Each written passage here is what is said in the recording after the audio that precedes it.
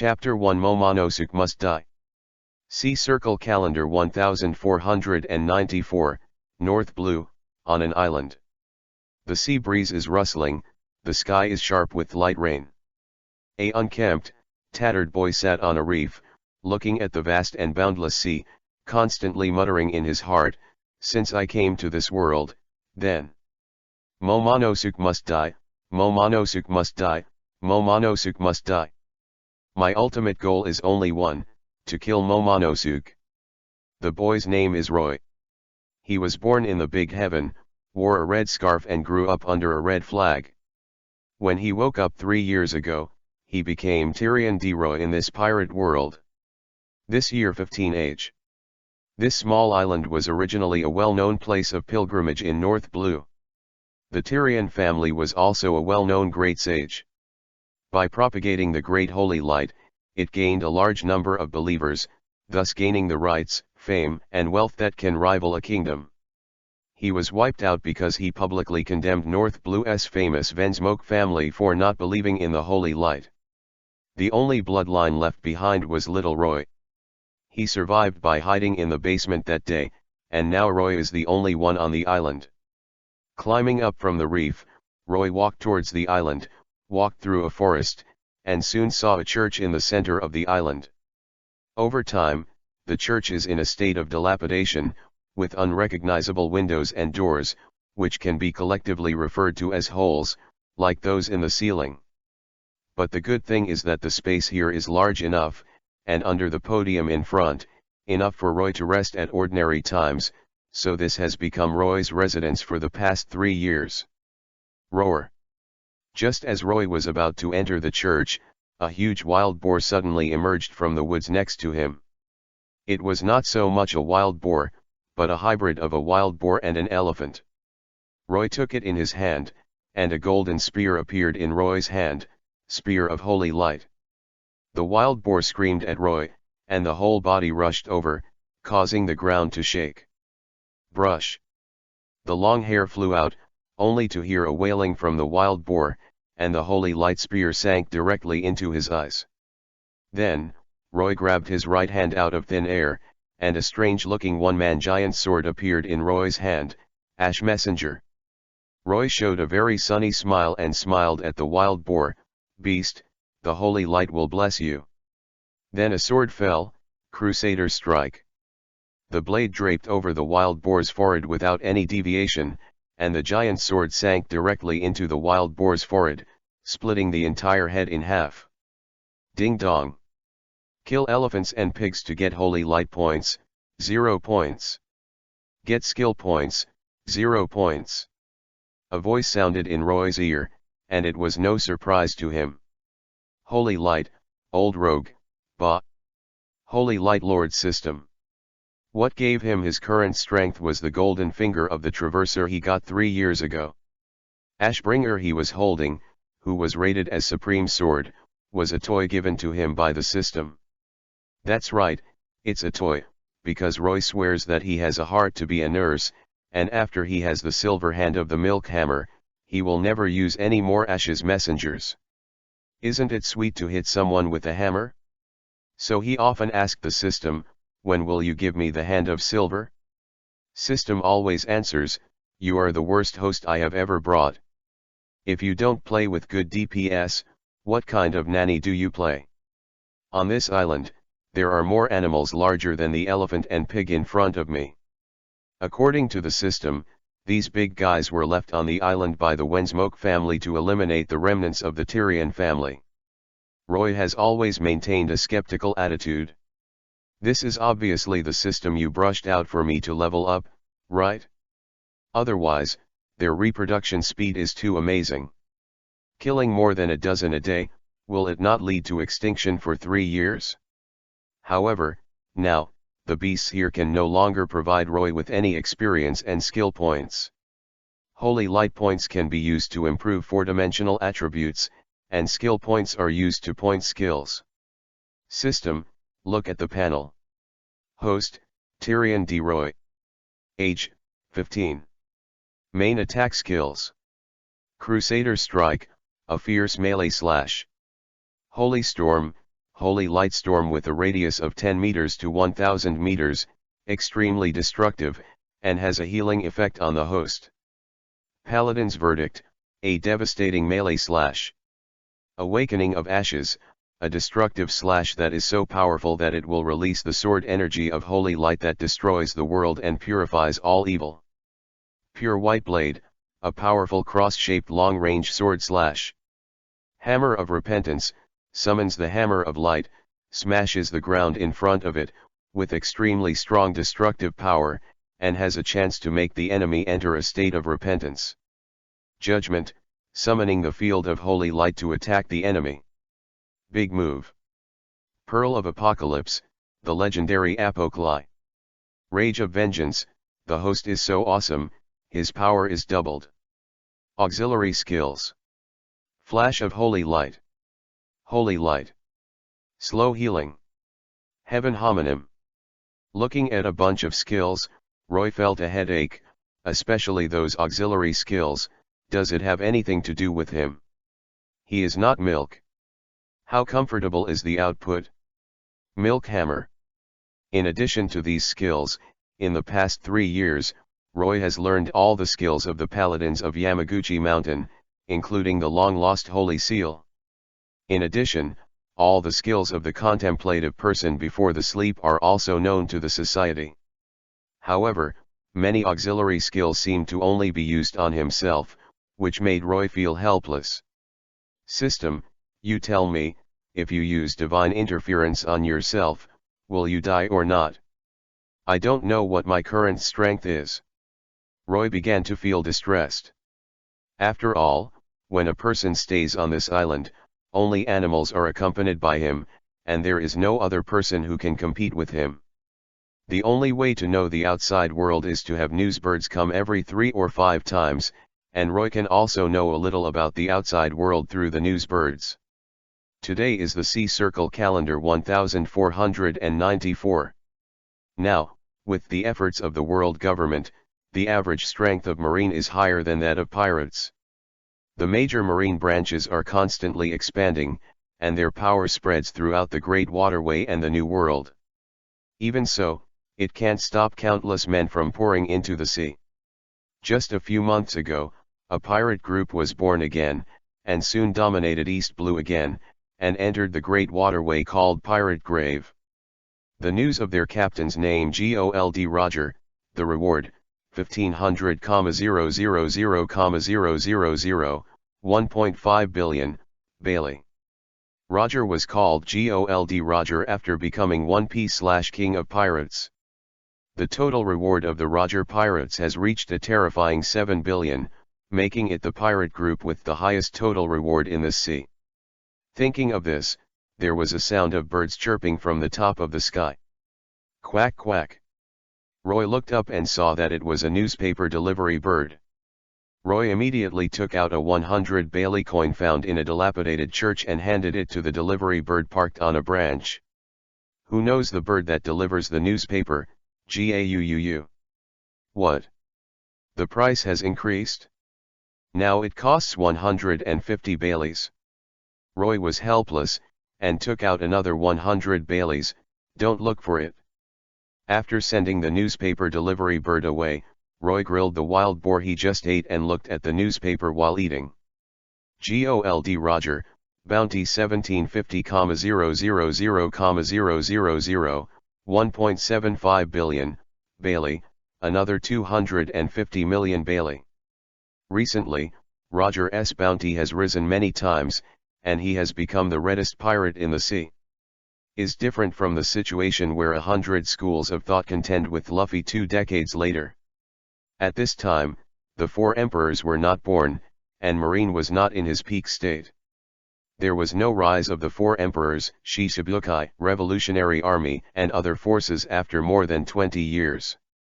The Marine side is led by Garp, Sengoku, Zephyr, Konako, Tsuru, and more.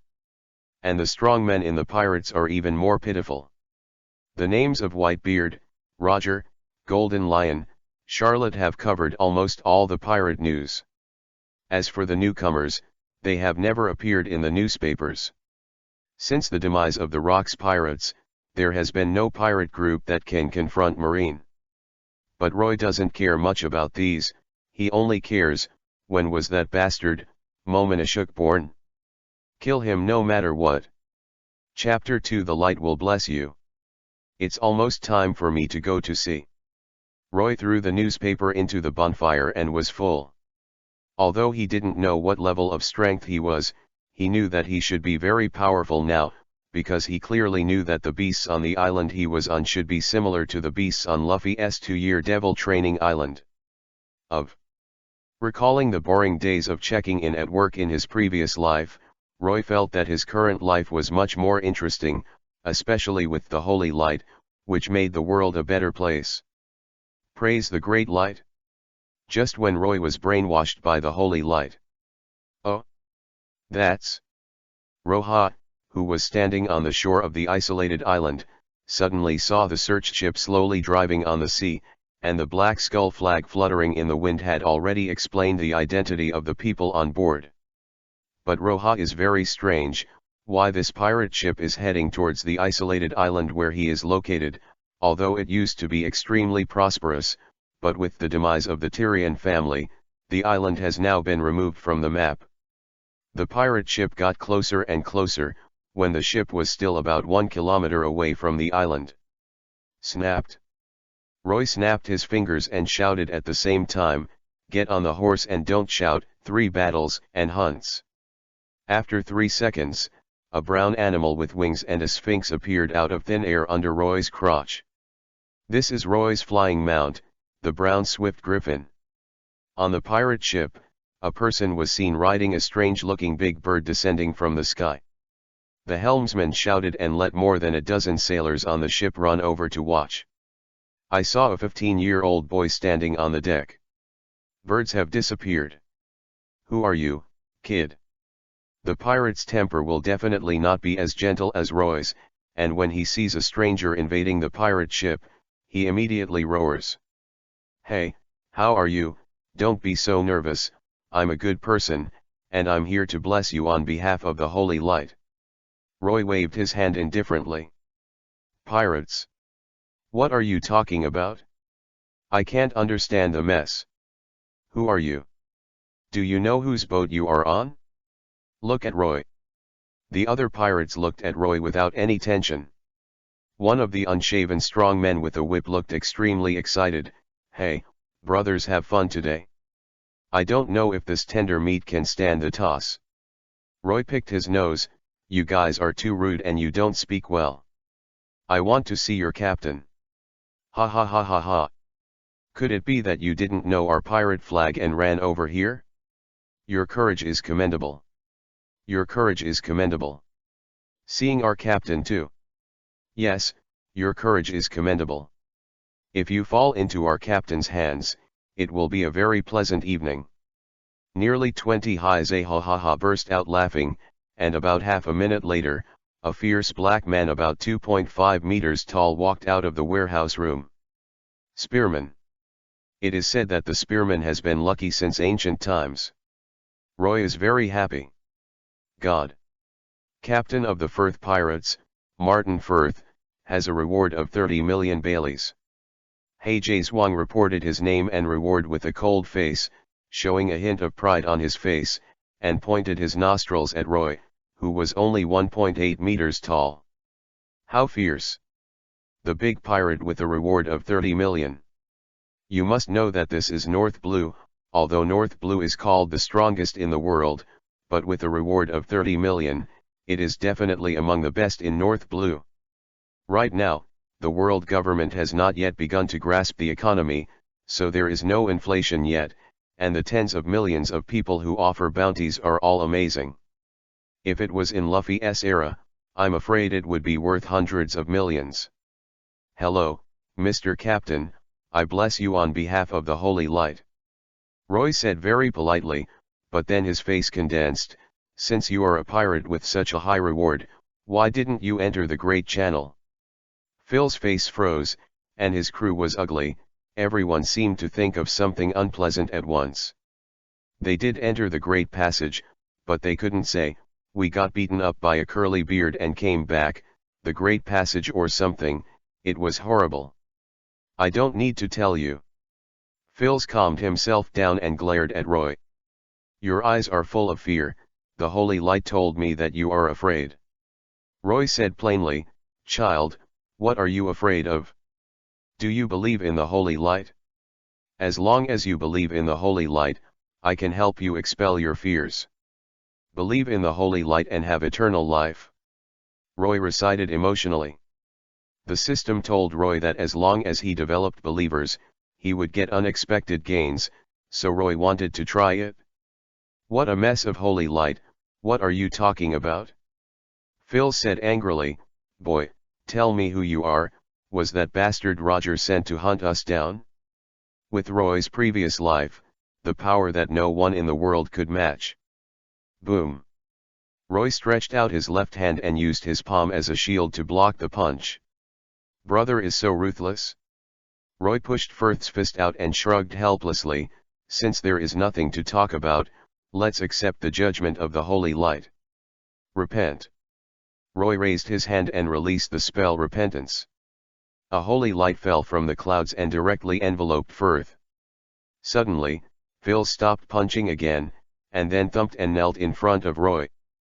Confession, make the enemy enter a state of repentance for 1 minute, reflect on his sins, and when the repentance time ends, there is a small to impossible chance that the opponent will enter a state of permanent redemption, that is, become a believer of the holy light, and madly promote the holy light.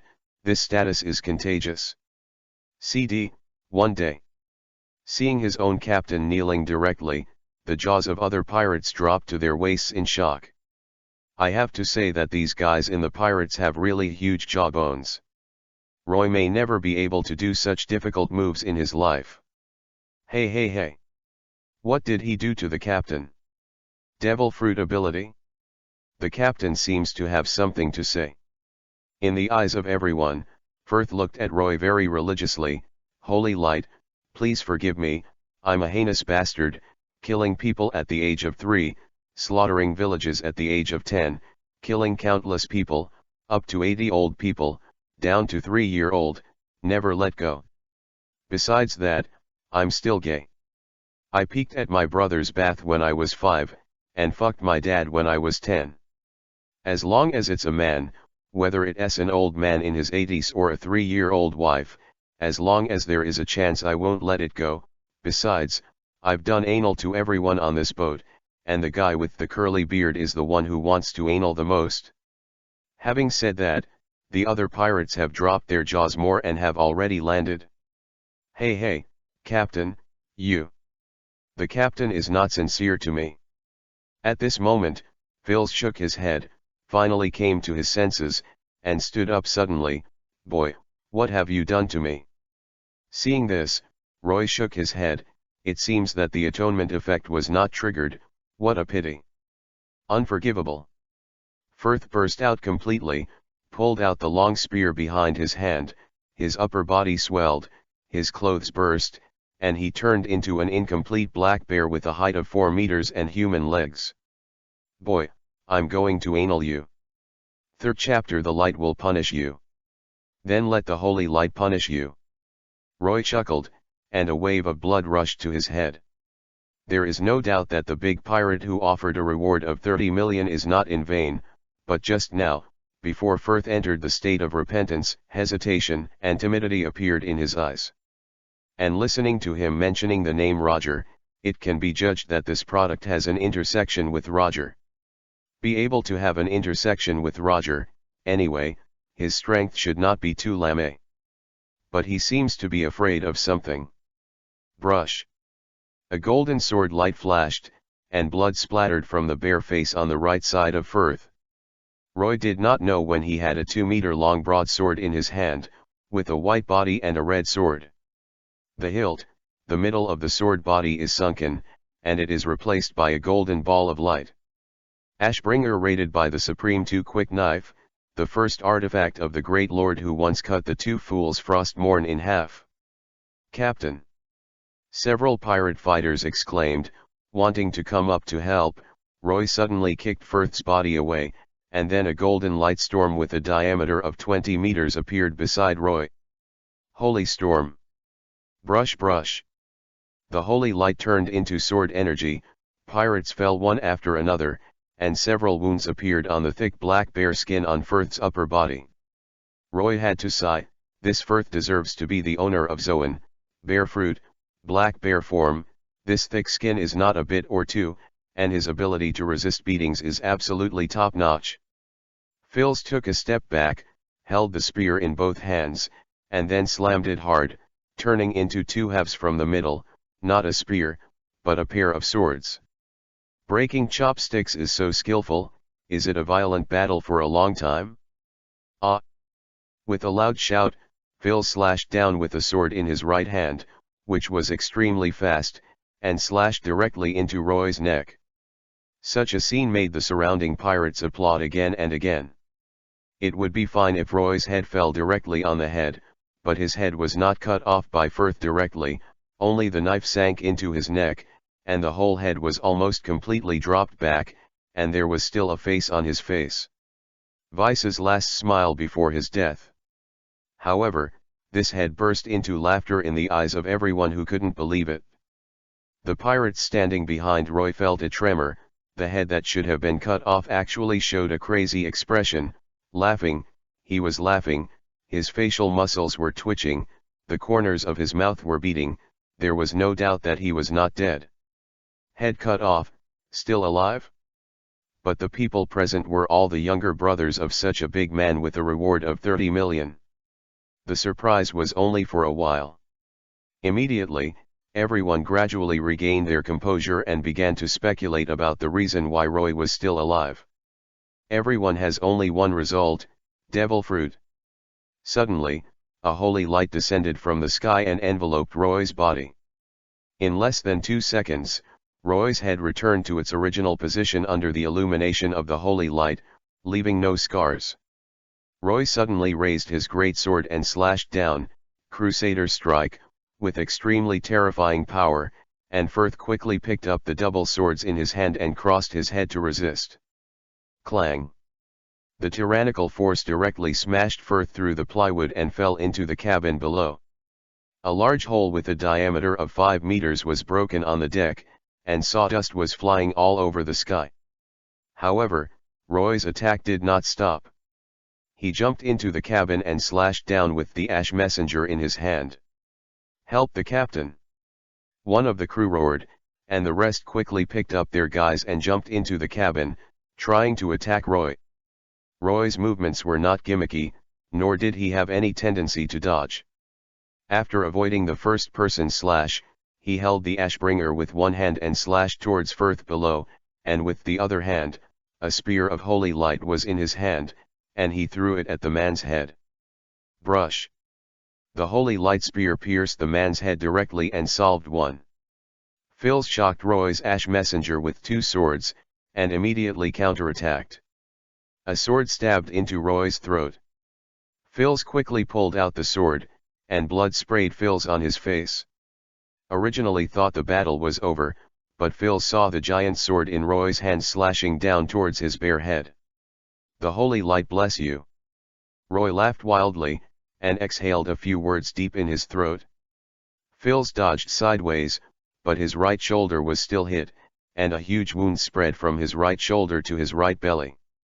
Phils took a few steps back, his body staggered. "Oh." As expected of a devil fruit person, "You can still stand in battle when you hit me with a crusade strike. I give you a thumbs up." While speaking, Roy felt a killing intent coming from behind him, and the target pointed directly at his head. "No, the brain can't be chopped for you. If you lose consciousness, you won't be able to release your skills. It's very troublesome to run the corpse." Roy turned around and slashed, and a cross-shaped sword breathed out. Pure white blade. Brush. The head flew high, the body became 2 halves, and another was solved. Head. Firth roared and charged again. Roy raised the ashbringer with one hand, collided with the opponent's double swords, and sparks burst out for a while. Humph. Roy's other hand punched towards Firth's abdomen, and Firth raised his leg to block it with his knee. This kid, his strength is beyond imagination. Phils was amazed in his heart. Seeing that this kid is not tall and strong, he did not expect to be so strong. Suddenly, Roy withdrew the strength of the Ashbringer in his hand. For a while, due to inertia, Phils used too much force on his hand and rushed forward at once. On the other side, Roy Vivi turned sideways, looking at the back of Phils rushing forward.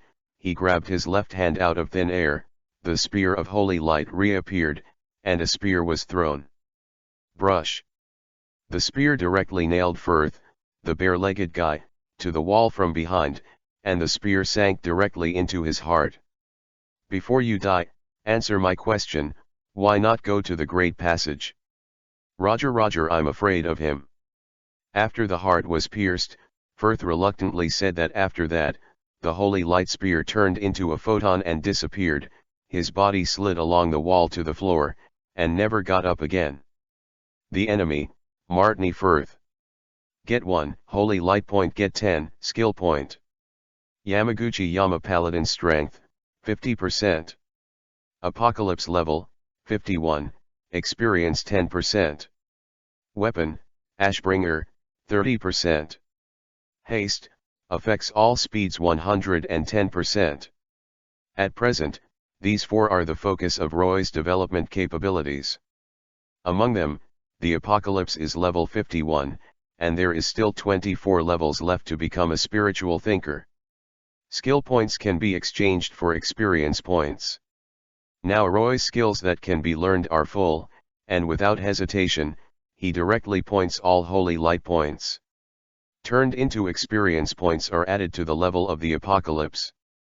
Apocalypse level, 51, experience 11%. 10 skill points are converted to 1% experience, so pitiful. As for the holy light, Roy clicked on the option of quick without hesitation. Haste, 110.1%. After this battle, Roy started to think about this era again. He recalled a passage that Golden Lion said, only Whitebeard and Roger are qualified to admit him, others are just garbage playing pirate game. However, today Roy understood the meaning of Golden Lion's words. In this era, 30 to 50 million pirates can get along well in the first half of the Great Waterway, but they were beaten by Roger and fled back to North Blue, where they are willing to be the tyrants. The sadness of the times, the era of no dreams, most pirates are waste. Roger turned the Great Waterway and the New World upside down, and this led to the era of great sailing. After becoming 1P/King of Pirates, Roger's words pushed the age of great sailing to a climax. But when Roy came, he felt that the world would be even crazier. Chapter 4 shocked Major. Roy walked to the rudder and found that he couldn't steer such a sailboat at all. If you want to go to the left, can you turn the steering wheel to the left? This is too difficult for a person who has not passed 3 subjects. After a long time, Roy didn't master the helm skills. I'm so hard. Simply, Roy is too lazy to care, let the boat drift freely, the 4 seas are not as weird as the Great Waterway, and Roy, who has lived on the island for 3 years, believes that he can face any weather changes and all kinds of sea kings who attack ships. A few days later, Roy's boat floated to a new sea area, and at the same time entered the sea area of an island, and some fishing boats could be seen. According to the floating route in the past 2 days, check the map and know that this is Fervans, a country with fairy tale purity and perfection, known as the White Town. Hey, look at that ship. It's a pirate ship. Seeing a 3-mast sailboat that had never been seen before slowly moving towards the dock, and then lowered his gaze to the pirate flag above, a fisherman immediately shouted out in fright, no matter what era, except for marine, the sea thieves are always the most feared existence by residents. Several fishing boats in a row saw the flag of the Firth pirates. Oh booze, you're like a stupid pig, get your damn fat ass off and you're sitting on the phone worm box, oh damn, you should lose weight. An old fisherman pushing aside his fat apprentice, he took out the phone bug from the box, and contacted Marine without saying a word. "Mozamoxie, is that Marine? Oh my god, that's great. Finally got in touch with you guys. We saw a damn pirate ship near the West Pier. I swear it's the first time I've seen it in my life, such a big pirate ship. He has already come to us. At this speed, within half an hour, the pirates will be in port. What's the sign on that pirate ship?" Marine's voice on the other end of the phone bug was a little excited. The old fisherman slapped his apprentice on the back of the head. "Butchie, use your little eyes to see what's painted on that damn pirate flag." "Skull, the two bones on the back are two long swords, and there should be a black bear's paw print under the skull," Buzzy said quickly, for fear that his master would slap him on the back of the head again. "The bones behind it are two swords and bear's paw prints."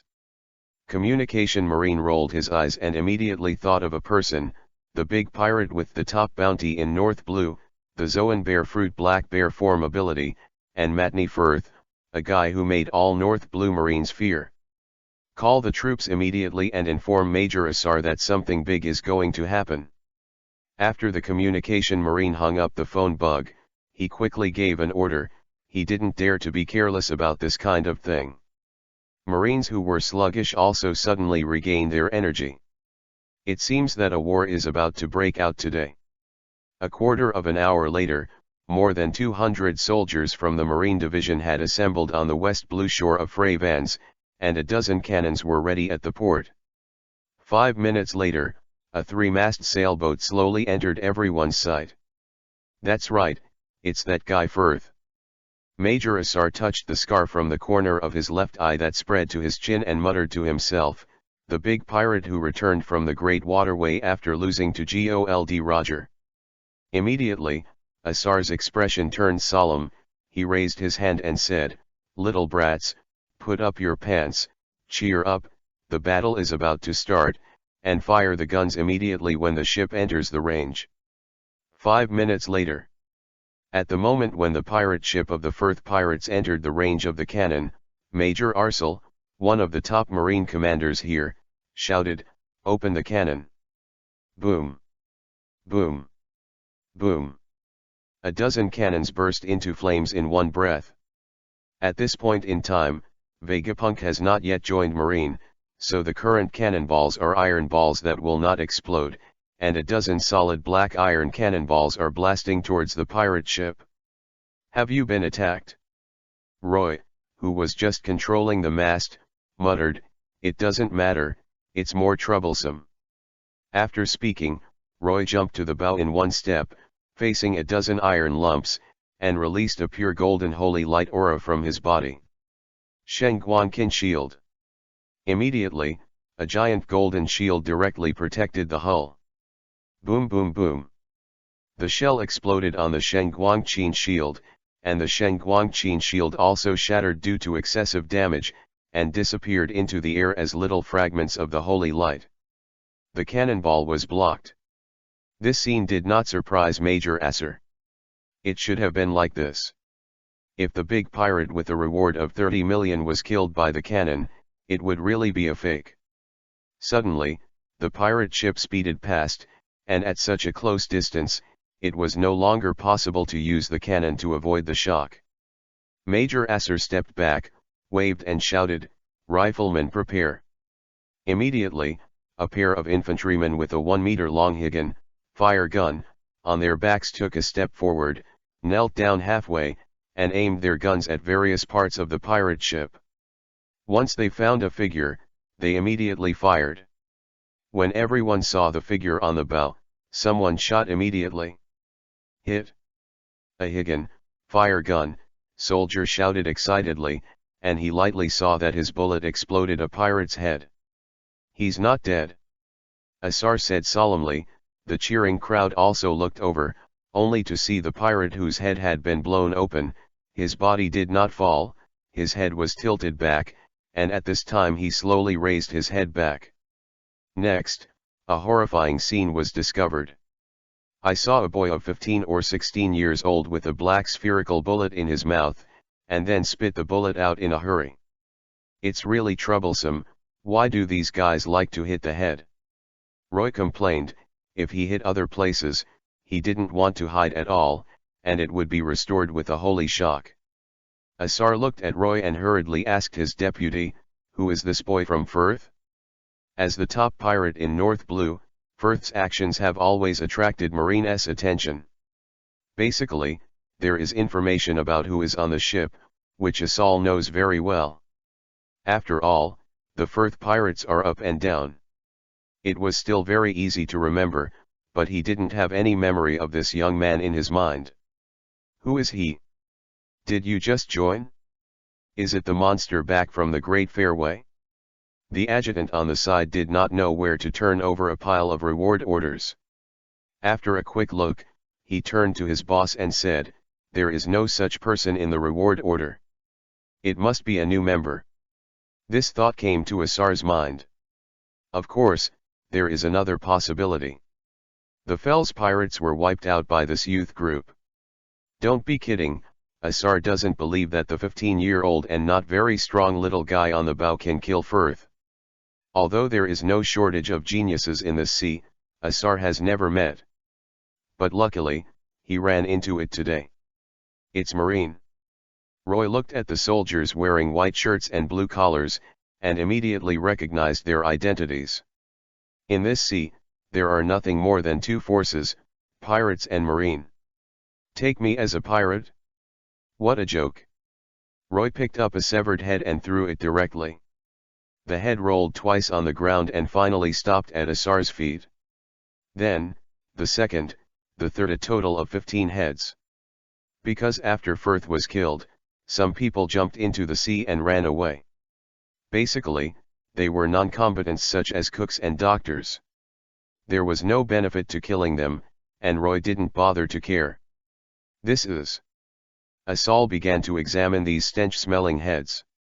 Now it's autumn and the weather is cold, so the rotting heads are not too serious and can be recognized, but the stench is really unbearable. "Here's the head of Martini Fills," the adjutant called. Chapter 5: The White Town Fravans. Fell's head? Martini Firth. Having said that, Asar turned to look at the pirate ship again, and Roy had jumped off the bow and settled on the pier. "Are you a pirate hunter?" Asar asked with sweat on his forehead. "The Holy Light is with you, sir. I'm here to collect the bounty," Roy said with a smile, with a pious smile on his face. He didn't admit that he was a bounty hunter, but he didn't deny it either. "Jinn is just on the way, why not do it? Who will have a hard time with money?" At this time, the adjutant came over and reported, "Report, sir, including fills, there are 5 bounties totaling 68.3 million baileys." After finishing speaking, the adjutant found that Asar winked at him, so he continued, "But now our branch has no cash, only less than 20 million bailey. We can send it to you first, and the rest will wait until 5 days later." Oh! As soon as Roy heard it, he knew that the other party was going to play tricks, but it didn't matter. He waited. "Thank you very much, may the Holy Light bless you." Roy laughed. Asal frowned, waved his hand, closed the team. Then turned to Roy. "What's your name?" "Roy, Tyrion D. Roy." Roy smiled very politely, and Vivi bowed to show respect. Although he was very unhappy with the other party's behavior just now, smiling at anyone is Roy's code of conduct. Everyone is a child of the Holy Light, and everyone is equal before the Holy Light. And most importantly, the other party's money hasn't been given to him yet, and it's the uncle who owes the money. Even if you kill him now, he won't give you the money. Roy doesn't dare to neglect how much he can get now. Marine's reputation may not be as good as pirates. Although the Holy Light sheltered him, and he could be resurrected by running the corpse when he died of starvation, money was still very much needed, not to mention that Roy was a good person who believed in the Holy Light, and the Holy Light told him to live in the moment.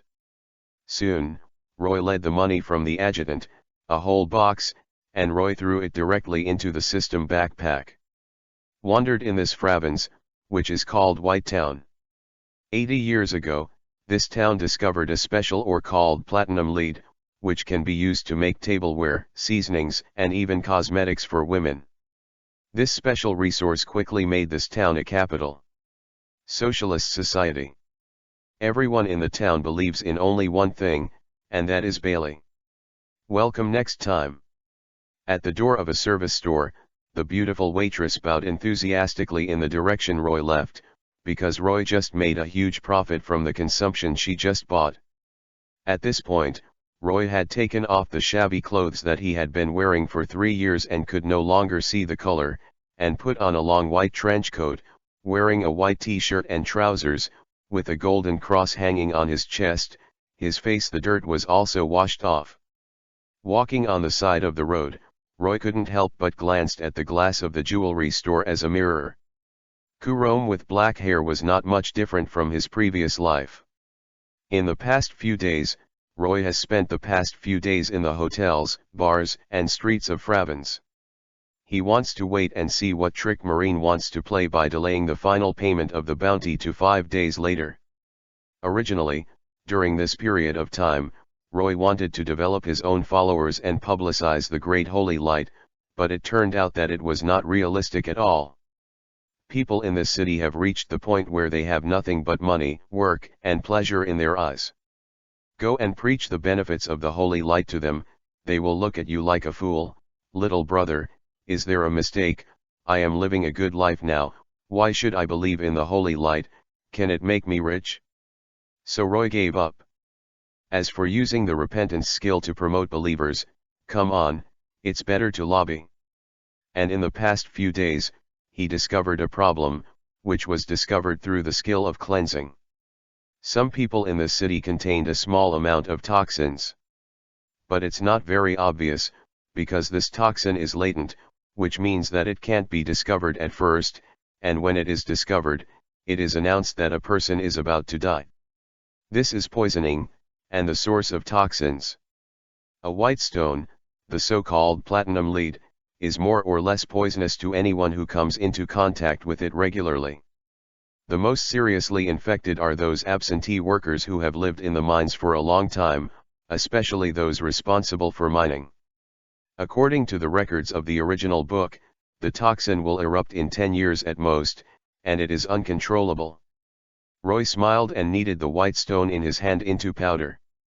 He wanted to save people and promote the greatness of the Holy Light, but now he has not people believe him. Besides, the people here have been blinded by the horrific profits brought by platinum lead.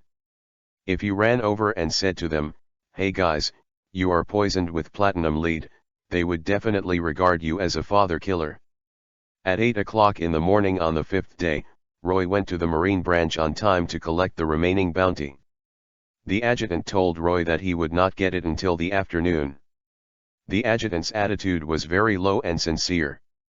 Roy knew that he couldn't get the money, it must have been embezzled by those unscrupulous Marines, but Roy didn't turn his face on the spot. Marine is not an idiot. They said they would give it in the afternoon, but it must be in the afternoon. Even if the money could not be given to Roy, they still had the confidence to deal with Roy's runaway. Roy had to wait, and see, what gave them the courage. Bored Roy was sitting idle in the town on a griffin, and when he flew over a mine near the sea, he heard the sound of fierce arguments below. A man in a suit is arguing with a foreman with countless workers standing behind him. 30% is too much.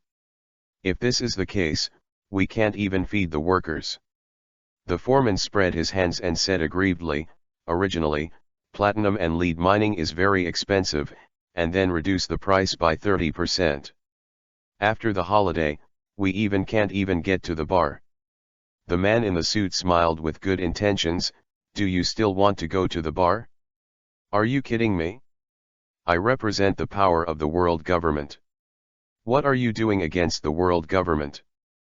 Platinum and lead can be used to develop some special weapons, so the world government is very attentive and has made great efforts to purchase it." The man in the suit, Oklahoma, was the one in charge of handing over the platinum and lead trades for the government.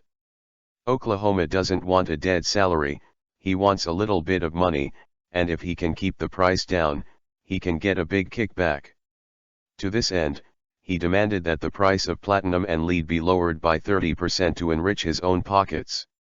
Now the miners of Fravens are not willing.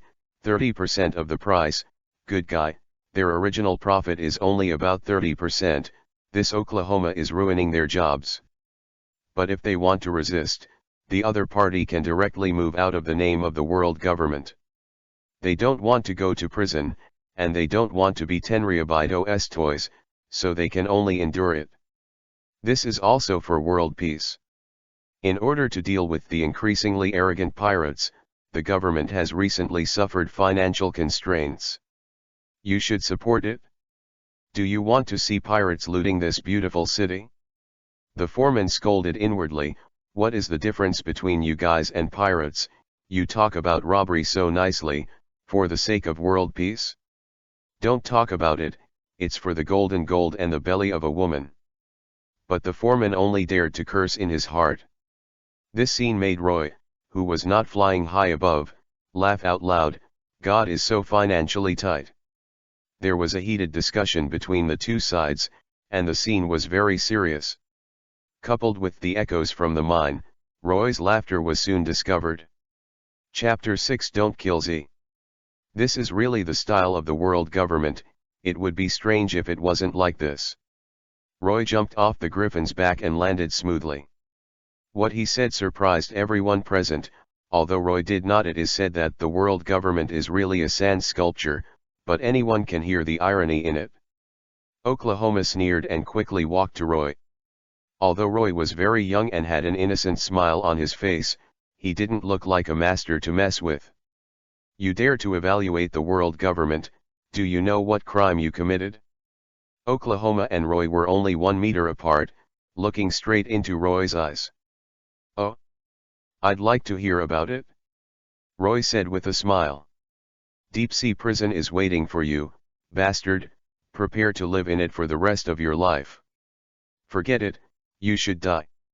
Oklahoma snapped his fingers, and the dozen or so men in suits who appeared out of nowhere suddenly pulled out the pistol and aimed it at Roy. Boom. Boom. Boom. Boom. Boom. With one shot, countless bullets passed through Roy's body, and the blood shot directly onto Oklahoma's face next to him.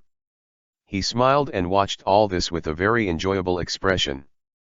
After more than 10 seconds of shooting, the bullets in everyone's pistols were finally fired. Roy's body was riddled with holes, and blood mixed with visceral fragments kept dripping. Sigh. Those absent from work opened their mouths in surprise, unable to speak, and even a few people started to vomit. This method of death was too tragic, the body was beaten to shreds, and there was no good skin all over. Rebelling against the world government is the end, thank me. Boy, I didn't send you to the deep sea prison.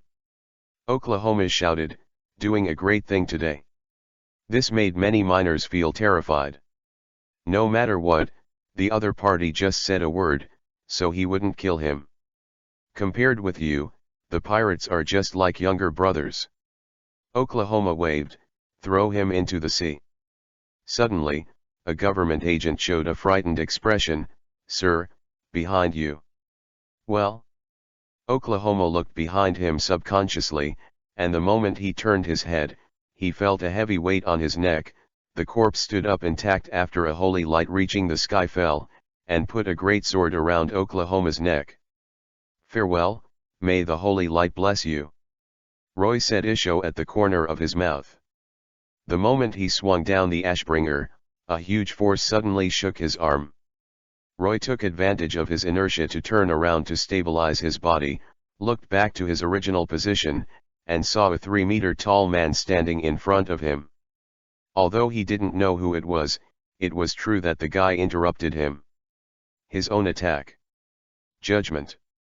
Roy shook it out of thin air, and a small half-meter hammer made of golden light appeared in his hand, and threw it directly at the man.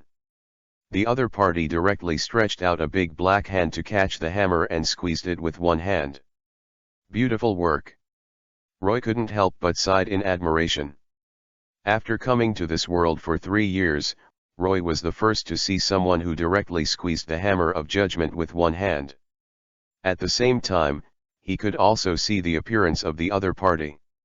He had a purple head and a huge body of more than 3 meters. He was about 50 years old, with full muscles, showing an explosive state, and wearing a justice cloak. Marine? So strong.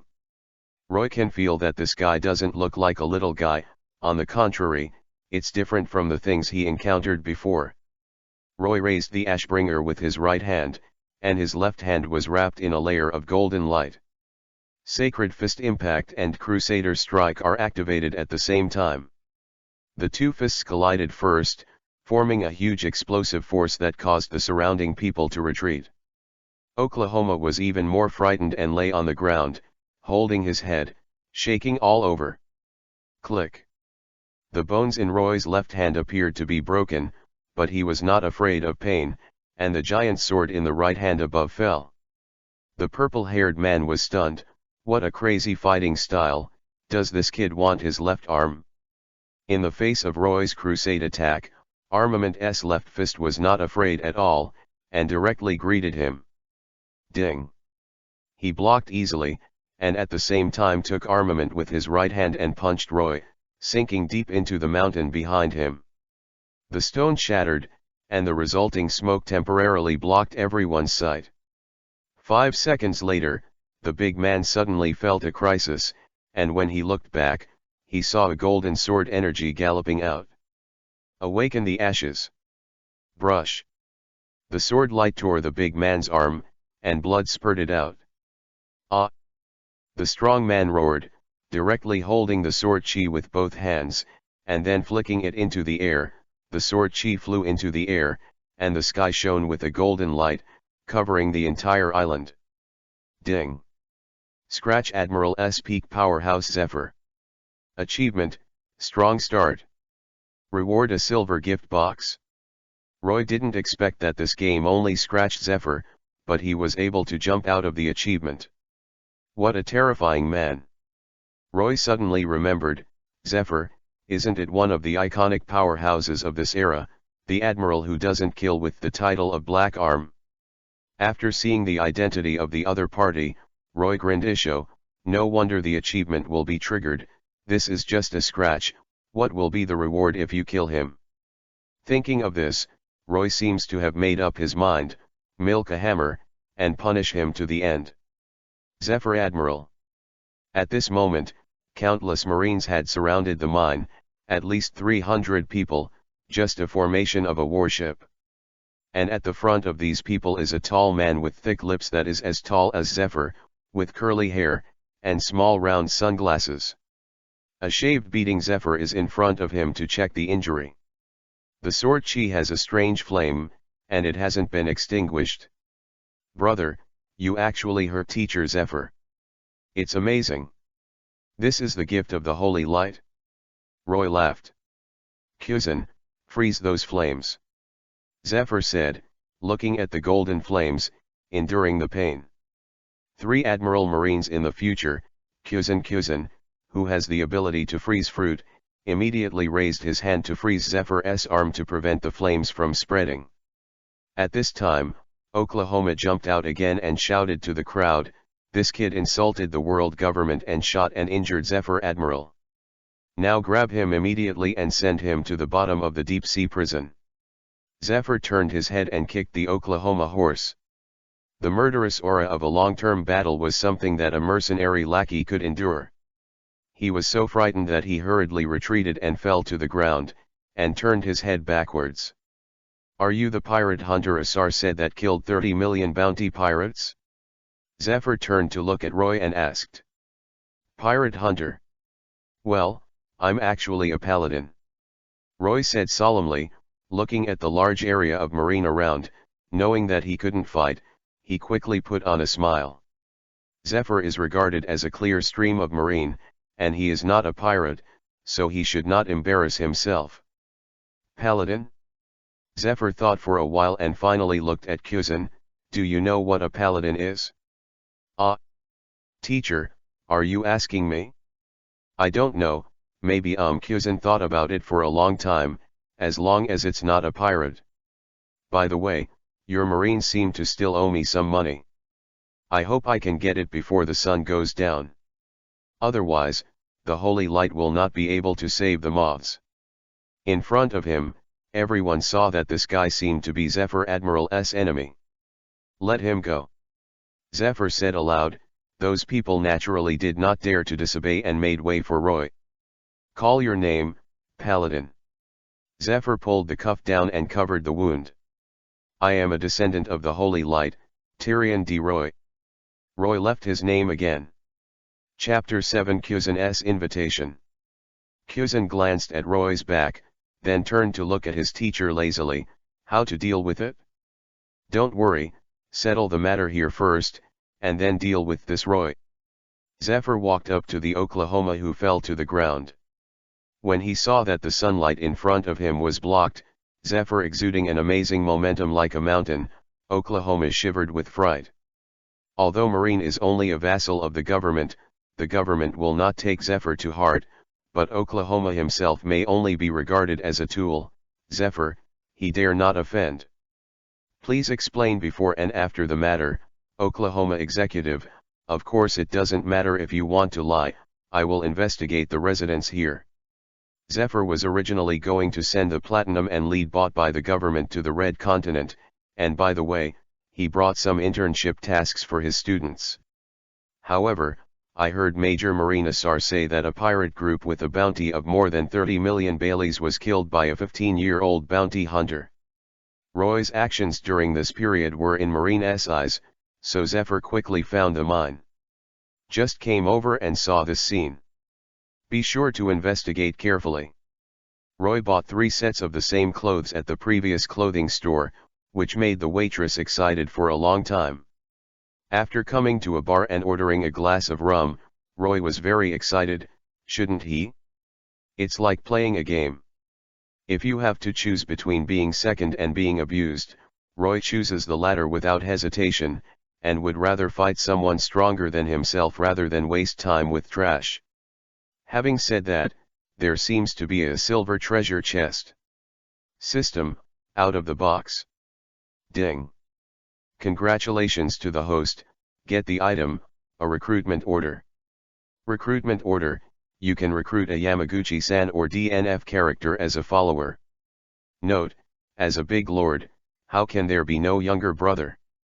Need to unlock tavern to summon. Ding.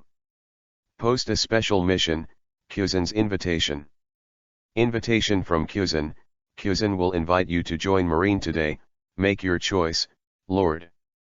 Quest requirements, join the Marine or fight Kuzin. Completing the reward, tavern function. Roy. System, why did you tell me to fight with Kuzin? Roy was very strange, fighting with others for no reason? Then the host can join the Marine. Roy pondered, to be honest, he did not want to join Marine. Freedom and dream are the themes of this sea, his dream is not in Marine, and joining Marine will only limit his freedom. Now Roy doesn't have to worry about being wanted at all. Although he hurt Zephyr and offended Marine, Roy was a pirate fan in his previous life, and Zephyr would not easily turn a person into a pirate. Will never. If you fight Kuzin, you will undoubtedly push yourself to the pirate camp in an instant. Although sooner or later, he will stand on the opposite side of the world government and Marine. If he does so, he will definitely be offered a reward. If he is offered a reward, that is a pirate, but at least Roy doesn't want to do it now. There is no other reason. He is afraid of trouble. He doesn't want to be there. When drinking at the bar, a group of rough men suddenly jumped out and shouted, "Brothers, chop off that guy's head for wine. Wouldn't it be nice to drink in peace?" After thinking for a while, Roy asked, System, does arm wrestling count as a fight? It doesn't count. Okay. I know how to do it. At the same time. Fraven's Marine Branch. The governments of the world are all blood-sucking worms that only seek out civilians. If they weren't interested in seeing them, they would smear our Marine again. After interrogating Oklahoma, Zephyr, who knew the truth, reported the matter to Marshal Kong, who was sitting on the sofa complaining with a phone bug. Okay, Zephyr, the world government also has his own difficulties, please forgive me. If you have the time to complain, it is better to think about how to deal with Roger, who has made the great waterway so smoky. Marshal Kong hung up the phone without shame. Zephyr was furious, and felt a little dissatisfied with the current Marine in his heart. It was promised for justice, but in the end it was for the world government. Mr. Zephyr. Kyuzin came in from outside. As one of his most proud disciples, Zephyr loves and trusts Kyuzin more than any student, so he has always brought Kyuzin by his side, otherwise there would be no one to speak. Kyuzin held a photo in his hand and handed it to Zephyr. Tyrion d'Arcader, if this photo is to be used for a wanted notice, do you want to report it? No need for now, Kyuzin, go talk to him and see if that kid has any plans to join Marine. Zephyr tore the photo in half without looking at it. Okay teacher. Kyuzin agreed immediately, but after a second of stunned, he responded again, wait a minute, I'm not good at this kind of thing, teacher, why don't you go by yourself, or let Major Asal go? Asal? That guy just smuggled Roy's bounty with Oklahoma. It's not trustworthy. Kyuzin. While forcing Kyuzin to negotiate with Roy, Zephyr called Oklahoma over, and he was punished. The 1-year salary failed, plus the observation of dismissal. At the same time, Asal was also dismissed. Luckily, Zephyr came here by himself this time. If Sengoku was that guy, that kid who called himself a paladin would probably be pushed into the path of a pirate. Asar was very depressed, he bumped into Zephyr and could only be punished obediently. That, paladin. Can we talk about it? In the afternoon, in a bar, Kyuzin sat next to Roy and handed over a box, your bounty. Hearing this, Roy stared at Kyuzin, happily accepted the box full of Bailey, and threw it into the system space. Kyuzin looked at the box that suddenly disappeared, and was stunned for a while. It was a magical ability, aren't you going to click? Mr. Marine, the Holy Light told me that you are a good person, so I believe in you unconditionally. Roy said with a smile, in order to thank you, just drink it today and pay my bills. Kyuzin was stunned again, is it so easy to talk? So the two of them just sat and drank wine, and neither of them said a word, and they just spent so much time.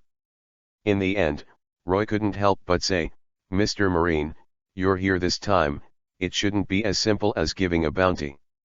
Kyuzin finally sorted his thoughts, oh, let me introduce myself first, Rear Admiral Kyuzin of Marine Headquarters, currently serving as an adjutant under Teacher Zephyr. The way you fought with Mr. Zephyr just now was really amazing, little brother, do you have the ability to heal yourself? Or do you have the body of immortality? Kyuzin was more impressed with Roy's self-healing ability than when Laroy joined Marine. Interest.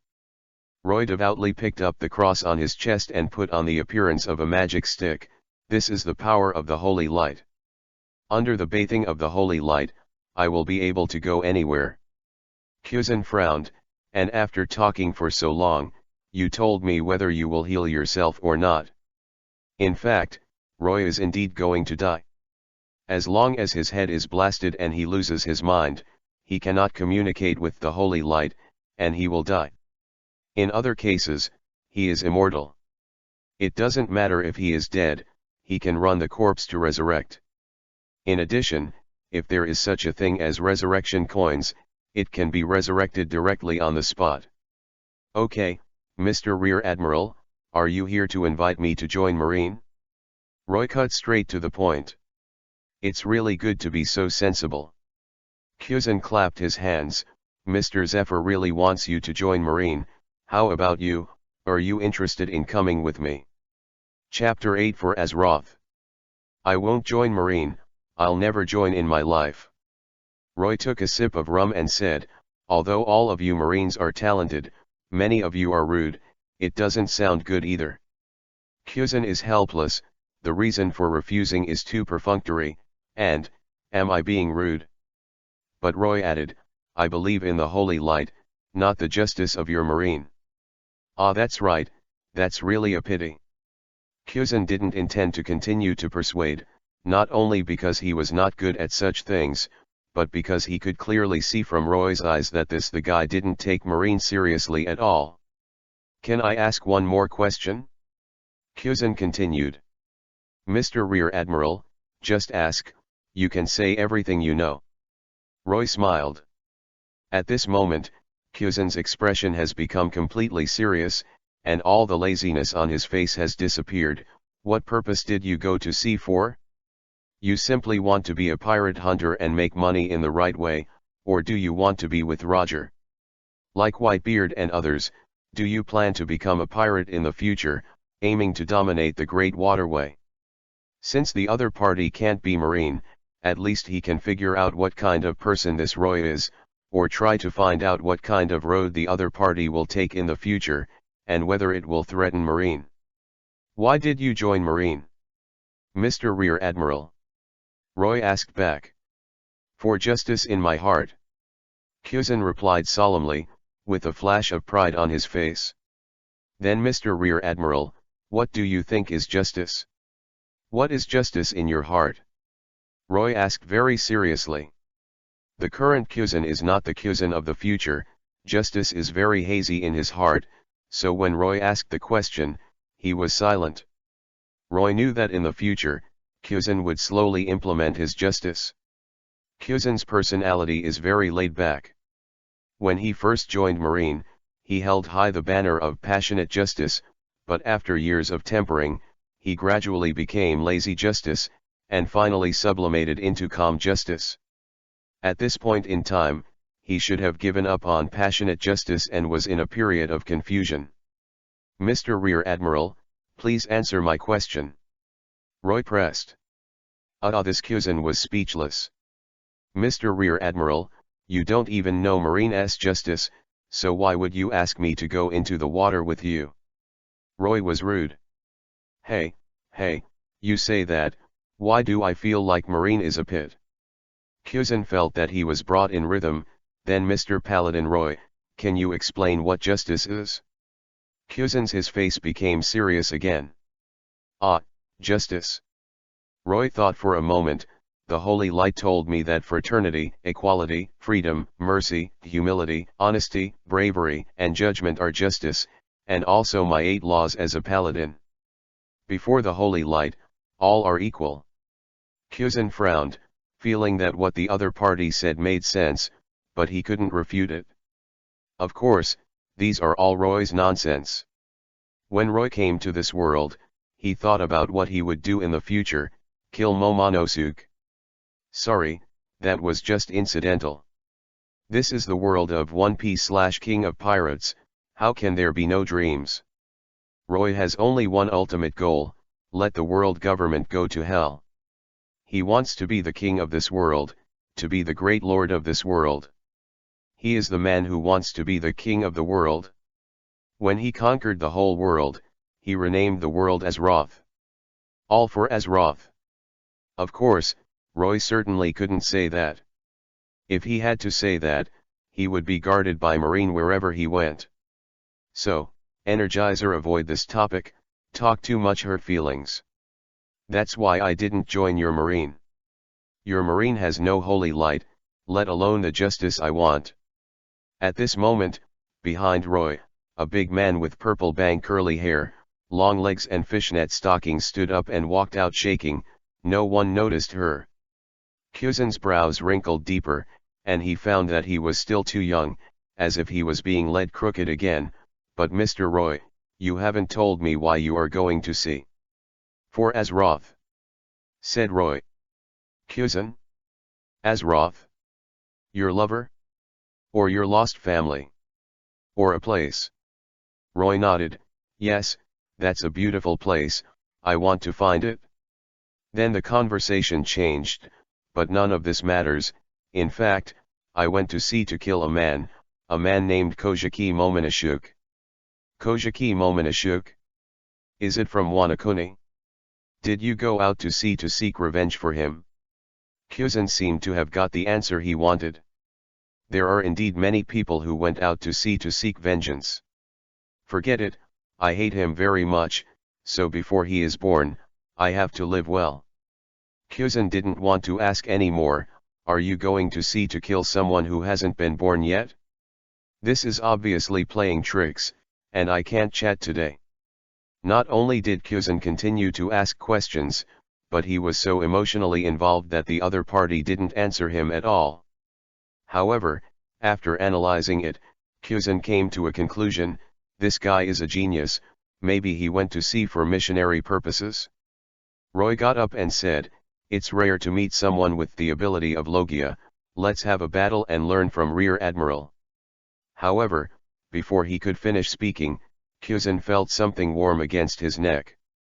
From the outsider's point of view, Roy took out a giant sword and put it on Kyuzan's neck.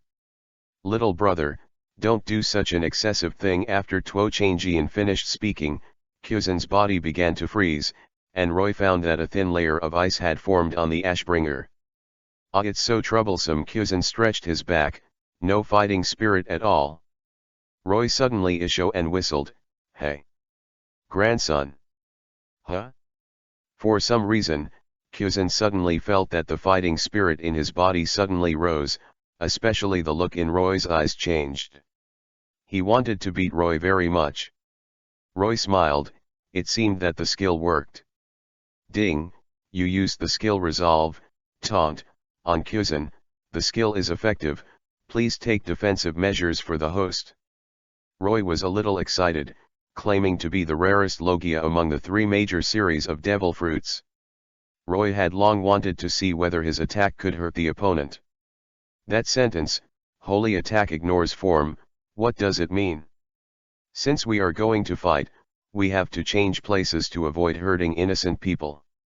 Kyuzan said, the two of them walked quickly to the deserted island of East Blue, and the staff who stayed in the bar sent them. He collapsed to the ground with a sigh. Whenever Kyuzan recalled today's experience in the future, he did not understand why he would agree to the other party's request for discussion. It counts as a failure to invite someone.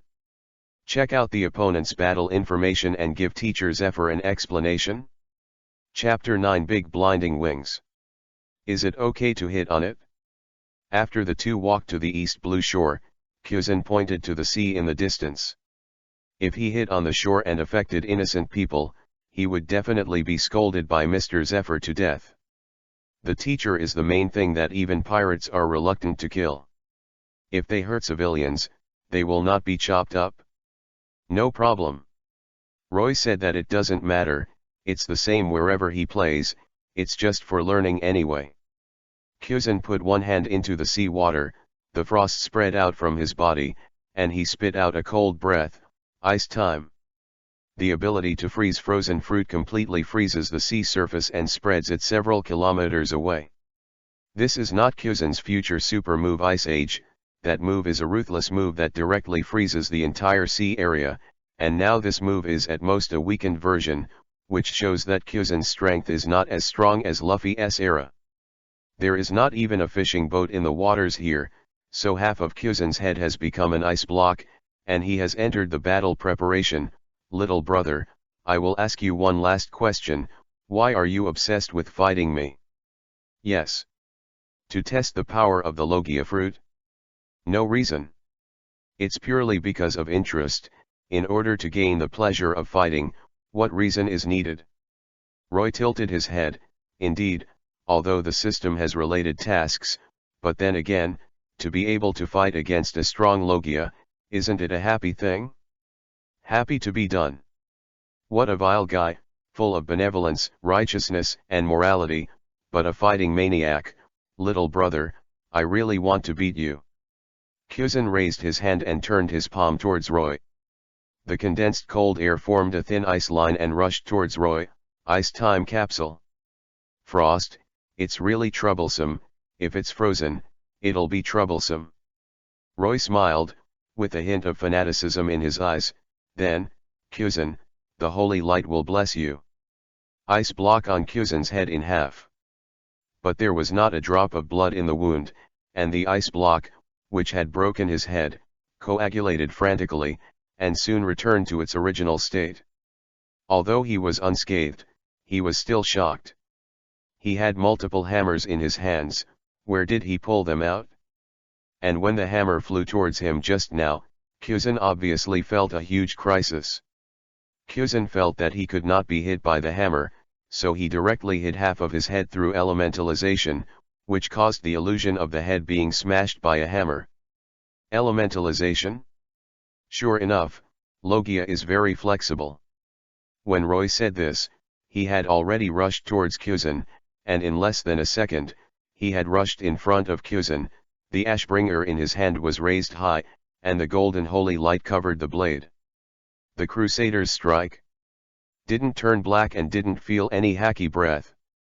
Kyuzen thought to himself, he didn't see the black armament, he didn't feel the colorless hacky like Garp Vice Admiral, but why? Where did the sense of crisis come from? It told itself that if he did not block this attack, he would definitely be in a very dangerous situation, and even get injured. The intuition of the battle made Kyuzen condense a large layer of ice on the top of his head to resist the attack. With a heavy blow, the ice layer shattered, and the giant sword continued to fall. Kyuzen was so frightened that he shaved away. But before Kyuzen stepped back, he felt a pain in his stomach and was attacked. It was true that he had been elementalized just now, but the opponent's fist wrapped in golden light did not pass through the body but hit him. This shows that, like armament, he has the power to penetrate the elementalization and attack the body of the Logia-capable person. But if it's not armament, what power is it? Generally speaking, if it is not armament, it is the ability of other devil fruits, so Kyuzen came to a conclusion that the other party is the fruit ability. In front of Roy's ability Kyuzen didn't know, but the opponent did have the strength to attack him, so he had to beware. Partisan. The elemental Kyuzen crossed his hands in the chest to form an X shape, and the air around his body condensed into two huge 3-meter-long ice spears that shot forward. Oh! Want to play ranged attack? The holy light in Roy's left hand suddenly appeared, and a golden holy light chain shield appeared in front of him. Partisan hit the holy light barrier and the two cancelled each other out, and the holy light fragments and water vapor were intertwined with each other. Kyuzen didn't give up and continued to attack. Partisan kept flying. In his opinion, his consumption power must be stronger than the opponent's. Could it be that the opponent's light shield can continue to be released? Kyuzen guessed right, the holy light chain shield does have a CD, but the spear of light has almost no CD, and it can be seamlessly connected with the pure white blade. So the ice spears thrown by Kyuzen were all scattered, and the spear of light and the pure white blade had strong sword energy penetration. Kyuzen had to twist his body to avoid it under the condition of elementalization. He did not want to be these messes hit. On the other side, Roy was injured and was seriously injured. 3 ice spears pierced his body, and one even pierced his heart directly, and donated blood all over the ground. However, to Roy, such injuries were meaningless. Roy held the sword in his right hand, pulled out and threw the ice spear at the heart with his left hand, and at the same time a golden light shrouded Roy. Kyuzen frowned, his eyes were attracted, and when his pupils turned back again, Roy's body had disappeared in place. When Kyuzen was a little nervous. The opponent's body actually turned into a golden light and disappeared instantly. The speed was so fast that it was difficult for him to capture. The sense of crisis came, and the observation haki in Kyuzen's body immediately awakened. Behind. Kyuzen reacted immediately, and immediately condensed frost on his back to resist, but it was still slow. A figure sprang out and a sword fell. Kyuzen hurriedly dodged, but he was still punched in the face by Roy's left hand. His tall body leaned back, and the strength of his face drove his body to fly out. Hoo-hoo! Kyuzen let out a cold breath, and his body slid dozens of meters away from the sick surface before stopping. Well, one can't help but think of Mr. Garp's Love Iron Fist. Kyuzan cast his right face that was hit and looked at Roy, who had stopped on purpose. After all, this is a discussion, so Roy did not continue to pursue. Seeing this, Kyuzan was startled. Roy's back grew two extremely holy golden wings of light, and the whole body became transparent, emitting a golden light that blinded the dog's eyes. Kyuzan felt that the light was so holy that he couldn't help but want to worship. But Kyuzan still controlled his knees and said in shock, "Angel? Did he eat the mythical fruit?" This state is very similar to that of the Buddha in Admiral Rage of Vengeance. The host is awesome. Double the power. Strength is speed, and similarly speed is power. Therefore, the bonus Roy gets is definitely not as simple as doubling his strength. Strength almost increases geometrically.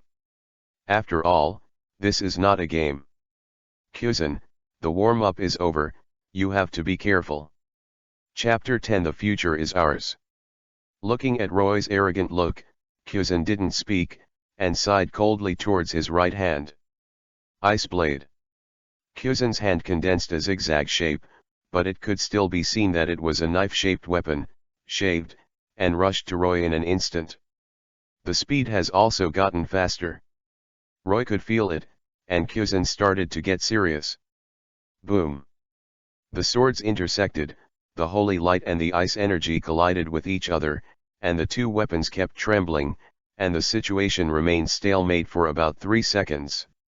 Afterwards, the corner of Roy's mouth turned up. "Vivi, your strength is not enough, Rear Admiral."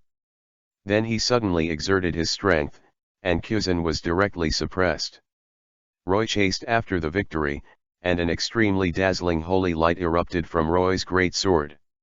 Judgment of the Paladin, an extremely powerful melee attack method, although it cannot emit sword energy, but Roy believes that this blow is definitely not under the great swordsman. Not good. Kyuzan felt an unprecedented crisis, and he hadn't felt such a crisis even since he went to sea. If he was cut, he would die. Kyuzan thought to himself, looking down at the ice under his feet. Surface, and then integrated into the Sea of Bingfeng through elementalization. Boom. Roy smashed into the air with a sword, and the giant sword smashed onto the ice. Click. The center of the point where Roy smashed on the sea surface of the ice peak cracked, and spread like a spider web. With just one blow, several kilometers of ice surface instantly turned into ice floes and collapsed downward, and the sea water hit the sky from the cracks in the ice floes. But soon, the ice floes were frozen again, and the jets of water were also frozen, forming a very peculiar landscape. Ice ball. In an instant, an amazing cold air was released on the ice, and spread upward along Roy's feet. Roy's legs were immediately fixed on the ice. Chance. Kyuzan emerged from the ice, looked at Roy's back, and sprinted suddenly, the ice blade in his hand condensed. The opponent's body has the ability to heal no matter how many times it is injured. If this is the case, then directly attack the most important part of the human body, the head. Although he was a student brought out by Zephyr and his behavior was very gentle, he didn't keep his hands in any battle in order to achieve the goal of not killing. Now, he doesn't want to keep his hands. But even so, he thought that his fastest attack was directly avoided by Roy. Boom. Roy's giant sword fell from the air and directly cut the ice blade in Kyuzan's hand in half, and Kyuzan stepped back again, but it was still too late. A 20-centimeter long wound formed on Kyuzan's chest, and blood shot out. Tisk, is it a step slower? Kyuzan didn't care about the shallow wound, and froze it directly with ice block. Nice job, Rear Admiral, but I'm still faster than me. Roy laughed. Yes, but you seem to have forgotten something. Kyuzan laughed. I won, Roy. The freezing quickly spread upwards with Roy's legs, and in less than a second, Roy's entire body was completely frozen in a huge ice ball. Really?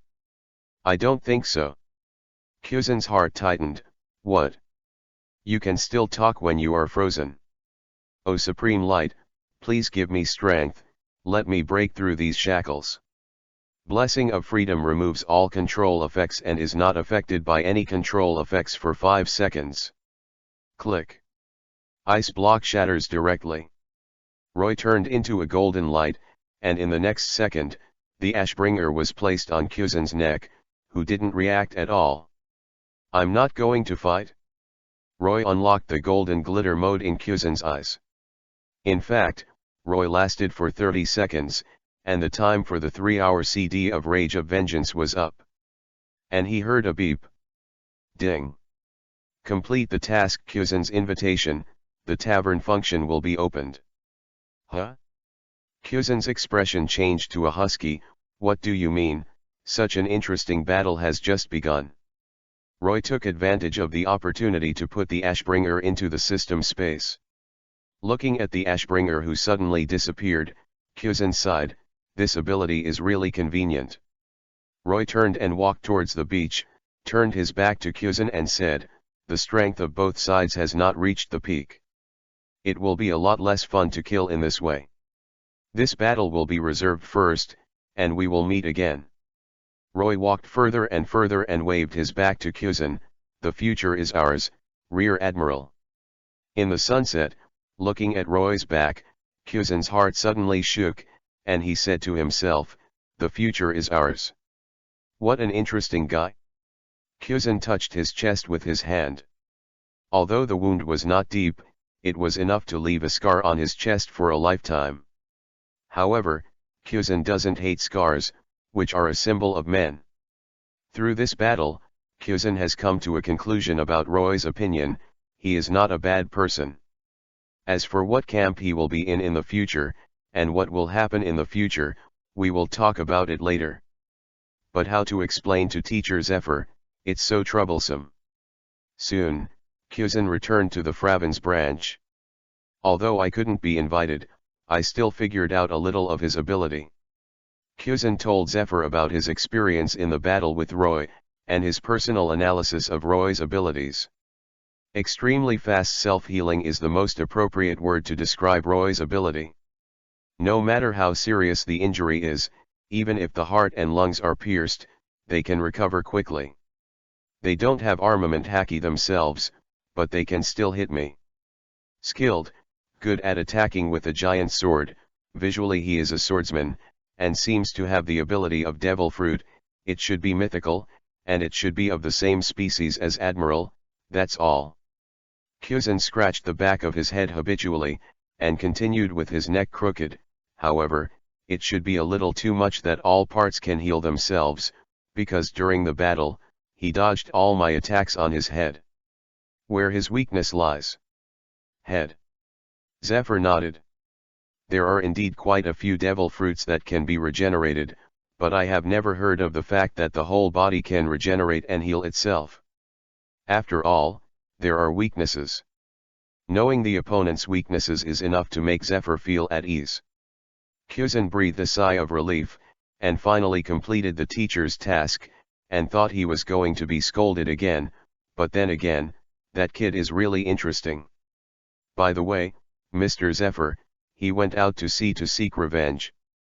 What is the name of his enemy, Gecko Momonosuke? Kyuzen finally said, I must remember correctly, Gecko, Kojiki. Got it, you go down first. Zephyr nodded. Tyrion D. Roy. Kyuzen stroked his chin, walked towards his room, and said in the middle, D.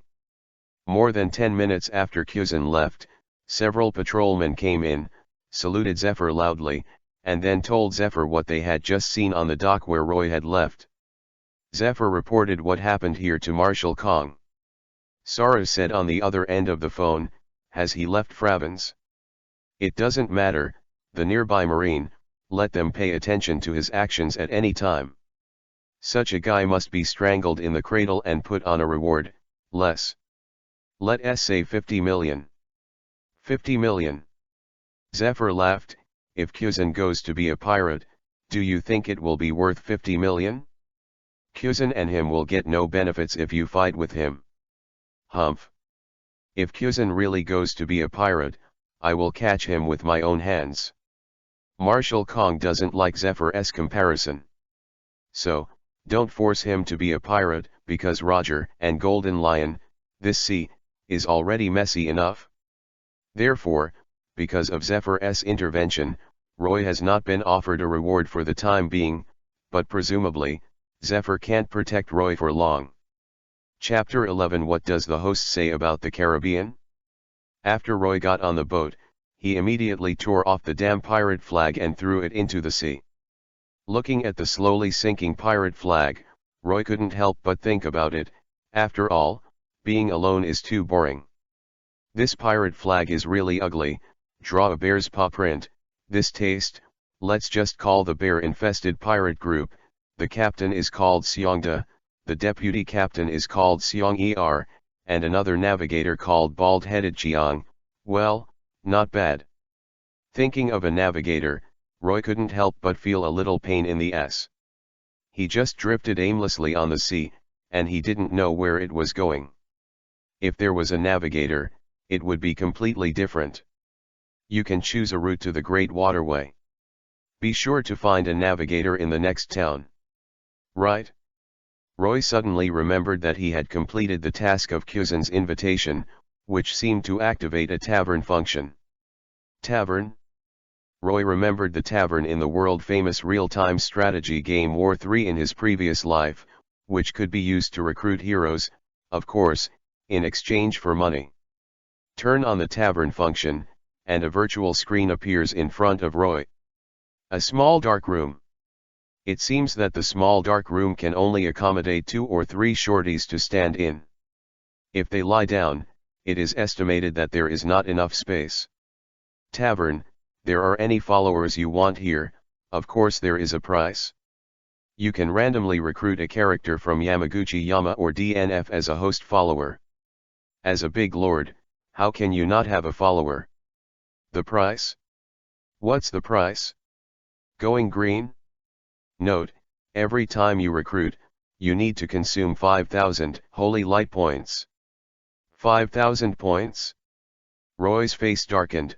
The price was a bit high. It might be better to turn green or become bald, at least the two of them could become stronger.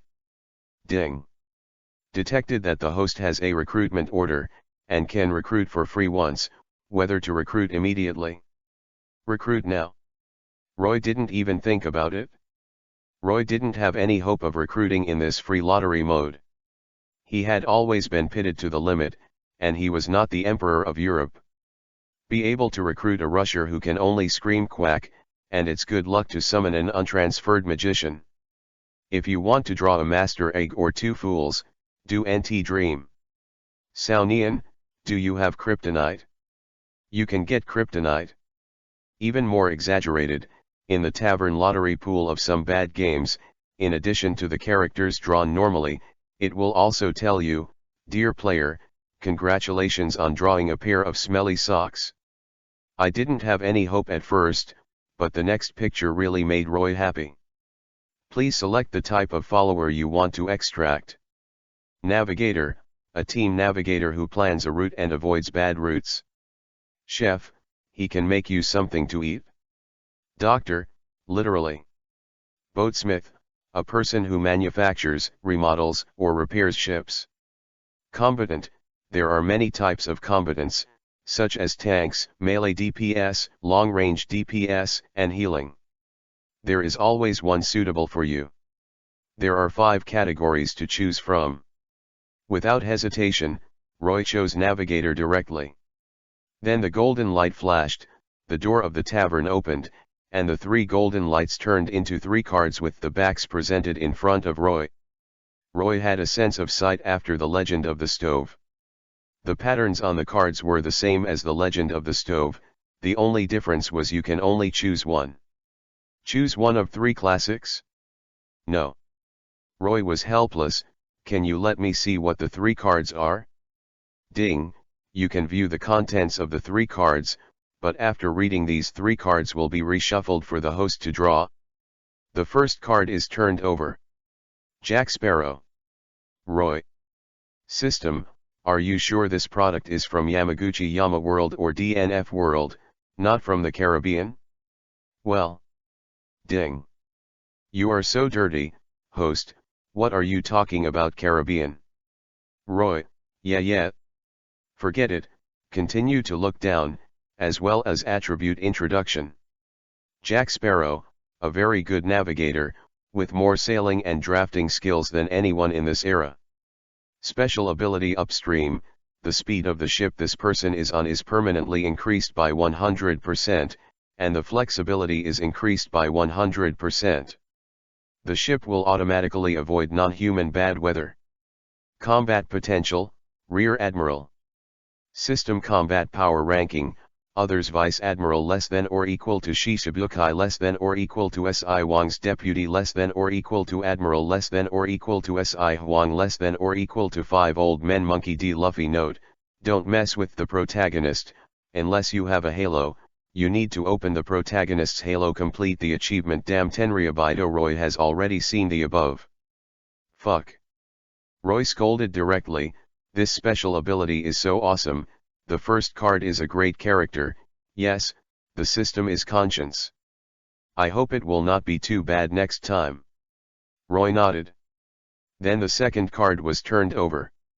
Ocean Disaster Plank. Roy. System, are you sure these are from Yamaguchi-san and DNF? Yes, host. How do I remember, this is the LOL guy. Host, you remembered wrong. I'm too lazy to fight with you, it doesn't matter where you come from, the important thing is to be strong. Plank, the sailing technique is mediocre, and the general sailing is not a problem for this era de Marine Overlord. Roy. Arad has the sea? Special ability cannon, the ship you are on is automatically equipped with a cannon with infinite range and great power. Combat potential, Admiral. Admiral? Powerful, as long as he is summoned, can he have the combat power of Admiral? No. He needs to grow. Roy nodded. The 2 consecutive cards were very powerful. Although Plank's navigational skills were not as good as Sparrow's, he couldn't bear the fighting power of others. Admiral, it's not some cabbage. At this moment, a picture appeared in Roy's mind. On top of the war, Roy looked at Whitebeard's body, please give respect to the great Lord of Light, please stop, I am here to recover Whitebeard's body, he needs a decent funeral. At this point, Kizaru was about to move, and Plank pulled out his precious pistol. Kizaru, don't move, you were still wearing open crotch pants when I was killing people and making a fuss about Naku's marine. Don't mess with me, be careful I shoot you. Kizaru, ocean disaster or something, so scary. The above is pure fantasy. Chapter 3 Cards. Queen Naga Queen Ashera, Queen Naga from Yamaguchi Mountain, she doesn't know navigation, but she can take you wherever you want, because the sea is her home. Roy sighed, it's finally normal. Special power. 1. Song of the Kraken, the home of the Kraken is an endless abyss, and the vast sea is left to roam. The Naga will rise up in this world and listen to their hosts. 2. Moving city, Nazjader, below the host ship, there will always be a moving bubble city, Nazjader. Note, friends who have never finished WoW can imagine him as a moving dragon palace. 3. Top 10 leaders, the 10 leaders of Queen Ashera will join the host and obey the host's orders. Combat potential, 4 Emperor Pirates X2. I mean, this is the final boss. Roy was stunned, is there such a terrifying existence? If this thing is recruited, wouldn't it be instantly invincible? System, what does the potential 4 Emperor Pirates X2 mean? That is to say, after fully grown, it can be worth 2-4 Emperor Pirates. Similarly, Plank is at most 1 Admiral when he grows up. Roy's moment of excitement, feelings, this Queen Ashera was recruited by her family, and she also gave away a house. She must be drawn, Roy couldn't help but the image of running in the sunset with Queen Ashera appeared in Roy's mind. After the 3 cards are displayed, they are folded again and then shuffled. Then, the back of the Hearthstone legend card was displayed in front of Roy. For Ashera, for Nasjader, let me draw Ashera, I need not only a follower, but a girlfriend. Saying that, he clicked on the third card without saying a word. Chapter 12 Whether it's Fire or Deep Sea. Brush.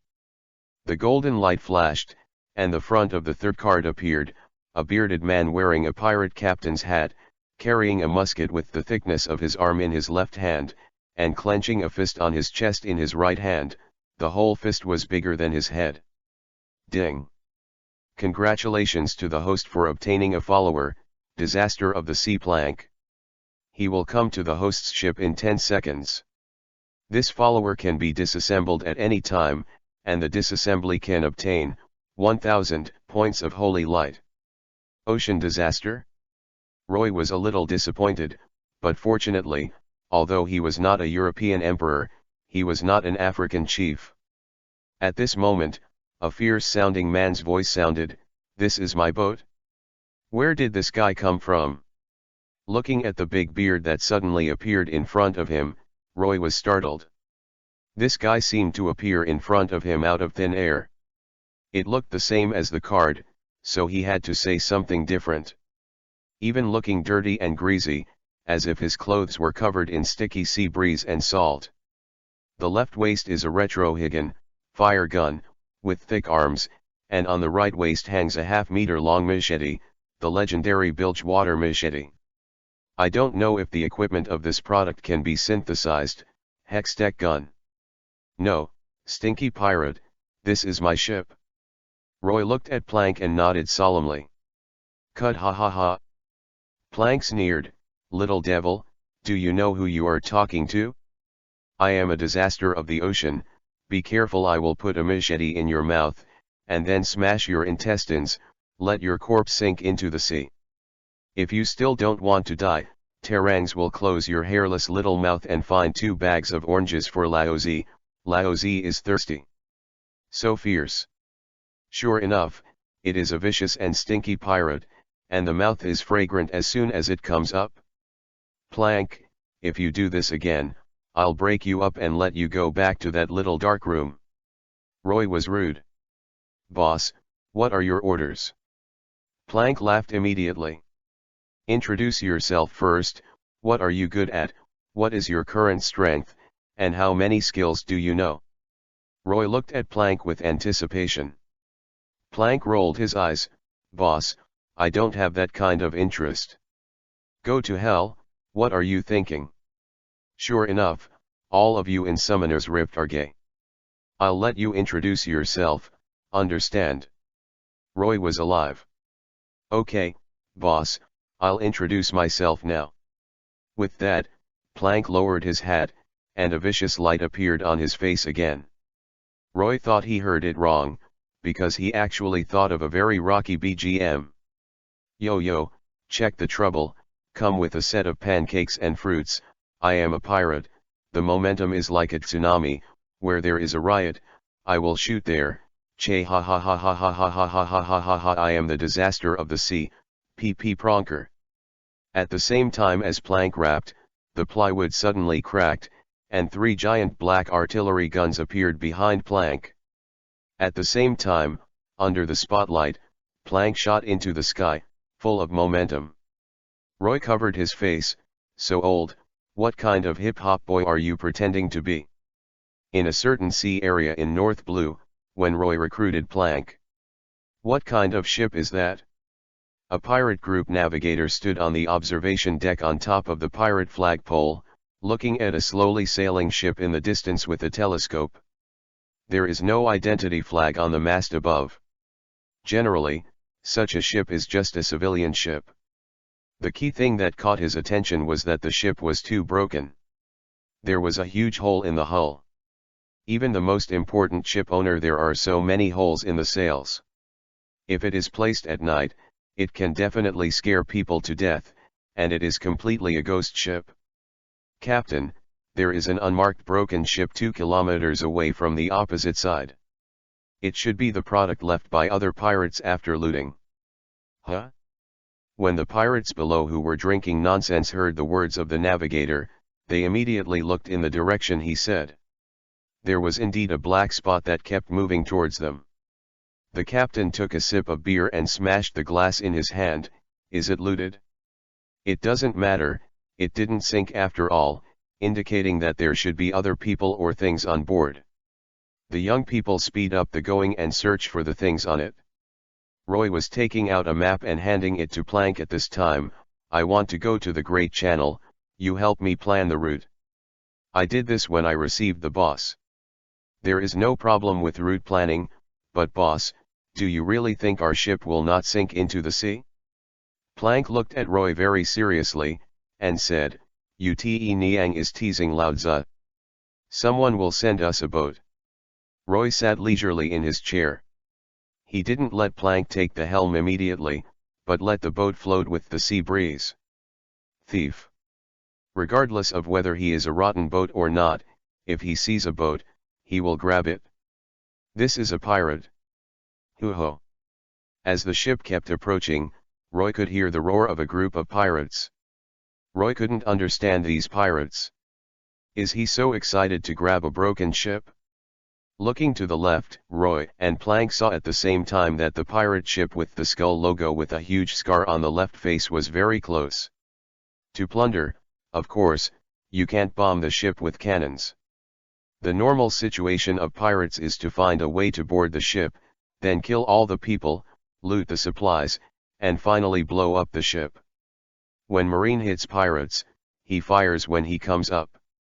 To be honest, artillery battles are really boring, because this pirate ship avoids boring artillery battles, so Roy likes him very much. Boss, do you want me to cut their waists out? Plank was eager to get on the other side's pirate ship. No, we're waiting here, I don't want to destroy a new ship because of the aftermath of the battle. Roy said his thoughts, when they board this ship, I don't just want you to take their cut the waist out, and they want you to kick their eggs. Sheng Guang has abandoned those idiots. Roy wanted to try Plank's fighting power. When the boat was less than 20 meters away from Roy's boat, countless pirates on the opposite boat swayed over with swaying ropes, like Tarzan. However, this is indeed a routine operation used by less powerful pirates to board ships. Boom. Boom. Boom. Plank took out his pistol directly and fired 3 times. Those people fell into the sea and died before they could swing over. To be precise, their meat dregs fell into the sea. Plank's gun was so powerful that the part of his body that was hit by the bullet exploded directly there.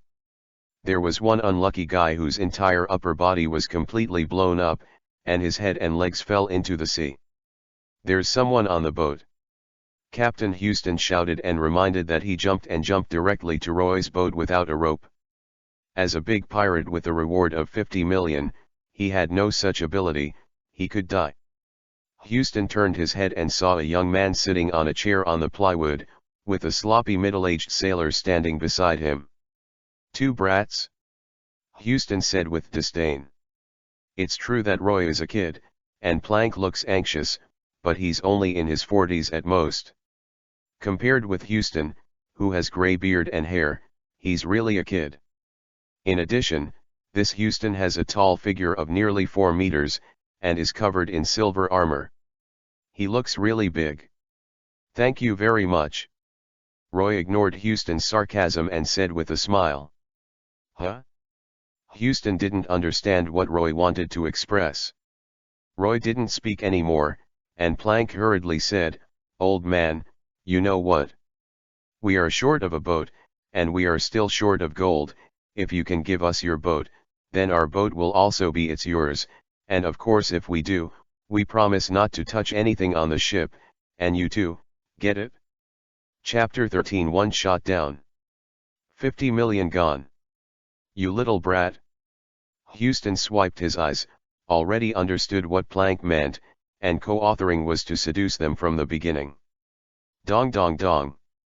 Soon several cotters from Houston surrounded Roy and Plank, who were sitting in the middle, in a large circle.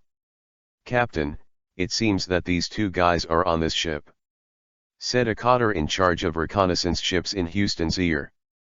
I know that these two bastards deliberately attracted us here. Houston's face turned dark, and although he felt very uncomfortable, he was still calm in the face of this situation. These two people are not strong masters. That's two idiots. Since that's the case, let yourself test him first. Kill these two guys. Houston waved his hand, and countless subordinates rushed forward, including swords, axes, sledgehammers, and all kinds of weapons. Plank jumped directly to the mast with a jump, very flexible. However, Roy didn't move at all. His body was pierced by countless swords, and the blood exploded directly, but he still maintained the appearance of Erlang's legs. His hands were crossed, placed on his knees, and the corners of his mouth overflowed with blood and still maintained a smile. Success, kill one. A blonde pirate cheered. This was his first time going out to sea as a pirate. He was killing someone for the first time. He was very excited.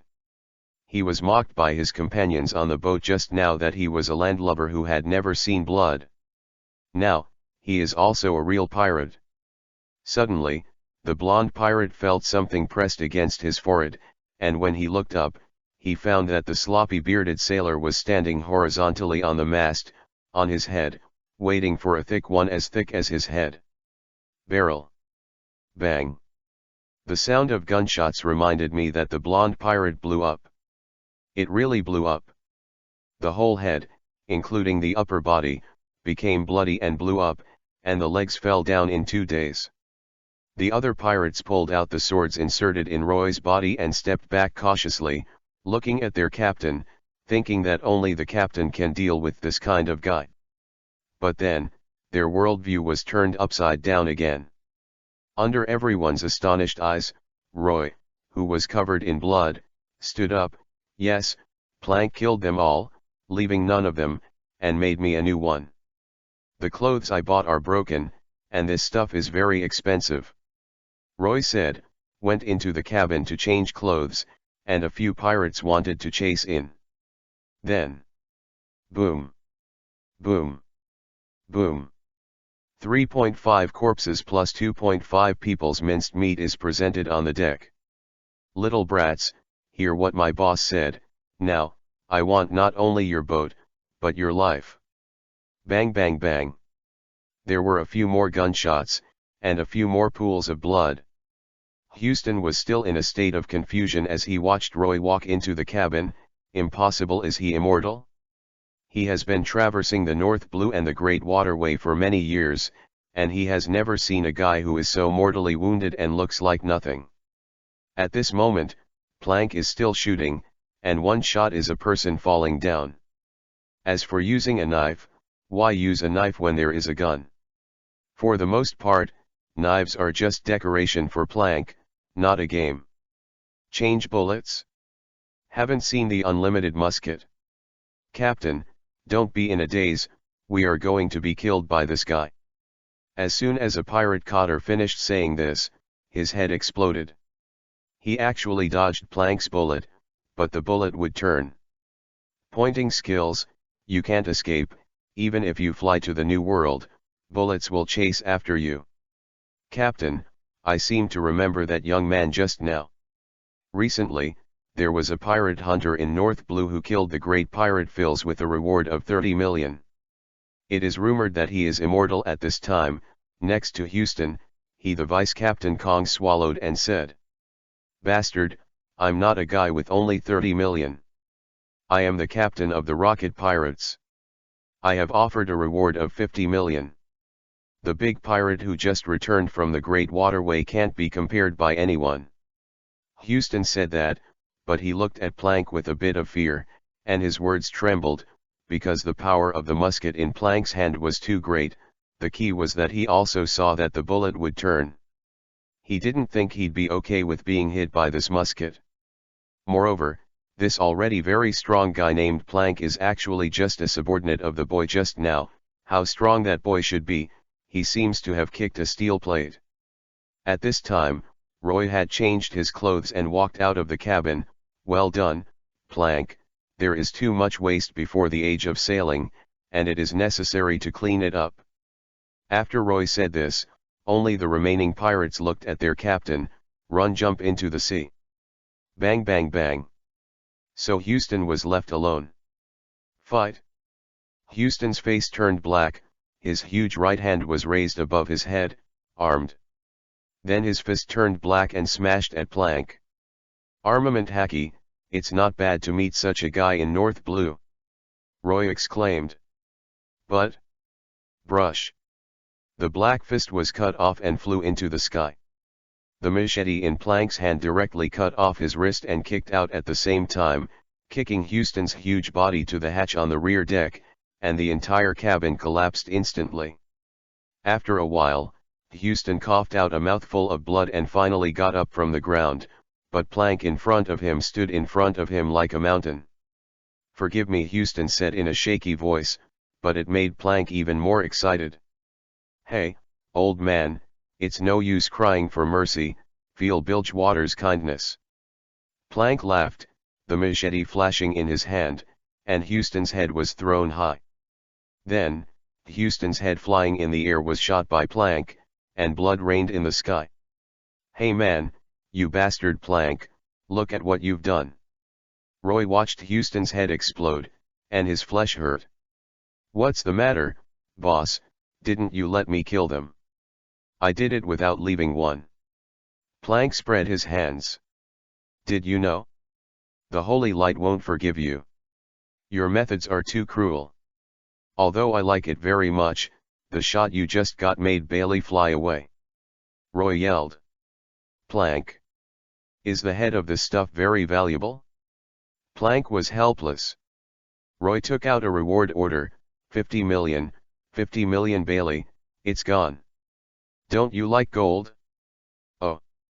Damn it, I just like gold, I promise, I'll never hit the head next time. Plank swore, boss, it's all your fault, why didn't you say it earlier, my god, the evil money, go to hell. Go. Roy shrugged, forget it, let's go and see our new ship. Saying that, he jumped onto the rocket pirate's ship, with Plank following behind. The logistic Ians on the ship jumped into the sea in fright, boss, someone ran away, and someone took a picture of me with a snail. If I didn't think that snail was cute, I would have killed him with one shot. Forget it, don't care, their heads are worthless. Chapter 14 Ultra Brutal Pirate Hunter Duo. In a certain sea area of North Blue. It's another pirate who was beaten by the Roger pirates from the Great Root and was afraid of rolling back. These guys are also worthy of being called pirates. And the boss, who is Roger? Roy complained that he was very curious when he heard Roy mention Roger recently. Roger, that man is a bit like you. He uses a machete and a pistol as weapons, but he is better at using a machete. When you come to the newspaper next time, you can see his picture, he is more handsome than you. Roy explained. Bounty of up to 66 million Baileys, Dytra was so frightened that he hugged his head and shrank in the far corner of the pirate ship. Under the night, the two figures in front of him made him feel more than Roger. Horrible bloodthirsty aura. Forgive me, you don't understand Roger's horror at all, that's why you would say such a thing. By the way, I can believe in the holy light in your mouth, please forgive me, Lord Roy. Dytra shouting loudly, are all those surnamed Lugo so scary? This was the second time in his life that he felt hopeless, and every time it was brought to him by someone named Lugo X. He vowed that as long as he was still alive, he would never want to see someone named Lugo X in his life. Yes, it's terrifying. Remember, don't start. Roy ignored Dytra at all. Okay, boss, I promise it's just the head. Plank turned his head to Isho. Boom. A pool of blood flowed out from under Dytra's neck, and indeed only the head was left. Roy and the two were heading towards the direction of the Great Fairway at a very slow speed. Roy didn't have the ability to quickly go to the Great Waterway. He spent most of the time lying on a chair. Unless an island came ashore for 2 drinks, he would get up and move around when he met the pirates, but most of the time, it was plank. Solved. In a month's time, Roy encountered no less than 10 pirate groups, and even changed several ships. After several battles, Roy's attributes changed. Yamaguchi Yama Paladin Strength, 52%. Apocalypse Level, 51, Experience 11%. Weapon, Ashbringer, 31.5%. Haste, affects all speeds 113%. These attributes are obtained through battles and achievements, and Roy is useless for those Holy Light points from battles. Holy Light remaining, 36 points. Skill points remaining, 15 points. I'm so stingy. I want to collect all 5,000 Holy Light points in a dozen battles. I don't know how long it will take to recruit followers. Roy shook his head. Next time you recruit, you must recruit a beautiful girl. This is really no fun, it's better to be in a daze, or bullshit with the system. On the contrary, this guy is very good at entertaining himself. His mouth can't stop for a day, and he keeps talking, which is annoying to Roy's urge to break him down at any time. But this guy is not without merits, because he likes money, so every time his income and expenses are calculated very clearly, and this guy doesn't like paper Baileys. All paper Baileys are replaced by him silver coins. There are still 5 boxes of silver coins and 3 boxes of gold coins in the cabin. As for how much they are in total, Roy doesn't know, and he doesn't need to know. It's definitely not wrong to leave the money thing to Plank. After losing 50 million bounties last time, Plank also developed a habit of collecting bounties, and he collected bounties from almost everyone in North Blue. In addition, since they grabbed the 100-meter-long pirate ship under their feet, Plank did not know where to get dozens of orange trees and began to plant orange trees on the deck, which made Roy feel at any moment. You can eat delicious oranges. Lying on the reclining chair, Roy sliced open an orange. I like oranges and gold coins. Are all navigators like this? Another week later. Marine Headquarters, Marineford. Kuzan handed a bounty to Admiral Sengoku of the Marine Headquarters. He put his hands on the back of his head. He solved another one, but this time he didn't go to get the bounty, because the head was knocked off. It seems like it happened before. More intense battles, found by Marine of North Blue. Marine is paying close attention to Roy's movements now. As long as it is the place where Aqueduct passes, someone will immediately send Marine to retravel the channel he traveled. Of course, sometimes it will be lost. The 73 million big pirate who offered the bounty this time, Pilar Royer, a Logia slushy capable person, his body was completely red and shattered, and his head was only chin. If it weren't for the nameplate in the blood, he wouldn't be able to recognize it. Who? Will it be a hard fight or an overwhelming advantage? Asked Admiral Sengoku after a moment's thought. This is not clear. All pirates are not complete corpses. I suspect that Roy did not do it himself, but his companions. The photo was provided by the remnants of the rocket pirates who were caught at the time. In the photo, the musket in Plank's hand was spraying out fire snakes to kill Houston. He actually has company. Sengoku took the photo. This guy is a dangerous person, and his methods are extremely cruel. The recent pirates should all be done by Plank, the man who claims to be the disaster of the ocean. Kuzan said, picking up his jacket and preparing to go out. Adjudicator, Roy. Disaster of the seas, Plank. Has recently gained a reputation in North Blue, is said to be extremely brutal. All the prey being targeted can't escape except for the incompetent logistic Ians. The logo of Adjudicator Roy is a very strange-looking great sword, while the logo of Ocean Disaster is very obvious, with a big beard like a braid and a barrel as thick as an artillery gun. The two speculate on strength, the elite Vice Admiral. Trouble level rivals Admiral. This degree of evaluation is given by Zephyr. Dong dong. There was a knock on the door, followed by the voice of Vice Admiral Crane, Sengoku's old friend, Marine Chief of Staff, "It's me." After Sengoku let Crane in, he put down Roy's files. "Are you worried about that kid named Roy?" Crane sat down on the chair opposite the war result. "Yeah, it always feels like he'll be as troublesome as Roger one day." Crane smiled, "At least now he is helping us Marine, don't worry about this. I have more important things to come to you." Genius scientist, Vegapunk's research team has decided to join the world government, but a man named Vinsmoke Judge has escaped. For this man, the government intends to conceal his deeds first and deal with it secretly when the time is right. Sangshi Admiral rubbed his head, "Is that guy doing research with Vegapunk?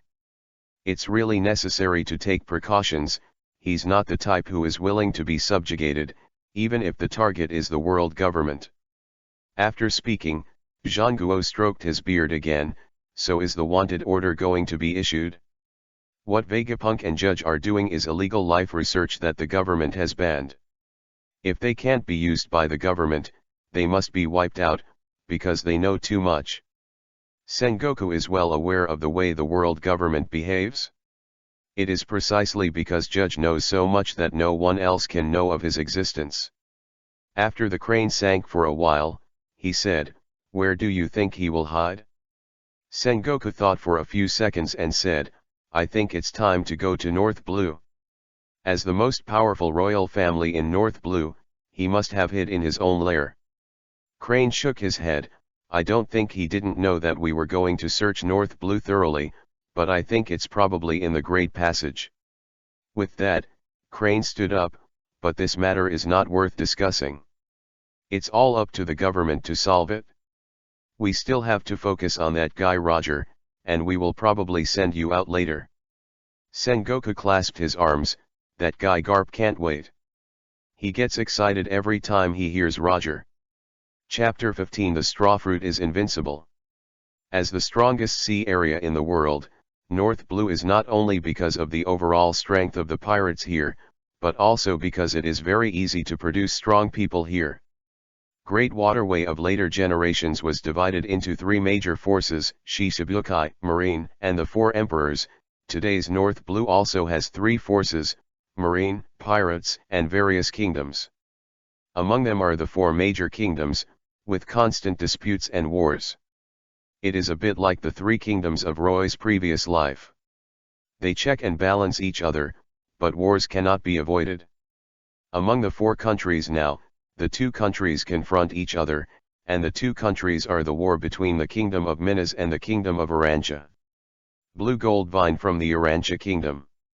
It had a brilliant blue color, but was crystal clear like a crystal-like vine plant. Of course, just being pretty can't cause war. The important thing is that this plant called blue gold vine is a very precious weapon and equipment manufacturing material.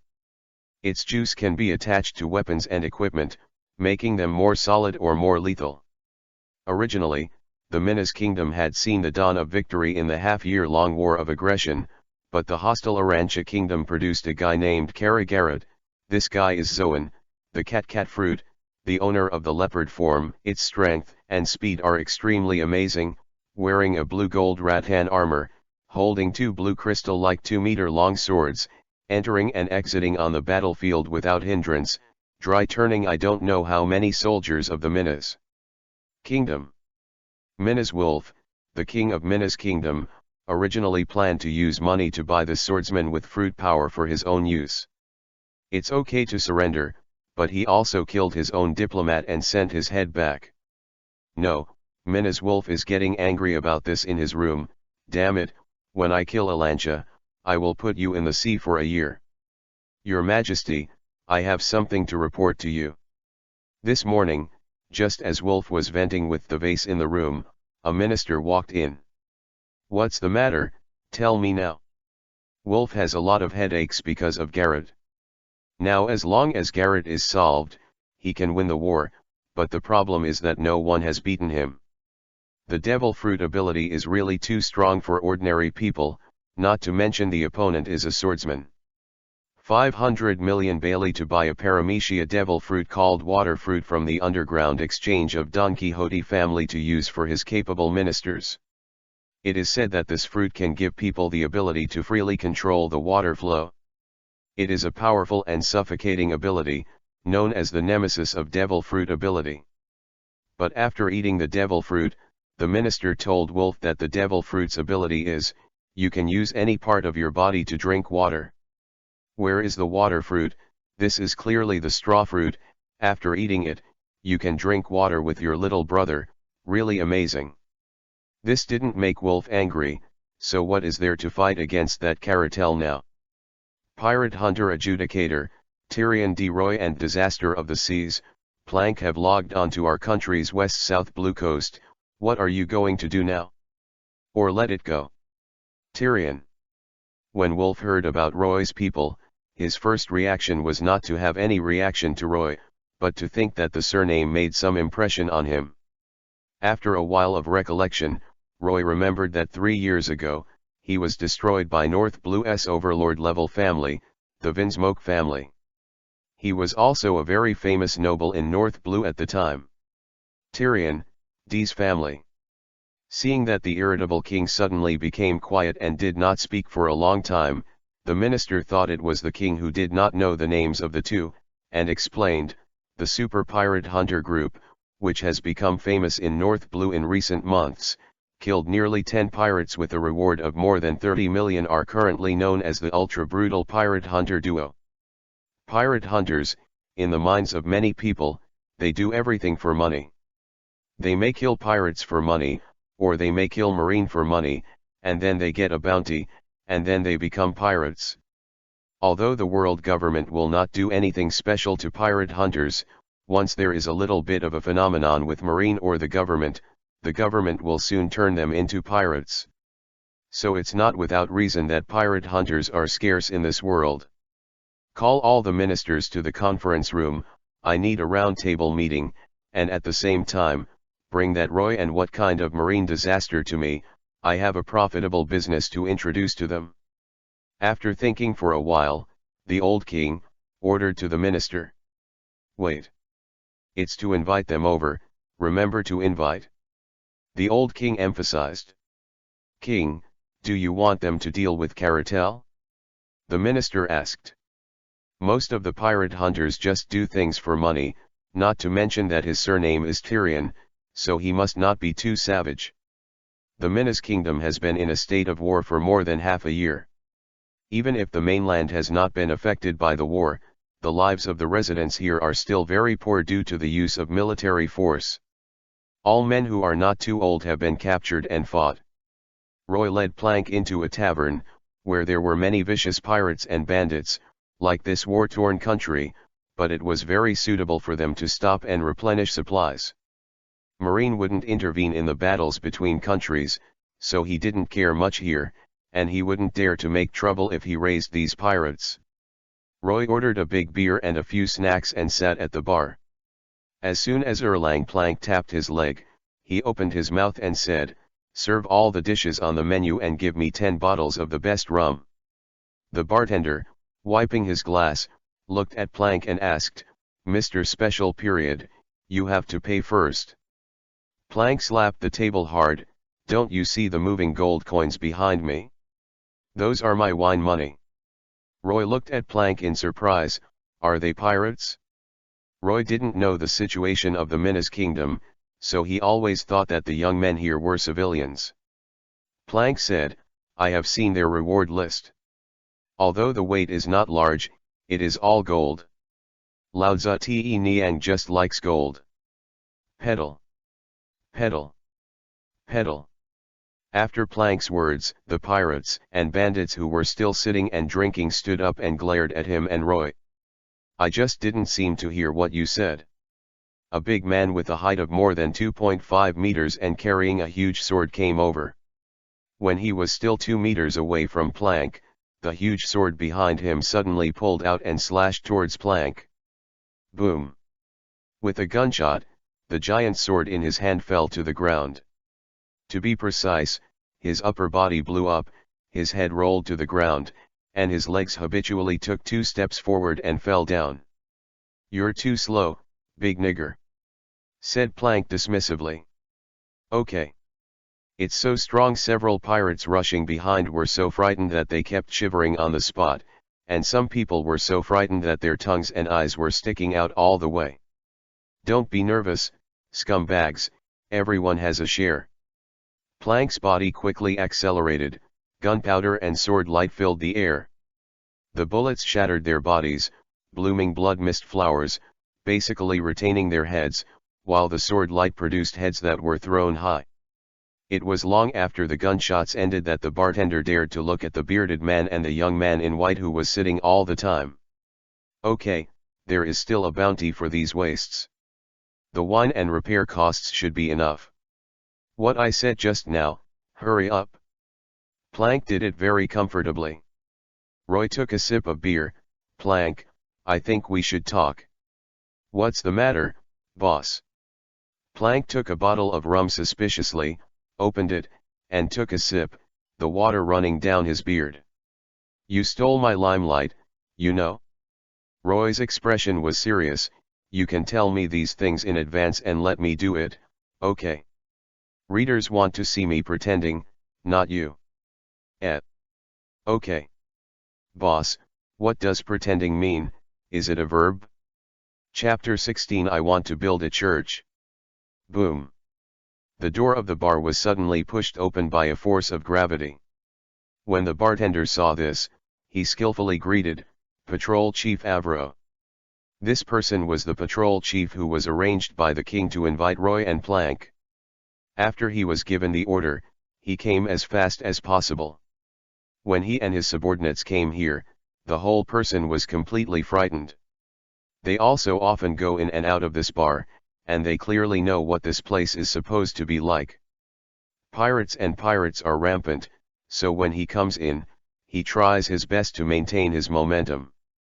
And now the walls that were supposed to be brown were completely dyed pure red, the ground was full of smashed minced meat, and heads fell around the tavern. Whether it's a table, a chair, or the ground, it's all pieces of minced meat.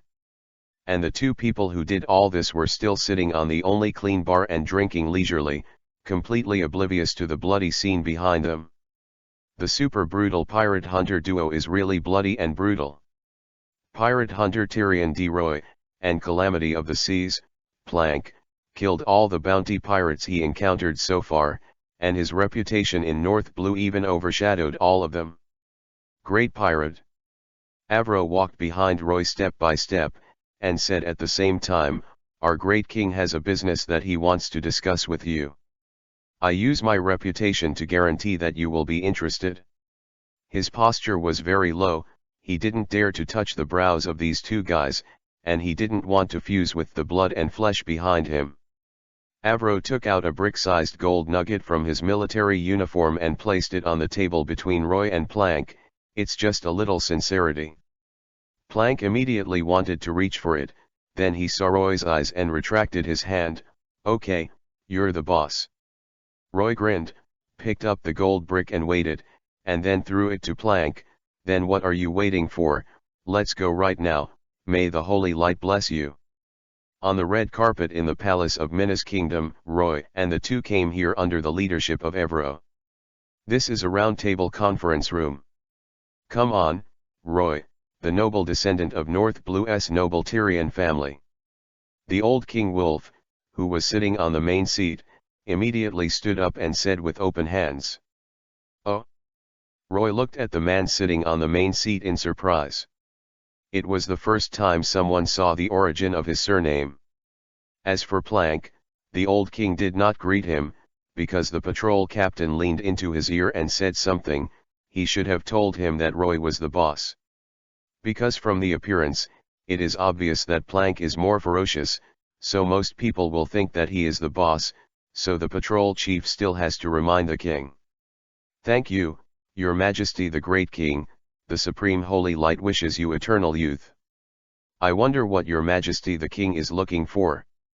Roy politely bowed and smiled. The old king saw that Roy went straight to the topic so readily, and he stopped talking about useless etiquette, so he printed the topic to the point. I'm Minas Wolf, and I'm the one who hired you this time. We Minas Kingdom and Arancha Kingdom are at war, there is a guy who hinders our victory, I want you to kill him. Then help our troops win the war on the coast of Arancha Kingdom. With that said, Wolf raised 3 fingers, reward, 300 million Baileys. 300 million? Old man, do you think we are beggars? Plank immediately began to bargain. Shut your stinky mouth, Plank, did I let you talk? Roy immediately became a good person, and he didn't expect the old king to make such a high offer all of a sudden. You know, now in the Great Waterway, those with a reward of more than 300 million are rare animals.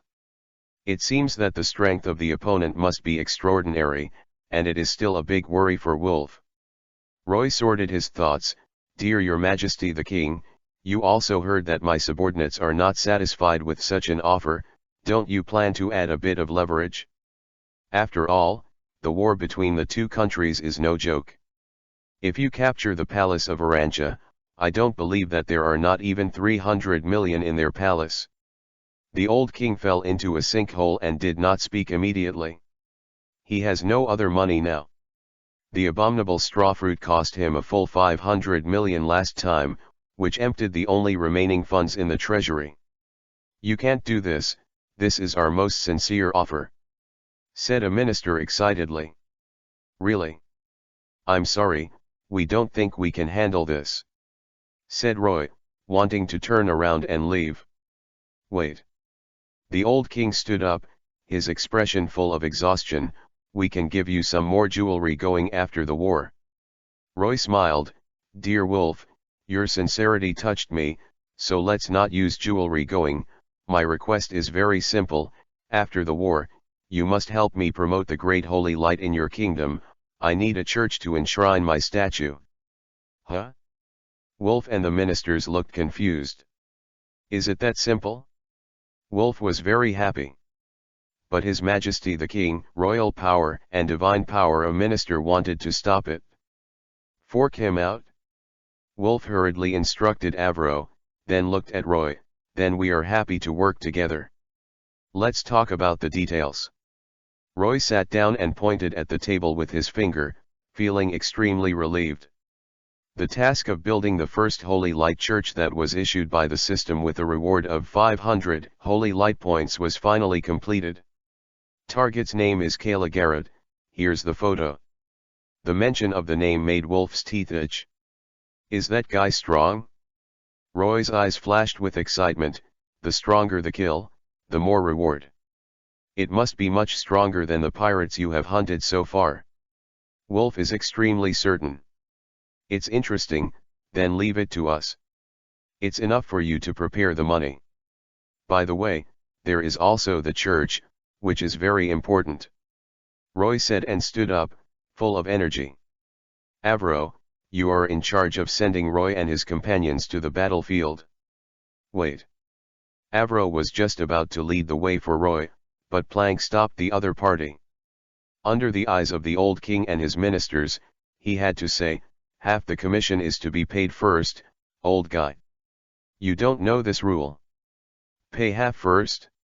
Indeed, there is indeed such a rule for hired organizations and killers in the underground world, but I have never heard of pirate hunters having such a rule.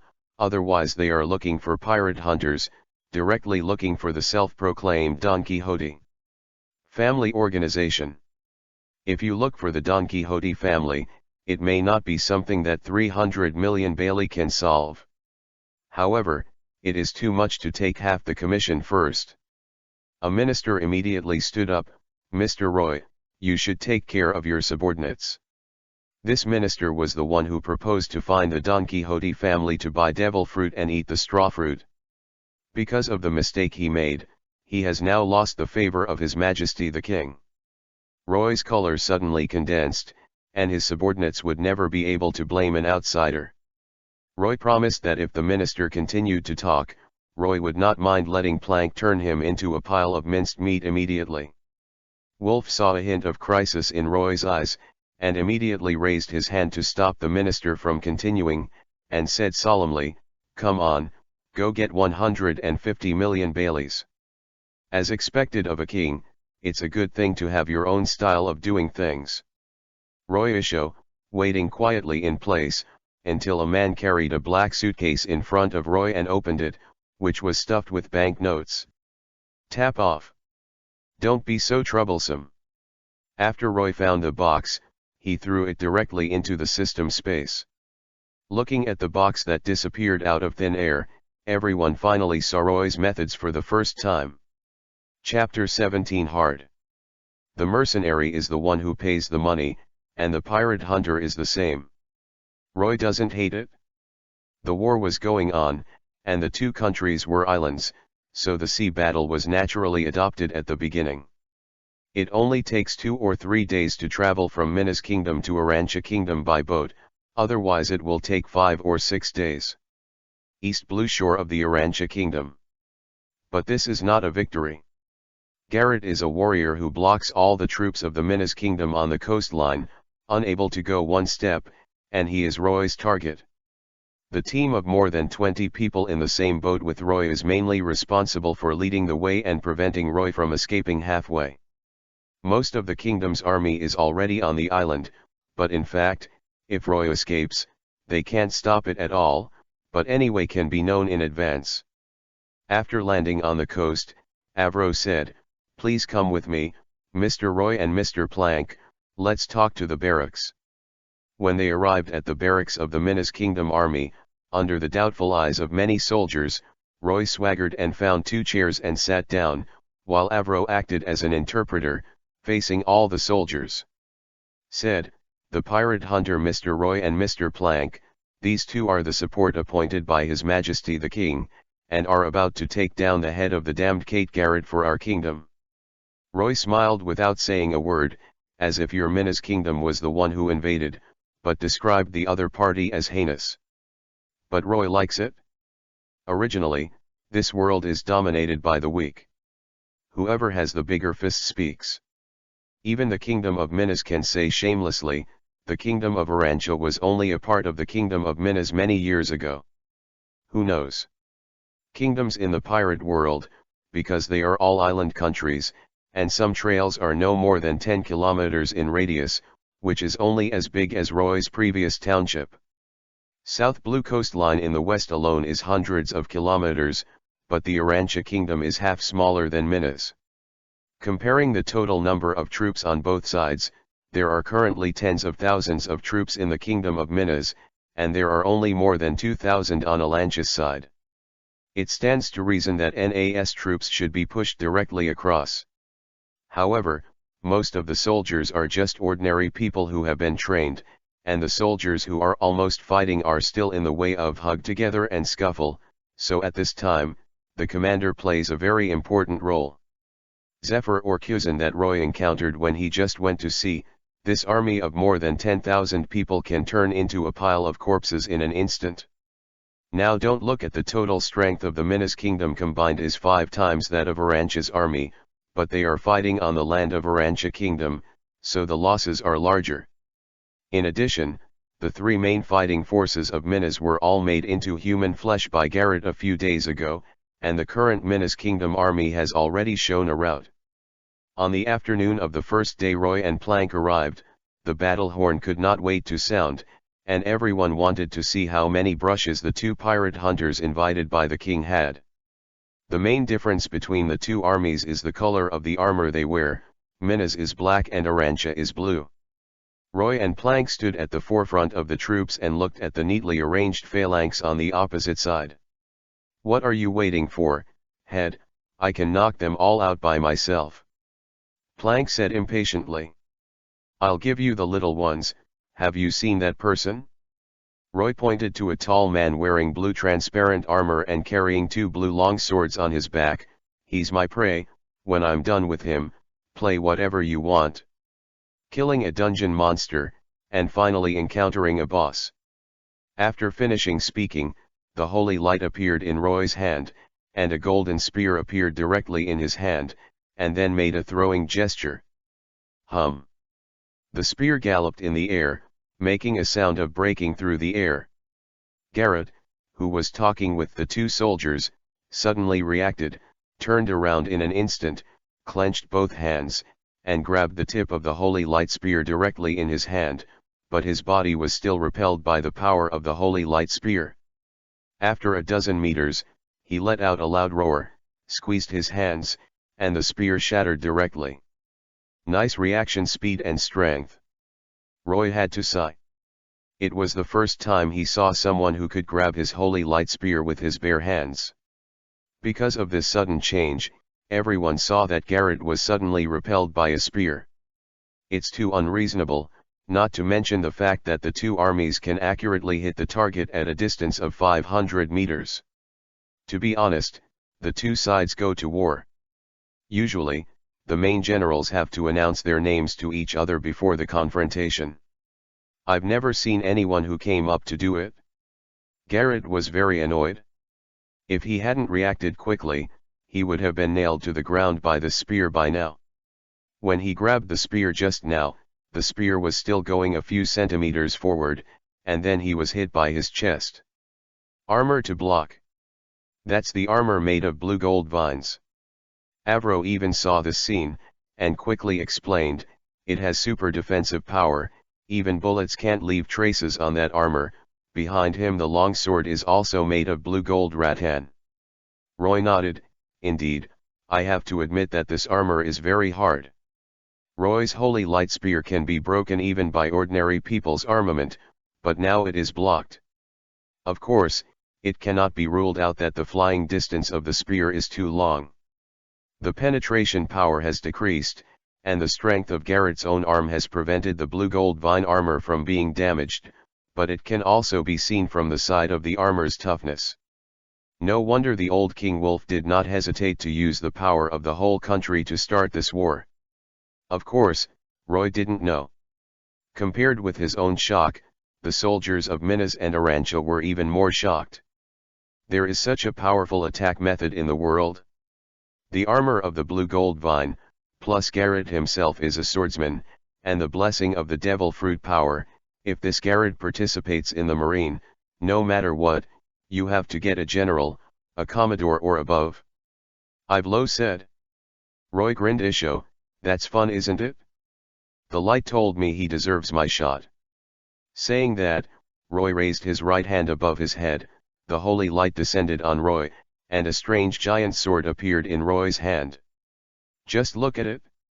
Then Roy kicked his legs, and the whole person jumped up and rushed up.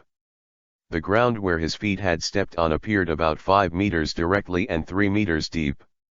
Roy rushed out like a cannonball. Good guy, prepare to be the minced meat under the mouth of the leopard. Garrett also rushed out. It was almost the same pothole and the same speed. When he rushed into the air, Garrett began to transform.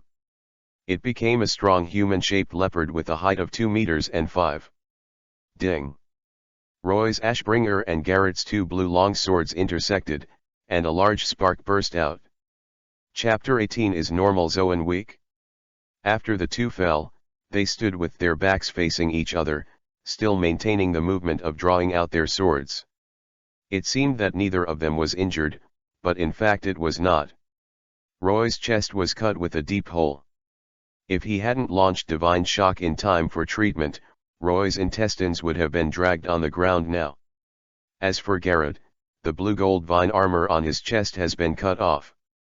Being able to cut through the blue gold vine armor, the sword in his hand must be at the level of a good and fast knife.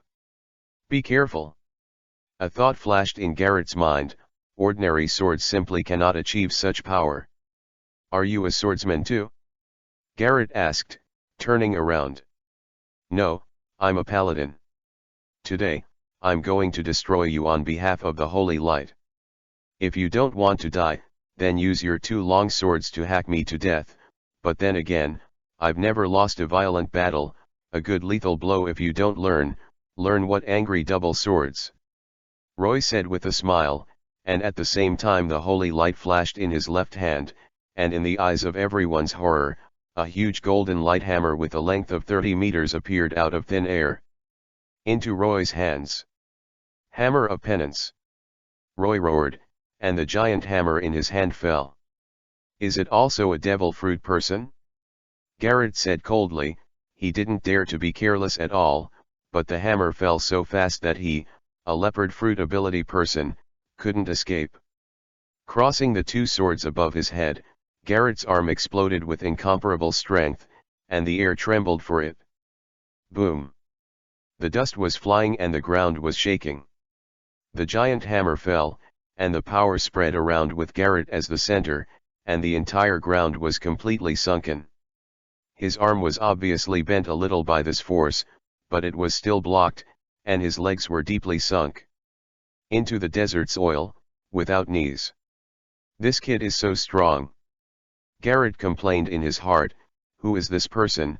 When did the Minas Kingdom have such a strong man? Fortunately, this huge light hammer seemed to be a one-time attack. After this blow, the light hammer disappeared. Can this be stopped? Roy tilted his head and sighed inwardly. He is indeed a devil fruit person. It is estimated that his strength is many times stronger than that of Kuzan. There are three kinds of devil fruits. Zoan and Superman are more common, and Logia is a rare existence, so let's leave it alone. Although it is not comparable to the various magical abilities of the Paramecia fruit, the most stable one is the Zoan devil fruit. Eating this kind of fruit will definitely provide the eater with several times the strength or speed bonus. In Roy's previous life, many people looked down on ordinary Zoan fruit, and even read in many novels, "Eating ordinary Zoan fruit, I would rather eat nothing." In fact, ordinary Zoan is not so bad, especially for fighting technique combatants or swordsmen. The ability of Zoan fruit is even stronger than many Paramecia. For example, what would happen if Luffy's fruit and Rob Lucci's fruit, the protagonist of One Piece/King of Pirates, were swapped? For another example, let the green algae head or the curly eyebrows eat the fruit of Rob Lucci. The improvement of combat effectiveness is absolutely obvious. Of course Zoro and Sanji disdain eating devil fruits. Roy once thought about getting 2 devil fruits and coaxing Zoro and Sanji to eat them when they were children. Will the story be more interesting in the future? Example, Zoan, Sanji of kangaroo fruit, wouldn't the leg strength take off? Zoan, Zoro of lizard fruit, brother, you are greener, and your tail can be rolled up with a sword, you are not afraid of 4 swords. The picture is too beautiful, there is no sense of violation, I can't imagine it. At this moment, Roy wants a quick decision. In this normal state, if he wants to win the opponent, he must fight hard, so Roy is ready to make a big move. Golden light fell from the sky, Roy turned golden, and a pair of wings spread directly. Rage of Justice. Roy was arrogant again. In fact, Roy originally wanted to open the Orb of Apocalypse, but this skill is a group bonus. The 50% bonus is not as good as the Wrath of Revenge, and the final explosion range and power are too large and uncontrollable. Those boats off the coast not far away would be troublesome if they were destroyed. Opened the wings, disappeared in place in an instant. Garrett felt that he didn't see anything, and Roy disappeared. General Garrett, be careful. Garrett's deputy was horrified when he saw this. His upper body immediately turned into a rhinoceros and tried to charge up, but halfway through the charge, he was shot 100 meters away by a pitch-black bullet and fell into a pool of blood. Bastard wild boar, this is the battle of the boss, you don't want to interfere. Plank, who was 500 meters away, blew the black smoke from the muzzle and did not care about the life of the rhino. Castani Bale. Garrett saw that his companion seemed to be abolished, his heart was burning with anger, and his canths were splitting. You'd better take care of yourself.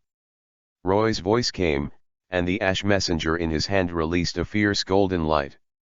The Crusaders strike. Double knives, angry strangulation. Garrett turned around quickly and let out a huge roar. At the same time, his form changed again. If he was half human and half leopard just now, he is now a cheetah walking upright, and his height has also grown. Half a meter came to 3 meters. The speed has more than doubled. The long knife in his right hand blocked Roy's slash, and the long knife in his right hand slashed, cutting off Roy's body at once. When the people on the battlefield saw all this, the army of the kingdom of Arantia burst into cheers, while the army of the kingdom of Minas fell into a dead silence. The foreign aid invited by the king just died like this? A little too weak, right? Idiot. Patrol Captain Avro despised those who didn't know. In addition to Arbiter, he also has a nickname, Eternal Angel. How could he be killed so easily? Brush. A cross-sword chi was drawn from the giant sword in Roy's hand, and Garrett felt a sharp pain in his left arm, and a bloody cross scar was drawn on his arm. Garrett looked at the enemy ahead, and saw that there was no blood spilling between the upper and lower body of Roy, who had been cut in half, and it could even be said that they were not cut off, because they were covered with a kind of golden light that looked extremely holy. Link, and then Roy's entire body returned to its original state under everyone's shocked gaze. Lay on hands. Not only smooth hair, but also the healing effect is surprisingly good. As long as the head is not smashed, any injury with a skill can be restored to its original state. Archangel of Eternal Life, now everyone has seen it. Roy sneered, so, can you take this trick? Suddenly, the giant sword in his hand fell again. The Paladin's verdict. Garrett's pupils shrank suddenly. The feeling of this blow is, if you can't stop it, you will die. So he instinctively used the injured right hand to raise the long knife to resist, and the side of his body subconsciously. Brush. Blood splattered, Garrett's arm was chopped off shoulder length, and the long knife in his left hand was broken along with his arm. His knife was cut off by the opponent. Garrett exerted force on his legs and subconsciously took countless steps back. What's wrong, violent war kitty? Your left hand is broken, and the double knife flow has turned into a single knife flow. Why don't you stand still and let me chop you to death, so that everyone can relax? Luo Yan shouted loudly, laughing, thinking that a wet nurse is a cow, and one-on-one is most afraid of encountering milk. What a joke. Garrett panted. I haven't lost yet. Chapter 19 Rampage Behemoth. Ha! Garrett roared angrily, and the only remaining right hand charged at Roy with a long knife. Although he said that he had not lost yet, his body's response was obviously not as pleasant as he said. Roy didn't do anything, just jumped back a little bit like dancing, avoiding Caratel's attacks again and again. With a slash, the sword shadow shoots into the sky. Garrett roared, raised his long sword high, and then slashed down heavily. A blue sword roared out and slid forward quickly on the ground.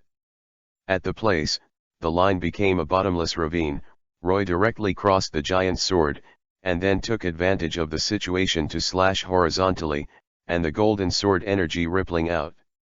Roy just released 50% of the Ashes Awakening sword energy. He didn't think the other party could stop it, but life was full of surprises. Coincidentally, the rhino that was just kicked up by Plank woke up at this moment. Seeing that his good friend was in trouble, he immediately turned into a real rhino and rushed over like crazy. He stood in front of Garrett when he didn't slash. Brush. Blood was thrown into the sky along with half a rhino head. Because of his blocking, the speed and power of Ash's Awakening sword chi was greatly reduced. Garrett waved his right sword vigorously, and it was very easy to block it. Castani Bale. Garrett roared with grief and anger, helplessly watching his companion die in front of him. Half of the rhino's head was gone, and the wound was still burning with golden flames, emitting thick strong burnt stench. No, no, no, bastard, do you know what you did? Do you know who you killed? He is my important companion, damn bastard, go to hell and repent.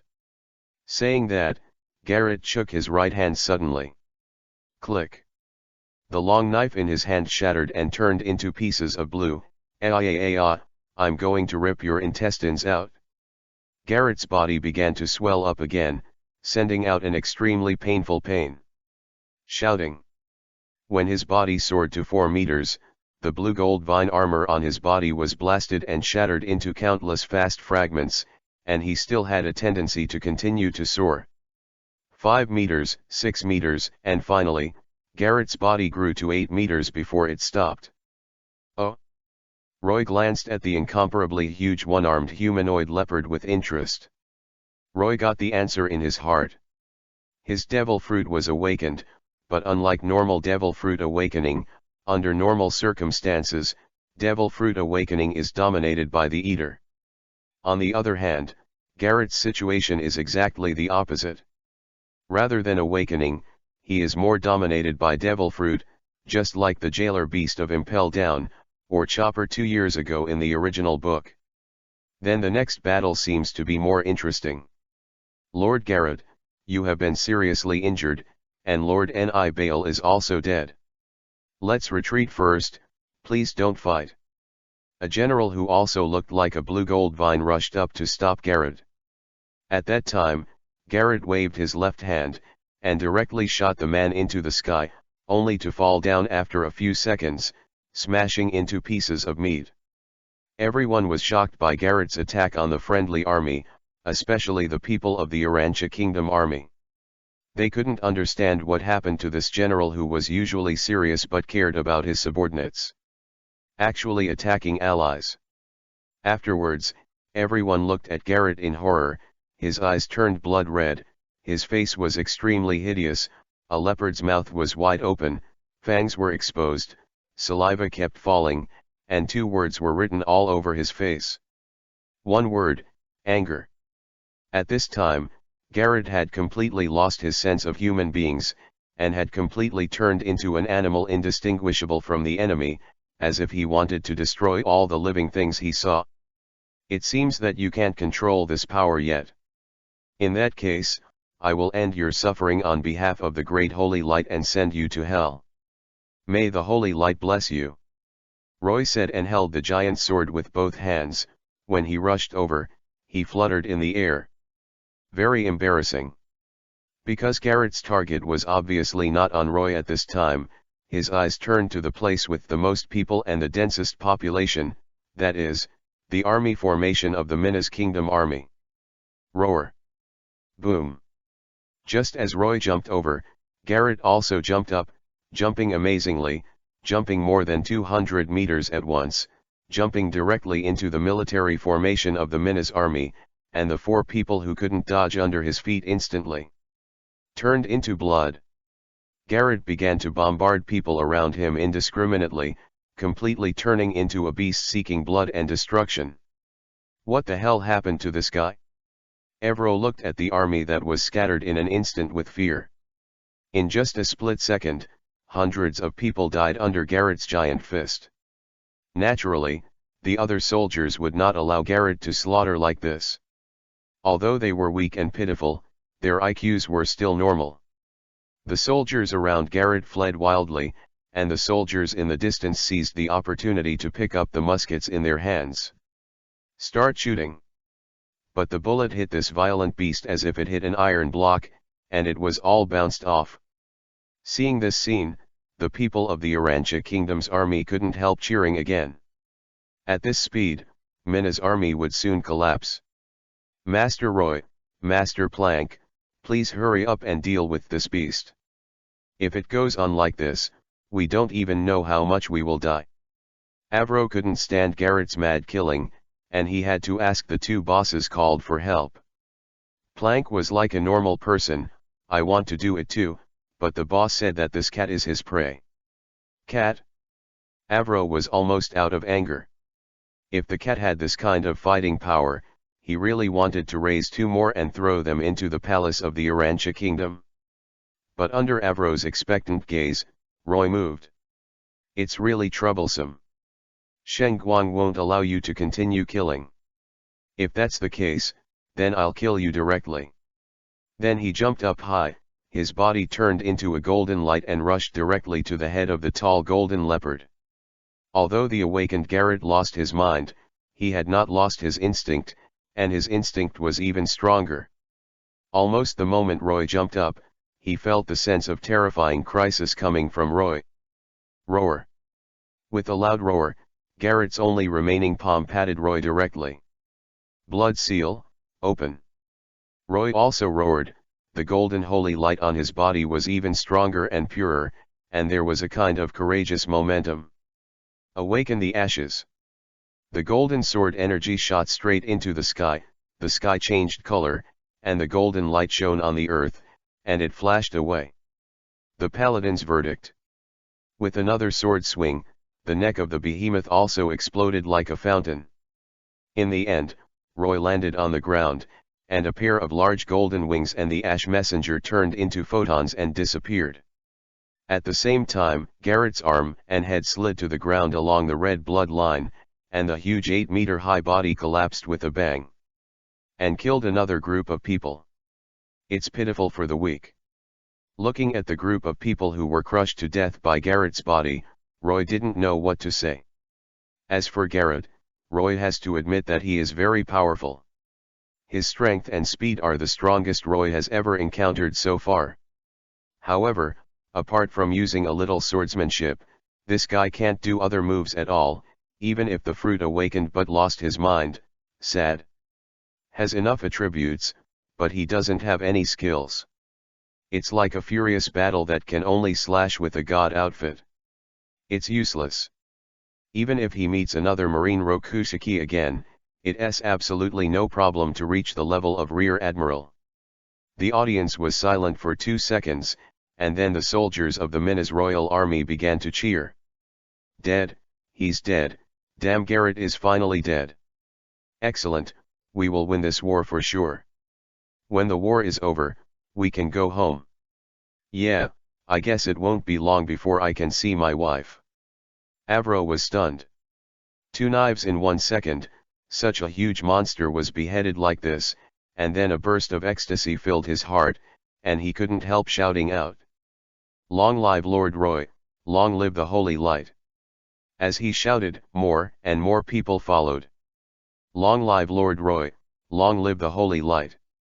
Long live Lord Roy, long live the holy light. Chapter 20, Believers of the Light. In the army of King Arantxa, everyone looked like they had seen a ghost. Hey, you read that right? Lord Garrett. It was chopped down. It only took 2 knives, and it was completely beheaded. What shall we do now? Run, do you still want to rush up and fight with those bastards of Minas? The order has been completely lost, and there is no need for any instructions at all. The entire army of King Arantxa disintegrated instantly, and everyone fled inland. Only then did the commander of the Minas army react. Attack! Attack! Chop those damn Arantxa dogs into pieces. Wait. Plank suddenly raised his hand and pointed the dark barrel to the sky. Don't move, guys, I can handle those landlubbers by myself. Boom. A shot was fired into the sky. Death bombing, brats, take a bath in the cannonball, cut, ha ha ha ha. Plank laughed wildly, his whole body turned into a black shadow and rushed directly into Arantxa's disintegrated army. A dense rain of artillery shells fell from the sky, and the nearly 1-kilometer circular bombing area covered the entire Arantxa army and fell among the crowd. In just the blink of an eye, countless Arantxa soldiers turned into a pool of blood under the baptism of cannonballs, not even bones and scum. Crucially, where did these shells come from? It fell straight down like rain. Plank, like wolves entering the flock, started a frantic fight and exploded with 1 shot. The Minas Kingdom army, who was about to charge in the distance, was stunned. After they saw Roy's battle, they felt that the title ultra-brutal duo was not appropriate. Roy was strong, yes, but his methods not cruel, but felt full of holy light. However, as soon as Plank made his move, everyone couldn't help but sigh, it was really brutal. Look at the blood, minced meat, and brains all over the floor, and what is that long red thing? My God, it's the intestines. Under the baptism of artillery shells and gunfire, these human organs are all very conspicuously presented in front of people's eyes. Some recruits who had never participated in the war threw up. Roy also liked watching Plank's violent aesthetics very much at first, but now, he doesn't catch a cold after watching too much. Sheng Guang doesn't like such bloody pictures. Walking into the military tent, I found a chair and sat down to take stock of my income. Ding, congratulations to the host, Kill Kate Garrett, get, 20 Holy Light points 5 skill points. Ding. Congrats to the host, it is the first time to get a believer, get the achievement Holy Light of Faith, and reward 500 Holy Light points. Hearing this prompt, Roy was a little puzzled. System, who is this believer of the Holy Light? The first believer, right Avro, because of the battle just now, made him worship the host. He believes that the arrival of the host will win and end the war, and he will unconditionally believe in the host and the Holy Light.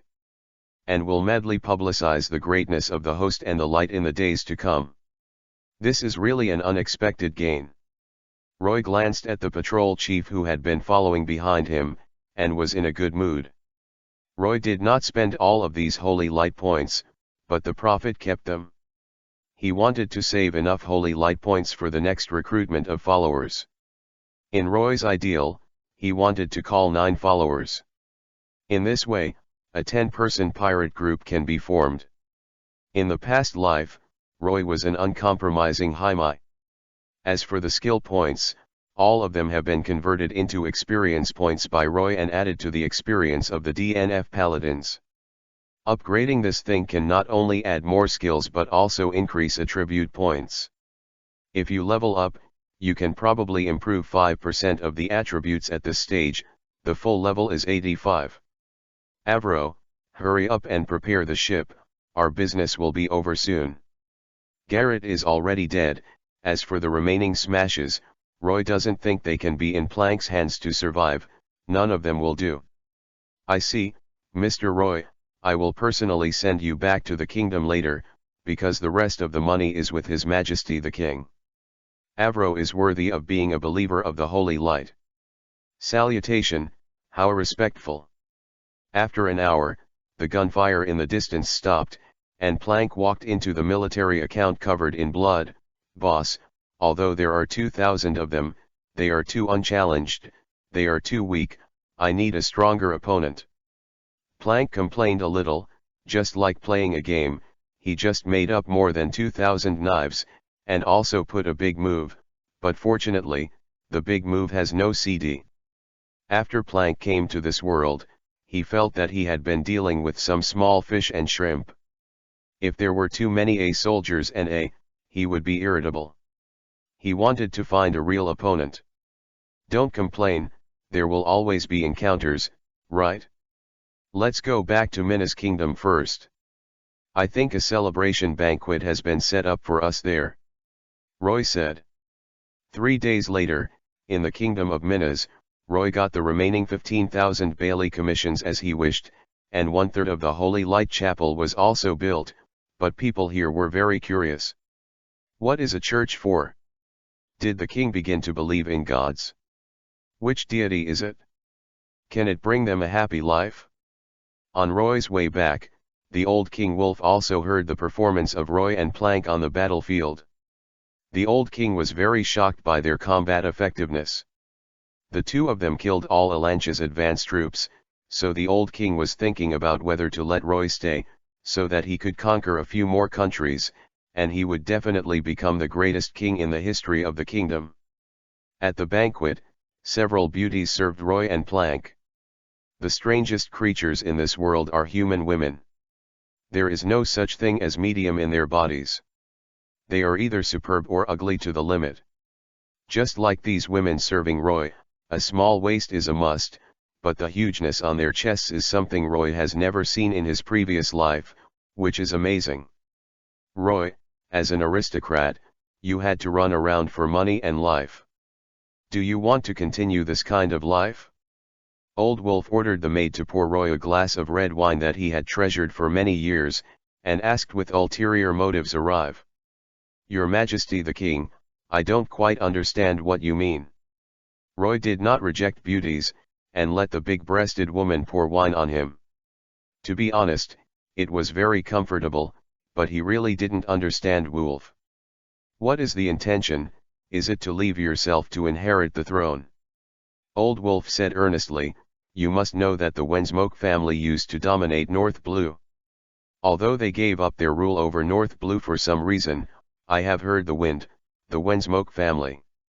The 66th head of the underground world in the Great Waterway has begun to show his prominence. If you go to revenge alone, you will be weak. After speaking, the old King Wolf stretched out his hand. How about it? Be my right arm. Before the Wensmoke family makes a comeback, let the two of us take the lead in ruling North Blue, and I will avenge you. How about that? His meaning is obvious. I will give you a name to crusade other countries in the name of the kingdom. In most cases, Marine will not interfere, and you can get everything you want in North Blue without restraint. If it was done by an individual, he would definitely be wanted.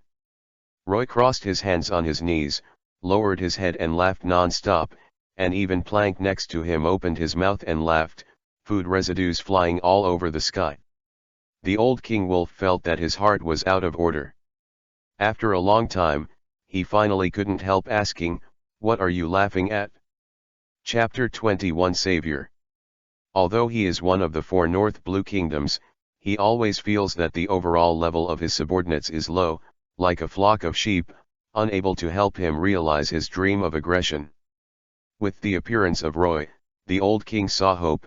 Of course, the premise was to win Roy successfully. Roy didn't speak. He picked up the glass and shook it and took a sip of red wine. When Plank saw this, he also put away his smile and gave Wolf a vicious look. Old man, if you want to improve your power, the most important thing is it's better to find out your level first. Old Wolf was angry when he heard the words. He couldn't hear it. These two guys were laughing at their low strength, and they didn't bother to cooperate with people like him at all. No matter how strong the two of you are, it is impossible for you to touch a finger of Judge Wensmoke. If you want revenge, you must cooperate with me. Although he was humiliated, Wolf did not want to give up the solicitation of Roy and the two guys in front of him were definitely one of the few strong men in North Blue, and both of them could destroy the combat power of a kingdom's army. Sorry, King Wolf, my dreams are in the Great Channel and the Red Continent. I can't keep me in such a small place. Saying that, Roy drank the last drop of red wine, stood up, and led Plank towards the exit of the banquet hall. When he reached the door, Roy's body paused and smiled again. Even if you give me the throne and I won't die on the goddamn throne, I'd rather die in the belly of a goddamn sea king than that. After speaking, he left the palace without looking back. What he wants to conquer is the whole world. How can he tie his dream to this small place and dominate North Blue? Seeking revenge on the Wensmoke family? Maybe it will be done later. A week later, the war between the Kingdom of Minas and the Kingdom of Arantia ended. The royal palace of the Kingdom of Arantia was completely destroyed. After being humiliated by the soldiers, the Queen of Arantia was nailed to the throne. At the same time, Roy was in the first cathedral of the Holy Light in the Kingdom of Minas was also completed. 500 points of Holy Light were received with great joy. As for what will happen to the church in the future, sorry, he is not interested. However, something unexpected happened to Roy. When Roy was about to leave the Kingdom of Minas, a man in a priest costume came to see Roy and Plank off. More than 100 civilians followed behind him. Roy didn't recognize who this guy was at first, but after a closer look, it turned out to be Avro. How did this guy become a priest? Lord Roy. I have the permission of His Majesty the King. I quit my job as the captain of the guard and am now working as a priest in the Holy Light Chapel. Avro said very excitedly. Roy likes this 30-year-old uncle very much. He is upright and doesn't think carefully. In the Minas Kingdom these 2 days, Roy's diet and daily life are mostly arranged by him. And this guy Roy admires very much, especially he is very interested in Holy Light. He asked him many times about the principle of holy light, and Roy handed him a book called Self-Cultivation of Paladins. Treated as a treasure by this guy. This book is given to Roy by the system. It is said that only those who believe in the holy light can understand the above content. It is used to develop power for Roy. Roy has never paid attention to it, and the reward points for developing power are fundamental. It's better to fight monsters and upgrade quickly. I didn't expect it to be really useful here. Next, Avro did another thing that made Roy's jaw drop. I saw his hands clasped together, and a golden halo appeared on Avro's hands. Master Roy, have you seen that the great holy light has heard my call, and it is responding to me? I can now use the holy light to help the people get rid of some simple diseases, you know? Now the people they serve you and the great light as a great savior. Avro was very excited. Roy was shocked. He had the impression that the system once said that people who believe in the holy light will indeed become paladins or priests after practicing, but this kind of thing without holy light rewards was quickly thrown into his head. Back.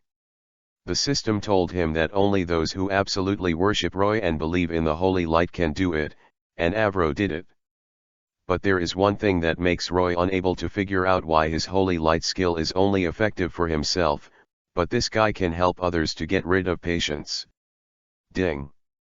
No matter who it is, the auxiliary skills are only effective for others when they are in the church. Roy is relieved.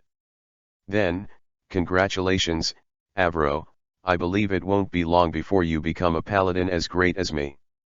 Roy patted Avro on the shoulder to encourage him. Thank you, Lord Roy. Avro was very moved. Then, Roy said goodbye to Avro, and Roy invited Avro to go on board with them, because Roy thought this guy was really good and would be an obedient subordinate, but he didn't expect to be rejected by Avro. I really want to go to sea with Lord Roy, but my ideal is here. I want to help the holy light bestow on everyone in the kingdom.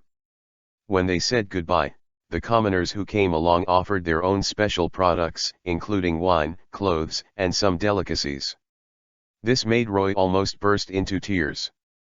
These people are really simple. Roy helped them take away the war and brought them churches and holy light. They naturally remembered Roy's goodness and offered their own good things. Roy's ship quickly disappeared from everyone's sight. Early the next morning, Avro studied the self-cultivation of paladins in the church as usual, and more than 100 people gathered in the church to pray. Suddenly a group of people in white Marine uniforms rushed in. One of them, Captain Marine, who was wearing a cigar and wearing a cloak of justice, exhaled a breath of smoke. Which one of you is Avro? Sir, may the great holy light bless you. May I ask, do you have anything to do with me? Avro put down the book in his hand. Take him away. The captain said expressionlessly, and a group of Marines rushed up behind him. Sir, what are you trying to do? I don't seem to have done anything. Avro wanted to resist, but the barrels of those Marines were already aimed at the praying civilians. If you resist, I will kill these believers. The captain threatened. I'm going with you. Avro said helplessly, please don't hurt them. Vegapunk, a genius scientist who was arrested by the government after researching the design of life. But because of his powerful talent, the governments of the world were amazed, so instead of sending him to prison, he directly entered the government's research institution. There, Vegapunk got everything he wanted, because no matter what research he wanted to do or how much research funding he wanted, the government would support him unconditionally. But today, when he was researching, the door of the laboratory was suddenly opened, and Vegapunk turned his head very unhappily, and found that it was actually a government worker. Chapter 22 Blood Plague and Pretenders. Seeing the government personnel walk in unscrupulously, Vegapunk did not make a fuss because he was under the deterrence of the world government, but said in a very dissatisfied tone, "What? The results of this study should be released in 2 months. Come out. Vegapunk, let's put the experiment in your hands for a while. Now you have to study this guy first." The government agent in a black suit waved his hand and pushed a comatose man lying on a bed from behind him. "Who is this? Why study him?" Vegapunk asked with a frown. What would a big living man bring to study for himself? He is very familiar with the human body now. Is there anything special about this person? This guy has acquired a power similar to a devil fruit, has a certain self-healing ability, and can also use this power to treat diseases to others, but he has never eaten a devil fruit. The meaning above is to let you study this, the source of the power. After saying this, the agent turned his head and left. Although Vegapunk is now a genius scientist in Marine's headquarters, he is still in the stage of being guarded, and his rights are not much, to be honest, and his freedom is severely restricted by Marine. Now the world government orders him to do what he has to do. It's not a devil fruit. Does it have self-healing ability? Looking at the unconscious Avro, Vegapunk took out a scalpel and slashed his arm. A wound with the length of the thumb appeared, and blood overflowed, but soon, the wound was healed in about 5 seconds under a golden unknown light. Then Vegapunk took a little blood and put it under the microscope. It's a strange thing, these blood are not cells at all, but something that can't be seen at all, a bit like photons. It's not a devil fruit eater's cell, but it's not a devil fruit, so what is it? Vegapunk began to wonder. There are still things in this world that he doesn't know, especially there are some golden particles in these cells. Activity is very high. Where did you get these guys from, the government? Vegapunk's face was full of interest. At the same time, in Marine Admiral Sengoku's office, Admiral Sengoku held a document and frowned. What the hell is this guy named Roy, the devil fruit power user, or as Dr. Vegapunk said, he has a body in his body. An unknown new force. Sengoku dragged his chin with his hand. This Roy not only has this power himself, but also allows others to obtain this power. According to Vegapunk's guess, this is a power from belief. Sengoku knows that this Roy is a magician. If this power really comes from faith, then he will spread the bullshit holy light wherever he goes in the future. Isn't that his power everywhere? It's too dangerous. But Roy hasn't done anything to Marine or the world government, so he hasn't issued a warrant for the time being, but his level of danger really needs attention. Is there any action on the part of the government? Sengoku asked Rear Admiral, who brought the documents in front of him. Dr. Vegapunk is studying the sample to further study the spreadability of this power. What action will be taken against Roy is still up for debate. Rear Admiral replied quickly. Tyrion D. Roy, has there been any action recently? Victory continued to ask. It seems that they are ready to enter the Great Waterway.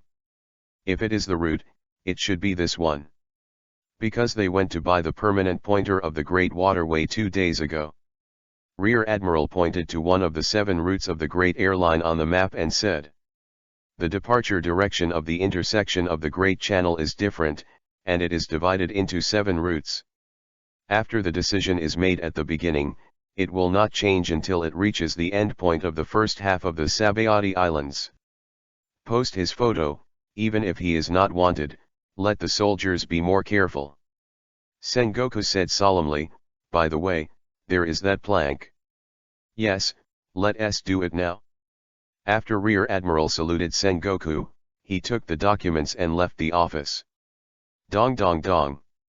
A burst of anxious footsteps came, and another Rear Admiral rushed into Sengoku's office to report, Admiral, Golden Lion Shiki has entered a new world, please deploy your combat power to capture it.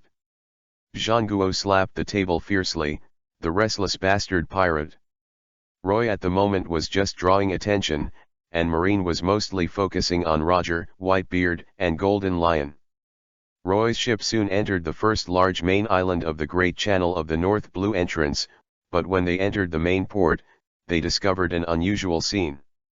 Before the change, there must have been a lot of merchant ships and fishing boats parked in the port, but here, most of them are pirate ships, with huge skull pirate logos painted on the sails, and what is Roy's flag on?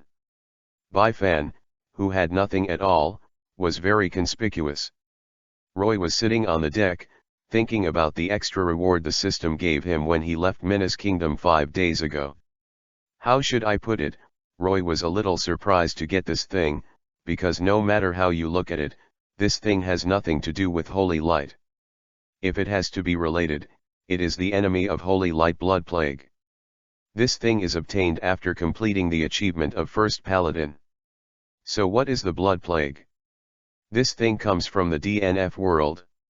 To put it bluntly, it is a curse.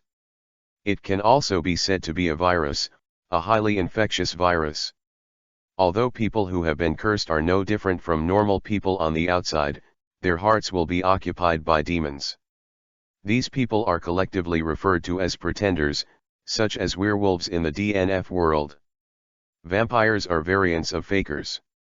They have extremely high aggressive. People who are attacked by pretenders also become pretenders and thus contagious. Because the pretender does not look any different from ordinary people under normal circumstances, it is easy to hide in the crowd, hence the name. Blood plague, turn a person who does not believe in the holy light into a pretender. The stronger the strength, the lower the direct infection rate of the opponent, and the lower the strength, the higher the mortality rate after infection. Cooling time, 3 months. What does it mean? If you want to infect a strong person like Sengoku and release the plague of blood directly on him, nothing may happen, but once the infection is successful, you will become a powerful pretender. On the other hand, if it infects ordinary people, then the probability is very high. Then the problem also comes, because curse of blood is very aggressive, these ordinary people may die directly after infection. The most important thing is the last sentence given by the system: all pretenders will not attack the believers of holy light and obey the host's orders. Roy.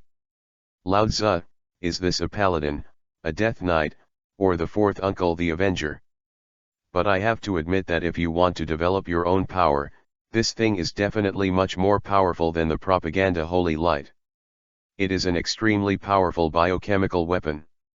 If you don't want to be killed, you have to force others to believe in the holy light. CD of this thing is too long, the 3-month CD, and there is no guarantee that the infection will be successful, which is very annoying. However, once the infection is successful, it may spread indefinitely. The stronger the power, the lower the direct infection rate of the opponent. This sentence is very interesting.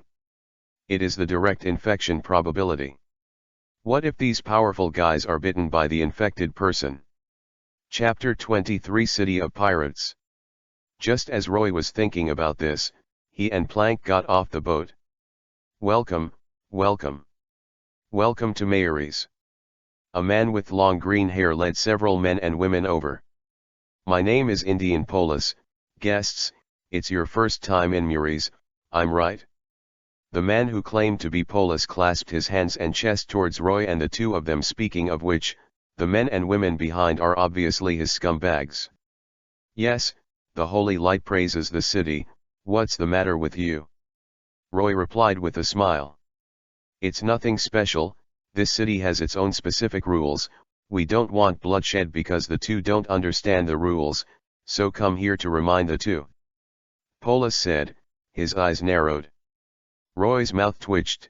So, what are you going to say? Or what are you going to do? It's very simple.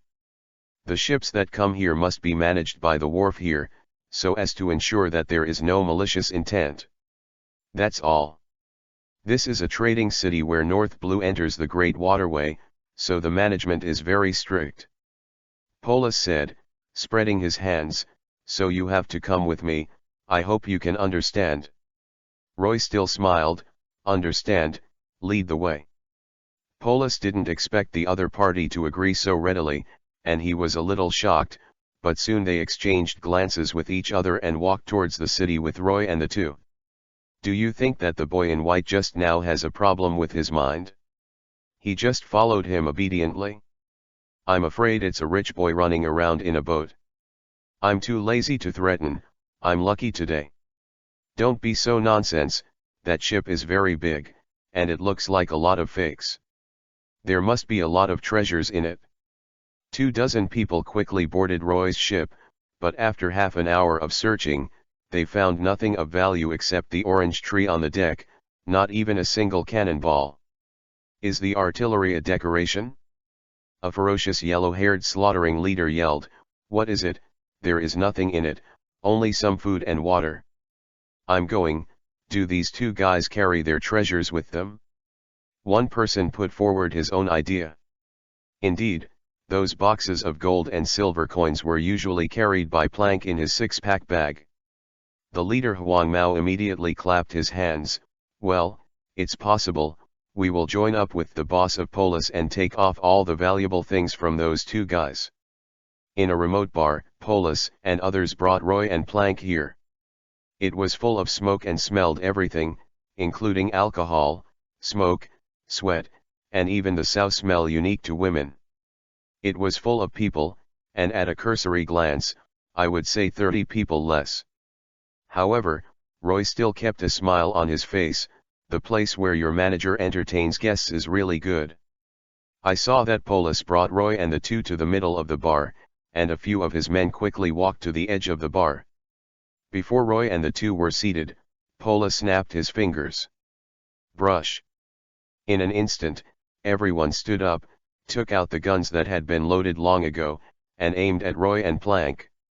What an idiot to be deceived so easily. Polis's previous smile had completely disappeared, and he put his arms around two beautiful women who were also very good-looking and squeezed fiercely, frantically. Laughing, "Take off all the treasures and valuables hidden in the clothes, you can get out." Roy yawned listlessly. "Is this city like this?" Plank sat down directly, took out an orange from nowhere and peeled it. Seeing Roy and Plank's performance, Polis and the others didn't react. "Have you never heard of Mayoris, the famous Sin city in North Blue? Quickly leave what you have on your body. And then fuck off." Boom. Suddenly there was a loud noise, and a strong shock wave came from the position of Polis' left arm. When he turned his head, blood splattered his face. It was also blown off by more than half, and all the pieces of brain and heart were splashed on Polis's face. And he saw the guy sitting there eating the oranges holding a giant pistol in his hand. They didn't even see Plank pulling and firing the gun, just the black smoke barrel told everyone that it was this guy who opened the gun. The gun is correct. Pirates, there are very few experts with guns. Even if there are, they are all in the position of sniper. And even the future 1P/King of Pirates Roger used a gun, and what impressed Roy most was the sea stone bullet that appeared later. Therefore, these people are holding guns, which are at most auxiliary weapons. Unlike Plank, he is a famous gunpowder expert. Therefore, when Plank fired a shot, many people were still shocked. The power of this gun too big. Sin City? We like the name very much. It means that this city is like yours no matter where it is. Roy didn't talk nonsense to them, he directly showed the messenger of ashes and slashed, "May the holy light bless you." The flames of Plank's muzzle continued to spray. When he saw that his subordinates who had almost no resistance were either cut in half or exploded, Polis's inner fear made him unable to help shout, "There are only two of them, what are you waiting for? Quickly shoot." When more than 30 people returned to the state, there were only a dozen people left. Many people started to aim again, but they went to see God before they pulled the trigger. Roy and Plank are not as fast as they can keep up. "Green hair, do you have a bounty?" Roy took a deep breath and put the Ashbringer on Polis' neck. "Exactly, I have a new ability I want to test." "No, I don't have a bounty." The green-haired pissed in horror. "Looks like you're a good man." Roy's left hand flashed the holy light, and he threw it at Polis. In Polis' eyes, he felt as if he had been hypnotized. His eyes were blurred, his pupils were blurred, and he was obviously under some kind of control. Hammer of sanction, make the opponent enter a blurred state for 5 seconds. The stronger the strength, the shorter the control time, and may even be immune. Otherwise, the control time will be longer. But the other party is just a pirate with little power. Compared with ordinary people, he may just have a little more strength and a stronger body. The hammer of justice can control him very well. Originally, Roy was going to directly sow the blood plague into the opponent's body, but thinking that this product is so bad, he doesn't even have a bounty, so he definitely can't stand it. So Roy asked while the other party was still in a blurred state, "Who is speaking in the city?"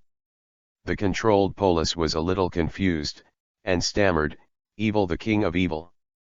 The king of evil politics, Avalo Pizarro, he is the captain of the 230 million th.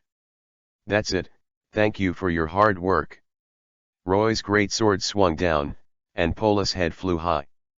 Chapter 24 Most Afraid of Pirates Having Brains. After finishing everyone, Roy walked to the bar, looked at the variety of wine, put some rum and beer into the system space, and thought about what Polis just said. Big pirates taking over a city are all too common in this world. Doflamingo of Dressrosa and Crocodile of Alabasta, the sand crocodile, are the best examples. They both used the power of King Shishibukai to control a country. The word Shishibukai has not yet been born, so this evil king is obviously not Shishibukai, and he has no corresponding privileges. His actions will undoubtedly attract Marine, but Polis just said that Pizarro is secretly controlling this country. Yeah, Marine doesn't know? Really, Leather? Boss Polis, has that kid been resolved? On that boat, there is nothing, no. When the robbery Huang Mao and his party entered, they just wanted to ask aloud about the situation of Polis, but when they walked into the bar that they regarded as their base, they were all stunned by what they saw. I saw a boy in white constantly throwing some rum and beer somewhere, and the alcohol just disappeared. What, is our boat fun? Plank raised the pistol directly, pulled the trigger, and Huang Mao's head exploded. You. Who would have thought that the guys who thought they were two fat sheep were so powerful that everyone was killed? Boom. Boom. Bang. There were constant gunshots in the pub. People outside naturally heard the gunshots, and they thought it was some unlucky guy who was killed by Polis again. If it was a woman, it might be fun and then die. A few minutes later, Roy and Plank walked out of the tavern, and Plank scolded loudly, "These poor bastards, is there a total of 100 Baileys in the bar? Not even oranges, boss, you are now wait a minute, I'll go buy some oranges." Plank, be honest with me. Roy listened to Plank's words. Although he didn't know what was wrong, he felt uncomfortable. This evil king can actually control a city by some means, he should some abilities, it is necessary to meet. Plank complained, "What ability is there? In my opinion, the Marines of this world are just a bunch of pustules. If the Marines of Nakus are released, they can rule the world."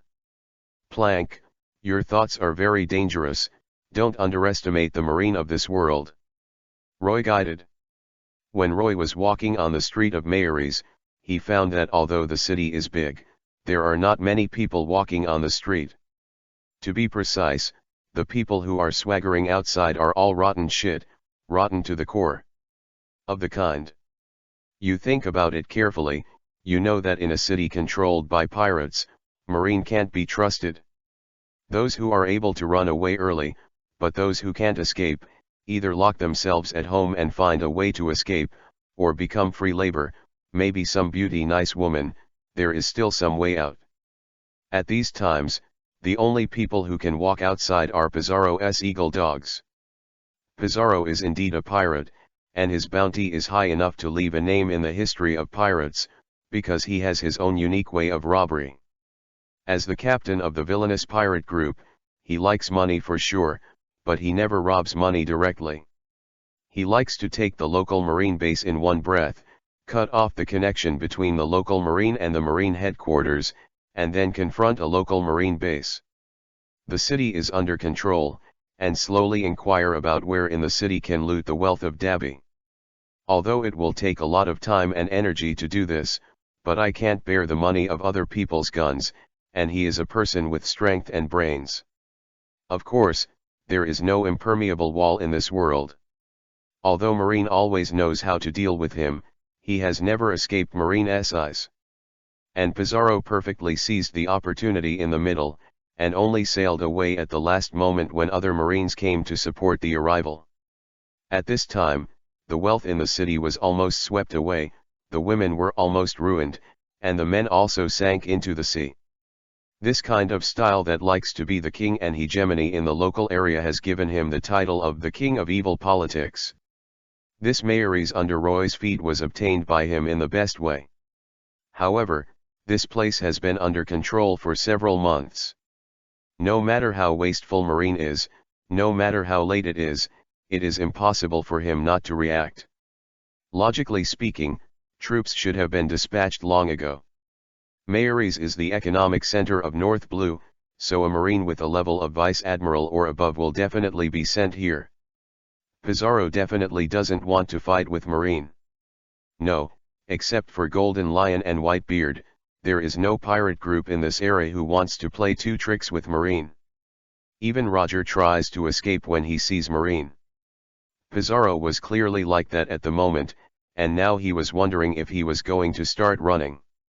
In addition to his style, the reason why Pizarro is called the King of Evil Politics is also related to the cadre structure of his pirate group. Captain is the king, and there are 5 top cadres under him, namely the 5 dukes, just like those son captains under Father Whitebeard.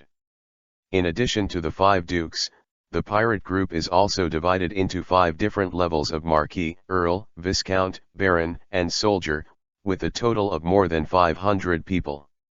In this era, when the era of great voyages has just started, there are only 2 pirates who can be named, and the number of pirates exceeds that of the villain pirates, the Whitebeard pirates and the Flying Pirates.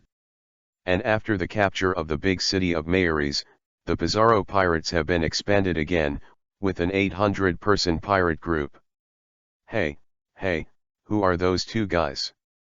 Roy was walking on the street in Mayor's, attracting the attention of many people. These people are naturally the crew of the villainous pirate group. Now the common people are kept at home by Pizarro and dare not go out, so what they see on the street must be the subordinates of the evil king, or other crew members of the pirate group, and again, some gangsters on the original street. But because the city is now controlled by Pizarro, almost everyone is following the lead of the villainous pirates. These people paid part of their money, the so-called protection fee, so they basically knew each other. And Roy's dress is basically the kind that you won't forget at a glance. No pirate here will wear a white trench coat, it's too easy to get dirty. As for plank, it's completely incidental. The evil party pirates on the roadside have never seen Roy and the 2 of them, so they should be pirates or businessmen who have just arrived on the island. Hey, little brother, there are new rules in Mayor's. When you meet someone from our villainous pirate group, you must hand over half of your money. 2 pirates, 1 fat and 1 thin, blocked Roy's path. Because the breath on the other side doesn't seem to be doing business, especially the big beard, it can't be a good thing no matter how you look at it, so he is naturally regarded as a pirate. Chapter 25: A Real Pirate with a Gun. For the pirates, Pizarro would not deliberately suppress them and try to avoid fighting, because he was not sure whether there was such a pirate who had succumbed to death and fled to the Marine who surrendered and informed.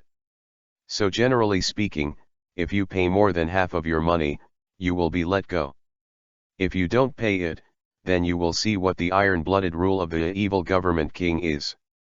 What an interesting pirate, in such a big pirate group, but never heard of our name. Roy shook his head. In his opinion, the 2 were already dead. Roy put his hand on his chest, when he was about to take out the ashbringer and give them 2 knives directly. Suddenly, at an exit opposite, a strong man shouted, "What are you 2 darn bastards still chattering about? Ready to sail? Marine's survey troops are coming." Were combatants of the Baron level of their villainous pirate group, and they were just ordinary soldiers. Yes, but we just want to get the money. The gray-haired fat ball was very embarrassed. They finally robbed a person. Well, I'm too lazy to care about you. Anyway, I'm leaving first. If you want to be caught by Marine, just spend it here. After scolding the Baron of the villainous pirate group, he left quickly. When the two low-level pirates saw the Baron leave, they were also anxious, and said, "You are lucky," and then ran away in a hurry. Seeing the backs of the two runaways, Roy did not chase after them to kill them. It's not easy for you to survive. Roy sighed. His current target is the Evil King. This is the first time I have encountered a pirate with a reward of over 100 million, and it is still in the 200 million grade.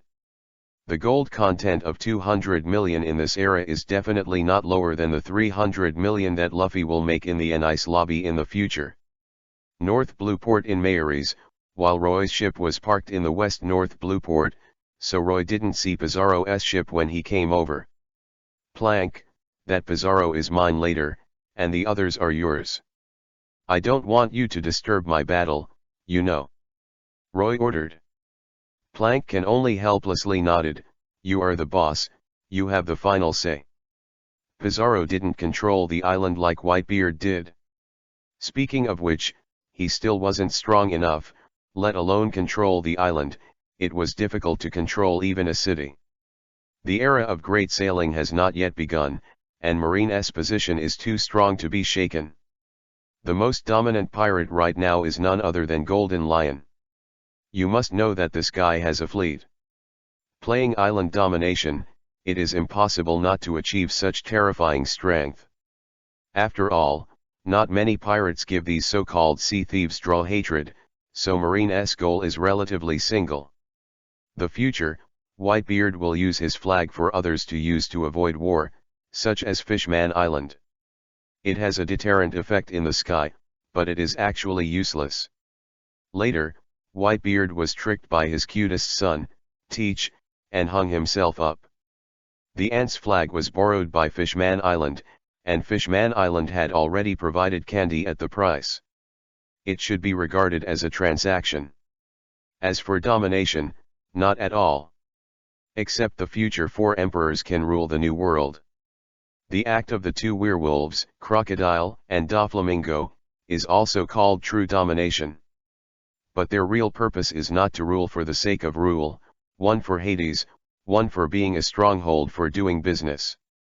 If you don't have the ability of the next 4 emperors, and you don't have the title of Shishibukai, if you want to rule the island, just dream.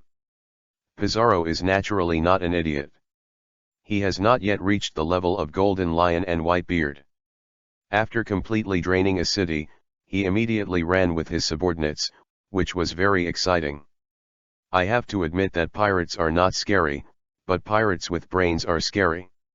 Captain, there is news that Vice Admiral from the Marine headquarters is coming here. A subordinate reported to Pizarro in the northern port of Mayeries. Then hurry up, subjects, prepare to retreat. To the next city, there will be no shortage of women and wine. Hearing the shout of the king, the courtiers applauded with great excitement. This is the case with pirates in this era. Compared with many people in later generations chasing the so-called One Piece, more pirates just enjoy the kind of murder and arson, the pleasure of getting something for nothing, and just enjoying life. It is precisely because of this that the pirates of this era are a bit sand sculptures, which also makes Roy a little uncomfortable. Brush. A golden spear penetrated the air. Pizarro's fighting instinct made him suddenly raise his palm up. The huge bracer on his right wrist blocked the holy light spear, but the spear was also deeply embedded in his body. The bracer, although it didn't pierce the flesh inside, was so powerful that he had to take 2 steps back. Oh yes, there are not many people who can block this blow. Roy led Plank out of an alley. Who the hell are you, meow? He heard Pizarro speak. Roy couldn't help laughing. This burly man, who looked like a big man, had a messy hair and a beard, spoke so yin and yang, like a father-in-law. The key is meow. What the hell is the suffix with wu? Are you kidding? Hearing Roy's laughter, Eunuch Pai's face turned grim, and the men who were carrying the goods on board were terrified. What Eunuch Pai hated most was the sound of others laughing at him, and he didn't want it either. It was so natural. Yes, what can I do? At the same time, Father Pai marked Roy with a mortal label. Whoosh! In just the blink of an eye, Eunuch Pai appeared in front of Roy, punched hard. Roy raised his hand to block it, and the two collided with each other's arms. For a time, Roy's windbreaker was blown by the strong burst of wind pressure. Flying around, a big hole appeared on the ground.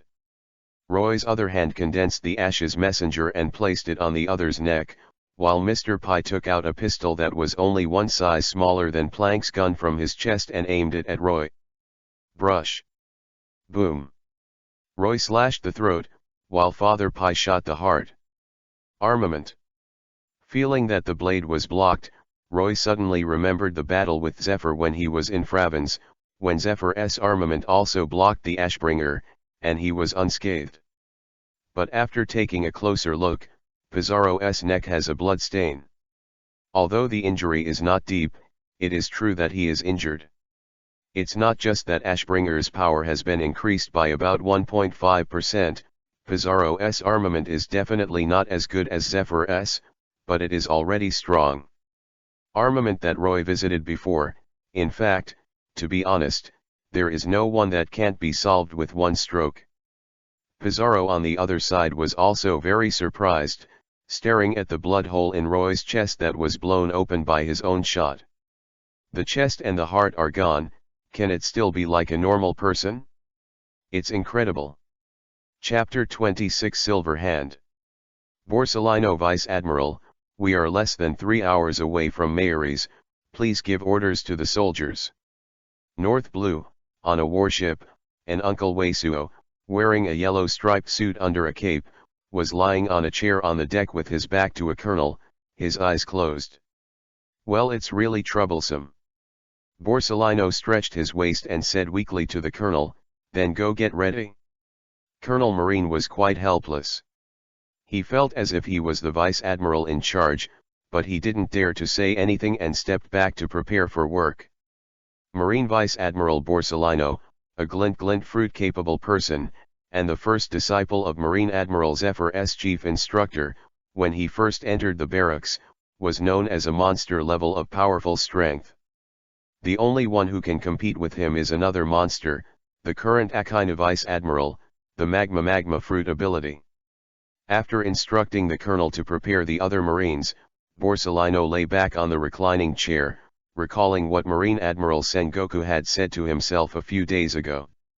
Borsellino, Mayeries, the largest trading city on the North Blue entrance to the Great Waterway recently, has not received military information for 2 months. I asked other branches to investigate before, and there is no news. It is 100% that something happened.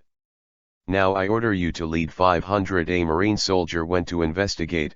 If the pirates make trouble, life and death are irrelevant.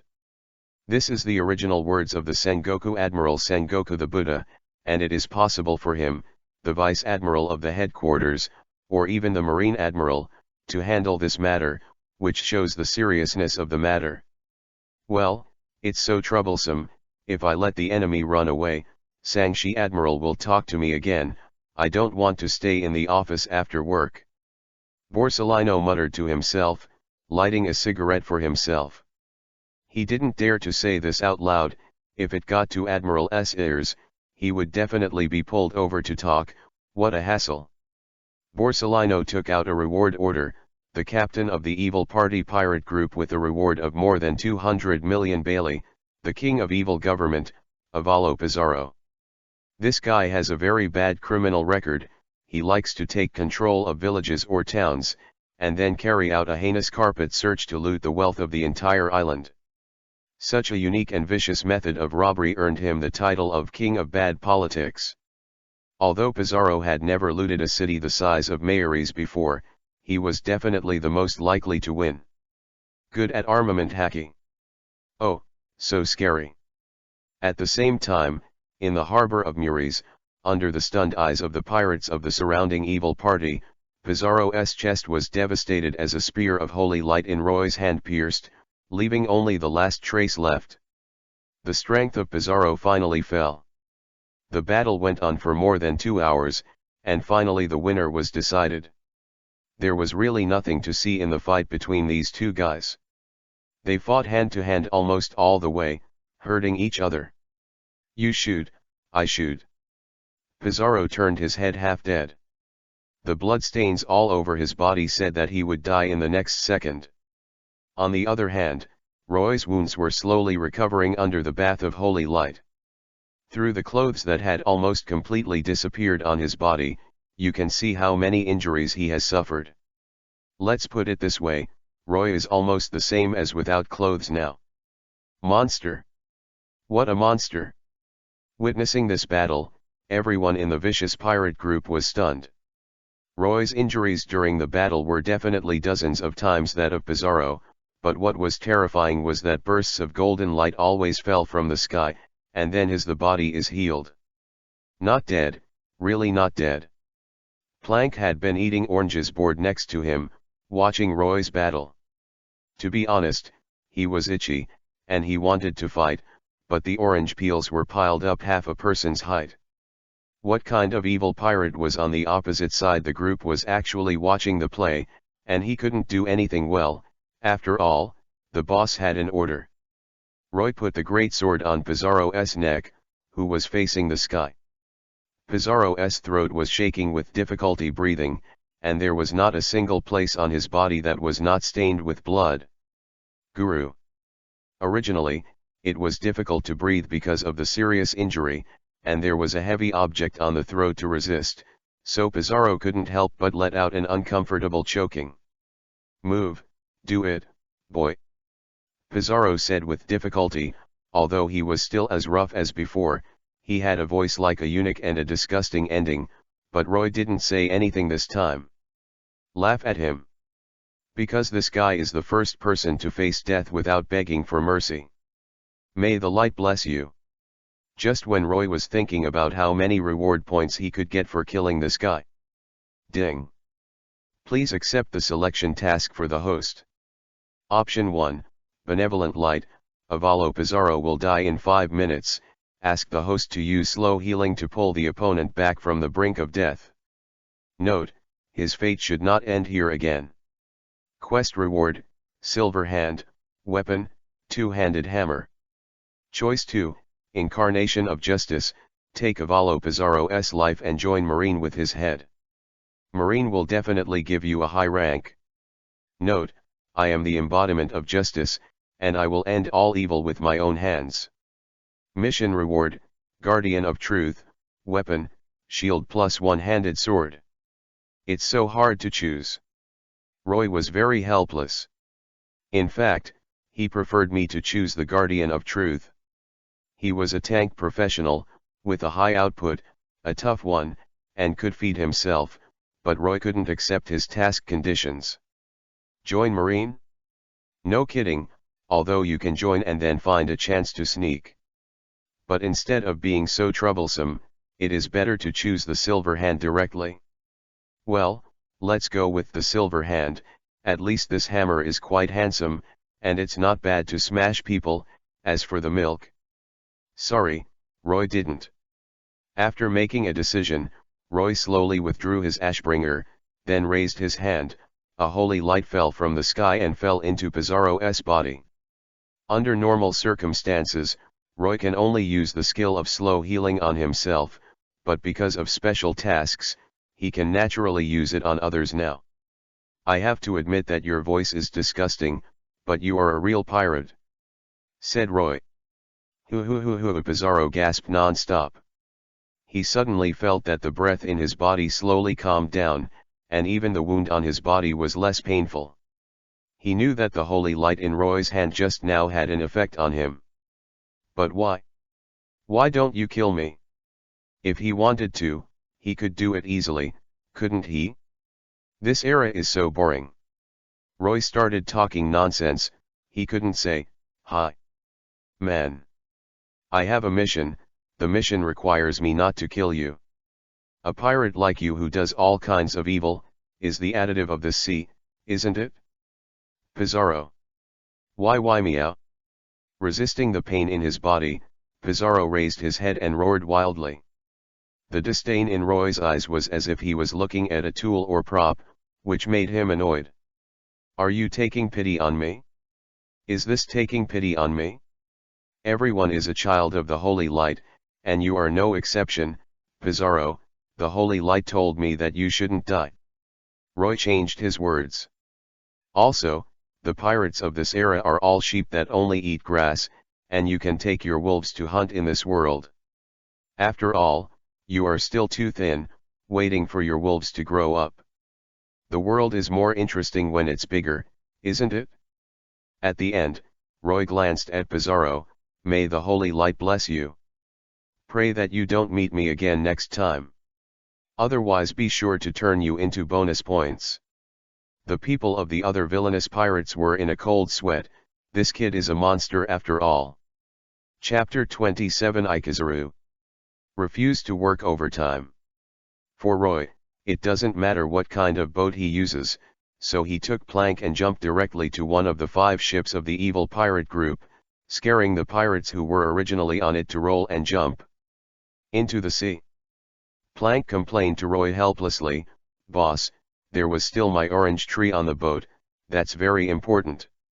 Roy asked back, "This ship has the property insurance they looted, don't you want it?" Plank then ran over to take the helm with a smile and drove the boat away.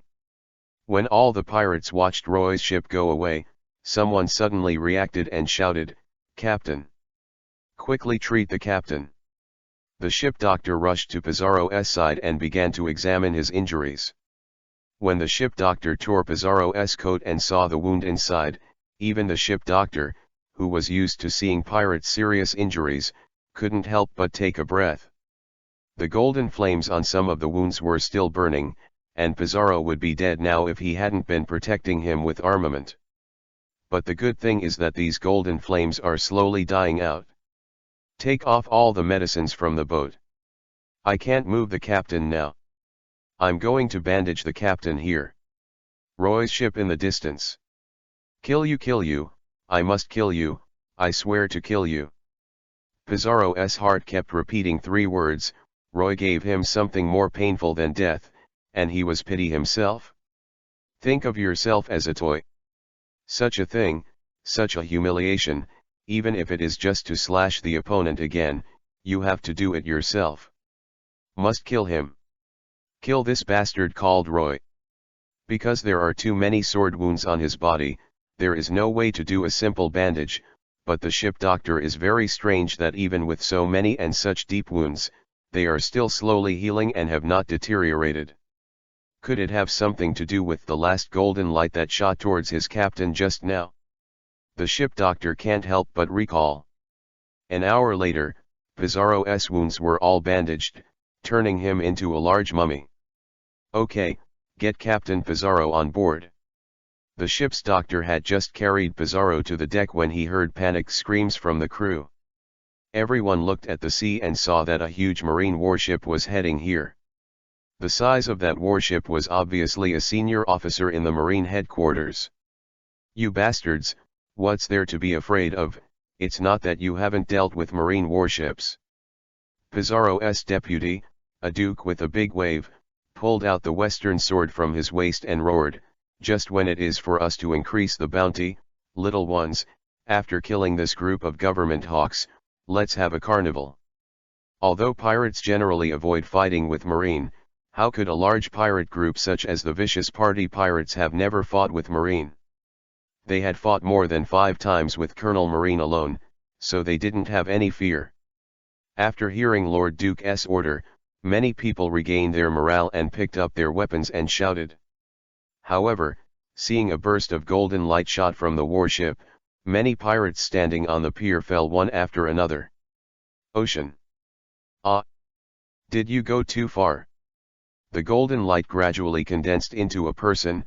Borsellino cocked his mouth, and he looked about 50 years old in his 20s, and said like a monkey, "Excuse me, can someone tell me where Creighton Rear Admiral is?"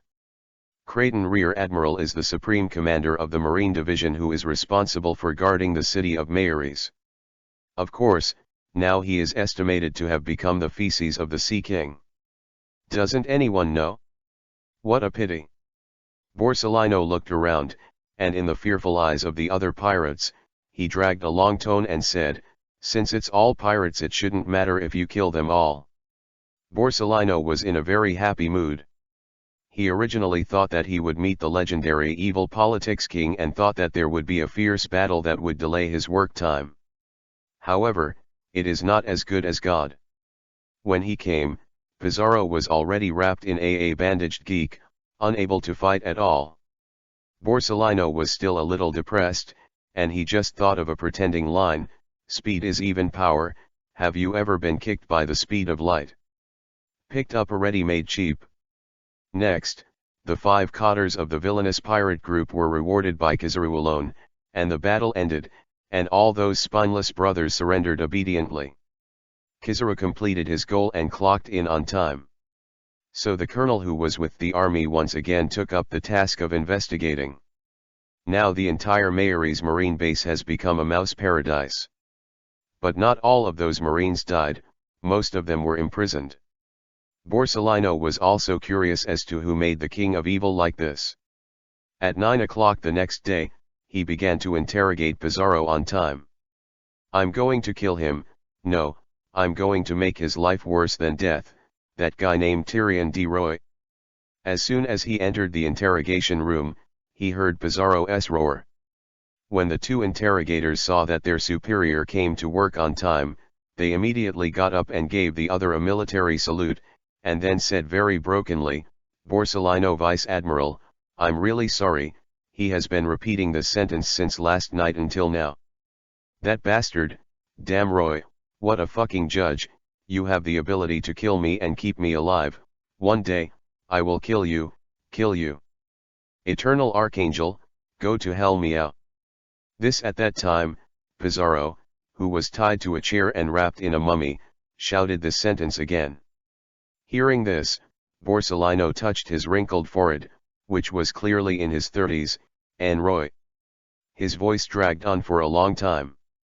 After thinking about it for a while, he suddenly remembered that cousin and teacher Zephyr did mention this name in front of him. Who is it? It seems to have been forgotten. Thinking about it for a long time, Borsellino swore that he would never desert him when talking to others. "Forget it, let's call Mr. Zephyr. I'm going to kill that hypocrite, Roy, aren't you the judge? Why don't you kill me meow?" Hearing another shout from the other side, Borsellino couldn't take it anymore, and he was about to blow his head with just this one shout. Quickly walked out of the interrogation room, took out the phone bug and quickly reported everything that happened to him. "I'm really happy I can get off work on time again today." Borsellino lit a cigarette, made a pot of hot tea and knocked his long legs onto the table, closing his eyes very comfortably. Chapter 28: Why use a sword when you have a gun? 2 days later, Roy and the 2 entered the great waterway smoothly. When they passed through the Twin Gorges, Roy was very disappointed because he didn't see the tearful island whale Laboon. Logically speaking, Laboon should be here at this time. Yes. Roy found the lighthouse keeper and asked, and only then did he know that Laboon at this time, although he had already started to go crazy, would still find time to go out for food. Roy left the Twin Gorges with a trace of regret and started the journey of the Great Waterway. Main attributes: Yamaguchi Yama Paladin Strength, 52%. Apocalypse Level, 51, Experience 15%. Weapon, Ashbringer, 32%. Haste, affects all speeds 118%. Additional weapons, Silver Hand, 1%. Total length is 1.6 meters and the weight is 96 kilograms. The hammer handle and skeleton are made of originium ingots, and the hammer body is infused with holy light. When he came back to his senses again to check the holy light rogue system, Roy had obtained a new weapon, another Holy Knight's artifact, the Hand of Silver. Very excited, he can finally hit people with a hammer. Roy doesn't like big swords. He always feels that picking up a big hammer and calling the enemy's face, the feeling of bursting pulp is definitely 100 times better than holding a sword, but at first glance, Roy can't laugh anymore. His dream is broken. This is really an out-and-out milk hammer. Silver Hand cannot be equipped with Ashbringer and Guardian of Truth at the same time. With the Silver Hand equipped, all holy support skills work on others, and healing skills do not require channeling. Strength minus 90%, resistance plus 90%, healing effect plus 90%. Gain new skills. Light Burst, throwing down the Silver Hand at the target, he will continue to summon holy light to bless and heal allies within a range of 6 meters to 1 kilometers, continuously recovering their injuries. Light of Martyrdom, after inflicting damage to self, heal allies' injuries. Light of Dawn, sends out a cone of holy light that heals allies within a range of 6 m, 1 kilometer. Hand of Sacrifice, transfer all damage of a target to yourself. Holy Shield, brother, you are invincible. Lasts 8 seconds. CD a day. Additional items, Hearthstone, can be bound to any location. After 8 seconds of continuous guidance, return to the binding location. Huh? Seeing the above skills, Roy felt a bit of a pain in the ass. Should he give up his DPS to beat the wet nurse? Obviously, it is impossible, although he can beat people with a silver hand. However, Roy clearly felt that this thing had almost zero attack power, minus 90% power. How could he fight? If you take this thing and fight Pizarro again, it is estimated that the two of you can fight for 3 days and 3 nights, and then Pizarro said to Roy, "You are so hard, I'm numb. You are not dead." Ah. Meow. Putting away the Hand of Silver, Roy has no plans to use him for the time being. Of Invincible plus Hearthstone made Roy's eyes shine, and he would never panic again and would be guarded by a corpse in the future. Find a chance to go for a walk around Impel Down, and then become an invincible Hearthstone. Thinking about it is exciting. The remaining Holy Light points are 1068 points, and the remaining skill points are 15 points. Roy directly replaced the skill points with experience points and added them to the experience of the DNF Apocalypse. Point skills. Now Roy can point all the skills. As for the nurse skills he just got, Roy thought they didn't exist at all, and it was absolutely impossible for him to want his milk, unless he recruited a beautiful lady in the future to cut the milk. Save the Holy Light first, it's quite fast. Maybe after completing a few achievements or tasks, you can summon the next partner. The next time he summons, he must summon a chef. After all, delicious food is a part of life, no food travel is so imperfect. In addition, Roy also got a very magical thing, Partner Skill Point X1. Companion skill points can be used to provide companion skills. So Roy opened Plank's skill bar. Passive Flaming Swordsmanship LV1, a superb swordsmanship. 1. Gunfire Negotiation LV1, normal bullet shooting. 2. Scurvy Therapy LV1, eating oranges can quickly recover from injuries. 3. Powder Keg LV1, throw out a powder keg, and it will explode when it catches fire, with great power. 4.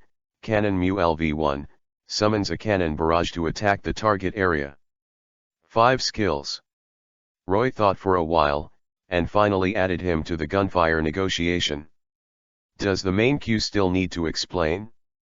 Who plays Plank and eats oranges? As for the powder keg, I have never seen this guy Plank use it, and Roy didn't use it, because the skill is grey, and it can't be used for some inexplicable reason. At the same time, Roy also thought of a problem, that is, when he met a Logia-capable person who was a muddy fruit before, Roy found a very embarrassing problem. Plank's bullets seem useless to Logia. System, how can I make Plank's bullets work on Logia? Roy asked thoughtfully, with sea stone bullets? But Plank used specific bullets, and his gun didn't need to be reloaded at all. Sea-stone bullets worked. Ding. As long as the host finds out how to make sea-stone bullets, all the partners recruited by the host who use long-range weapons such as guns or arrows will automatically be equipped with sea-stone ammunition. The system's answer made Roy a pain in the ass. How to make sea-stone? Although it was difficult, Roy felt that he had a goal for the time being. Actually, the host doesn't have to be like this. Plank's blazing knife method has its own real damage, which can hurt Logia. Generally, the partners recruited by taverns have the ability to kill Logia. The system explained. But Roy decided to get his hands on a way to make sea-stone. Plank's gunfire negotiation, ordinary shooting, can shoot 500 meters at the first level without reducing its power. It can be used as a sniper. Why should a sniper use a knife? As Plank himself said, why draw a knife when you can kill with a gun? Knives are just decoration. I really envy these guns. At this moment, a pirate ship 1,000 meters away was slowly approaching here. There is a pirate ship coming, just to test the power of Plank LV2 ordinary shooting. It can only be blamed that these pirates who hit the muzzle were so unlucky that they met Roy, who was eager to try the power of Plank's upgraded skills. In the past, even if he encountered a pirate group, as long as he didn't take the initiative to approach, Roy didn't want to take the initiative to attack, but the pirates were originally restless guys, and they basically started a war when they encountered pirates. However, it was rare for Roy to take the initiative to attack this time. Plank, try the power of your gun now. Roira came to Plank. Boss, do you think I'm that chick from Caitlin? That boat is at least a kilometer, my range is not that far, at most 500 meters, Plank complained. Well, wait until the range is in range and then shoot. Roy frowned. It seemed that after the skill was improved, the range did not improve. Boom. When the two ships were still 500 meters away, Plank pulled the trigger of the gun, and with the black smoke rising from the gun barrel, a large hole was blasted out of the hull of the pirate ship on the opposite side. Boom. The hull of the pirate group on the opposite side shook for a while, as if it had been hit by something. A man in a vest asked hurriedly, "What's going on? Did the gunfire on the opposite side so soon?" In this era, even cannons with a range of 500 meters are very rare for ordinary pirates. No, not. A pirate with a telescope stood on the side of the ship and looked into the distance, and said to the others, yes, the other party seems to be using a gun." Nanny? Hearing his words, everyone has a ghosted expression, with a gun? A gun can shake a pirate ship with a height of more than 70 meters, so why is it called a gun? The other pirate didn't believe him, and immediately grabbed the telescope and looked at Roy again, only to see that Plank over there raised his gun again. Boom. The telescope was smashed, along with his entire body. The power is about doubled, try again. Roy said to Plank with a smile. Naturally, Plank was not stingy with bullets, and he shot it again, and the hull on the opposite side shook violently a few times, and the sea water did not enter the cabin. Fight back, fight back. The captain of the pirate ship opposite finally reacted, but his shells hadn't fired yet. Boom. Plank fired another shot, and the 50-meter-long pirate ship was directly turned into two halves, the sawdust flying and sinking rapidly. Seeing this power, Roy swears that he must get the method of making sea stone. Chapter 29 Marine S Dignity. In the scientific laboratory of Marine S headquarters, Vegapunk dropped another drop of blood into the test bench, only to see that the golden particles of holy light were very active in the cell display on the screen. The blood dripped by Vegapunk was naturally drawn from Avro's body, but these particles quickly lost their vitality. Damn, it's the same again. When these particles leave the body, they will soon lose their function. Is it really because of belief in the so-called holy light? Impossible. It is impossible for this kind of unscientific basis to appear in the world. Power. Vegapunk stroked his unkempt hair, searching for nothing. At this time, an assistant wearing a white coat and a mask walked in. Dr. Vegapunk just dissected the subject, and found no difference, and the subject has been confirmed dead. Hey! Vegapunk sighed, looking like this research was going to come to an end. At this moment, the door of the laboratory was pushed open again, and just like last time, one person was still pushed over this time. Huh? Vegapunk's eyes flashed. Is this a new experiment? Well, but unlike last time, this guy doesn't believe in the holy light, but he was treated by Roy with the holy light in his mouth. Even without treatment, the injury in his body will slowly recover. A man in a suit said that the person who pushed this time was Pizarro, the evil king who was treated by Roy with slow healing. Oh? Vegapunk was interested again, and immediately launched an investigation with his assistants. But this time he behaved well and did not dissect the corpse to avoid the death of the experimental subject. Vegapunk is known as the man who led the world's mind for 500 years, and through a day of research, there are already some clues. Vegapunk took Pizarro's blood and injected it into the injured mouse. It only took an hour for the wound to heal completely. And in the next 2 days, the more this thing is used, the less self-healing power becomes. LV5 when the plasma is injected into the body of the mouse for the first time, then the second, third, and fourth times, only LV4, LV3. The more you use it, the less holy light particles it contains. Vegapunk was just passively accepting this experiment, but he himself became interested at the moment. Now he really wants to find out, what are those golden self-healing particles? It's not a devil fruit for sure, so what is it? The character of the mad scientist is revealed. But soon the bad news came again. The self-healing light particles in Pizarro disappeared, the slow healing effect that lasted for 5 days was gone. Pizarro was imprisoned in the deep-sea prison. Vegapunk immediately reported the results of the experiment. The world government had not given complete trust to this genius scientist who had recently joined the government, but he still read Vegapunk's experiment report. This kind of self-healing particle comes from a kind of power of belief. Belief in the so-called holy light can pray for such a self-healing particle, and can transmit this power to other people's bodies, but it exists for a short time. Avro, an experimental subject who believes in the holy light, worships Tyrion D. Roy to the limit. High-level government personnel began to be interested in this holy light. It would be terrifying if an army of such beliefs was created, and everyone had the ability to heal themselves. But the question also comes, so who is this holy light believing in? If you believe in the holy light, will you still listen to their government? Or listen to that Tyrion D. Roy? So the government's conclusion came out, Roy is extremely dangerous, and if the belief in holy light is spread everywhere, it will definitely bring great trouble to the world government. As for your own use, the government still does not trust it, and it is better to eliminate it directly than to win over it. This sun is so terrifying, he must not stay.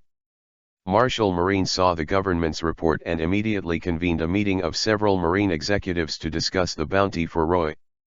But the result is predictable. Sengoku Admiral Zephyr and Vice Admiral Crane strongly opposed, because Roy has not done anything bad for the government and Marine. Now Marine's attention should be on Roger and Golden Lion.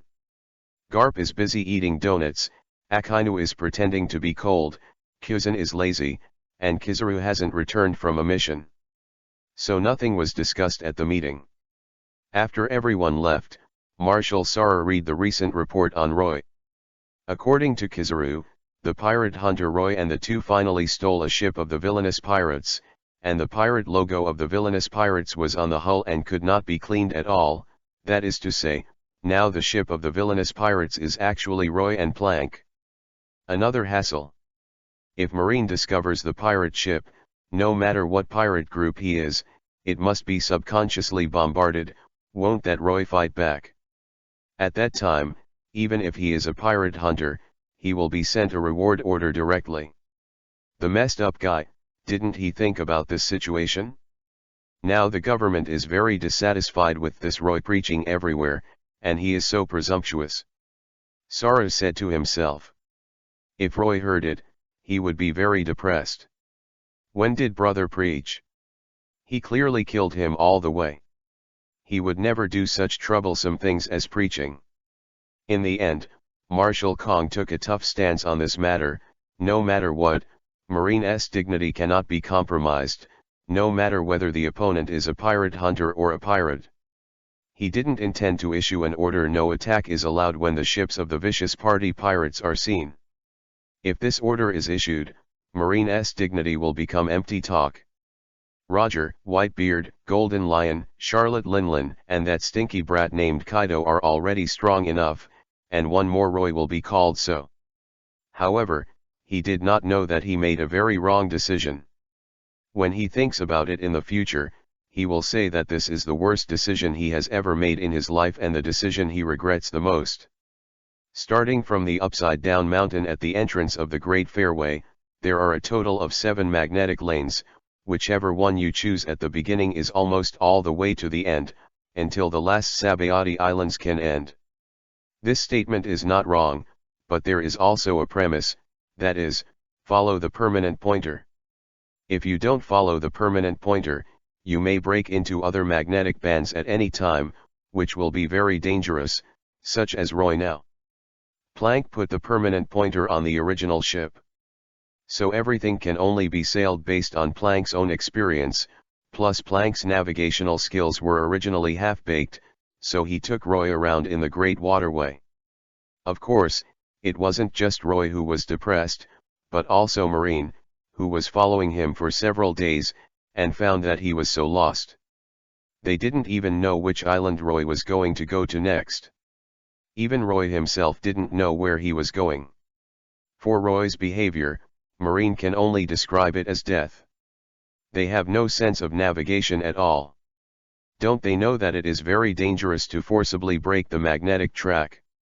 Now Marine doesn't dare to forcibly break through the magnetic track, unless there is an extremely powerful expert sitting in the town, and it will do so in an extremely urgent situation. And Marine was right to be concerned. Plank couldn't read the map of the Great Passage, because every track on the map was drawn straight. In fact, these were not straight lines. Roy and the others broke through 3 tracks in a row, and now the ship is about to sink. So until now, it is a miracle that Roy and Plank have not been rewarded. Roy is very angry recently, not only because of Plank's sailing skills, but most importantly, he received a prompt from the system that his first younger brother and first believer, Avro, died unexpectedly in Vegapunk. On the operating table, Roy was very angry. Brother, one day, I will overthrow the world government and avenge you. For his little brother, no matter how young, Roy will definitely remember their help to him. Uncle Avro, don't worry, I will definitely avenge you. Chapter 30 Vicious Obazan. At the same time as Roy and the two were crossing the track, the news of the evil king's imprisonment was also spread through the news bird, letting people all over the world know about it. What? Pizarro was knocked down? Who is it? Whitebeard, or Roger? Or maybe it's ULF's level. In a sea area of the Great Channel, a fashionable, but unflattering female pirate asks your subordinates. If it is really described, maybe he is Usopp's biological mother. He has the exact same nose, his eyes are extremely fierce, and his body is bigger than the average man. This person is Katarina Devon, known as the most vicious female pirate in history, currently offering a reward of 180 million Baileys for female pirates. Devon and Pizarro have also had several opportunities to exchange fire. Knowing the toughness index of that bastard, it feels like only someone of his level or above his own strength can do it. But to Devon's surprise, her subordinate said with difficulty after hesitating for a while, the ship, the captain none of it, the one who defeated the evil King Pizarro is a North Blue pirate hunter. How dare you lie to me? Don't dare, Captain, what's really written in the paper? No wonder that Devon is surprised. In this day and age, pirate hunters basically rely on some unprofessional three-legged cat skills to capture pirates and exchange money for money, just running around for a living. If he is really powerful, he will either be a marine or become a pirate. Pirate hunters are synonymous with third-rate levels. The king of evil was defeated by the third-rate level? I took over the newspaper from my subordinates.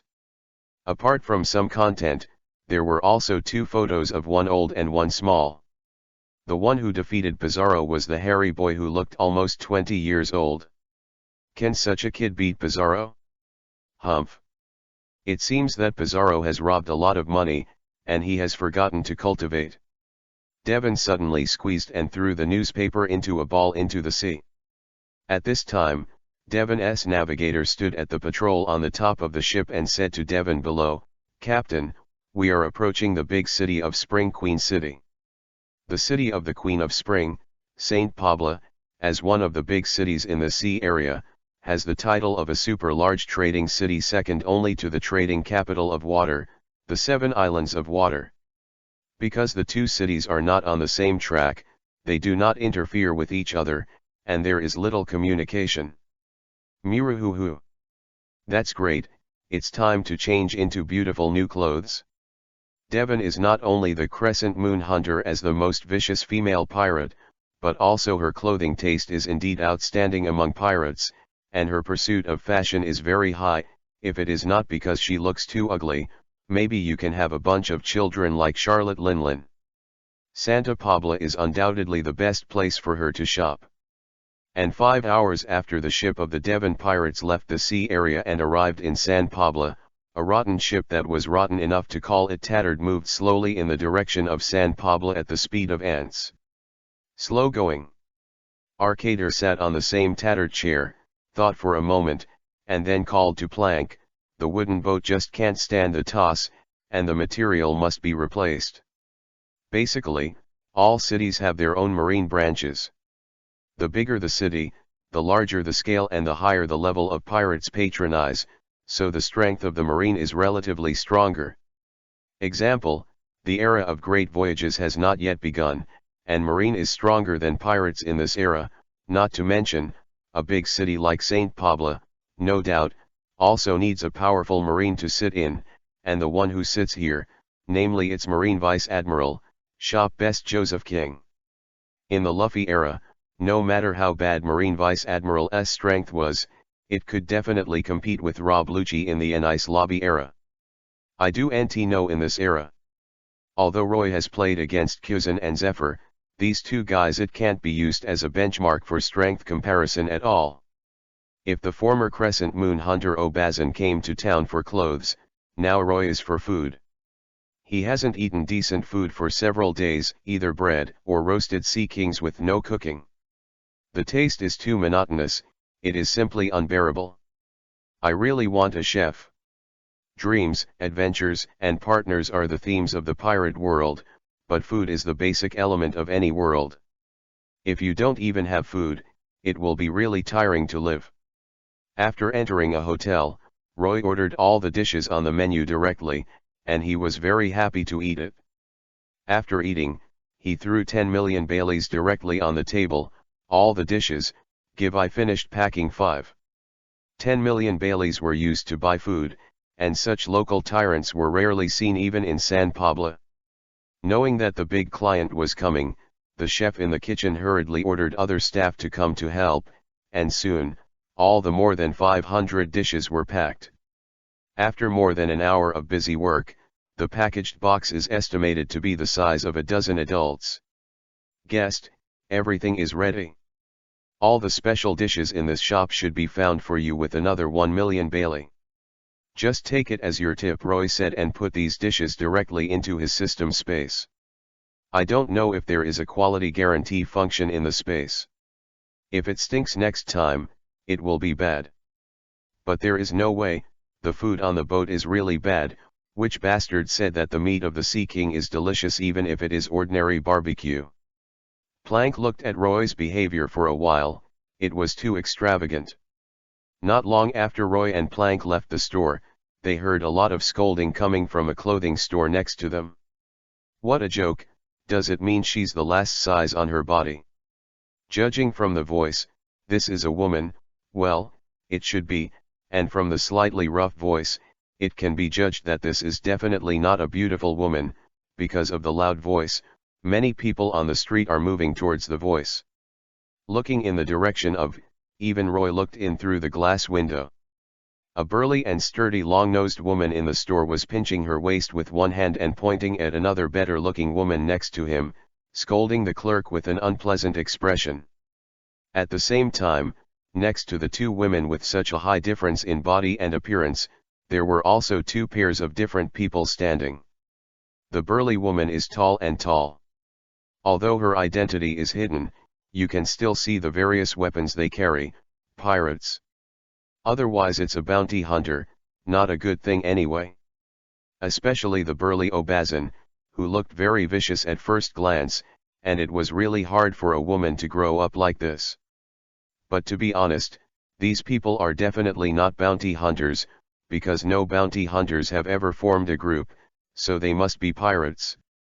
As a normal man, if you compare the two women in the middle of the crowd, there is no doubt that you should focus your attention and favor on the prettier one. But Roy just glanced at the beautiful woman with silver hair, and then looked at the burly woman with long nose very seriously.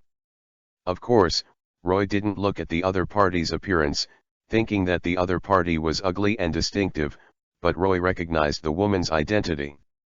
Chapter 31 Plank Fuck Her. Roy and Plank are different from Luffy, who has nothing to do all day.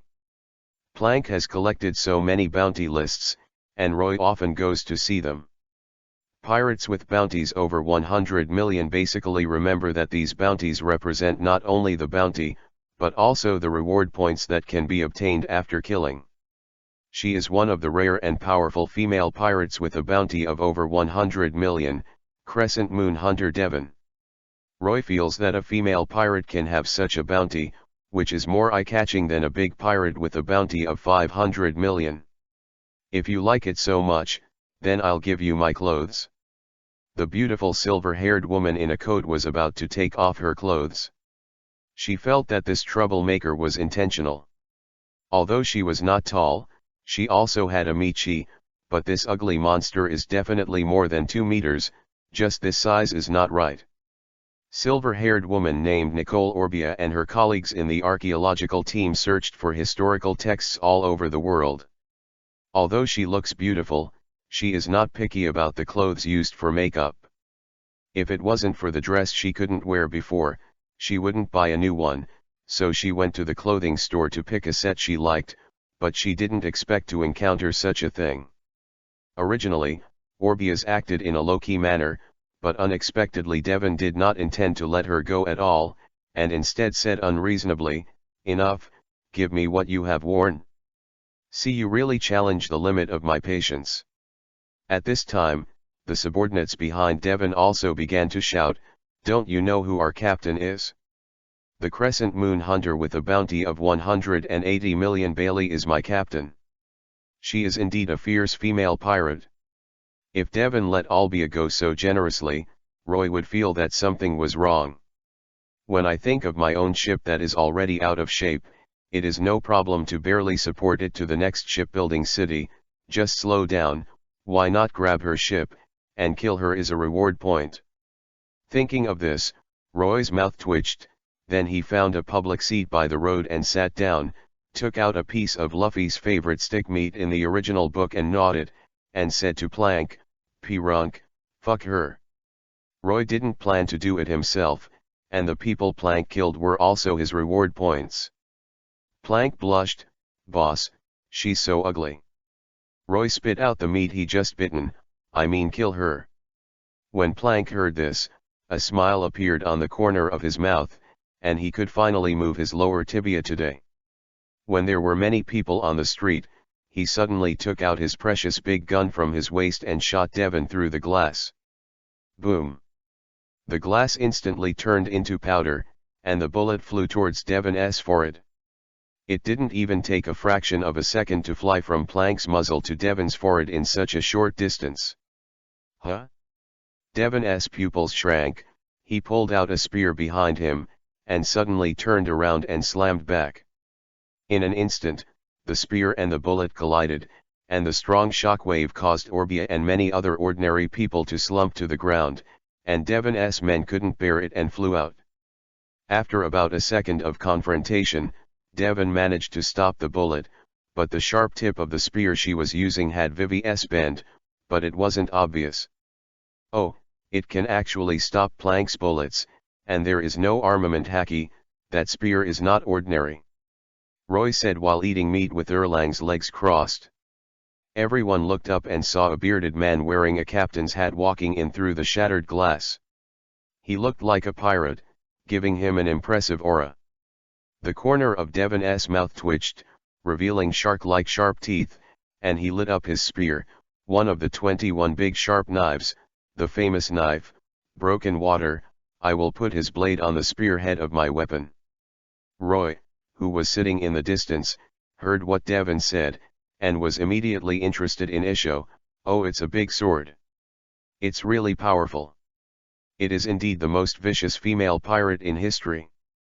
Plank saw his boss talking to Devon, so he didn't rush to do it for a while. Devon ignored Plank, but looked at Roy, who was sitting in the boss position. Pirate Hunter Tyrion D. Roy, I just received your news today. I didn't expect to come to you so soon. Want my bounty? Hearing what their captain said, the crew of the Devon pirates looked at Roy and Plank with wide-eyed eyes. There was such a thing. I only saw the news of these two guys in the newspaper this morning. I didn't expect it. It appeared one day. Roy continued to take a bite of the meat and chewed his stomach. Don't call me a pirate hunter, okay? I just kill some pirates occasionally to solve the problem of money and get some reward points by the way.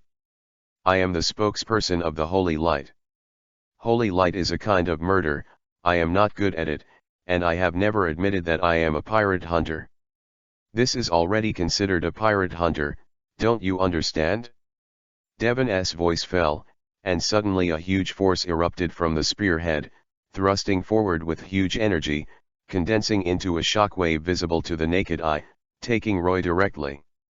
Dang!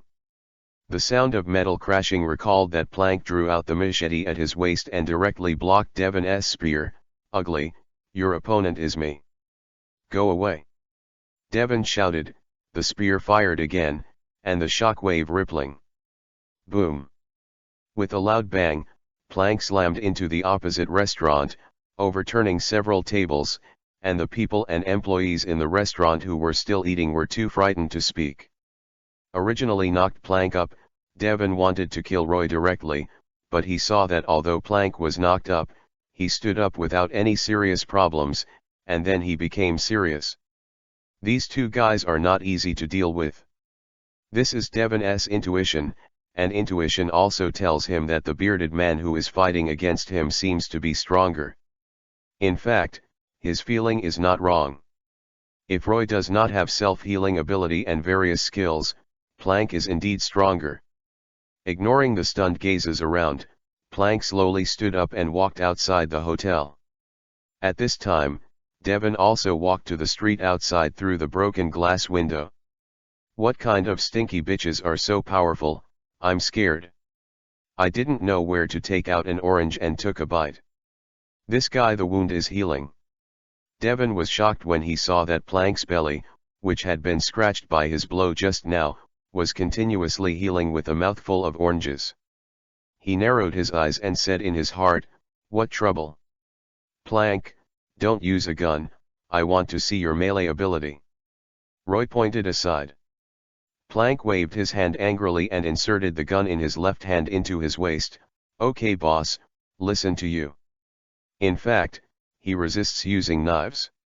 He even uses knives when he has a gun, which is a waste of resources, and he doesn't need money for bullets. Chapter 32 Spoiler Marine. Devon has just experienced Plank's bullets. The power of the gun is definitely higher than that of Pizarro. She originally thought that this guy is the same as Pizarro, mainly relying on gun attacks, and the knife is only auxiliary, but Plank actually closed the gun directly. This guy can't swordsmanship? The pirate world does not distinguish between swords, however. Devon was not too surprised, and immediately attacked with his spear. You'll see your own blood and bile right away.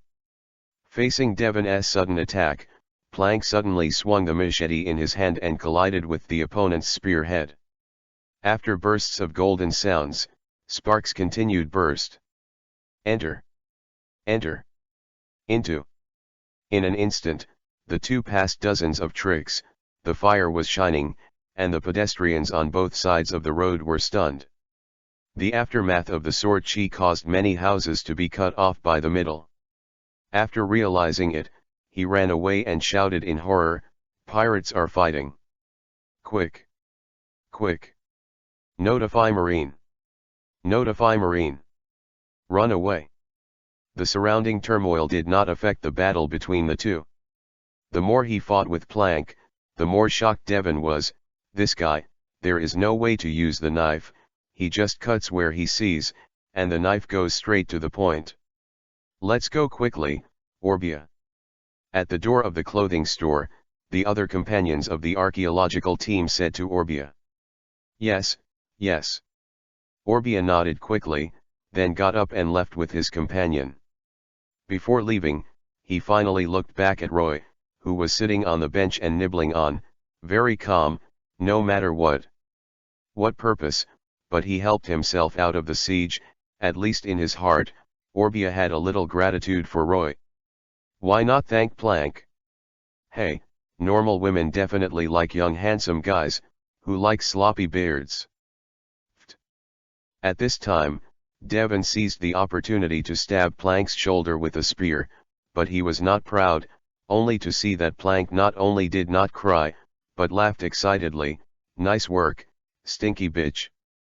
Plank swung the great sword in his right hand, and Devon immediately released the spear, sideways dodging Plank's sword. The machete draped violently on the ground, and cut a deep ravine out of the ground. Devon saw the timing, stepped out with his left foot, and plucked the spear from Plank's shoulder. She saw again that Plank's left hand didn't know where the oranges came from, and he ate it in one bite. Plank's right shoulder, which had originally pierced a blood hole, was condensing. No matter where he attacked, this guy could always pass through. Eating oranges to recover, although the recovery speed is not fast, but it does recover. Also, where did the oranges come from? Everything seems very strange. Is the other party the orange man who ate the orange fruit? Devon again with a powerful force. Swinging the spear sideways to resist, Devon stepped back dozens of meters, and flew the sword energy into the clouds, and the sky suddenly roared. It turns out that you can defeat that idiot Pizarro, I totally believe it. Devon raised his head and said, and glanced at Roy again, this Plank under his command is already so strong, that kid must be stronger. Captain, Marine is coming this way. Get out, Captain. At this time, the crew of the Devon pirates shouted to their captain, this is a big trading city, Marine's dispatching efficiency is not comparable to that of ordinary small cities, and Marine arrives unexpectedly fast. I know. Devon glanced at Plank and Roy, who was licking his fingers after eating and frowned Isho, but I don't think these two guys will let me go. Come on together. Kill them and leave. I'm about to arrive at Sabayati Island, how can I be loaded here? The other members of the Devon pirates rushed forward. Although their number was not as exaggerated as the Pizarro pirates, there were only 50 people in front of them, but in terms of quality, they were much higher than the villain pirates. Hoo. There was a sudden roar, and one of the Devon pirates turned into a nearly 3-meter tiger, opened his mouth wide, and charged directly towards Roy, who was sitting. There was a smile on the corner of Roy's mouth, and he chuckled, not moving at all, big orange cat, may the holy light bless you. Boom. Suddenly a gunshot rang out, and the huge body of the tiger froze in place. He stared at his body in a daze, and saw the blood continued to flow. Looking to the side, Plank held a large pistol in his left hand, the muzzle of the gun. White smoke. He had just seen the power of the plank gun, and he had already used the iron nugget skill, and thought he could stop it? No, not possible. This Zoan ability roared inwardly. He didn't know that he had been attacked by bullets a few times, but he had never seen a bullet pierce his flesh. Boom. Plank fought with Devon on his right hand, and the pistol in his left hand fired again. The huge impact force made the huge body of the tiger keep retreating. After finally taking 3 shots, his body finally couldn't bear it anymore. Treated and probably died. This is the power of the LV2 gunfire negotiation. Even if Zoan abilities use iron blocks, can't they stop it? Unfortunately, if you get the manufacturing method of sea stone, and the bullets have the effect of sea stone bullets, you can send this big orange cat to see the holy light with 1 shot. Roy shook his head and complained. Tai, brother Tai was killed, so easy to be. The other members of the Devon pirates kept shouting. Ilimo Tai, nicknamed Brother Tai, used to be Colonel Marine, and is now one of the main combat powers of the Devon pirates.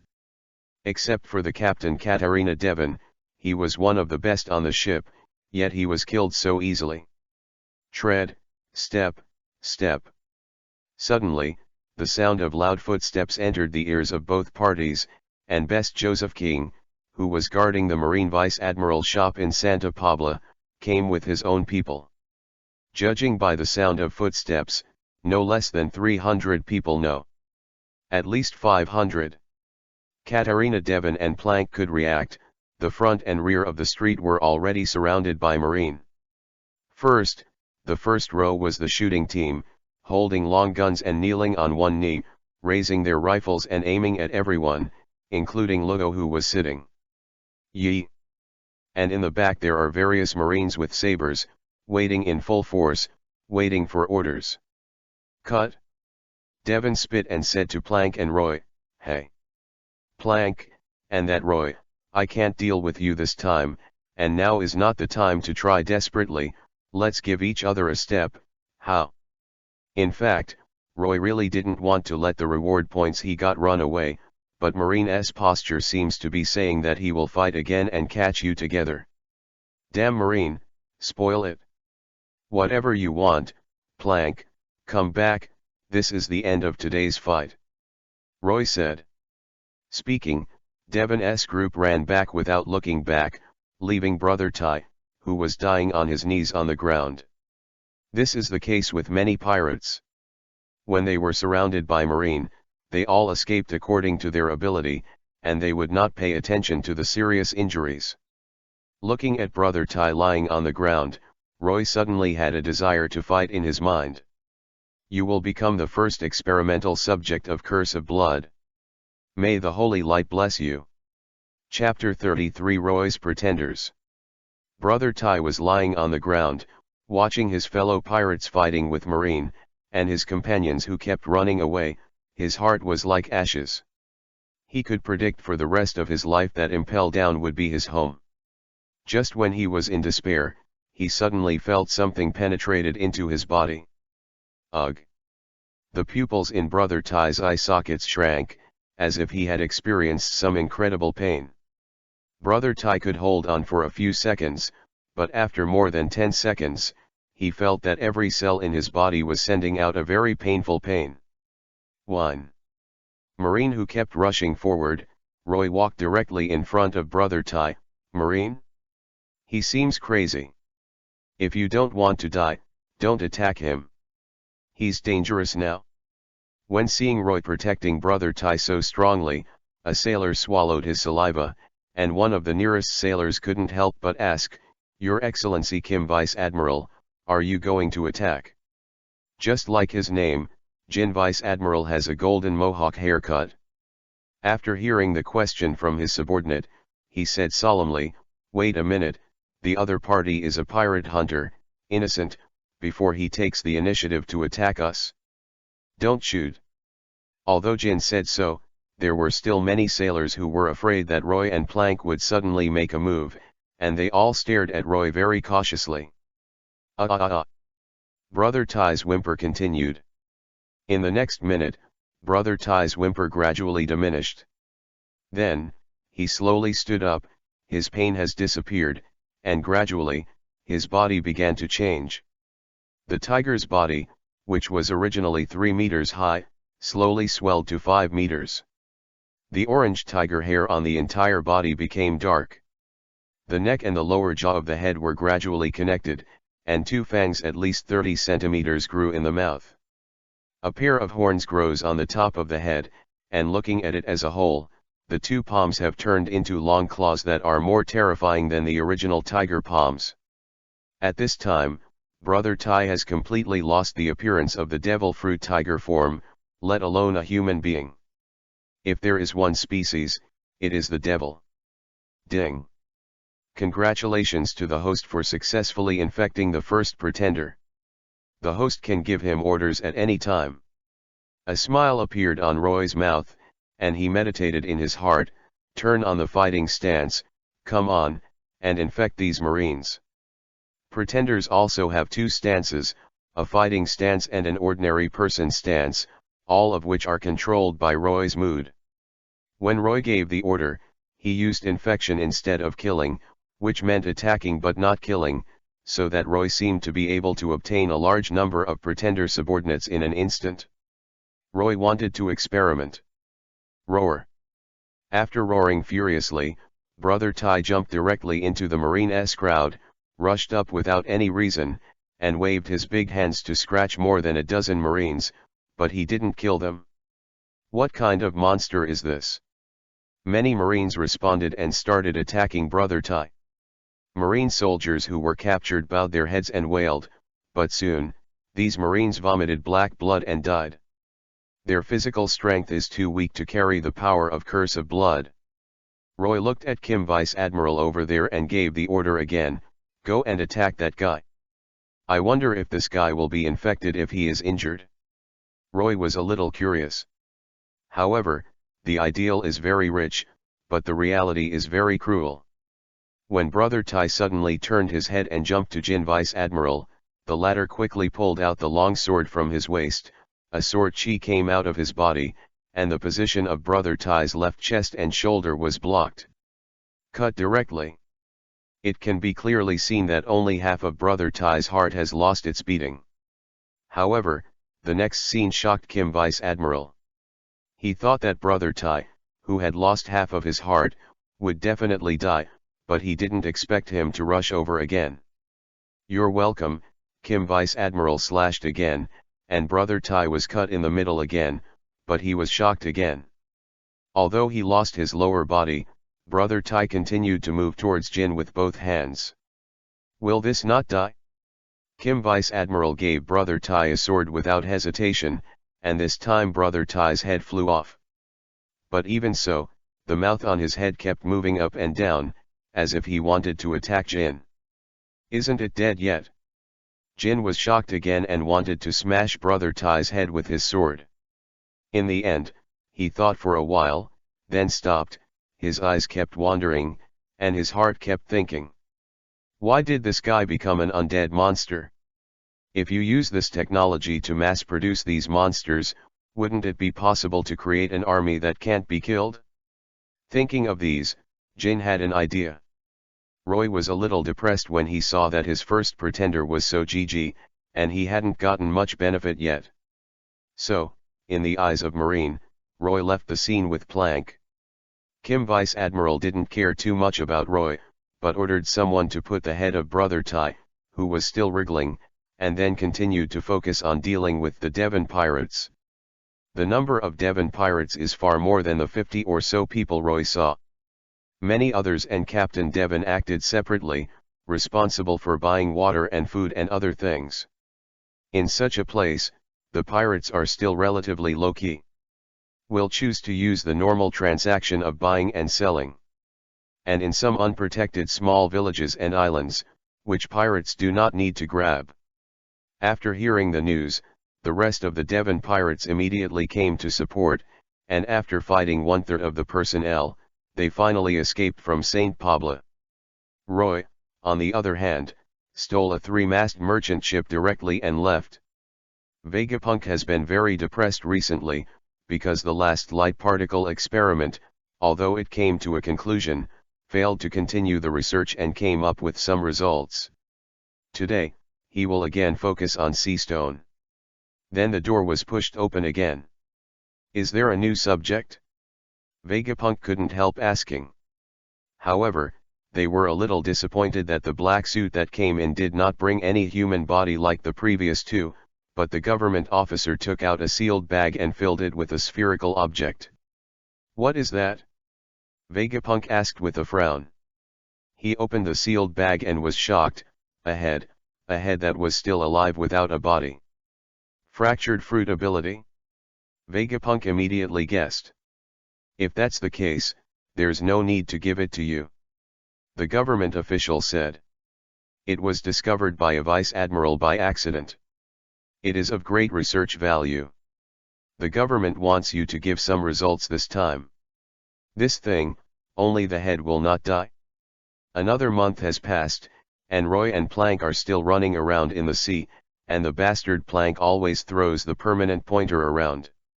Roy even suspected that this guy must have done it on purpose, so they crossed the magnetic track again. For this reason, they changed the boat again, and this time, Roy directly grabbed a warship. It is said that the quality of the warship is better. As for whether or not he will be rewarded, Roy doesn't care anymore, because he has already eaten the sweetness of killing Marine. No matter what level of Marine, as long as he is killed, he will have a fixed point of holy light. But unfortunately, this is an achievement Marine public enemy, kill Marine 56/1000, get 1 extra holy light for every Marine killed. I don't know if there will be a follow-up achievement after killing 1000 Marines. And this month, Roy also discovered a strange thing. Pretender brother Tai that I made last time will die if his brain is damaged, and he will lose control over him. Exist. Of course, this was not enough to shock Roy. Maybe his head fell into the sea accidentally, or was buried, and it would take a month for him to die naturally. But the number of pretenders is 6 more? And then 11 more. The end, there are 17 more in total. And they all came out in the last 2 days. Roy was curious, where did these pretenders come from? Infected by Tai Ge? It must be true, because he was the only pretender originally, but how did Brother Tai, who only had the head, infect the other party? And these 17 pretenders are like defective products, and there is only one status option, fighting posture. There is no option for a normal person pose. Chapter 34 Vegapunk's Experiment. Marine Headquarters, Marineford, in the Marshal's office, Sarah holds a bounty list showing a funny-looking curly beard, the future One Piece/King of Pirates Gold Roger, except that his current name is Gold Roger. Looking at the jaw-dropping number on the reward order, 190,000,000,000, 1.9 billion, Bailey, Sarah couldn't help hammering the table. He was in trouble, he was in trouble. Why doesn't this kind of person come to be Marine? And Roger, actually threatened to be a One Piece/King of Pirates. Find laugh tail, no kidding, Marine won't agree. But it's not without good news that the descendant of the devil Douglas Bullet actually quit the Roger Pirates and started his own business. Dong dong dong. Hearing the knock on the door, Sarah barely suppressed his inner anger and come in. I saw 3 government employees in black suits salute Kong Kong with a military salute and said, Marshal Kong, please come to the Scientific Research Institute. The government has a major event to discuss with you. Huh? Science Institute? Sarah's face froze. It was not a trivial matter for the government to find him in person. Without any extra thoughts, Sarah got up immediately. The world government is very satisfied with the Marine Marshal Sarah. He can do whatever he wants. He is the most obedient Marine Marshal in history, obedient like a. About half an hour later, in a laboratory made of steel, Vegapunk in a white coat was standing next to several senior government officials. No, they are not high level, but the supreme holder of government power, the organ directly under the Gorosei/5 elders, CP0. Have these guys even been dispatched? It's definitely not a trivial matter. Kong secretly said inwardly, ignoring CP0's people, he has nothing to communicate with the government's bullshit, even though he is one of them. Walking up to Vegapunk, he put his empty hands around his chest and asked, "What happened?"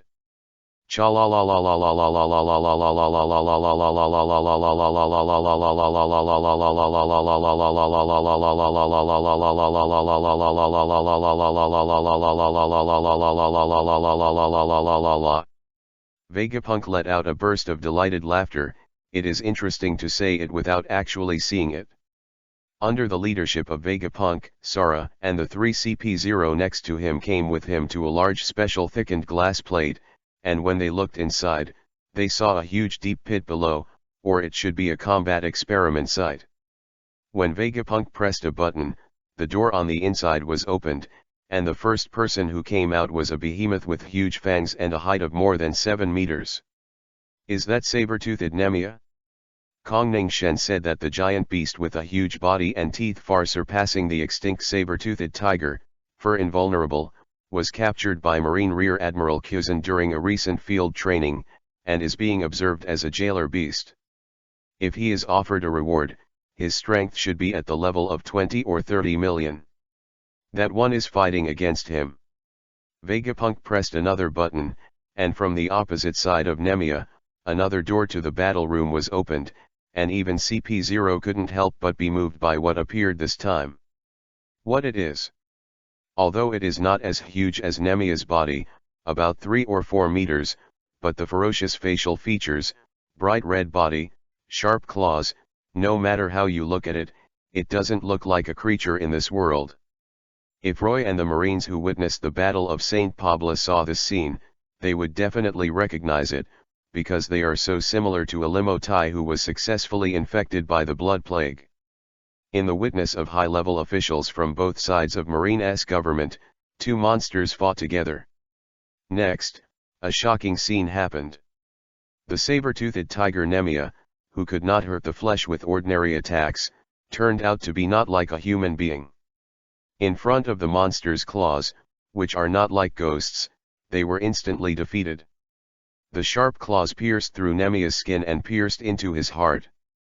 In less than a minute, everyone saw that Nemia's huge body fell down and quickly died.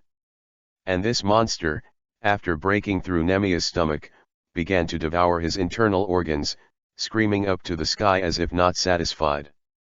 Just when Sara and CP0 were curious about this monster, Vegapunk took the initiative to explain, "This thing, we named him Brawler, it was sent by the previous government, the mutant corpse of a pirate in San Pablo something made."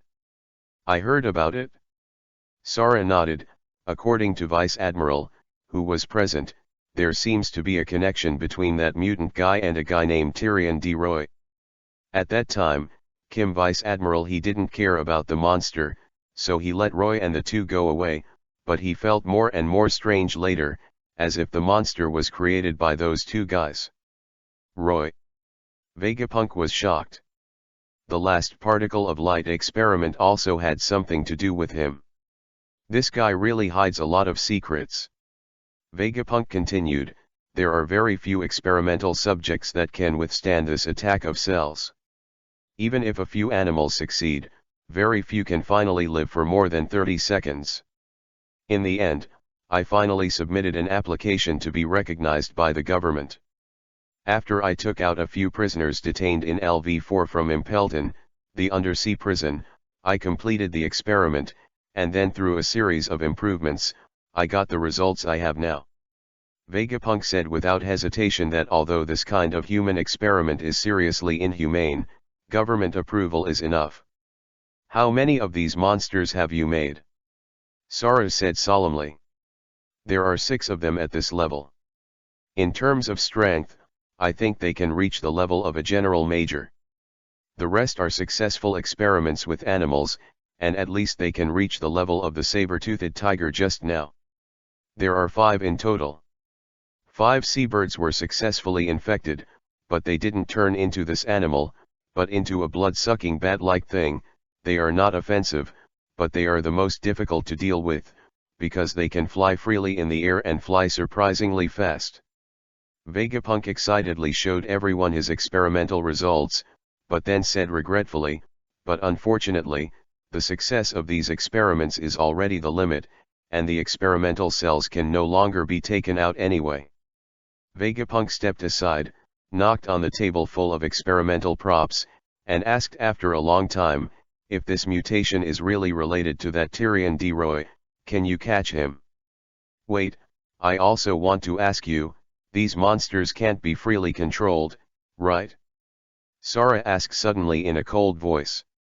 Vegapunk didn't hide it, saying, "Yes, after the infection is successful, although they will not kill each other, they will become monsters desperate for flesh and blood. They will not feel pain, and they don't even care about the slightest pain, and they will not be killed. Death, unless the brain is directly damaged, and the wound can regenerate over time. In essence, it is very similar to the pirate hunter named Roy." Pause, Vegapunk continued, "What would happen if you put them where the pirates are going to arrive, and then let them out?" Chapter 35 Roger Pirates. Everyone present looked solemn. Vegapunk put his eyes on Sara and sneered, "Marshal Sara, is the current Roger Pirates a big trouble?" "Well, do you consider experimenting?" Sara Vivi narrowed her eyes, "Don't you want to?" A few hours later, Sara got the latest news from the Roger Pirates. According to their current route, the Roger Pirates are about to arrive at Long Huan Island, followed by Seven Waters Island, then Sabayati Island, and then down New World. Kong fist slammed on the table and ordered in one breath, the implementation plan, dispatched by Vice Admiral Garp, Vice Admiral Akainu and Rear Admiral Kuzan, to conduct an experimental crusade against Sister Luo pirates. The main purpose of the two of them is to protect Vegapunk. The scientific experiment class completed the experiment, followed by the crusade against the Roger Pirates. After publishing the information against the Roger Pirates, Sara turned to look at the government representative. "Roy and Plank are pirate hunters and are not on the hunt for bounties, although it was confirmed yesterday that they were responsible for the disappearance of the warship." "Good thing, but how to deal with them is up to the government to decide. Marine can't get involved." "I know, I will report this matter." After getting the meaning of Sara, the 3 of CP0 turned around and left, and went to the place where the high-level government lives, Marijoya. The next day, Garp received an order to lead Kuzan and Akainu to ambush Roger Pirates at Long Roundabout. But this time, the focus is on scientific experiments, and more importantly, protect the genius scientist Vegapunk. On the other side, the government also took out its own actions to fight. Tyrion D. Roy was invited by CP7, a secret government agency. From CP0 to CP9, even Marine is a seldom-known secret organization directly under the government, a high-level government agent engaged in a series of shady jobs such as espionage, massacre, and assassination. In response to the research plan proposed by Vegapunk, it was decided to use the monsters he made from Ilimotai's head material to deal with Roger, and Roy was dealt with by the government. Marine or government personnel need to communicate with the pirate hunter Roy, which is not something to show off, so it is directly handed over to the secret agents who work in Umbu like CP7. At the same time, after considering that Roy had the ability to defeat more than 200 million pirates with a bounty of more than 200 million Baileys, the number of troops he dispatched was naturally not small. But thinking that he has the title of world government on his body, presumably the 2 pirate hunters will not do anything out of the ordinary. Of course, these agents don't know yet that Roy has already started hunting Marine, otherwise they would never be so calm. Almost all of the employees working for the world government are wearing suits as work clothes. At the same time, many people are proficient in Marine Rokushiki. Of course, they are also at the top level. Most of the work of assassination and murder is basically secret with military strength, cannons, and guns. Fixed. According to Marine's investigation, Roy is a bit of a neurotic god, while Plank is a pirate, especially the root of these two guys, who often forcibly break through the magnetic track and enter another navigation channel. It is very difficult to judge their sailing routes. But fortunately, the government has no shortage of talents other than combat power. Through calculations and predictions, it was confirmed that the warship Roy and the two robbed were about to log in on an island called Yasmid. The commander of CP-7, Omar Brad, was the mission executor who was responsible for meeting with Roy and inviting him to Marijoa. Dare to rob the marine warship, of course, is a dangerous person. The government can't be all a group of pustules who can only play cool. Brady and his men are also masters. More importantly, the place where Roy is about to log in, Yasmid, is very close to the marine headquarters and the world government. If he still has a little consciousness as a pirate hunter, he would not choose such a place. Do things with marine or even the government. When Blaird led more than 300 government employees in black suits to Yasmid, at the same time, Garp led the two main forces of Kuzan and Akainu, and a huge warship. Landing around the island. At this time, driven by the Marines, they were locked in a glass cover one by one, and the blood-cursed infected people made with the head of tiger as the experimental material were displayed in front of everyone. Except for the infected seabird that has a pair of wings, which looks a bit like a bat, there is no other thing that can be seen at all, but it will definitely be remembered just by looking at it. If Roy is there, he must be able to see it at a glance, the devil. Because of the application of Vegapunk's special anesthetic, they are currently asleep, but after many studies by Vegapunk, the anesthesia effect and time have been perfectly predicted. When Roger and his party land on the long roundabout, they will wake up. The scientist research team has come up with something inexplicable again. Garp said with a frown, these strange creatures gave him a very bad feeling, although it was not his opponent. According to the information, hide these guys in the forest to the east, where the Roger pirates will wait for the shore. Vegapunk has already made a plan to ambush Roger and his party, but to be precise, he just wants to leave some precious records about these monsters. Or how about marine and pirates, he doesn't care at all, only a scientific lunatic who cares about research results. The switches in the special glass case holding the blood-cursed infected are remotely controlled by a remote control specially made by Vegapunk. A few hours later, the voice of a scout came from the phone bug, I saw the pirate flag. I saw the pirate flag. That's right, it's the flag of the Roger pirates. Very well, we'll immediately evacuate from here to observe. Garp said quickly, while Vegapunk seized the opportunity and pressed the remote control switch in his hand. Those special glass boxes far away in the jungle on the coast were opened. About 5 minutes later, these strange demons began to open their eyes and climb out of the box, just in time to see the Roger pirates who had just disembarked the boat, which was parked on the shore. Yeah. That's great. Red-haired Shanks, who is just a kid now, can't wait to stretch after getting off the boat and shout, there are 2 more islands to reach the Sabayati Islands, and then there are Fishman Island and the New World.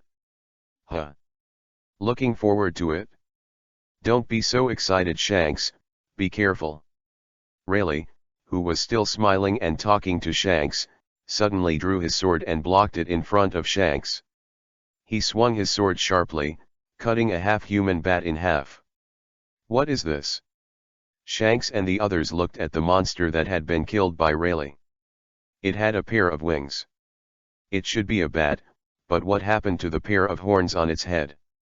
And the fangs in the mouth are very long and look extremely vicious. Everyone is ready. The enemy is coming. Captain Gold Roger said aloud. Everyone looked into the forest and saw a group of monsters eating red bodies rapidly approaching. The number was above the Roger pirates. Chapter 36 Domineering President fell in love with me. Then that what kind of monster is that? It's so scary, this island. Buggy was so frightened that his tongue started to knot when he saw the blood plague infected people rushing towards him. The enemy he had never seen was the one. The most terrifying thing is that the enemy looks so hideous. Shut up, Buggy. Roger stood in front of Buggy, his huge mouth twitched upwards on both sides, and he let out a soft hum. An instant, Conqueror Hacky erupted. The future Hacky of One Piece/King of Pirates, I don't know how much stronger than Luffy and Doflamingo. Under Roger's Conqueror, there is no invincible enemy. This is the confidence of everyone in the Roger Pirates. But then, a scene that made everyone unbelievable happened. I saw that the unprecedented monsters only paused for less than 2 seconds, and then rushed over at an extremely ferocious speed as if they had been provoked. Roger's Conqueror is actually ineffective. First time seeing such a thing. Could it be that the level of those monsters is too high and their strength is too strong? But just now a strange bat was killed by Rayleigh, and the strange bats flying in the sky didn't faint. Roger and the others didn't know much about the curse of blood. Conqueror Hacky mainly uses a powerful king's heir to make the opponent surrender and fear, so as to achieve the ability to lose combat effectiveness. But these monsters naturally didn't know what fear was, and naturally, the Conqueror lost control. Boom! An infected person the size of a rhino pounced on the crowd, followed by a second, and then a third. In that case, let's fight, little ones. Roger roared and drew his knife. The rest of the pirate group also reacted and took out their weapons to face it. An instant, the strongest Roger pirates in the pirate world fought against the infected legion created by Roy's blood curse and Vegapunk's technology. CP7 and Roy met here on another small island, Yzmid, very close to the water capital. Here, in a small town in Yzmid. In a tavern, when a large number of men in suits walked in, other customers stepped aside in fright. Bradley, the #1 officer of CP7, spotted the backs of the two sitting on the bar at a glance, glanced at the surrounding civilians, and said condescendingly, "We are the people of the world government. Irrelevant personnel, I will give you 5 minutes to leave. This small island is not a place where pirates like to gather, most of them are civilians." When I heard the words world government, I was so frightened that I was about to wet my pants, and without saying a word, I rolled out. Among them, it also includes the bartender who served Roy and the two of them before. Roy took a big sip of the dark beer in his hand, and it was really delicious. The beer in the One Piece/King of Pirates world was really delicious. Compared with other beers in Roy's previous life, it was simply swill. Although I don't usually like to drink dark beer, this thing is more exciting than yellow beer and white beer. After speaking, Roy drank the remaining half of the beer in one gulp. Shengguang praises these fine wines. Plank haha isho, boss, rum is the best with oranges. Pirate Hunter, Tyrion D. Roy and Plank, the disaster of the sea, it's the first time we meet, please advise. Bradley spread his hands and walked behind Roy and Plank. The world government is very interested in the two of you. Originally, I planned to secretly invite you at sea, but now that I have met you, allow me to go to the gate of opening. After a pause, Bradley's pupils condensed, can you come with us, please? May the light bless you. Roy's shoulders shrugged and he turned his head. The face that was only 15 or 16 years old appeared in front of everyone. Although he was extremely young, no one dared to look down on him. There was an inexplicable look on Roy's face. Inviolable deterrent breath. It's the first time I've met someone from the world government. Why should we go over there? Would you like me to drink tea? Roy asked. Plank, who was on the side, did not speak, but the fierce look in his eyes could not be concealed. As a pirate who traverses a raid, what he hates most is the people of the government, the system said so. This is a secret, and we can only explain it clearly after you arrive. Bradley said calmly. The behavior of the world government is indeed the same as the rumors say. Each and every one of them is a domineering president, but I have no interest in a domineering president. After Roy finished speaking, he led Plank to the door, and when Roy and the two just walked among the government's suit agents, everyone immediately took out a gun from their suits and aimed them at their heads. "You two, you are playing with fire. Oh, that's not good. Do you just want to use force to subdue people?" Roy chuckled, not at all afraid of being pointed at by a dozen guns. "I'm sorry, I hope you can know that this island is very close to Marine headquarters. If a departure order is issued, it won't take long to get here. The situation is favorable for us." Bradley said the reason he was sure. It was very close to Marine headquarters. If Roy made trouble here, it would definitely not end well. Brush. However, the answer to Brady was a hammer that suddenly appeared, and an agent holding a gun was instantly smashed to the head by the trial. The ash messenger in his hand condensed, waved it down in a circle, and instantly fell several agents, all of which were cut off by the waist, and blood splattered all around. "Bastard, don't take the government seriously." Bradley roared, "Shoot, shoot."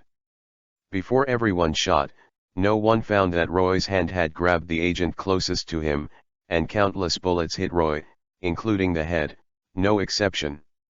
Agents who can participate in CP work, even pawns, have certain skills. Even in such a situation of looting and shooting, there was no accidental injury. Roy's head exploded like a watermelon. As for Plank, he pulled out his machete, blocked all the bullets, jumped into the air, smashed through the roof, and ran away. Roy had just told him to go directly to the boat, and he would arrive immediately. Plank believed Roy's words firmly and did not want to fight. "Sir, ran one?" an agent said when he saw that Roy was dead. "There's no need to chase, that person should just ask Marine to issue a wanted order. Our target is only Roy. Now that the target is dead, go back to life," Bradley said without any emotional fluctuations. Suddenly, only the three agents closest to Roy were heard screaming. Everyone stared at them and saw that their bodies were wrapped in strange golden rays of light, and these rays of light were like flames, as if they were burning their bodies. Also standing Roy's body was bathed in the same holy light. Chapter 37 Resurrection Coins and Disguise. The three agents were shrouded in golden purifying flames and wailed in pain. In just 3 seconds, they turned from flesh and blood to skeletons, and then from skeletons to powder. Roy, who was also shrouded in golden light, was in the exact opposite situation. These holy lights began to make up for Roy's body, and even his clothes recovered in less than 3 seconds. Consumption of resurrection coins is -1, and the remaining resurrection coins are 55/59. This is a new system function opened after Roy captured the Marine warship and killed the 56 Marines. Although the system has said before that there will be resurrection coins, but it has not been opened. Now, Roy finally figured out how to obtain resurrection coins.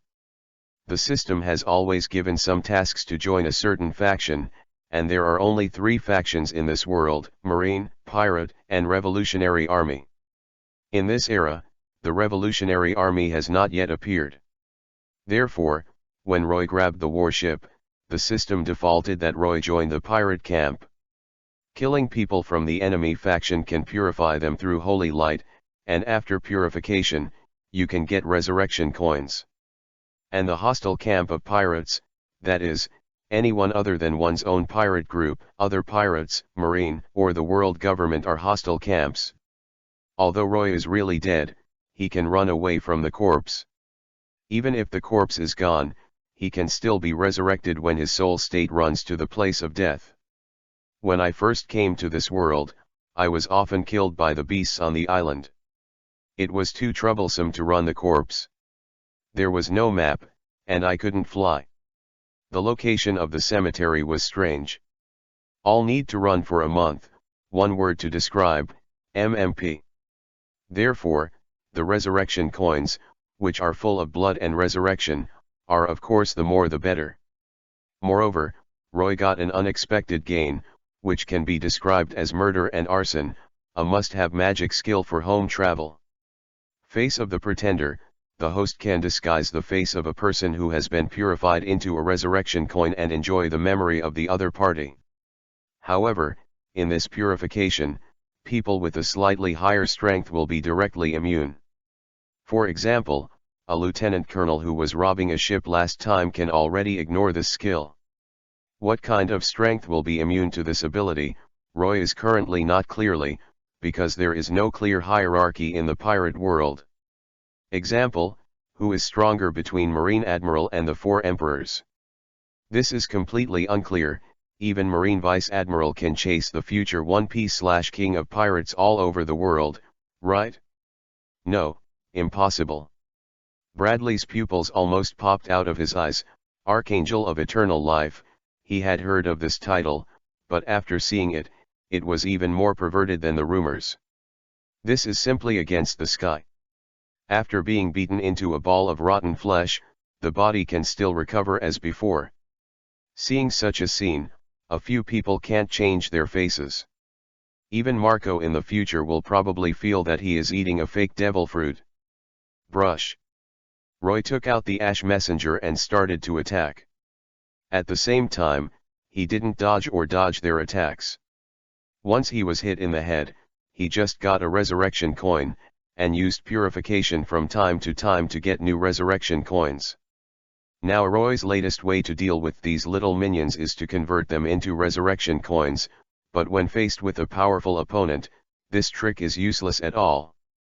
For example, after fighting with the Whitebeard pirates, and being analyzed by Whitebeard, who is better than Whitebeard, will it give you a chance to absorb resurrection coins?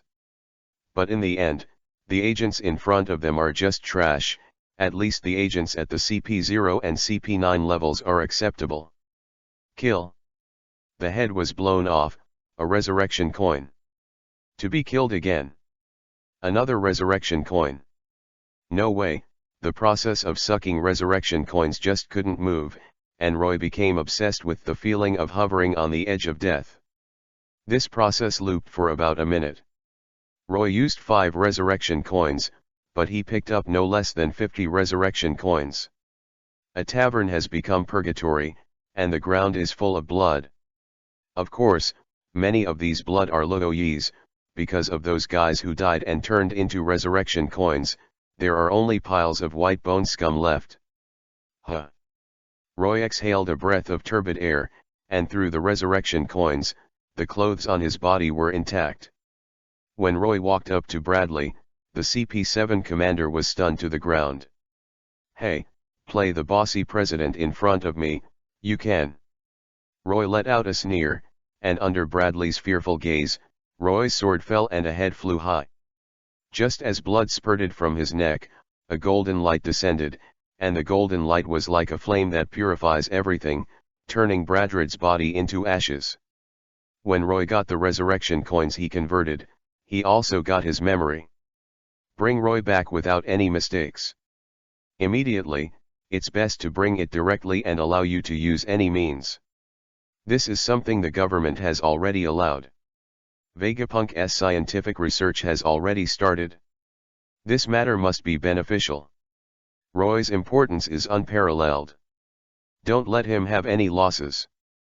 Bradley's memory kept pouring into Roy's mind. In his memory, several men in masks and white clothes gave orders to him, but their identities and deeper content could not be obtained. No. Although you can get the other party's memory, you can only get a part of the memory you want, not all of it. Otherwise, a lot of memories will flood in, and even the other party will know how many women he plays in a day. Egg use. Roy raised his head slightly and said to himself, the world government is looking for me. If it wasn't too early now, I would have thought that this was to select the king Shishibukai. Shishibukai, under the king, was a period of time after the opening of the era of great sailing. Because of the big treasure One Piece, a large number of pirates flooded into the sea and entered the Great Channel, resulting in the marine forces unable to compete with the pirates, and had to resort to conscription. The method of the big pirates to suppress and balance the pirates. If it was 10 years later, Roy would definitely think that this group of people came to invite him to become Shishibukai, although Roy was not interested in being a Shishibukai. Cover up history, control the world, and then directly attack me? Are you acting too fast? The world government. Roy didn't know whether it was excitement or a helpless sigh, and then opened the door and walked out. The leader of CP7 just said that it was close to the Marine headquarters, right? In other words, it is not far from the Sabayati Islands in the first half of the Great Channel. Sure enough, the journey was a little too peaceful. Roy sighed and said, thinking about the hard-working Luffy and the others, not to mention the journey of East Blue, the journey of the first half of the Great Channel is not too exciting. First it was the Drum Island in the Snow Kingdom, and then I played a game with Crocodile, and then I went to the sky to play video games, the Island of Seven Waters, a series of an ice lobby, and a series of devil sailboats. Compared with him, he is too bland. Although Roy thinks so, it is not the case. Although this era is not as chaotic as Luffy's era, he has killed a lot of big pirates along the way. It may be that Roy's starting point is too high, and he is already strong as soon as he goes out to sea. Moreover, the authorities are fans.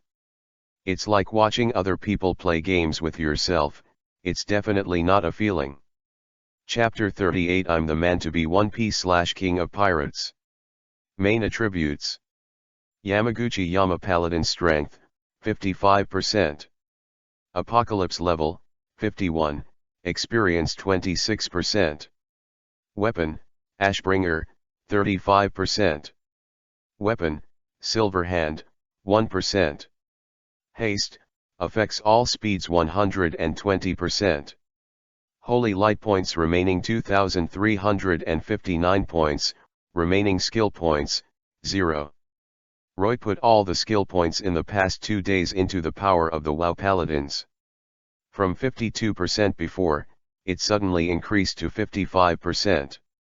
Don't underestimate these 3% points. Roy feels that his own the strength has increased by more than 10%.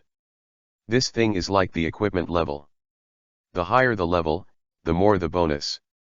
If it is 99% to 100%, Roy is estimated to be able to more than double the strength. Roy hasn't spent the Holy Light, and with more than 2,000 points left, he can recruit new partners again. Thinking about these questions, Roy rubbed the Hearthstone, left Yasmid Island, and returned to the robbed warship. This time he clearly told Plank that the next stop is the capital of Seven Waters, because Roy wants to build his own boat, so it is not a problem to use other people's boats all the time. Since he feels like a pirate, then, how can you not have your own pirate ship? Pirate flag, Roy has already thought about it, is the head of the WoW Paladin T2 suit, plus the cross pattern of his two weapons, the Silver Hand and the Ashbringer. But after drawing for a long time, Roy didn't draw it. It was too difficult. He finally knew why pirates like to draw skeletons, because it was simple. As for the name of the pirate group, I have to think about it. Of course, it must not be named after Plank, Orange and Gold Coin Pirates, what the heck. Just a few hours after Roy left, seeing that the tavern had disappeared for a long time, only someone in the village dared to look inside. However, when the owner of the tavern tremblingly opened the door of the tavern, the hellish scene inside suddenly made her scream. There were no corpses, but most of the floor, walls, and even the ceiling were stained red, and the ground was covered in white unknown powder. The weird thing is that no one is there. Are you saying they're gone? Although it feels incredible, all of them can only think so, otherwise where would all those people go? Been eaten? However, it is true that, to a certain extent, they are indeed eaten. People tend to believe what they want to believe. Based on the principle that one more thing is worse than one less thing, this thing is hidden in the hearts of the villagers. Naturally, the bloody tavern can no longer be used, and the owner also considers himself unlucky. But the ability of the world government is far from what the common people here can imagine. In less than half a day, because there was no contact from Bradley, the people in the government knew that something had happened. There are hundreds of people dispatched this time, and it is obviously not simple that they will not hear from them collectively. In one of the government's rooms, the curtains were only opened a little, and sunlight leaked in through the cracks, but still couldn't see what the people inside looked like. They said in a very deep voice, "This is we need to investigate carefully. CP7 will be completely wiped out, so let's send CP0 to investigate." "Hey, he's just a pirate hunter, do you need CP0 to go out?" "The target doesn't matter, the situation is serious enough for them to take action," the person who spoke at the beginning said firmly. At this moment, in the sea area where Changhuan Island leads to the capital of water, the atmosphere on the boat of the Roger pirates is depressing. The original Roger pirates were not many, but 16 people, who were called the same level as Roger. The Whitebeard pirates and the Golden Lion pirates are nothing compared to each other. However, because of the elite route, it is very similar to the future Straw Hat pirates. But the monsters he encountered in the Battle of Changhuandao the day before yesterday were really a piece of cake for Roger, but the point was that these things were too difficult to kill. A knife pierced the heart, useless; pierced the throat, useless. And these monsters have no pain at all, and no matter what damage is not fatal, they still attack like nothing else.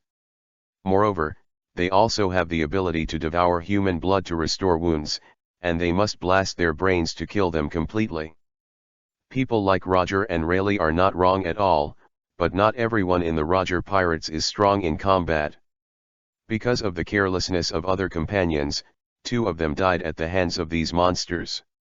Elite marines such as Garp, Akainu, and Kuzan who had been ambushed later, the Roger pirates who had just killed the infected were forced to a desperate situation, and finally lost 6 people. This is Garp pushing Roger into a desperate situation once again. Roger, who was originally undecided because he didn't have time to save his subordinates, was defeated and almost died at Garp's hands when facing Garp's Mad Dog attack. Until Roger finally broke out the unprecedented Conqueror Haki, which caused unparalleled substantial damage, which made Akainu and Kuzan feel fearful and lost their combat effectiveness. It is estimated that the Roger pirates will explain it here. "I am the man who wants to be One Piece/King of Pirates." This sentence was completely imprinted in everyone's heart. The last 10 members of the Roger pirates evacuated the long roundabout with one heart. What the hell are those monsters? Shanks touched his injured shoulder, and kept calling because he touched the wound. Fortunately, the wound was cut by a marine colonel, not bitten by those monsters. Shanks saw with his own eyes that one of his companions also turned into such a monster after being bitten. That's probably something new from Marine. Fortunately, those monsters are not strong, otherwise we would have suffered even more losses. Crocus, the ship doctor, sat next to Shanks and changed his bandages. Buggy is lucky, because he just became a fruit splitter 2 days ago, and most of the attacks such as swords or sharp claws of the infected are ineffective for him. He only got a little burn, so these 2 days only lively. He ran to Crocus and asked, "Mr. Crocus, how is the captain now?" "There is no problem with the body, at least in terms of trauma. Those monsters are not worth mentioning to Roger, but this time is the most serious injury to our crew, and Roger must be blaming himself now." Crocus sighed. Rayleigh came over at this time and said, "I observed the situation of the ship just now, and the previous battle with Garp and the others caused our ship to be severely damaged. I am afraid that when we go to the next island, we must change the ship." "Don't worry about this, the next target is the capital of 7 Waters, which can almost be said to be one of the largest trading cities in the first half of the Great Waterway. Not to mention shipbuilding technology. My biggest concern is Roger's condition," Rayleigh sighed. Chapter 39: The Encounter of Roger and Roy. On the other hand, in the scientific research room of Marine Headquarters, Vegapunk had to divert to other research due to the lack of blood curse samples. The genius scientist was still very persistent, making him obsessed with Roy.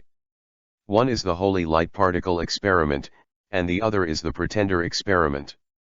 Roger Pirates on Long Island was surprisingly good, but unfortunately, the Roger Pirates were only one step away from annihilating the entire army. However, even if the battle results were unsuccessful, the experimental results were very successful. The crazy battle mode that doesn't feel pain, and the ability to regenerate after eating fresh flesh makes Vegapunk look forward to it. However, Vegapunk doesn't have much power yet, he's just a genius scientist. The only thing he can do is wait and wait for the government to give him results. Dr. Vegapunk, a strange sea ore was discovered in a certain sea area in the New World. After the ability person touches it, it will lose its strength as if it touches the sea. At this time, an assistant's words caught Vegapunk's attention, and he walked over quickly, and saw a picture on the experimental instrument, which was a seemingly ordinary, yet special stone. The point is that it's dark, so dark, it looks very hard, like armament. Generally speaking, stones are mixed with multiple colors, and there are very few stones of this single color. When Vegapunk looked at the pictures of these stones, the assistant on the other side continued to explain, because, like the sea, it has the effect of incapacitating those who are capable, so the Discovery team temporarily calls him Sea Stone. Oh? Does it have such an effect? Vegapunk's expression condensed, and he immediately turned his attention to this so-called Sea Stone. Order someone to mine this thing and give it to me as soon as possible. The capital of water is known as one of the largest trading cities in the first half of the Great Waterway, and at the same time, it also gathers top shipbuilders. However, due to the large trees attracting wind, many trade cities are hostile, so disputes often occur. Okay, it sucks. The workers in charge of dismantling the ship looked away and saw a warship slowly approaching from a distance. When they saw the appearance of the ship, they couldn't help but let out a sigh. The warship that Roy grabbed, once again deviated from the track again because Plank lost the permanent pointer. However, Plank has promised that he will not lose the permanent pointer next time, and he has gradually figured out the route of each track of the Great Channel. Even if there is no permanent pointer next time, he will not deviate from the channel.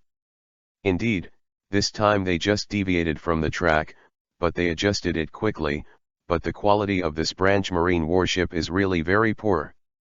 The workers on the shore were engaged in the disintegration of ships, disintegrating the rotten ships into firewood for recycling, but they were also frightened by the appearance of such a ship. Looking at it from a distance, there are no two intact wooden boards on the hull, and the sails are tattered like a rag. They will not find it strange that such a ship sinks into the sea in a second. Many boatmen put down their business and walked in the direction of the rotten ship. In their eyes, this kind of ship is definitely going to disintegrate, although they don't know what kind of miracle made them sail here. But the probability of reaching the next island is 0. Under the curious eyes of several boatmen, Roy and Plank slowly walked off the boat.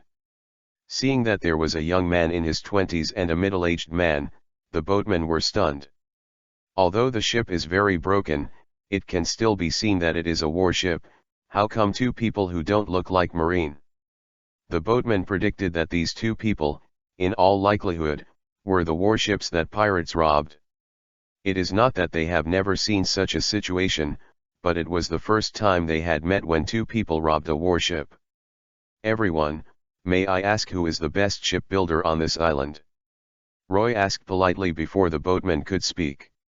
On the west side of the island, there is Tom's shipbuilding studio. Yes, it has the best shipbuilding technology on the island. A boatman replied very nervously. He had marked Roy and the two as a vicious sea thief. Usually, in this case, they would choose to recommend it to their own or acquaintance's store, instead of telling the truth. However, the other party is a pirate who dares to grab a warship. If they are found to be lying, the consequences. West. Got it, may the holy light bless you," Roy said, and led Plank to the direction of the boatman. After a long time, only a few people responded, and finally heaved a sigh of relief. "This kind of guy, they don't want to deal more. Hey, that guy just now didn't fix the anchor." A boatman looked at the warship driven by Roy and said in surprise, "After the boat docks, the anchor should be dropped and the pier secured with ropes, otherwise there is a risk of being stolen and floating into the distant sea alive." "That guy doesn't want a boat at all," explained the boatman who talked to Roy. "Hey, another boat is here. It's even worse than the boat just now." Suddenly, a boatman looked into the distance and continued. Everyone turned their heads to look, and saw that there was indeed a ship coming this way. They stared at it and saw that it had a skull symbol. It was a pirate ship. If Roy's ship just now was a rotten ship, this ship could surface. Even if it was a miracle, the big hole in the middle of the hull was deadly at all. How on earth did this kind of ship sail here? The boatman swore that this was the first time in his life that he had seen a wrecked ship still sailing. Ordinary civilians have a deep fear of pirates. When they see a pirate ship, they will choose to flee for fear of being robbed. However, anyone who pays close attention to pirate news can immediately see that the great pirates who have been on the Great Waterway recently, the logo of the Roger Pirates. 10 minutes later, the Roger Pirates ship docked, and after the ship's ladder was opened, Shanks ran down excitedly and said, Hey, I'm finally here, and I can go to the New World soon. Isn't it?" "Don't get too excited, Shanks." Rayleigh got off the boat and chuckled, "It's very close to Marine headquarters, we have to keep a low profile."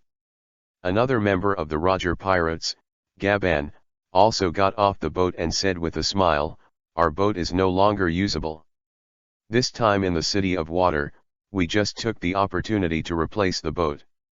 Although it is very reluctant, but for the sake of sailing, that's all it can do." "How's Roger?" Rayleigh asked.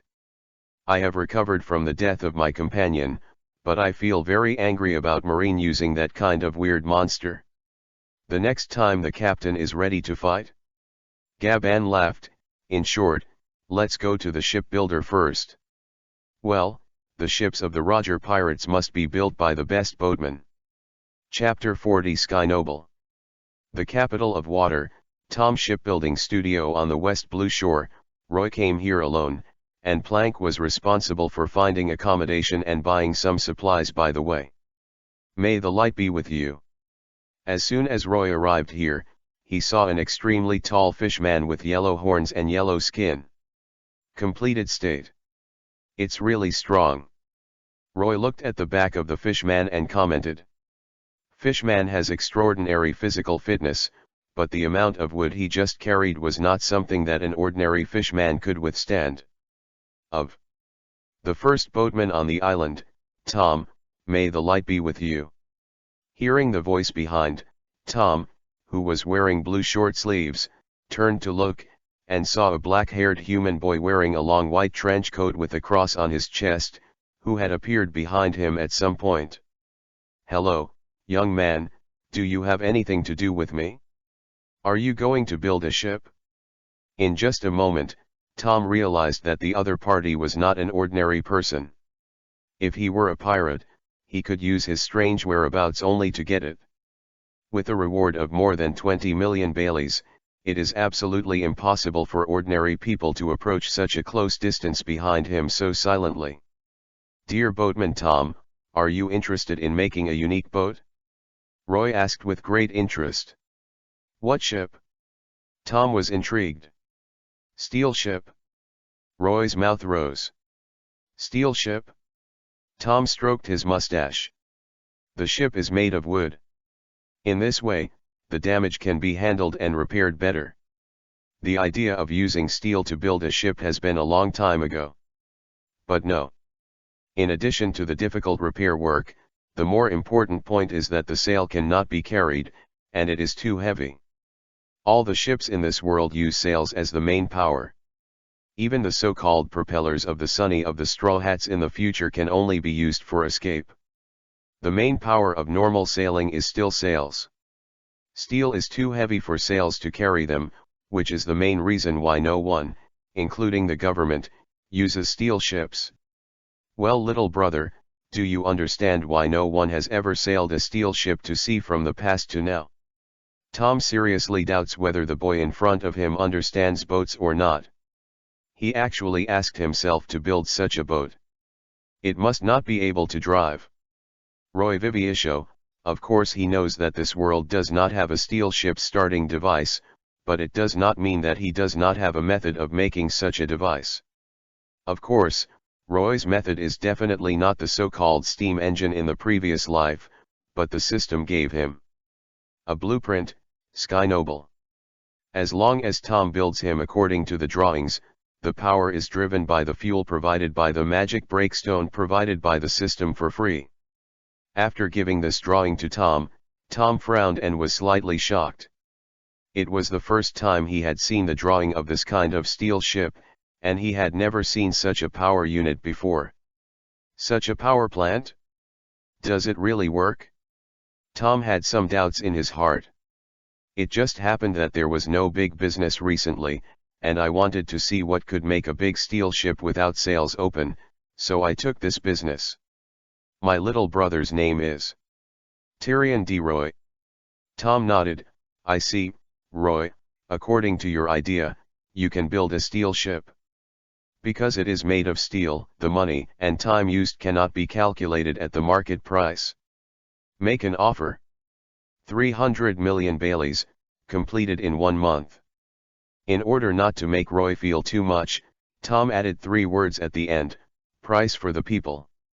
In fact, he really did not raise the price, and replaced a large number of high-quality steel plates for firewood, plus manpower. 300 million Bailey is really very close to the people. Mainly he is also very interested, and wants to know what power a steel ship without sails relies on. It's only 300 million? Roy was quite surprised. He remembered how many ships Luffy and the others had. It didn't seem to be less than 300 million. He didn't expect that the unique steel ship he built couldn't compare to them. Only 300 million. Tom and the crew behind him were stunned. Could it be that this kid is a rich man, and 300 million is just a joke to him? Suddenly, Tom and the others saw that Roy got 3 boxes out of nowhere and put them on the ground. When Roy wanted to open it, Tom and the others were startled. A box full of gold coins and 2 boxes of silver coins. Roy asked, I don't know how much these are worth. Huh? Tom waved and summoned 2 fishmen, and began to count the gold and silver. Fishman, who was in charge of the inventory, said, it's probably worth 150 million Baileys here. It must be enough as a deposit, but now Although Roy killed a lot of pirates before and exchanged a lot of money, Roy and the others also spent a lot of money along the way. Plank once calculated that the 2 of them spent more than 130 million Baileys along the way. For this reason, Plank complained a lot. Every time Roy went to a city, it was all kinds of pleasures, wine, massage, and food. One does not fall, which causes the money to be spent so quickly. Relax, I know your rules. Roy scratched his head while pointing to a sign that said full payment only, get the rest of the money right away. No, even if you say that, there are still 150 million Baileys left, the fishman stammered. Is there a pirate with a bounty of more than 150,000 Baileys on this island? Roy asked suddenly. Do you want to? Everyone was shocked, and already understood what method Roy wanted to use to make money. We are boatmen, and we don't know much about pirates. Tom blinked his little eyes that didn't fit his body shape at all, and persuaded, don't mess around, little brother, 150 million. 1 Bailey is a very high reward. It takes at least a month to build such a ship. I don't ask you to pay it all at once. You can kill some weak pirates slowly and accumulate it slowly. Although Roy has killed a lot of big pirates, his fame has not completely spread to the ears of people like Tom who don't pay attention to pirate news. Oh, this is Tom's shipbuilding, we're building a ship, boss. Just as Roy wanted to thank Tom for his care and concern, he heard a man's cry from a distance. Everyone turned to look and saw more than a dozen men rushing towards him. The one who was yelling just now was a man. A red-haired boy with a straw hat on his head. While the others were all extraordinary, especially the man in the middle with the curly black beard and big white teeth gave Roy the idea of not easy. Moreover, these people looked very familiar. Don't be noisy, stinky brat. Still blonde, very young Rayleigh came out and said, "Excuse me, we would like to invite you to build a boat to continue our sailing journey, a big boat that can accommodate about 50 people. Future Deputy of 1P/King of Pirates, this kind of work is usually carried out by Rayleigh." Chapter 41 Against Rayleigh. "Are you our pirates?" Tom asked Rayleigh with a frown. There were 10 people in groups, and everyone wore weapons and smelled blood. Even if he didn't recognize Roger at the first time, it can be seen that the other party is a pirate. Although he had the intention to hide it at first, when he was seen through, Rayleigh stopped hiding it and touched his fat chin with a wry smile. "Sorry, we won't reveal it, because the next time will be very hard, so we need a good boat. Generally speaking, the boats used by pirates are basically bought ready-made. If a shipbuilder casually builds boats for pirates, once they find out, it will be a very serious crime. The boat makers naturally wouldn't take such a big risk to build boats for the pirates, but there are ways to deal with it. As long as Marine asks, match points for red envelopes, and then put all the blame on the pirates. So, in this world, you can still do whatever you want with money. However, most boat makers are just ordinary people, and money is not enough, so they generally choose to refuse before starting. Before the Roger Pirates ships were directly bought ready-made goods, but the next journey is to the New World. They urgently need a good ship. I heard that Tom is one of the best shipbuilders on the Great Route, so they came to him. "Are these guys pirates?" Roy asked with a smile. He was familiar with the people in front of him, but he couldn't remember them for a while. "Yeah, what's wrong with you?" Buggy saw Roy, who seemed to be about the same age as him and Shanks. Although he was not offered a reward as an intern, he still admitted his identity. "Really? That's great, may the holy light bless you." Roy smiled like a child, which made the Roger Pirates' faces bewildered. "What does this mean? I don't know which of you has a bounty of more than 150 million Baileys." Roy narrowed his eyes, feeling very happy in his heart. If he was really sleepy, he would send a pillow. At this time, Shanks already felt that something was wrong, and Buggy, the idiot, said very proudly, "Idiot, don't look at our pirate group with only 10 people, but don't mention the 150 million reward, even if it is there are 6 of those with more than 200 million, except for the captain and the deputy captain, who have already exceeded 300 million, Mr. Odin." Buggy chattered about the bounties of the people around him, and suddenly, Roy's face suddenly sank, and his eyes showed a fierce light. "Really? That's enough?" The Ashbringer was summoned instantly, and Roy jumped up and directly slashed at a combatant with sunglasses and a ponytail who offered a reward of more than 200 million Baileys. Boom! Before most of the audience could react, golden light covered Roy's sword. Roy's eyes widened slightly, and a very ordinary-looking long sword blocked the Ash Messenger. Zephyr I met when I left the island, the aura on the sword was definitely armament, but the sword didn't turn black. Turning his head to look, he saw a man in glasses wearing a black suit and with a prominent golden-backed hairstyle blocking the Ashbringer with a long sword full of armament aura. "Hey pirates, with a reward of 300 million, uncle, I only need 150 million now. Of course, if you take the initiative to deliver it, I don't mind." Roy still remembers Buggy's introduction just now. "This guy is the deputy captain of this pirate group, and he is a big target with a reward of more than 300 million. Dare to shoot directly at our companions in front of me and Roger, you're not too timid. Rayleigh swept Roy's sharp eyes and said to Roger, whose face was already full of excitement, Roger, don't do it, I'm enough.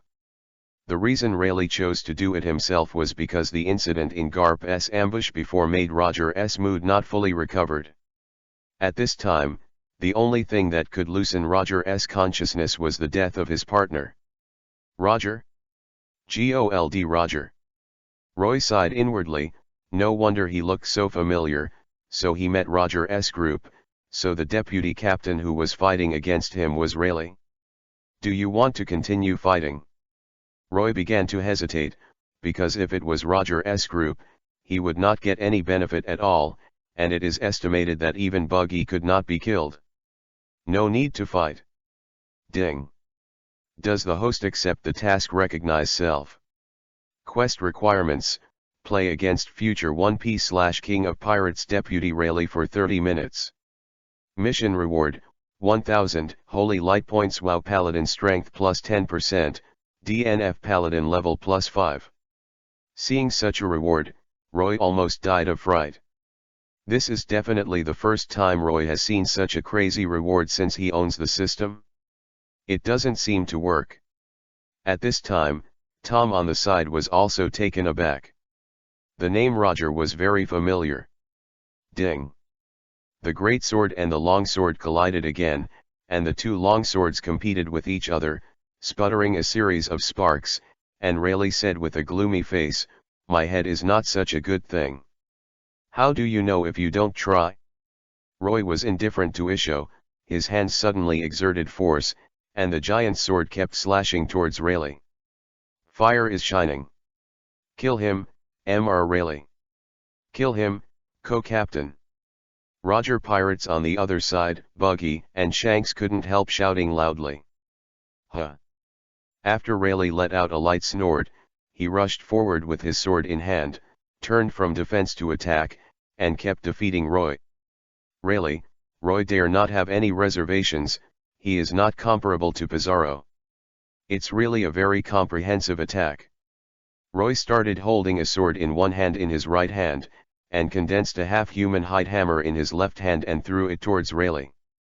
Rayleigh took a step back and used his sword to fend off the hammer that Roy threw. His movement looked a little stunned because of the resistance to the blade. Feels this hammer is not an ordinary hammer, but a ferocious beast madly pounced on its own blade. Brush. Brush. Brush. Roy is no longer in melee combat. The Spear of Light, Judgment, Shield of Holy Light, and the pure white blade are continuously released outwards. Rayleigh dodged or blocked these attacks one by one, and kept approaching Roy. Just one face-to-face, Rayleigh came to Roy and swung one out, almost hitting Roy's neck. Hee. Roy chuckled, and Roy suddenly raised his right hand, the Ash Messenger, one piece was drawn out, and a golden sword chi completely tore the earth apart. Rayleigh ducked sideways, and the sword chi rushed towards the sea, causing waves hundreds of meters high. When Rayleigh regained his senses again, a huge golden hammer fell from the sky and hit his head without any deviation. Rayleigh's horizontal sword resisted, but was directly smashed into the ground by a huge force. Of course, none of this happened, and this scene stayed in Rayleigh's mind as a prediction. Chapter 42 3-Color Haki and 3 Blessings. Try it.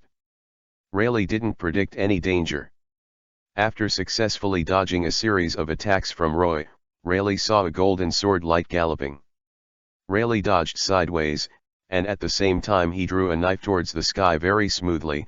A sword energy shot up into the sky, collided directly with the golden giant hammer that appeared in an instant, setting off bursts of fire.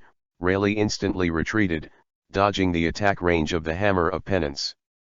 In the end, the sword chi dissipated, and the Hammer of Repentance smashed into loneliness, but it caused waves of ground shaking.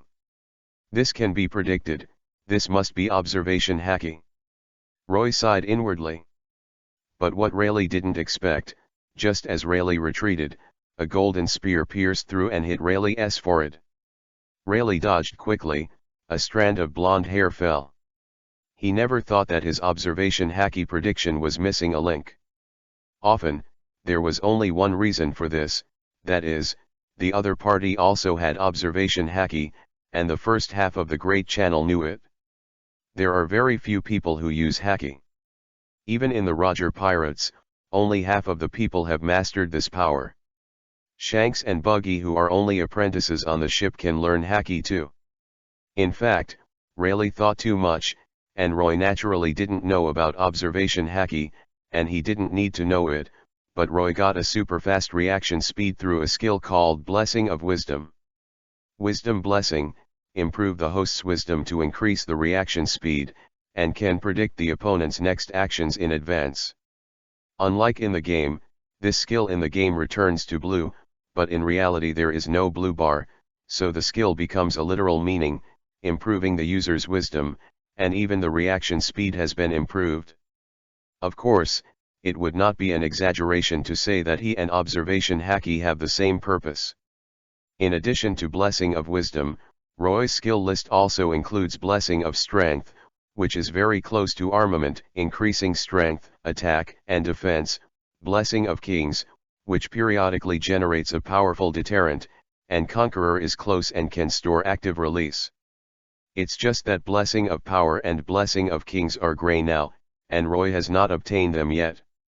In addition to the three major blessings of WoW, there are also the Weapon Blessing in DNF that increases the attack power of the weapon, the Angel Blessing which increases the spell damage, etc. He has not learned all of these. Obtained through special missions. Roy approached quickly, the two ran on the coast, and the sword chi kept hitting each other, and the rocks and waves everywhere turned into powder. That kid can actually fight as well as Mr. Rayleigh.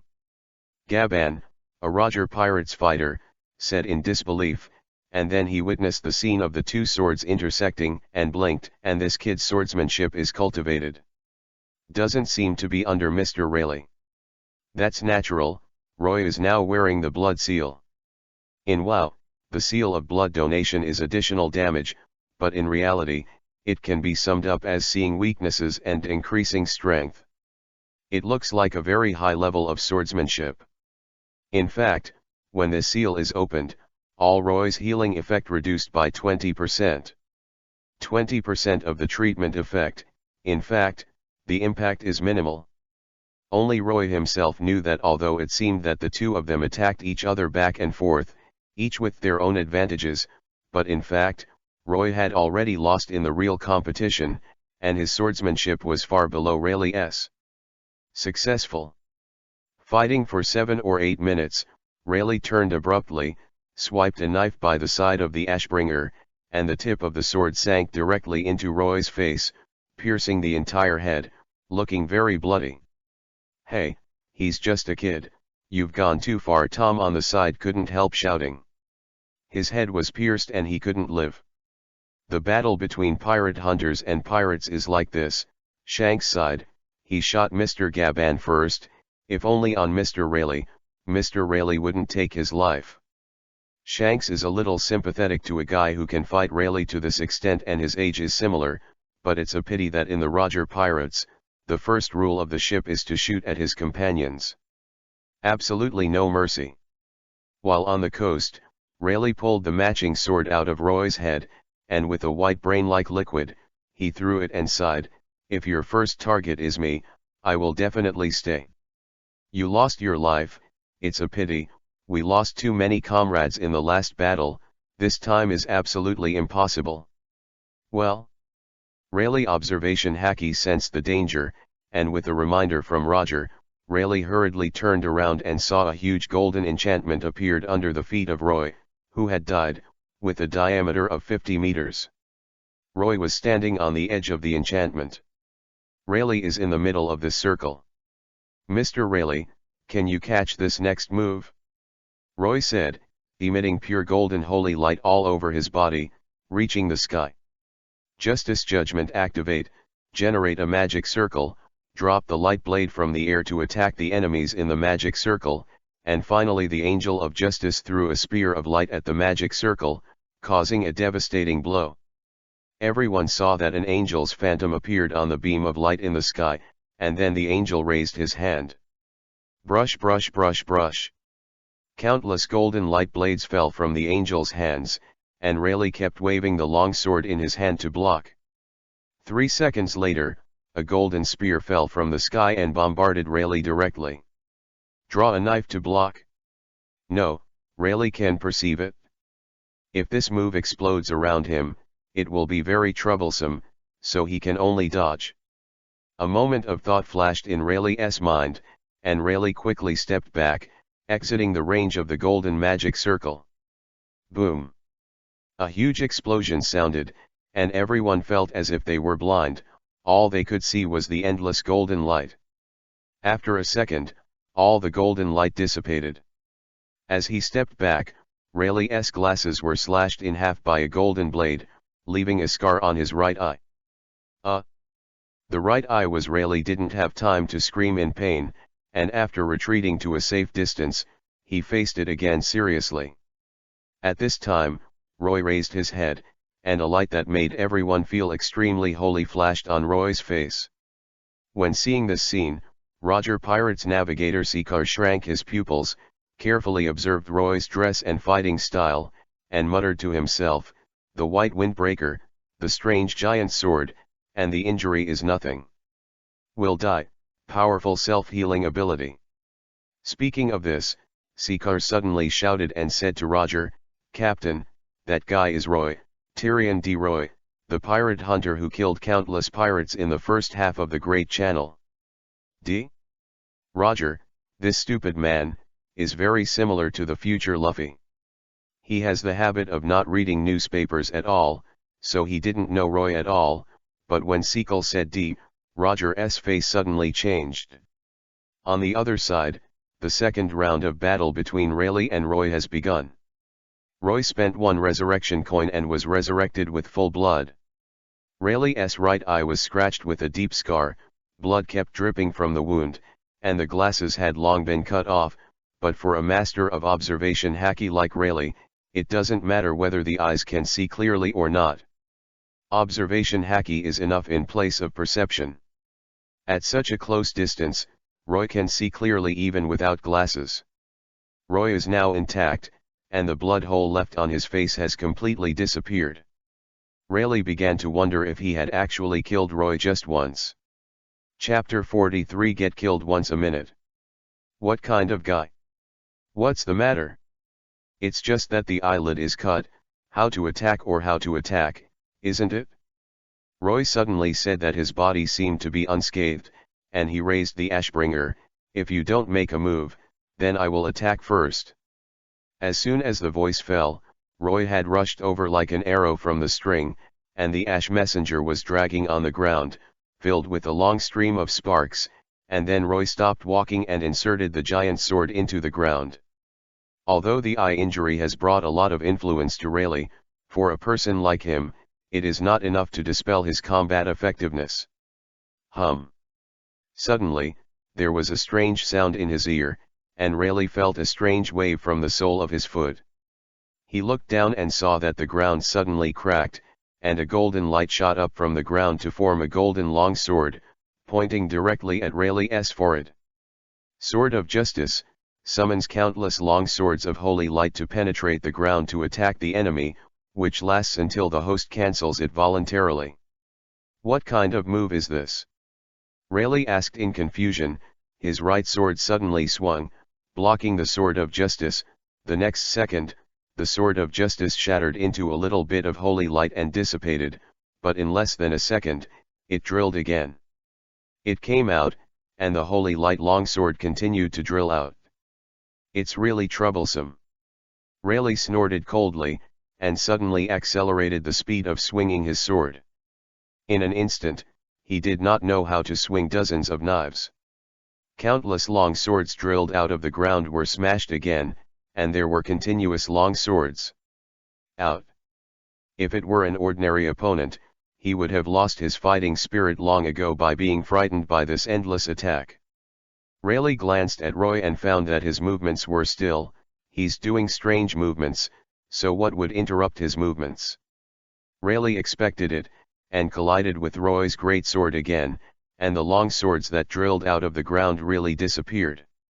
After Roy jumped and stood still, a strong light flashed on his body, and a pair of golden wings rose behind his back, exuding pure and incomparable holy light, rage of vengeance, open.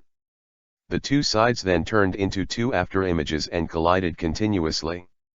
Apprentice pirates like Buggy couldn't see the battle between the two at all, but on the surface they seemed to be on a par, so he couldn't help but pretend he didn't understand and said, "Oh, that kid is not bad."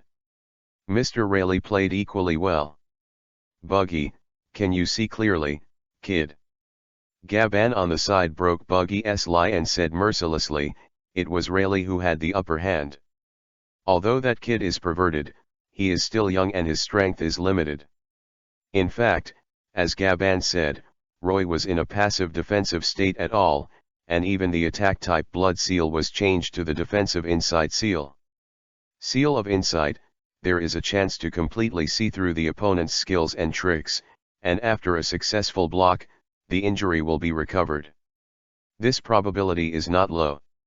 With the blessing of wisdom, it can block at least 80% of Rayleigh's attacks, but it is still constantly being hit. "No, that's not right," Roger said at this point. "On the surface, Rayleigh has the upper hand, but look carefully." "Huh?" When everyone in the pirate group heard the captain's words, they immediately doubled their level of attention, and the movements of Rayleigh and Roy became clearer in their eyes. They saw it. Indeed, in terms of moves, Rayleigh has the upper hand and keeps attacking Roy successfully. Many times, Rayleigh's attack hits Roy dozens of times, but Roy may not be able to attack Rayleigh once. But every time Roy hits, it can cause damage to Rayleigh, and no matter how many times Rayleigh hits Roy, Roy's wound can always recover quickly and heal itself, even if it hits the head and heart, will flash a holy light that reaches the sky, thus fully resurrecting. The Archangel of Eternal Life, Roy, I understand why the newspapers rate him so much now," Seagull said through gritted teeth. Rayleigh, as the second head of the Roger Pirates, even Marine Admiral, couldn't have left more than a dozen wounds on Rayleigh's body in a short period of time.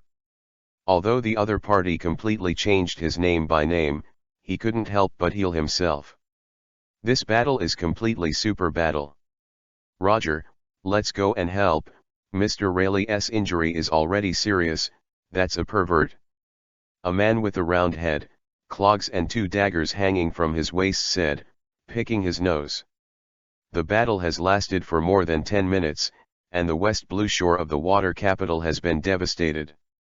When Roy and Rayleigh had fought thousands of times, Roy slashed Rayleigh's chest with a knife Paladin's judgment, leaving a not deep and not shallow wound, which made him stumble and see Rayleigh was devastated, but Roy was unscathed, and Kojaki Odin, who had just been borrowed by Roger from the Whitebeard ship, was a little anxious. There is an inexplicable rule in the Battle of the Roger Pirates, that is, if the opponent has only one person, he will never take advantage of the opponent, and must be solved one-on-one. This is also the reason why Rayleigh and Roy have been fighting for so long, and there is no second person in the Roger Pirates to shoot. However, Kojaki Odin just came to the Roger Pirates a few days ago, so he doesn't understand such rules very well. If he was in the Whitebeard Pirates, he would have beaten you up long ago. Seeing that Rayleigh was gradually showing signs of defeat, Kojaki Odin was a little anxious, or itchy. Roger laughed, "What's the hurry, my partner is not so easy to lose." On the edge of the messy coast that was beaten, Roy stood on a huge rock, and Roy laughed, "I recognize you, the deputy captain of the Roger Pirates, Silba, known as the King of Hades." S. Rayleigh. Meanwhile, Roy checked the mission in his mind, fight Rayleigh, 25/30. There are 5 minutes left, Roy sighed, what's the matter, want to die? Time passes very slowly, Roy is very painful, because in just 25 minutes, Roy spent 23 resurrection coin, killed by Rayleigh almost every minute. Of the more than 100 resurrection coins that I finally got, there are now 81 left, so I have to save some money for this stuff. Oh, that's really an honor. Rayleigh said indifferently to Isho, they have long been pirates on the famous route, not only in the first half, but also in the New World in the second half. Just because Roger was terminally ill, he gave up the adventure a few years ago, and temporarily looked around for a bright doctor to treat Roger's illness, and finally found Crocus, which supported Roger for a while. During the time of seeking a doctor, Golden Lion Shiki and Whitebeard Edward Newgate catching up with Roger and gaining a firm foothold in the New World, and now, the Roger pirates who have come back are the latecomers. In order to go to the New World, they need a good ship. However, Roger can't last a few years now, but Roger will conquer the Great Route with the last remaining life. Roy couldn't help but sigh, this deputy captain, Rayleigh, is really powerful and outrageous. Pizarro didn't kill himself once in 2 hours, while Rayleigh killed himself 23 times in 25 minutes. Mr. Deputy Captain is really good, I'm a little scared, but I won't admit defeat, Rayleigh. Roy said and attacked again, don't die here, Rayleigh. Chapter 44 Rayleigh's mentality exploded. Ha ha ha, young man, you really don't know how high the sky is. Rayleigh raised his head and whistled a few times, then put his head down, his left hand not holding the sword raised his thumb and pointed at his neck, the corner of his mouth raised, my head is right there, if you want to pay it back, then come and get it. Huh. Roy rushed up without even thinking about it. There were still 5 minutes left, and he definitely couldn't stand chatting. The chat was not timed, and the time might be reset because he was out of the battle, which would be very embarrassing. The two fought together again, and the two swords kept colliding with fierce sparks, but after all, Roy was inferior to Rayleigh, seeing that Rayleigh stabbed himself in the head with another sword. It won't be the deputy of One Piece/King of Pirates. Roy scolded secretly, thinking that he might have to lose another resurrection coin. But at this time, Roy suddenly thought that he seemed to have another skill, Holy Shield. You will be invincible. Although it is only 8 seconds, 1 less resurrection coin can be used. Ding. Just as Rayleigh's sword was about to slash at Roy, he heard a very clear sound, as if it was slashing on an extremely hard armament. Everyone fixed their eyes and saw that Roy's body was covered with a golden circular shield, which gave people the feeling that it was very hard and could not be broken. This is indeed the case. Roy, who opened the shield, attacked like Rayleigh, and all kinds of skills began to be thrown around, and he had completely given up his defense. However, at this moment, Rayleigh has completely entered a state of combat. Whether it is the Holy Light Spear, Judgment, Holy Light Ball or the Hammer of Penance, Rayleigh dodged them one by one or blocked them with a sword.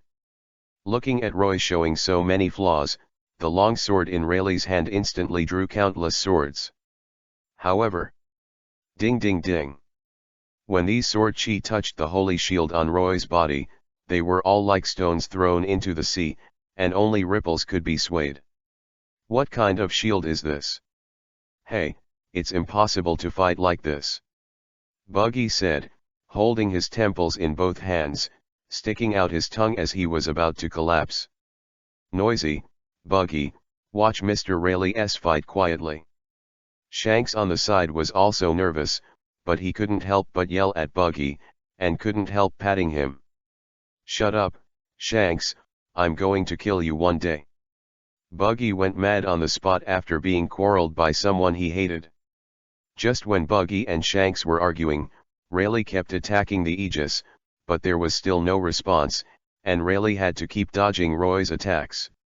However, 8 seconds was not a long time, and soon the holy shield on Roy turned into a little light and disappeared.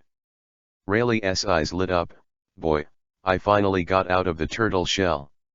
He rushed forward as he spoke, the blade danced, blood shot out, and he chopped off Roy's right arm holding the sword. Together with the Ash Messenger, they were also knocked to a far-off position. Good. Seeing this, Buggy waved his fists and shouted loudly, "This guy is not Logia, just cut off his hand, there is nothing he can do, ha ha ha." "Young man, do you want to continue?" Rayleigh asked. Roy's arm fell to the ground in the distance, and the Ashbringer disappeared. Once these weapons leave Roy's body, they will be automatically received into the system space. When? In response to Rayleigh, it was still a sword, and Roy summoned the great sword again and held it in his left hand. Rayleigh jumped down. "Although I don't know how your sword got back into your hands, but you only have one arm left that you don't use, are you sure you want to continue?" The blades slammed together violently, sending out intense sparks. "Your swordsmanship is good, and your sword moves are also very powerful, but you're almost too far to use your sword in front of me." Rayleigh's arm shook with stronger force, forcing Roy back for a while. As Roy retreated, he retracted the giant sword into the system space, held the spear of holy light in his hand, and threw it out. "You're at the end of the road, boy. It's over, young man." Rayleigh directly dodged the attack of the holy light spear, and he didn't know how many swords he chopped in half a second. In the eyes of others, there were countless silver lights. Flashed. Puff. Puff. Puff. Puff. Puff. Seeing that Roy's body was cut into countless pieces of meat, Buggy was so frightened that he stuffed all 5 fingers into his mouth. "Mr. Rayleigh, you're going too far." Shanks shook his head and said, "The reason why Mr. Rayleigh is so ruthless is that he cannot defeat his opponent if he is not so ruthless. Now you can't heal." Rayleigh let out a mouthful of turbid air, accidentally pulled the wound, and the corners of his mouth twitched. "Oh, it hurts, it hurts, it hurts, wait a minute and let Crocus take a good look at it." Just when Rayleigh thought the battle was over, Roger's expression changed, and he rushed forward and blocked Rayleigh's back. At the same time, he grabbed the golden spear that nearly hit the back of Rayleigh's head. Everyone looked carefully and saw a severed hand floating in the air at a distance of 50 or 60 meters, showing a throwing posture. "What?" Rayleigh asked suspiciously, turned his head to look, and found the severed hand, floating in the air so strangely. Before everyone came back to their senses, they saw a holy light that penetrated the sky and fell from the sky and fell on the rotten flesh that Roy had turned into. The rotten flesh turned into golden photons, and then the severed hand quickly turned into a golden light flew into the golden light. These golden photons instantly turned into a human shape. "Oh, it is the first person who can directly hold the attack of the 100% powerful holy light spear and smash it directly." Roy grinned, "And he has fully recovered." "Ah! I am enough." Buggy hugged his head, turning his body into a few jumps and jumping. It's normal for Buggy to have such emotions. The heart is pierced, the head is blown up, it's all, it can be resurrected after being cut into countless pieces of minced meat. You play snakeskin, what else is there to fight? It's the first time I've seen this ability, it's really amazing. Shanks had an excited expression, his body burst out with fighting spirit, and he watched Roy clench his fists. Buggy knocked Shanks on the head and said angrily, "What are you excited about, you idiot?" And showing admiration, "Are you an idiot?" As everyone knows, Roy has already cursed his mother in his heart. What's more, there is no resurrection coin. Roger grinned isho, "Huh? It's so unique, bro. Don't die D is the representative of trouble." With his back to Rayleigh, Roger drew out the western sword from his waist. "You are careless, my partner." Seeing Roger draw his sword, Roy was speechless for a while. "My mission has been completed. MMP. Do you want to fight with me too?" Roy refused very much in his heart, but thinking about it, if you fight Roger, will there be a hidden mission triggered? Chapter 45 Roger vs Roy Double D Duel. Rayleigh spread his hands with a helpless expression on his face. Era, Who would have thought that someone could recover under such circumstances? I can't help it. Go for treatment. You're seriously injured. Roger laughed, and Rayleigh didn't object, and quickly walked back to the members of the Roger Pirates. Soon, Crocus began to examine Rayleigh's injuries. After a while, he frowned and said, "This is a full bandage, Rayleigh. Come back to the boat with me, the fine medical equipment is there." "Mr. Crocus, Ray, Mr. Rayleigh, is he all right?" Buggy asked hastily. "Don't worry, boy, I don't die so easily," Rayleigh said with a laugh, and then glanced at Roger, who was confronting Roy. "The key is Roger's side. Roger, who is serious, is very scary." 1p/King of Pirates? What an unexpected challenge. Facing the sloppy big man in front of him, if the beard grew a little longer, wouldn't it be Plank? Roy muttered to himself. 1p/King of Pirates? I can't afford this title. Roger replied suddenly, making Roy stunned. Roy spoke so softly just now that he couldn't even hear it clearly, but Roger, who was so far away, actually heard it. "Then I wish you an early day to become a man of 1p/King of Pirates. I believe in you, one day your dream will come true, the holy light bless you," Roy simply said directly. Roger was a little taken aback by Roy's words. He originally wanted to knock Roy away, but now he doesn't want to, and even thinks that Roy is a little cute. However, the fight that should be fought is always to be fought, and it is impossible to stop just because the opposite side is flattering. Roy was helpless. It seemed that he couldn't escape, and he didn't know how many resurrection coins he would have to take. At this moment, Roy suddenly thought that he could use the silver hand when he and Roger fought. Although the attack power is low, it is durable. With that said, Roy took back the Ashbringer, and the light of the silver hand radiated immediately. Equip silver hand. Strength minus 90%, resistance plus 90%, healing plus 90%. Come on, hurt each other. Hammer? A hint of doubt flashed in Roger's eyes. Is the hammer your real weapon? Didn't you just take it seriously? Said, Roger began to get serious. Everyone was shocked, and even Rayleigh, who was halfway there, turned his head. Did he underestimate me just now?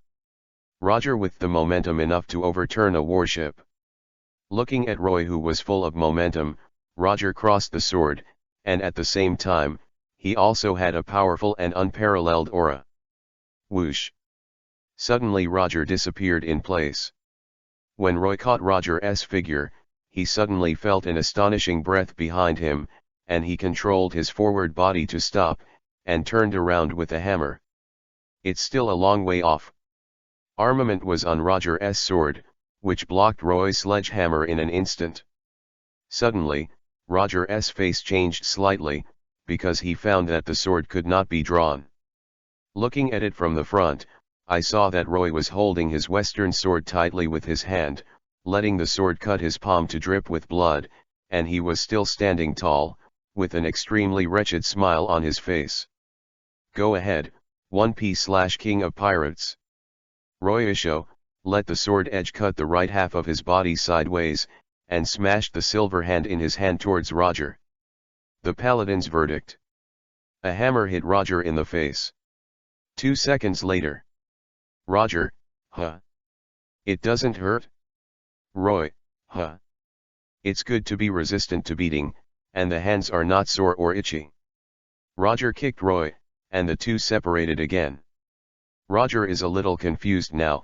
This guy's attack can hurt Rayleigh. Why is there no deterrent to himself?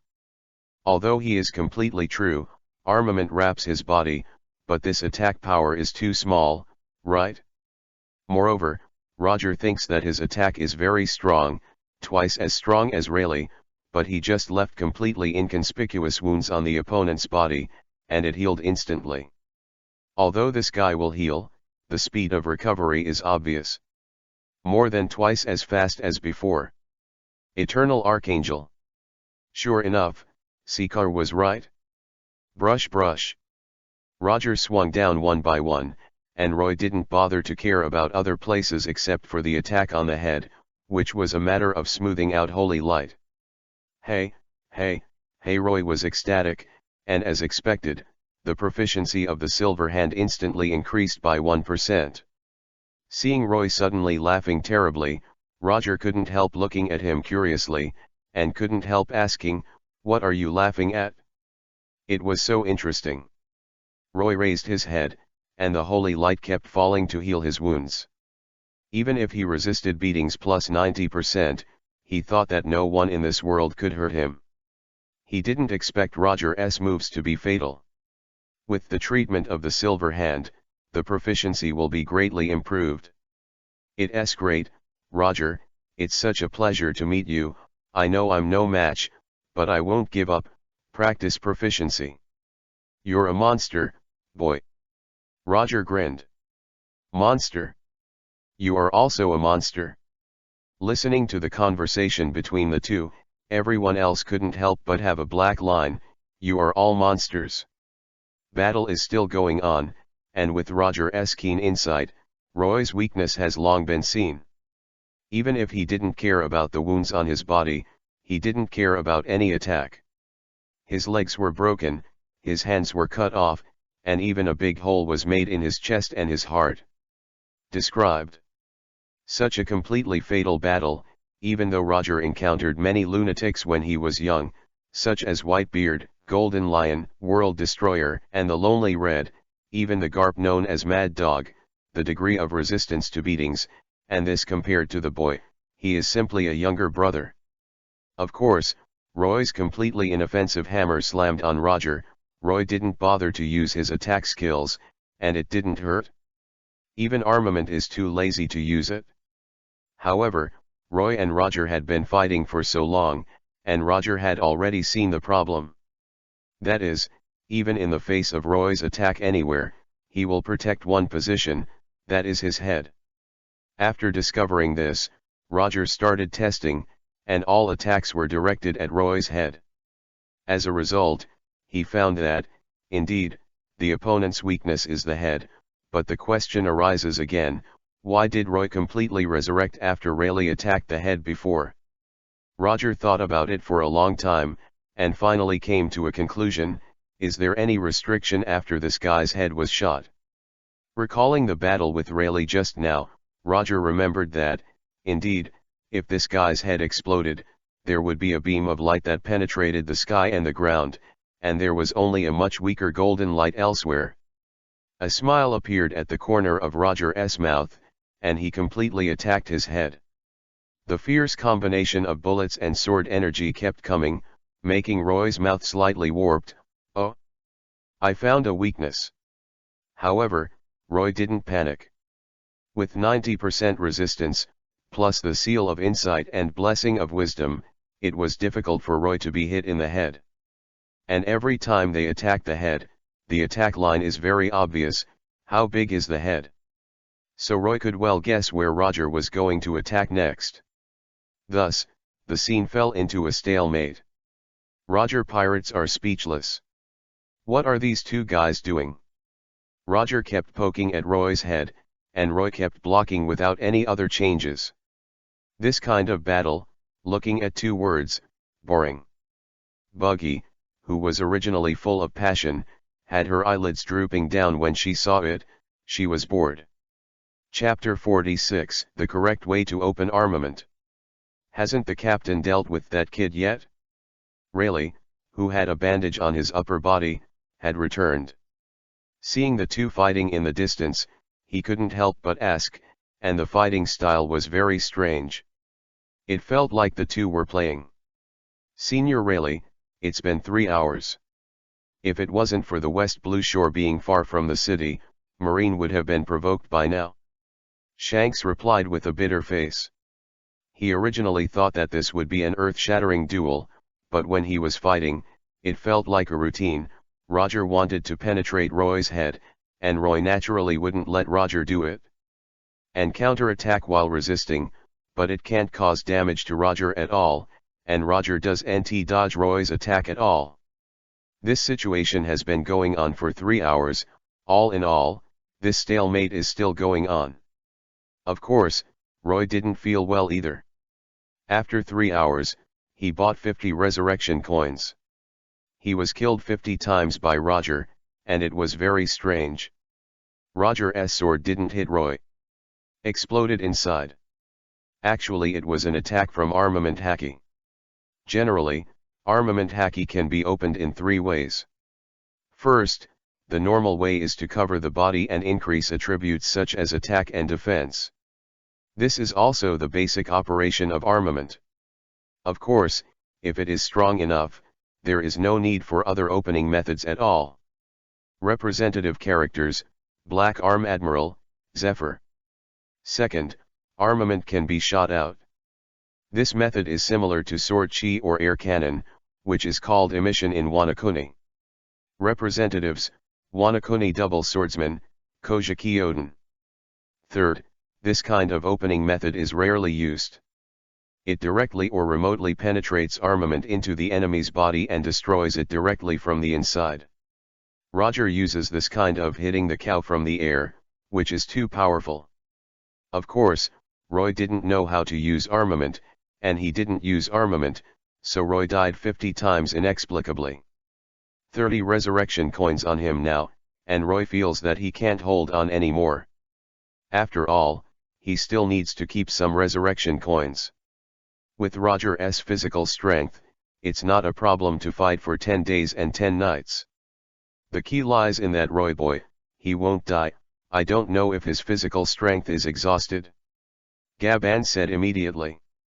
Crocus, who performed surgery on Rayleigh, also came back with Rayleigh, looking at the 2 people in the ruins with a bad expression.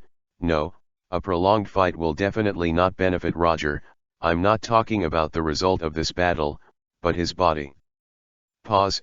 Crocus continued, there's still a journey ahead, he can't let him spend his life here. Roger was already terminally ill, and he really couldn't waste his vitality in this battle, not to mention the fact that this battle itself was of little significance, let alone. After calling each other with the other members of the pirate group, Rayleigh took a step and shouted in the direction where the 2 were fighting, Roger, don't spend your strength on this meaningless battle, I mean you should understand. Roger, who had been in a state of onslaught, glanced sideways in his eyes. After thinking for a while, he suddenly swung a sword chi that opened the mountain and split the ground. After splitting the coast into a deep ravine, he suddenly stepped back for a distance. And Roy directly opened the Shengguangqin shield to block, not to mention, the Shengguangqin shield with the silver hand was much harder than before, directly offsetting Roger's sword chi. After a sound that shook the whole island slightly, Roger had already stood on a wooden board more than 2 meters high, and laughed loudly. Boy, it's pointless to fight like this, are you still fighting? Hearing this, Roy was very happy. He just couldn't find a reason to step down. He stared at Roger, and pretended to be inscrutable and said, the holy light is merciful. Let's end today's battle. Well? Everyone was shocked when they heard Roy's answer. Is this guy so talkative? In fact, the main reason is that the proficiency of the silver hand stayed at 10%, and it didn't move at all after half an hour, and the income was so low that it was unnecessary to waste resurrection coins. As for the bounty, look for other pirates. There are so many bounty lists on Plank's side, and it's no problem to find a few. The people of the Roger pirates, he is very difficult to kill now, so naturally he will not waste time. In the eyes of everyone, Roy didn't say any other nonsense, but walked directly to Tom's shipbuilding studio and looked at Tom with a smile. Dear Mr. Tom, can I start building my ship sooner? I'll be over to pay soon. After witnessing Roy's strength, he knew in his heart that he would never default on the shipbuilding fee, and nodded quickly, no problem, as long as you bring the money over before the shipbuilding is over. There are still a lot of pirates on the island, just hurry up. Roy said to himself as he walked into the city of the water capital, and he and Plank agreed on a place to meet. It's not easy for such a young boy to be like this with Gold Roger. An assistant to Tom next to him exclaimed. Shortly after Roy left, Roger and the others came over, and Rayleigh stepped forward and asked, again, "You are the famous shipbuilder Tom, right?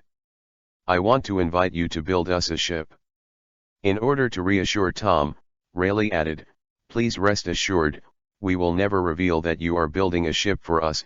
Even if Marine comes to ask, you can put the blame on us, that is, we threatened."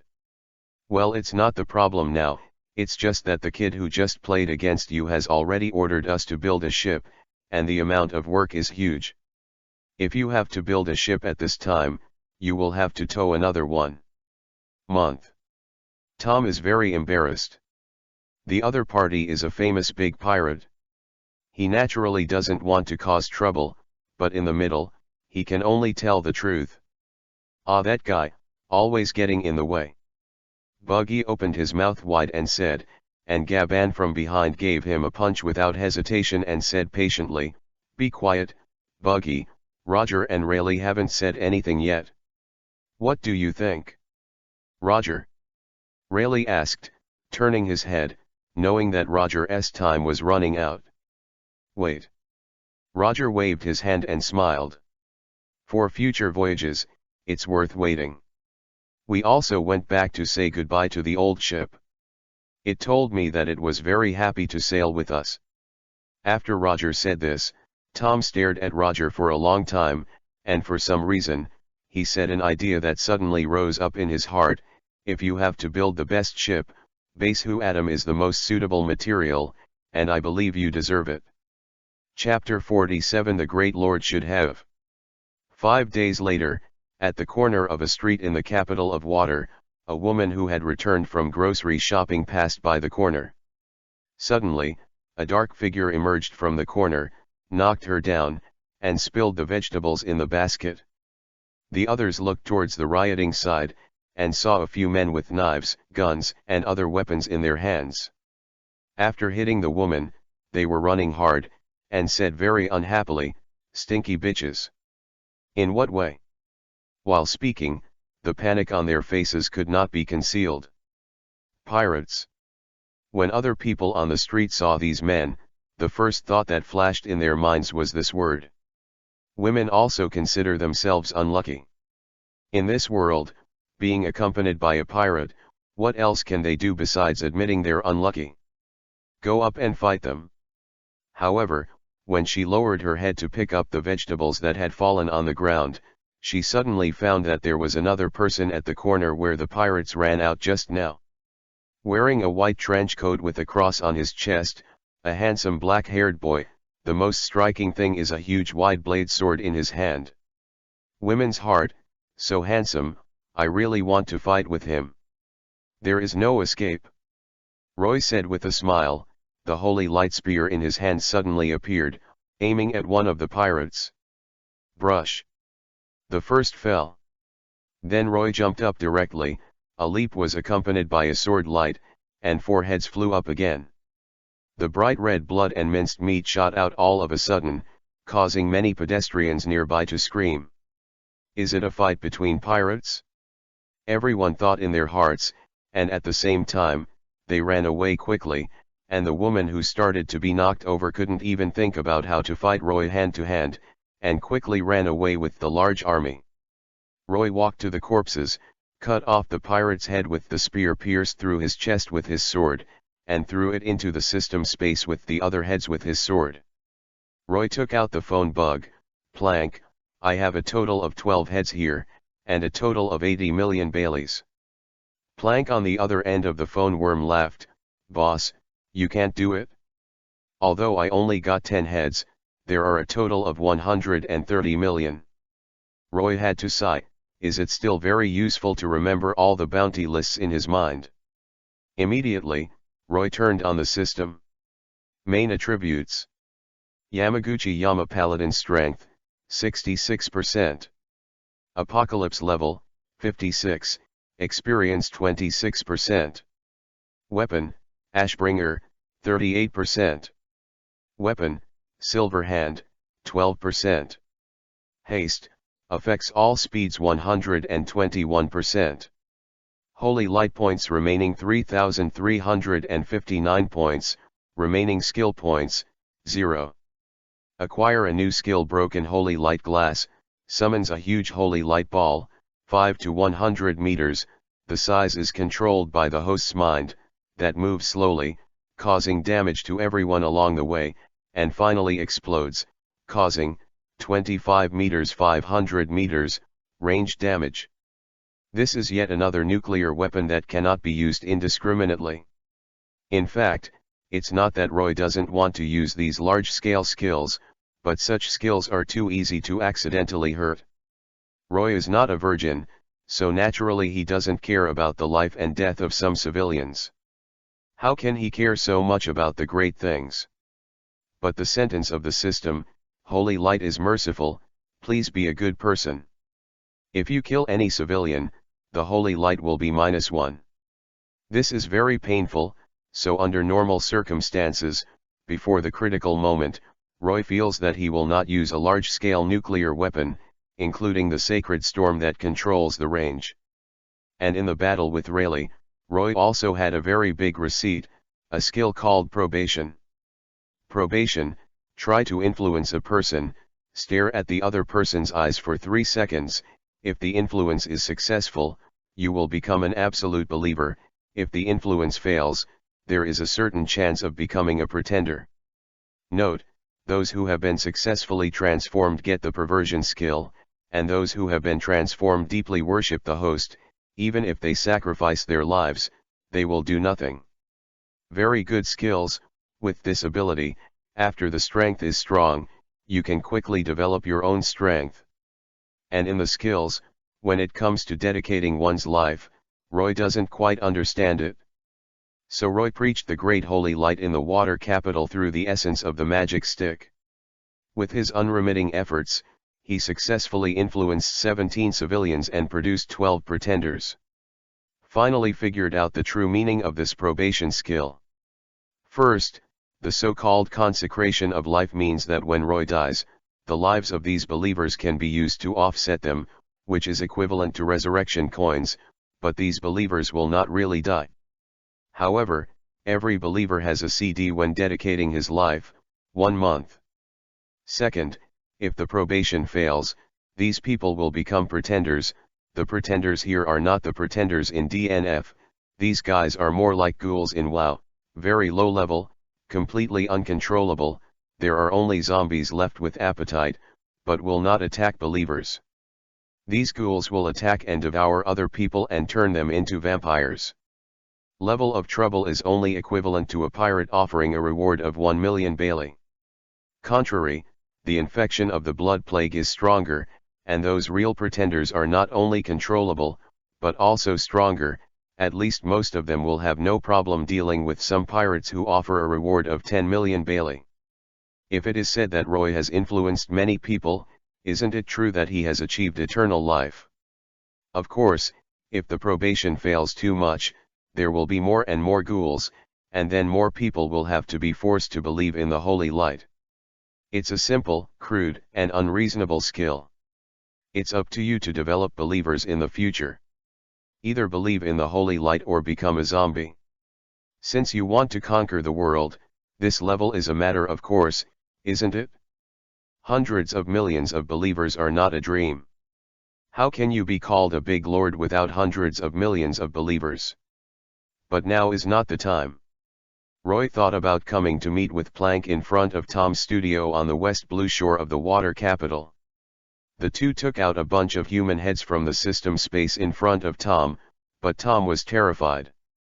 Think about the fact that there are more than 20 people on the ground with bloody heads. Are you afraid? Well, Mr. Tom, check it out, these should be enough. Roy said, handing over the reward list for the owners of these heads. Workers who were working on the steel rushed over and began to check the heads and identify them one by one. The capital of water is an island that is very close to Sabayati Island. The pirates who can reach here always have 2 brushes. Even so, there will inevitably be 1 or 2 wastes. Of course, most of them arrive here by luck. Little Emperor, James, with a bounty of 8.3 million Baileys. The Flash, Wade, the bounty is 7.5 million Baileys. Dragon King, Bosch, bounty, 5 million Baileys. As boatmen, this is not the first time they have counted such heads. Many pirates can't afford to do this. This has become an unspoken rule. But as a price, if this is done, the workers must be paid 10% of the errand fee. But they have never seen so many pirates. There were not many pirates in the original water capital. In 5 days, Roy basically killed all the pirates with bounties except the Roger pirates. Chapter 48, CP0 comes to the door. Sitting on a huge gravel in the distance, Roger, who was watching this scene, smiled and said, "Ha ha ha, interesting guy, when did such a freak appear?" "A pirate hunter from North Blue, it's not easy for 2 people to come here." Rayleigh nodded in agreement. 2 people can get here, let alone sailing skills alone. Rayleigh and the others don't know Roy's voyage, let alone, they got here entirely by luck. Plank's sailing skills, forget it. But the good thing is that Plank is now slowly on the right track. Captain Roger. The red-nosed buggy in the distance ran over with snot and tears. Along with him was the future red-haired Shanks of the 4 Emperors, but now he was just an intern. Rather nervous. "Boggy, when will the habit of being surprised will be changed?" Rayleigh shook his head, and when he waited for the 2 to arrive, he folded his arms and said, "What? What happened again? Is it Marine?" No, not." Buggy wiped his snot and said out of breath, "Government, politics, government. The flag of the world government, 2 large warships. Here, on the coast." Gaban, Rayleigh and other old crew members were instantly moved when they heard the words world government. Marine has been chasing them all the time, and the government has never been used to arrest anyone. Why did they suddenly change their minds this time? Wait. Rayleigh touched his fat chin with one hand and thought, "How do you know that the world government is definitely here to get us?" "Yeah, Mr. Rayleigh, if it wasn't for us, who would it be?" Buggy blinked in confusion. At present, the pirates who can attract the attention of the government in the capital of 7 waters seem to be the only Roger family. "Yeah." Rayleigh tilted his head towards Roy and raised his head, and everyone immediately looked over. Could it be them? At this time, Roy also settled the bill with Tom and others, and a boatman from Tom's studio said to Roy, "Accumulated up to now, the total is 210 million Baileys, which is amazing, accumulated in such a short period of time." To this extent. Roy looked at the large steel ship that had been built on the coast. At this time, the ship already had an approximate skeleton, 15 meters in length and 50 meters in width. Roy estimated and asked, "By the way, at this speed, the distance to completion is how long?" "Well, at least a month." The boatman touched his head. "Oh." Roy nodded helplessly, then turned to look behind him. "Huh? But I saw that the group of Roger pirates who were standing in the distance had disappeared." Generally speaking, Roy would not take care of this kind of thing, but this time he didn't know why. He felt that something must happen, because under normal circumstances, the Roger pirates would leave 2 people here to let loose, but this time the one who goes doesn't stay. Roy quickly jumped to a watchtower on the west blue shore and looked into the distance. North Blue Shore? Roy muttered to himself, and hurried to the north of the water capital. At this time, the Roger pirates had just arrived at the North Blue Shore, and they saw 2 5-circle signs that marked the world government hanging on it. There were several people in white clothes and strange masks, surrounded by a group of black suits. "Go down." Of course, there is also a warship that is actually marine and carries the government flag. The general on it is Momanga, who has just been promoted to vice admiral, a swordsman. Because the North Blue Shore is the main coast of the water capital, there are usually a lot of people gathered here, and when they heard that it was the ship of the world government, Many people couldn't help being curious and ran to watch the excitement not far away. And Roger and his party were hiding in the crowd, watching carefully. Even a powerful pirate group, the first reaction to see the marine warship is to escape, not to mention the world government. Even a neurotic guy like Roger knows that he should not show up at this time and should observe carefully. What's more, the ship hasn't been remodeled yet. CP0. Rayleigh stood next to Roger and retreated into the crowd. When he saw the masked man walking off the boat, he couldn't help but grit his teeth. I sent a very troublesome opponent. No, I don't know if it is the opponent of the Roger pirates. What? Partner? Roger whispered beside him. Don't worry, Roger, and everyone else, let's see what they want to do first. Is it us? The Roger pirates, Rayleigh said to Roger. Roger, your observation haki is almost the most unrivaled existence in the world, even at such a distance now. What do they say? I should have heard it clearly, please. Control the surrounding waters first, monitor the ships going out, and the other pirates can ignore them. The main target, Tyrion D. Roy. The commander of CP0 issued an order to the agents under the government, and they said nothing. Not badly heard by Roger. Ahahaha, sure enough, I was looking for that kid. Roger laughed. Roy. Shanks wondered aside, Mr. Rayleigh, should we do something? Don't worry about other people's business. Rayleigh laughed. Although I usually don't mind having a big fight with this group of government guys, but now our ship is still waiting to be built. During this time, let's live incognito. Can I see? What's going to happen between the government and the guy who calls himself Lord Light? Shanks asked with a smile. This time, it was not Rayleigh who was talking, but Roger. Ahahaha, just right, I want to see it too. Do you want to come along too, Buggy Boy? No, I don't want to get involved, Captain Roger. Buggy waved his hand quickly to refuse. Let's be a salted fish with no ideals. When the Roger pirates spoke, the people of CP0 had already started to take action. In addition to the blockade of the nearby waters, they began to search for Roy in the town, including 3 top executives of CP0, all dressed in white. With a silver mask. CP0.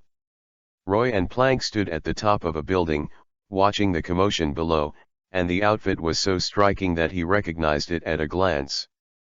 In the original work, CP9 showed his fighting power, but Rob Lucci, who dared to have a hard anal with Sabo, reluctantly lost to Luffy's protagonist Halo. Of course, this is not ashamed. The most shameful are Crocodile and the Redhead. If you want to ask who is the strongest pirate, of course I am the Pirate King of the Mountain. I will smash the 4 emperors with a wine bottle in my hand, and I will step on the future One Piece/King of Pirates, and I am the only one. Sun Bear Demon King.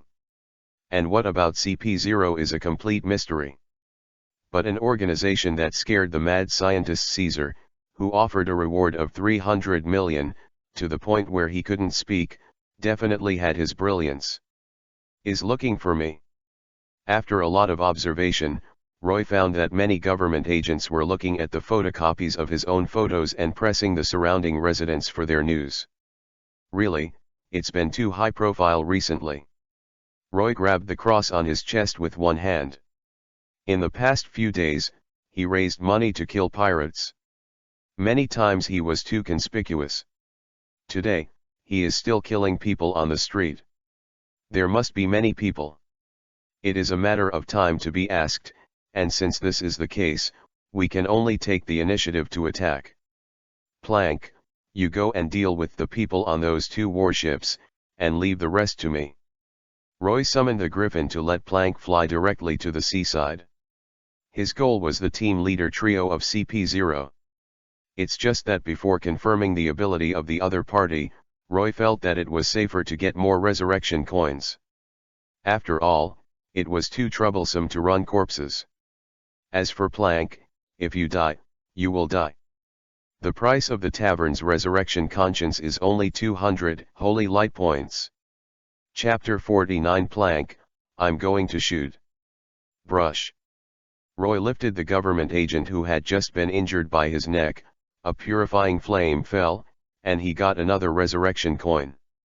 However, although Roy has obtained the influence skill, he can obtain resurrection coins through this, but if the conditions are too harsh in the battle, it is more convenient to purify the flames.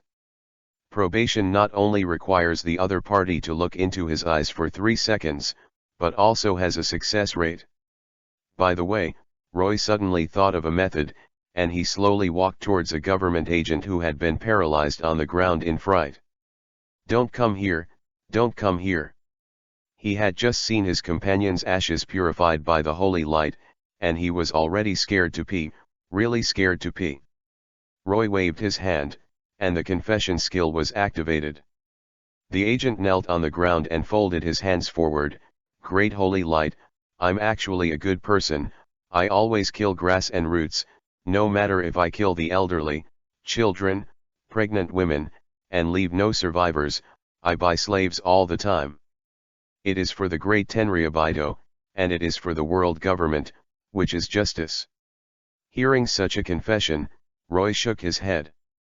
These guys were brainwashed. Look at my eyes. Roy forced the agent to look at him and activated the influence skill. After 3 seconds, the government agent's body began to twist crazily, the flesh and blood on his body began to fall off slowly, pus and blood flowed all over the place, and he turned into a disgusting ghoul with only a little flesh on his body.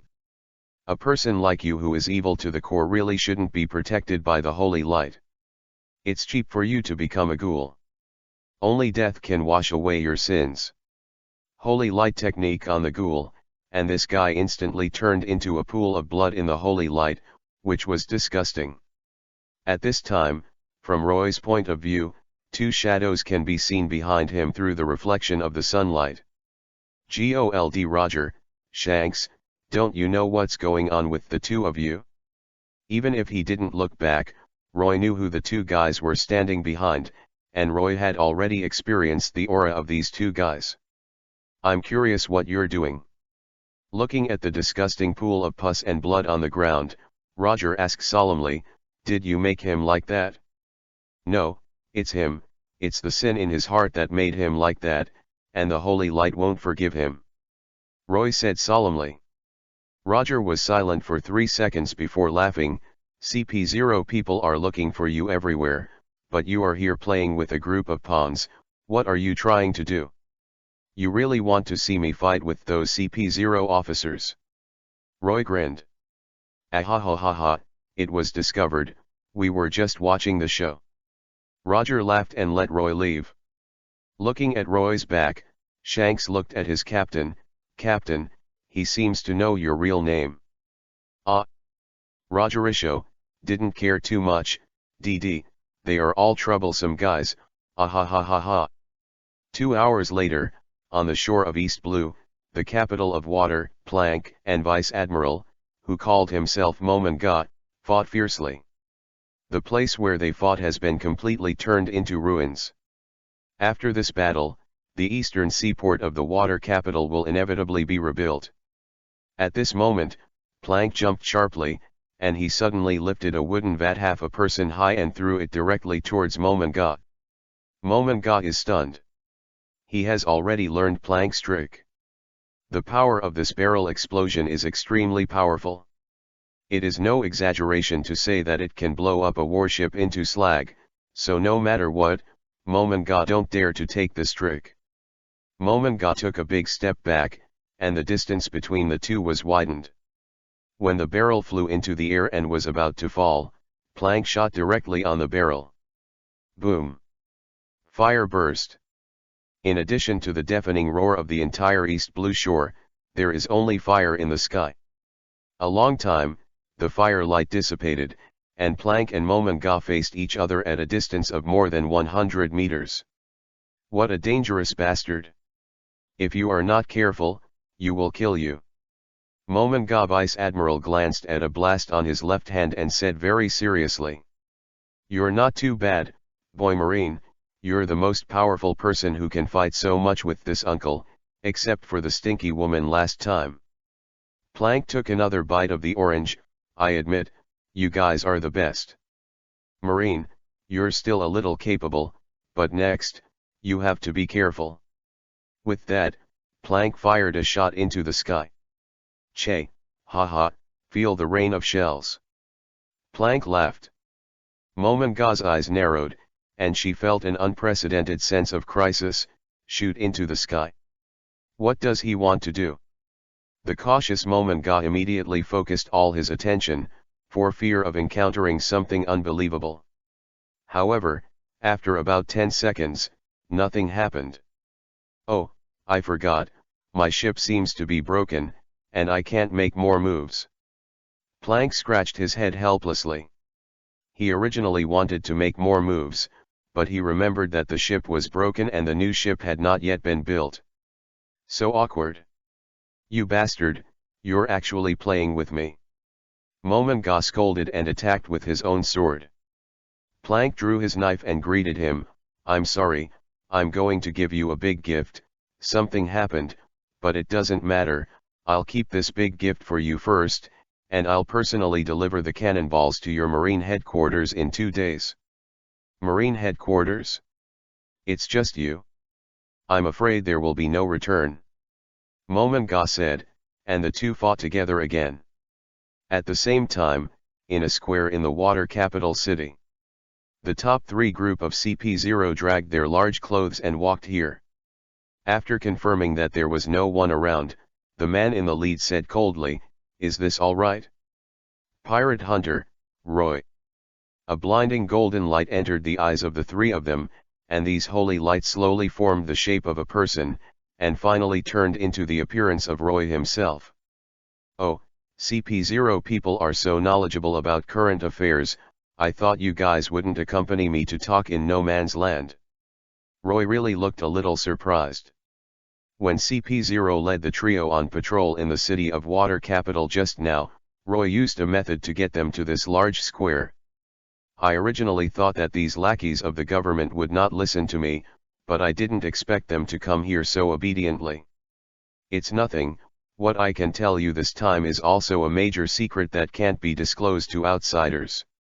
Talking in a place where no one is there, it's good for both of us," said the leader, a man with a normal body and a height of about 1.9 meters. "Arrive." "Oh? Then why is your government looking for me with so much energy?" Roypo asked with interest. Even CP0 didn't notice that Roger and Shanks were on a high tower not far away, watching all this with great interest, and their expressions were so enjoyable that they were about to grab a watermelon to gnaw on their hands. Chapter 50: The Reason Why Camp is Becoming More and More Rubbish. Some people in the later generations commented that Roger has the strongest observation haki in the world. Hiding himself and discovering hidden enemies are no problem. Although CP0 is not weak, in this regard, it is not Roger's opponent at all. "What happened to Brad Reed, the CEO of CP7, who came to you some time ago?" asked the lead man of CP0. "Who knows? I've killed so many people recently that I can't even remember it myself." Roy responded, "Of course he was already dead, he just wanted to make fun of CP0's people." "Well, forget it, this kind of thing doesn't matter. Now we ask you to come with us, this is what the government wants." "What if I refuse?" Roy asked rhetorically. "The government's order is to capture you alive, but that doesn't mean you must be caught unscathed. The meaning of CP0 is very clear, as long as it is alive, it doesn't matter even if it is half dead and brought back." Sure enough, people in the government are very annoying. There is nothing wrong with this, it's really great, Shengguang won't pity you. Roy walked forward, took out the Ashbringer and said to the CP0 trio, "That's it, how can it be otherwise? Come on, you 3 government lackeys. Ha ha ha, something interesting is coming, watch it, red-haired boy." Roger laughed while sitting on the tower. Shanks next to him straightened his eyes, looking forward to the situation below. As the most direct hidden agency under the government, CP0 certainly has unparalleled combat effectiveness, especially at the senior cadre level. The miscellaneous fish of CP0 also wear black suits. Only those who reach the cadre level will wear white clothes. It can be said to be a symbol of power, and they will also wear masks, but in fact, masks are also divided into high and low levels. CP0 in the future decades later, the three people Roy is fighting against now are not easy to deal with. They are all skilled in marine rokushiki, and they can also exercise their own modified rokushiki according to their constitution and fighting style habits. Shanks, who was watching the battle, was shocked by the tallest big man among the three. He was 6 meters tall at least, and he was wearing a long robe. If he had seen Gecko Moria, it would be easy to put the two of them together. Associate together. With such an exaggerated figure, the movement speed is no less than that of Gaban, the main fighting force of the Roger pirates. It is simply the body of an elephant and the speed of a leopard. Captain, you said before that Roy's weakness cannot be healed and recovered from his head. Shanks asked abruptly while observing the battle. Well, it's not that it can't be healed, there must be some restrictions. But I don't think he's protecting his head when he fights. Although Shanks is young, his lack of strength does not mean that his eyesight is not enough. He can see that Roy's moves are unreserved, without a trace of defense, including the heart. In fact, where Shanks' reminder is needed, Roger has already seen it. He is also strange. When I was fighting with Roy, no matter how I fought, I always protected my head. No matter where I was injured, the head must not be beaten. Although the ability of the three CP0 agents is not as good as his own, they still need to protect their weak points well, but Roy does not defend. What the hell? Blackcurrant big Rankyaku/Tempest kick. The 6-meter tall man slammed his right leg, and the black Rankyaku/Tempest kick that erupted swept towards Roy like a sword. However, Roy did not take a step back, but rushed upwards desperately. Rush. Rush. Absolutely don't step back. Brush brush. The pure white blade, judgment, and the spear of holy light were thrown together. The attacks on both sides were interspersed. Under the huge Rankyaku/Tempest kick, Roy's body was cut in half from the waist position as a horizontal line, but Roy's lower body had not had time to fall to the ground. The light link restored Roy's body to its original state. No matter how many times I watch it, I can't help but be surprised. Shanks exclaimed, the power to recover from any kind of injury. Squatting slightly, pecan fruit iron nugget. LB. LB. LB. Roy's attack seemed to hit the indestructible steel, and there was a violent collision sound. No, the opponent's body was not only on steel, but even harder than ordinary armament.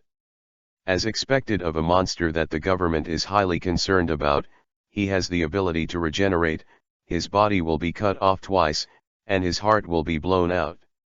The mouth behind the mask of the leader, Vivi, moved, and the voice reached the ears of the two subordinates. Since this is the case, there is only one place left, and that is the head. Wait, sir, what if you kill him? Vegapunk and the government both ordered the capture alive. Asked a 4-meter-tall agent. It doesn't matter, I have a special way to continue his life. Attack his head, the elder brother said coldly.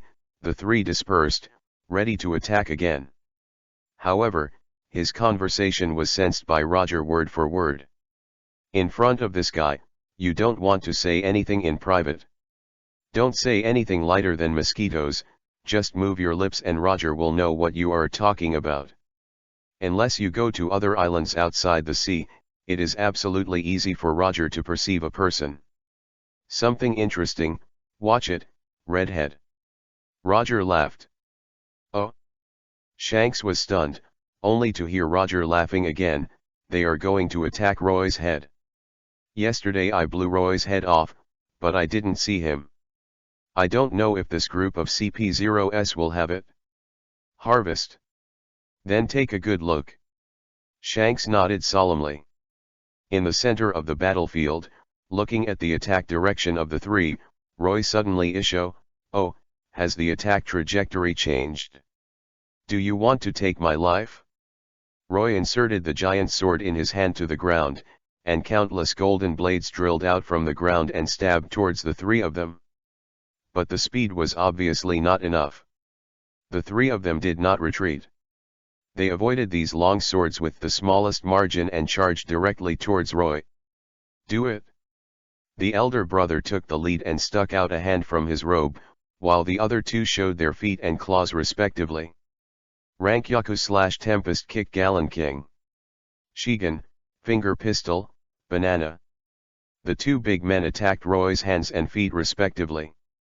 Even Roger didn't dare to ignore it, but the Roy in the middle didn't take it hard, but he didn't seem to be able to see the attack. People rush over and choose one first. "I really want to start." When Roger saw Isho, the identity of CP0 is not simple. Even if he has not officially played against this group of people, he fully understands their troubles. Organs directly under the government, even if they show a hint of hostility, will be accused of being an enemy of the world government. Therefore, in the mission of CP0, there are very few sacrificed people, especially those in white suits and those with official rank in the department. Under normal circumstances, they can scare people to death, which also leads to CPS the strength is getting worse and worse. Chapter 51 Fight Nima. Roy jumped, and Rankyaku/Tempest Kick cut his body in half, still maintaining a fighting motion. Roy's sword was even faster than Shigen, Finger Pistol. Brush. Ashbringer swung the Paladin's judgment, and the great sword collided with Shigen, Finger Pistol. The two collided and remained deadlocked for about half a second. Roy's Ashbringer suppressed the other and cut off the man's fingers. However, the Shigen, Finger Pistol, man dodged very quickly and jumped back quickly. The Ashbringer. A bloodstain was left on his chest. "May the light redeem you." Roy chuckled, but the Ashbringer in his hand did not stop. Brush. Ashes awaken. Sword Chi roared out. Shigen, Finger Pistol, man watched in horror as the golden sword Chi cut off his body from the middle. He knew that he would not survive. At this time, the hand knife of the leading eldest brother suddenly cut through Roy's head from behind and plunged into his brain. Success. Roger's smile didn't change. Can he be resurrected this time? Shanks couldn't help asking. Roger shook his head. "No, he's not dead, but at the end of my fight with him that day, I felt like he was running away from something. He might have to hit him in the head a certain number of times before he would die." If Roy heard Roger's words, he would be shocked, and he had to admit that Roger's observation haki was too powerful. Roy's body suddenly fell to the ground. At this time, the elder brother said, "At the cost of one person's life, has the mission been completed at this time? CP0 has not suffered heavy casualties for a long time." Saying that, he took the knife out of Roy's head, and in the next moment, grabbed one of Roy's arms. The freak with his head exploded, and he still has breath. Temporarily soak him in nutrient solution. I try to get him to Marine headquarters alive, so that Vegapunk can cross over with the government. "Hey, this seems to be really over, Captain." Seeing such a scene, Shanks became restless. He imagined that Roy was also shot several times by the captain last time. Why did he die this time? Roger didn't speak, fired observation haki again, and grinned. "Yes, indeed, the CP0 bastards are finished." At this moment, Roy suddenly raised his arm, and Ash Messenger chopped at the big-headed brother. How is that possible? This was the last thought before the eldest brother's chest was pierced. Roy's lower body, which had fallen to the ground, suddenly turned into countless photons and returned to Roy's upper body, while Roy held his hand on the neck of the big-headed brother who was about to die. A penetrating holy light fell, shrouding Roy and the elder brother in the sky. The flesh and bones of the elder brother's clothes were all turned to ashes like shaving onions, while the wound on Roy's brain healed instantly. "The great holy light, give me a new life!" Roy roared and stood up intact. Fully recovered. Looking at the 6-meter-tall CP0, Roy stepped on the bone residue of the elder brother. "Okay, scum, let's continue playing. What kind of monster is this? How does this make me play?" Although CP0 has always been dealing with a group of lawless monsters, such monsters should not appear in this world. The body was beheaded, the head was blasted, and the heart was crushed. Can't you die like this, or is it resurrected from the dead? These are not important, the key is that the other party is still the same as nothing. No wonder the government ordered to be caught alive, not to be caught alive. Come on, you kill this guy and show me. Even though he was used to seeing the big world, the CP0 took a step back. What's the matter? It's just that there are only 2 less companions. Do you mean to retreat? Roy came over slowly, and every time he took a step, the other party couldn't help but take a step back. Can't fight? Suddenly, the CP0 felt that his body could not move, because his consciousness was shaken, and the hammer of justice had already worked on him.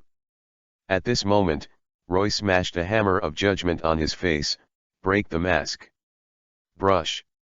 A sword slashed on his thigh, and the 6-meter-high body could only be cut here without Roy jumping up. CP0 staggered and knelt down on one knee. Roy grabbed the opponent's huge face. Under the huge force, he pinched the opponent's face to bleed, and kept shooting out, "Now, if you beg for mercy, I will make your life worse than death." Holy light fell from the sky, and the purification skill was activated. The last CP0 was swallowed by the holy light and made a miserable cry. The huge body, like his superior, turned into a lump of bone dregs. In an instant, countless pictures flashed across Roy's mind. That's fine. According to Vegapunk's analysis, keeping him in the sea is also a scourge. It's best to let the government deal with it as soon as possible. In such CP0's memory, he was facing several old men in black suits. The previous batch of monsters and Roger's battles have achieved a lot of results, which proves that it can be tried, but the report I received shows that the best result is to capture him alive. CP7 killed a group of people before, and he will definitely get rid of him. It doesn't matter, this time the CP0 people are dispatched, they should be sure of it. Another old man with brown hair in a black suit said. The dispatch of 3 members of CP0 in one go is extremely rare in the history of the government. A man wearing a kimono, with round glasses and holding a tachi also said, "Only for success, not for failure." With his thoughts turned around, Roy suddenly opened his eyes and laughed suddenly. He, so that's the case, so I wanted to do an experiment with me. Through the purification of the memory, he has fully understood the cause and effect of this incident, and also knows why CP0 came to him. Is that the legendary Garo CI/5 elders? There is also Vegapunk mentioned in the dialogue, and Roy is also deeply impressed. A man who is said to have a technological mind leading the world for 500 years. See stone manufacturing method he was looking for, if it was this Vegapunk. Okay, that's it. Roy secretly said in his heart, then walked towards the East Blue Shore. Roger and Shanks, what, don't they look good? Would you like some melon seeds for you? Flash in front of his eyes, Roger appeared in front of him, touched the back of his head and said unconscionably, "Haha, it's actually nothing to see, but Roy, you will be rewarded soon."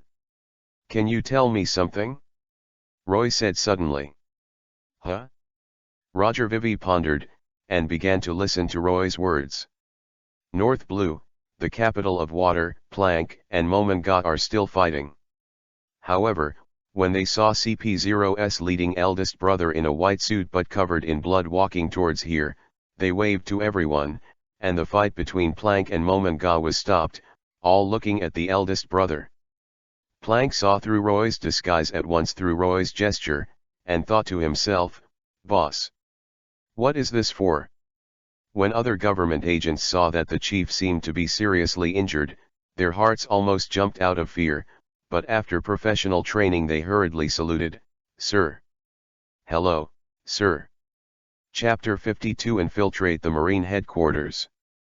The big brother took the lead and glanced at everyone, and said coldly, "The mission failed, take everyone back and return to the Marine Headquarters." Losing failure? The agents widened their eyes one by one, but the CP0 trio who originally arrived, only one person is left, and they are still covered in blood. The other two officers, are they all ready? The agents don't want to ask, they don't want to die yet. The level of CP0 in the hearts of government agents is no less than the status of Marine Admiral in Marine's heart. CP0 will fail? It was unbelievable. Even if the government covers up this matter, it is one of the largest cities in the first half of the Great Waterway and cannot hide it. Long before the news of CP0's defeat will spread throughout the sea. Momonga glanced at Plank, who waved his hand. "If that's the case, then I'll go first, I don't feel like I have anything to do with it." Momonga raised a knife and wanted to chase, but was blocked by the big brother who took the lead. "The target of this mission is Roy, this person doesn't need to worry about him." After the ship opened, an agent took the phone bug to the lead brother's side and respectfully said, "Sir, Lord Garosei/5 Elders has a call." The Garosei/5 Elders, who are the holders of the highest power in the world, must be respected by anyone. The elder brother took the lead and put the phone bug in his palm. "This is CP0. I heard that your mission failed, what's the matter?"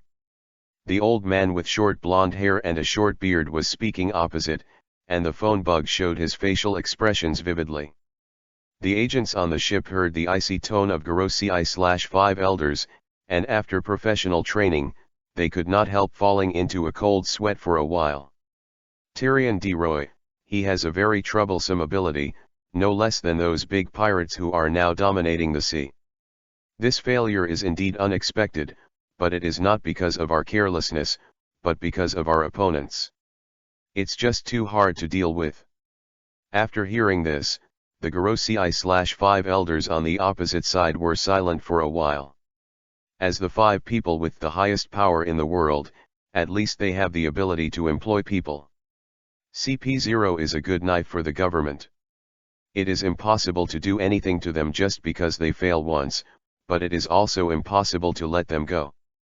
After thinking for a few seconds, the Garosei/5 Elders on the opposite side said, "Let's talk about your punishment later, be mentally prepared. What you have to do now is to meet Marine Marshal Sara in person, and tell him clearly about this matter. Set Roy as a reward criminal." Garosei/5 Elders ordered word by word. Water capital West Blue Shore. "What's the matter, that commotion?" Tom, who was building a boat for Roy, couldn't help but ask. "It seems that what happened to the people of the world government, I don't know what happened to the specific situation." A boatman under Tom replied. "Hey, uncle." A shout came, and Tom turned his head and saw that it was the red-haired kid from the Roger Pirates. "I saw," Shanks said as he ran. "Roy asked me to tell you that the boat will help him first, and then he will come to pick it up. If there is anything, please contact the guy named Plank first." "Did something happen?" Tom was very curious about what happened to the other party. "I don't know, it should be something interesting." Shanks shrugged. "Also, we paid for it. After that, you should help us build ships." "I see, don't worry about it." Tom nodded, then smiled at Roger. A good ship is not afraid to wait.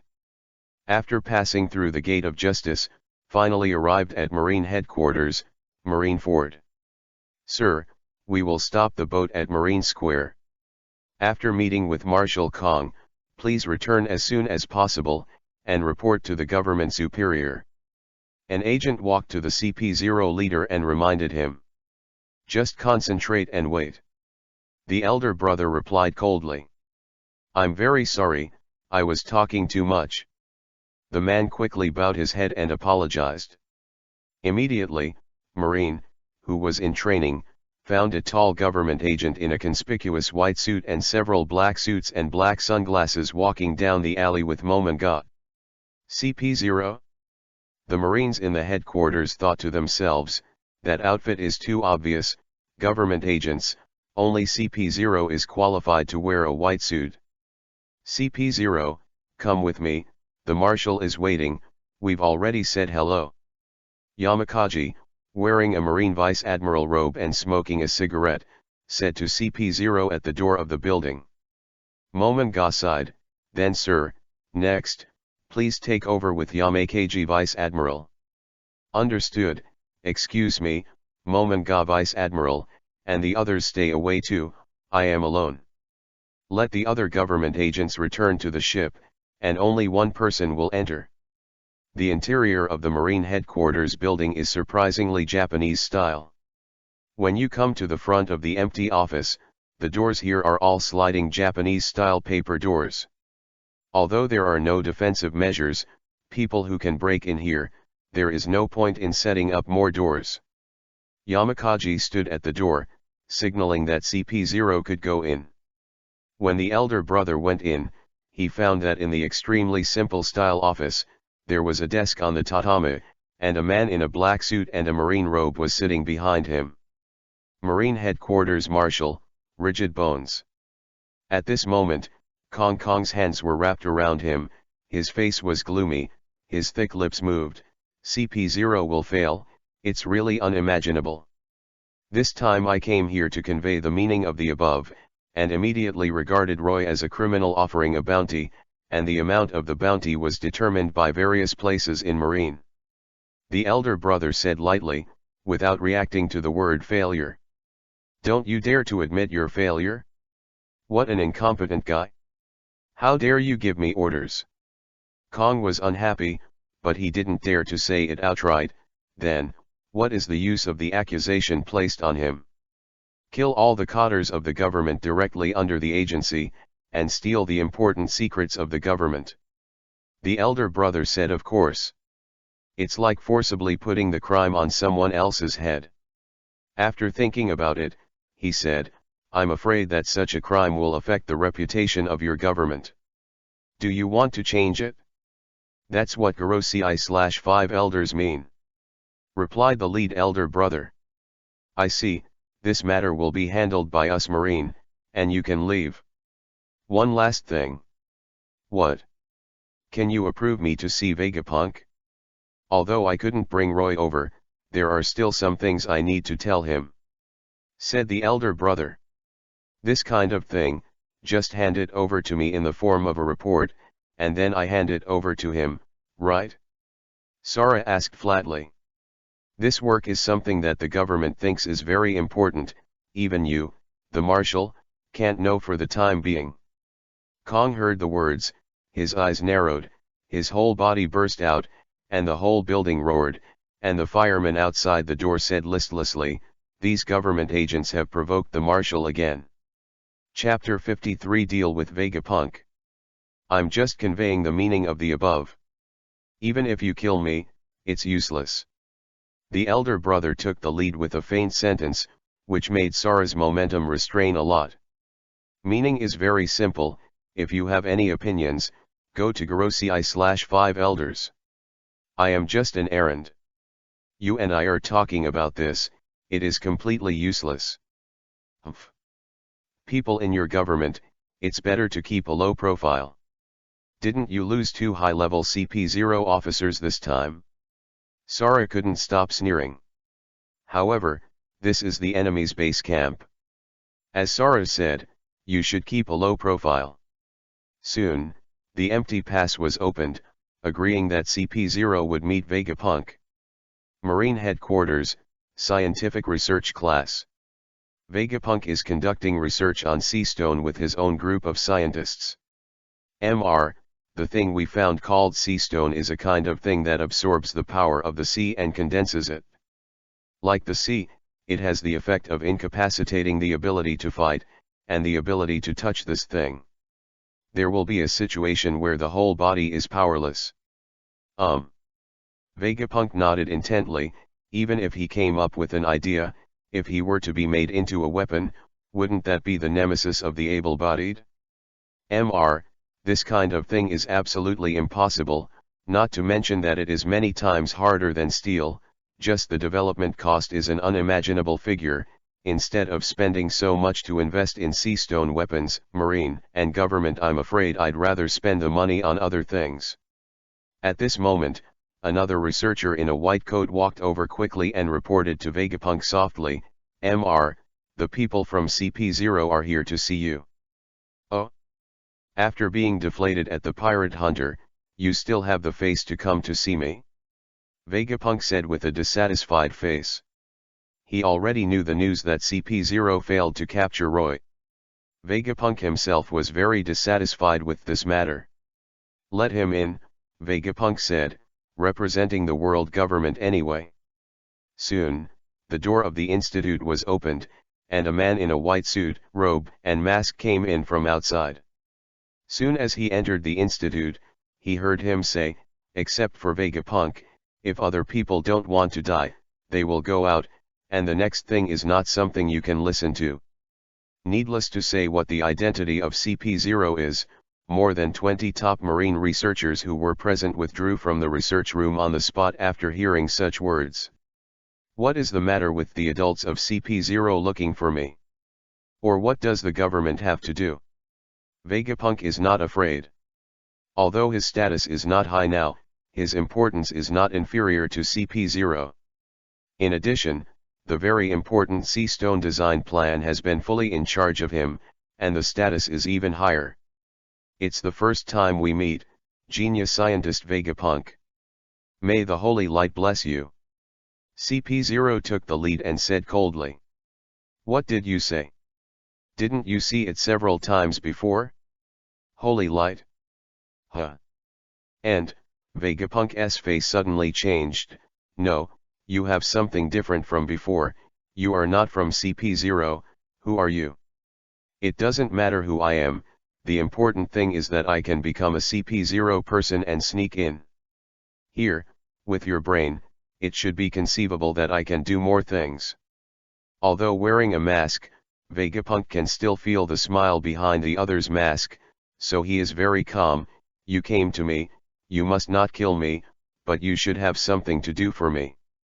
Although it is convenient to communicate with people with IQ, it is also annoying. The elder brother laughed. I want you to give me the manufacturing method of seastone bullets. The elder brother took the lead and said his request. Vegapunk's face froze. He just had the idea of making a seastone weapon, and before he could say it, someone came over. If I don't say yes, will you take my life here?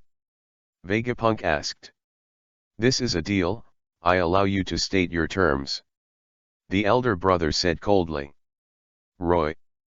Vegapunk said without hesitation, Tyrion D. Roy, I need his blood and the monsters he created for me to study. Compared with the artificial seastone, Vegapunk is undoubtedly more interested in the holy light and the monsters that appeared after Roy. It is an unknown existence. If the research results are obtained, the world will undergo earth-shaking changes, and it may be possible to break the structure of the biological chain in one breath. Vegapunk wanted to study, very much. The corner of the face behind the CP0 mask is slightly upturned. This guy still doesn't understand the key to holy light and blood plague, let alone holy light. Only those who believe in Roy, the great lord of holy light, can use holy light. The plague of blood is not 100% contagious. Although it can raise infected people, it may not be directly contagious. In other words, it is impossible to spread all over the world like Resident Evil. However, the ghouls created by the influence skill seem to have this function. It doesn't matter if the other party wants to study these things, anyway, these are all controllable and cost-effective transactions. Roy finally reached an agreement with Vegapunk, at least one-handed payment and one-handed delivery. Bainbrush Island, an island that Vegapunk used as a laboratory before being recruited by the world government to Marine Headquarters Research Institute. After the Seastone bullet research is complete, he'll figure out a way to put things here, and Roy prepares things for the purpose of closing the deal. Bainbrush Island is located in the New World. It used to be one of the territories of the Overlord family in the past. It was taken over by Marine a few years ago. Because there are many rare animals on it, it is temporarily used as one of the Marine training bases, and occasionally conduct actual combat contacts on it. But it is now obsolete. When will you finish the research on what I want? Roy asked, still maintaining the appearance of CP0. Well, it takes countless efforts to make Seastone into a weapon like a sword, not to mention the more difficult it is to develop, and it is impossible to polish it into a specific bullet in a short period of time, so, Marine released Seastone news when the time comes, I will give you a signal, come and get it. It's a word. And the bullet specs? Vegapunk asked. Roy turned and left, any bullet is fine, may the holy light bless you. Roy just activated the Seastone ammunition system with Seastone bullets, nothing else mattered. I see, don't give up. Vegapunk beckoned. Saying goodbye to Vegapunk and walking out of the laboratory, Roy entered Marineford's residential street in the form of CP0. All the family members of the upper-class Marines on the island lived here. Because they were too famous, they had too many hatreds, so many Marine family members lived there. They all live on the Marine Headquarters side, behind the Marine Headquarters building. Chapter 54 I'm just a soldier. Roy walked here, and there was no one around, but it could be seen that there were surveillance video phone bugs around.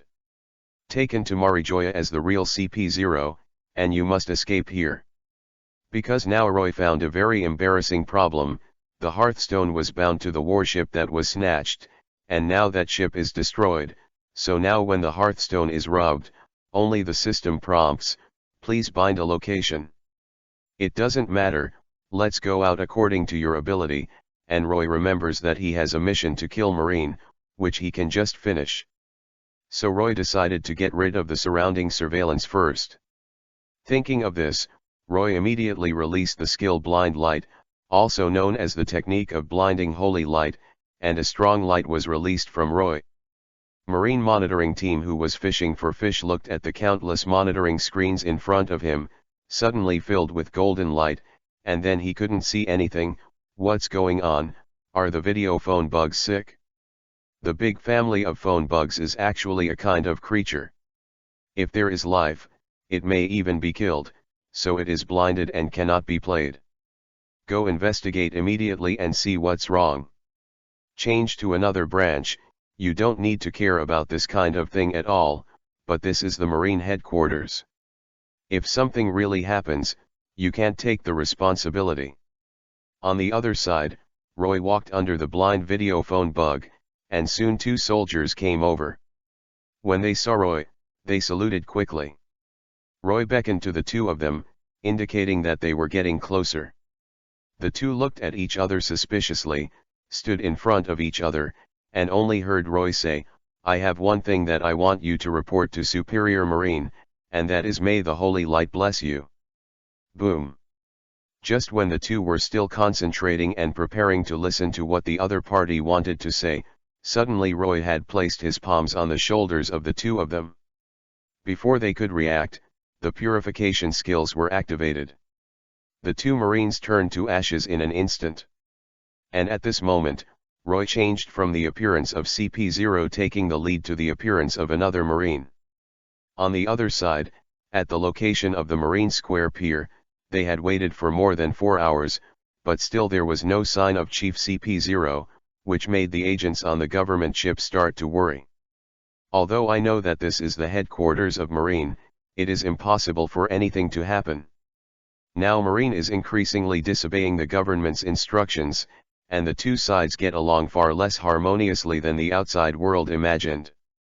The people from the government didn't want to make trouble on Marine's side, and Marine could hide when she saw the government's ship, and didn't want to take the initiative to get involved with them.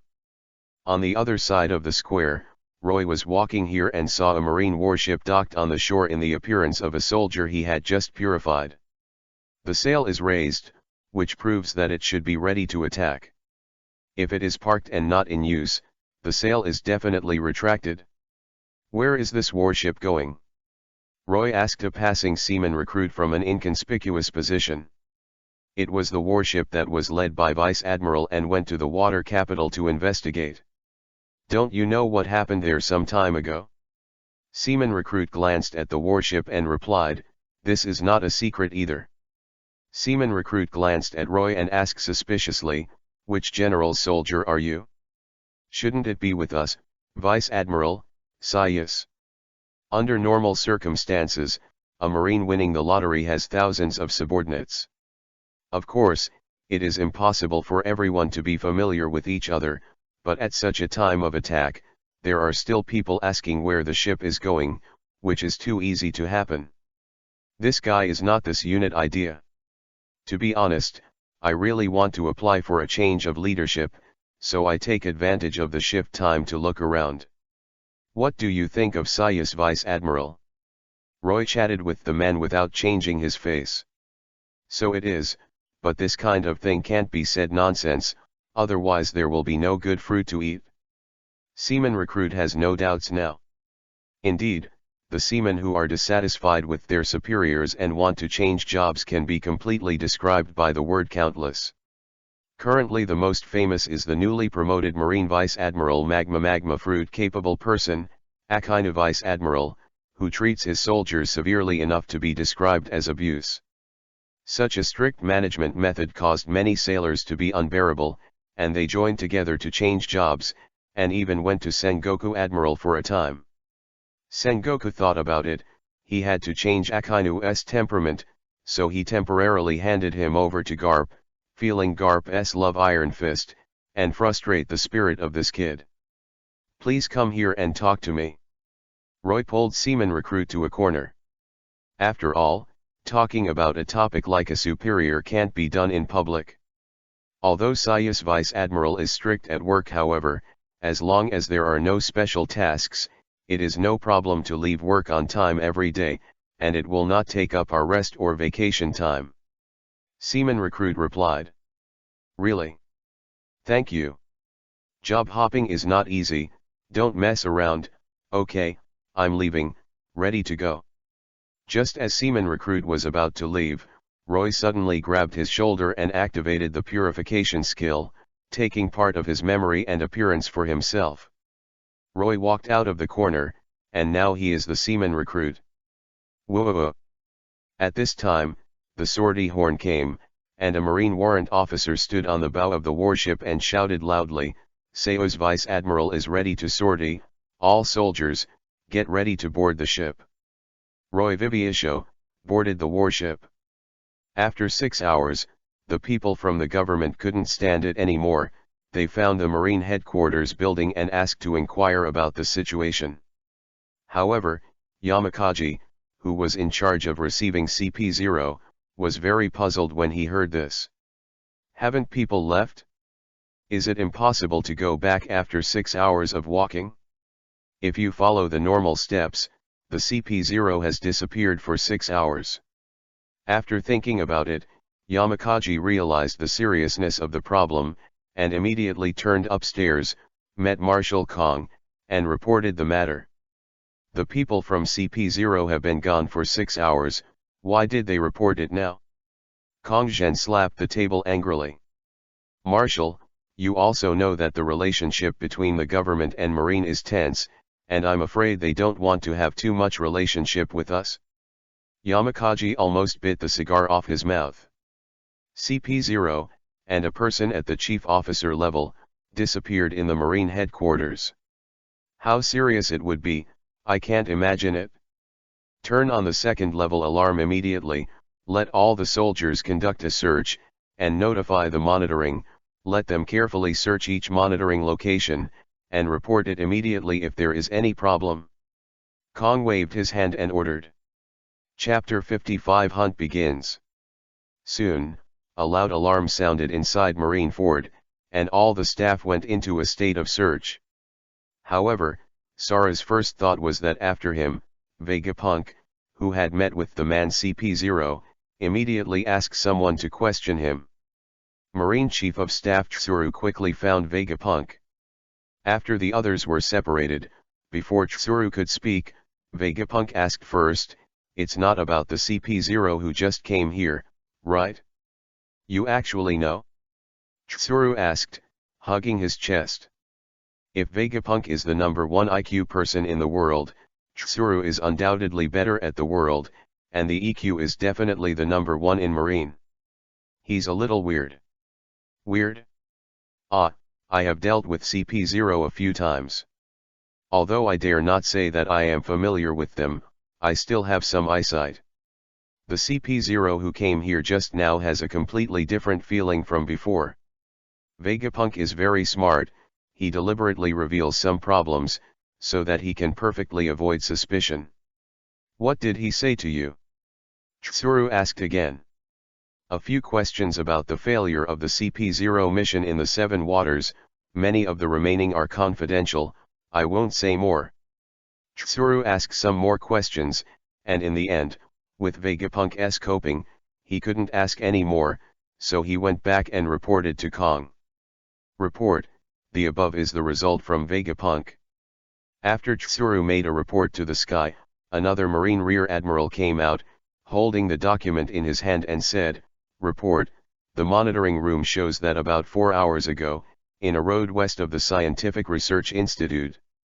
In the street, the surveillance phone bug was suddenly destroyed, and we suspect that this has something to do with CP0's disappearance. Why didn't you report this kind of thing earlier?" Sarah got angry, there must be a reason for such a coincidence. The tone is very dignified. It is very rare that the phone bug breaks down in the normal cycle. However, it happens to be broken once, and at the same time, it happens to encounter CP0 again. No matter how you think about it, it can't be a coincidence. It seems that everything has to start with monitoring. Where's the broken phone bug? Kong asked in a deep voice. Report. A 16 position. Rear Admiral replied. Tsuru, you go with Butler Rear Admiral to investigate, come back and give me the results as quickly as possible. Yes. Garp. After shouting, Sara didn't hear the response he should have, and when he looked back, he saw Garp wrapped his arms around his hands, bubbling from his nose, and snoring from time to time. Garp. Sara roared, bursting the snot bubbles on Garp's nose. Garp was startled, raised his head quickly, his eyes widened. "Och, it's not good," actually fell asleep. "Did you hear what I'm talking to you?" If it weren't for the shortage of personnel and the lack of time, Sara would have punched this bastard into the sea. Garp said haha, wiping the saliva from the corner of his mouth with his sleeve. Very serious, the situation is very serious, after all, the government's ace agent, very serious, serious. Tsuru couldn't help but look black, but she was used to Garp's style. "You, Akainu and Kyuzan, lead your respective teams to search and arrest all those who can." "Okay, okay." Garp perfunctory, he doesn't care about the government. "Hey." Sara sighed looking at Garp's condescending appearance, and finally said to Sengoku, "Sengoku, stop all the sailing ships, I suspect that the other party has a very clever hidden hand, including disguise surgery. Maybe he is waiting for our warship to set sail and take advantage of it to leave." "I see." Sengoku nodded in order, and suddenly couldn't help reminding, "But Marshal, 2 warships already set sail 2 hours ago." Kong's pupils condensed, showing the color of egg pain. "Which 2? 2 warships of Bradley Rear Admiral who went to North Blue to investigate, and Seuss Vice Admiral who went to Water Capital to investigate. Call back immediately, inform them, take a good look at everyone on the boat, take a good count, and none of them are allowed to run away." Sara said. "It's just an agent of the government." What is it to disturb the entire Marine headquarters?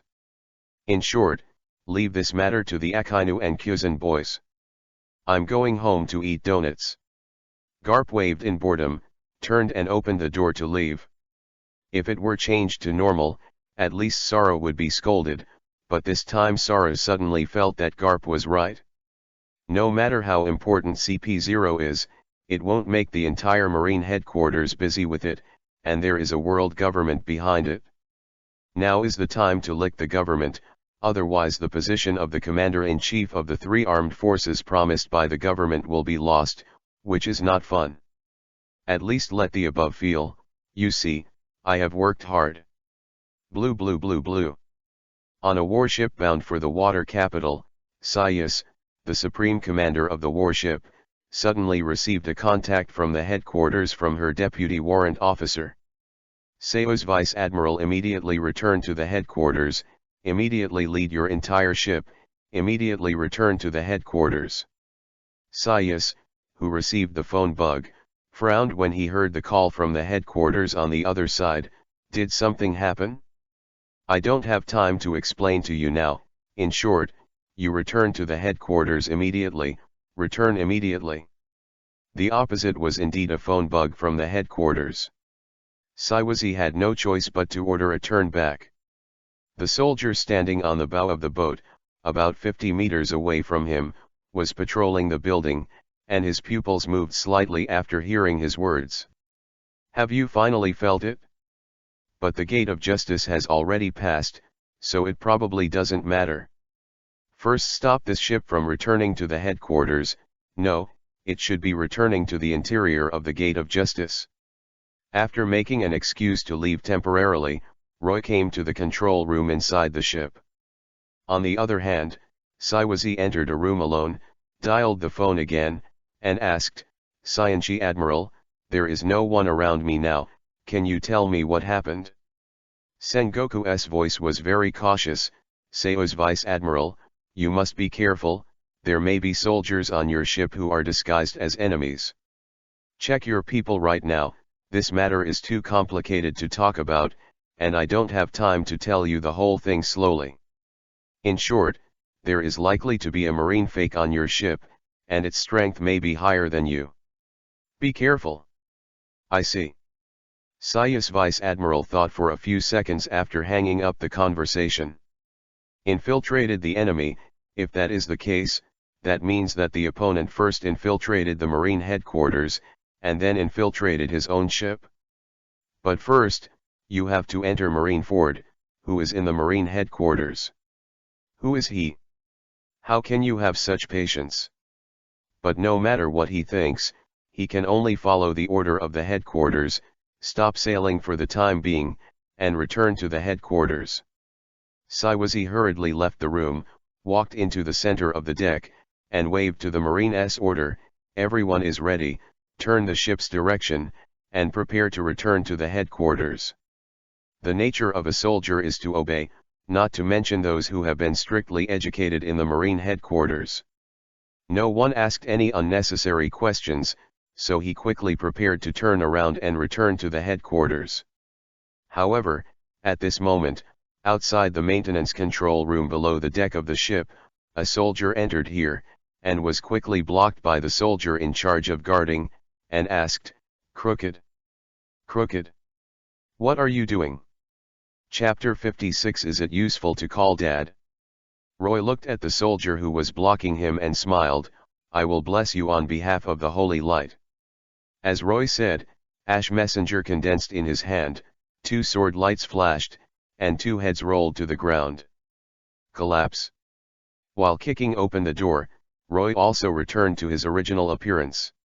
This is the internal structure of the cabin, and all complex professional institutions are in front of him. If such a huge warship is described as a living person, here is the human heart. A large warship naturally has professionals here to check it at any time 24 hours a day to ensure that there is no problem with the heart of the ship. When I heard the commotion at the door, a staff member wearing a white vest and a headband quickly came over. You, who are you? When the worker saw Roy's appearance, he instantly understood that the other party was not from Marine, and immediately questioned him.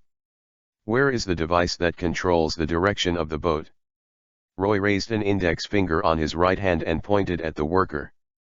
A ray of golden light from that hand went directly through the man's eyebrows. The worker, who wanted to press the alarm, froze instantly when he saw Roy's finger, and the focus in his pupils was blurred. The effect of Hammer of Justice is really easy to use. For these ordinary people, a hammer of punishment will basically make them stupid. I only heard Roy ask again, what is the key to controlling the direction of the ship? At this time, the worker slowly raised his hand, pointed to a huge steel pipe on the left, and said with difficulty, that is the main pipe that controls the direction of the ship. Yes, thank you. Roy turned around and walked in the direction pointed by the worker. After Roy left, the worker remained stunned, as if he had been brainwashed. It seemed that this guy would not be able to wake up for a while. Roy walked in front of the huge steel pipe, and the ashbringer lifted up. Brush brush. At the same time as the steel pipe was destroyed, Sias and the others on the bow also clearly felt the shaking of the ship. Does anyone do sports on a boat? Or was it attacked by a sea king? But I didn't see any attacks from the sea kings. Sias quickly stabilized her body and said to the other sailors around her, what happened? Please answer from the control room. In the control room, a sailor ran out and hurriedly said, Sir Vice Admiral, the direction of the ship can't be controlled, the ship seems to have a problem. Siwazi gritted her teeth and said to herself, did the other party succeed first? Siwazi is not afraid of anything. To be the Vice Admiral of the Marine Headquarters, there is nothing to fear him in this world. Even if Whitebeard comes and wants to save his life, he kneels down and calls Dad and it's over.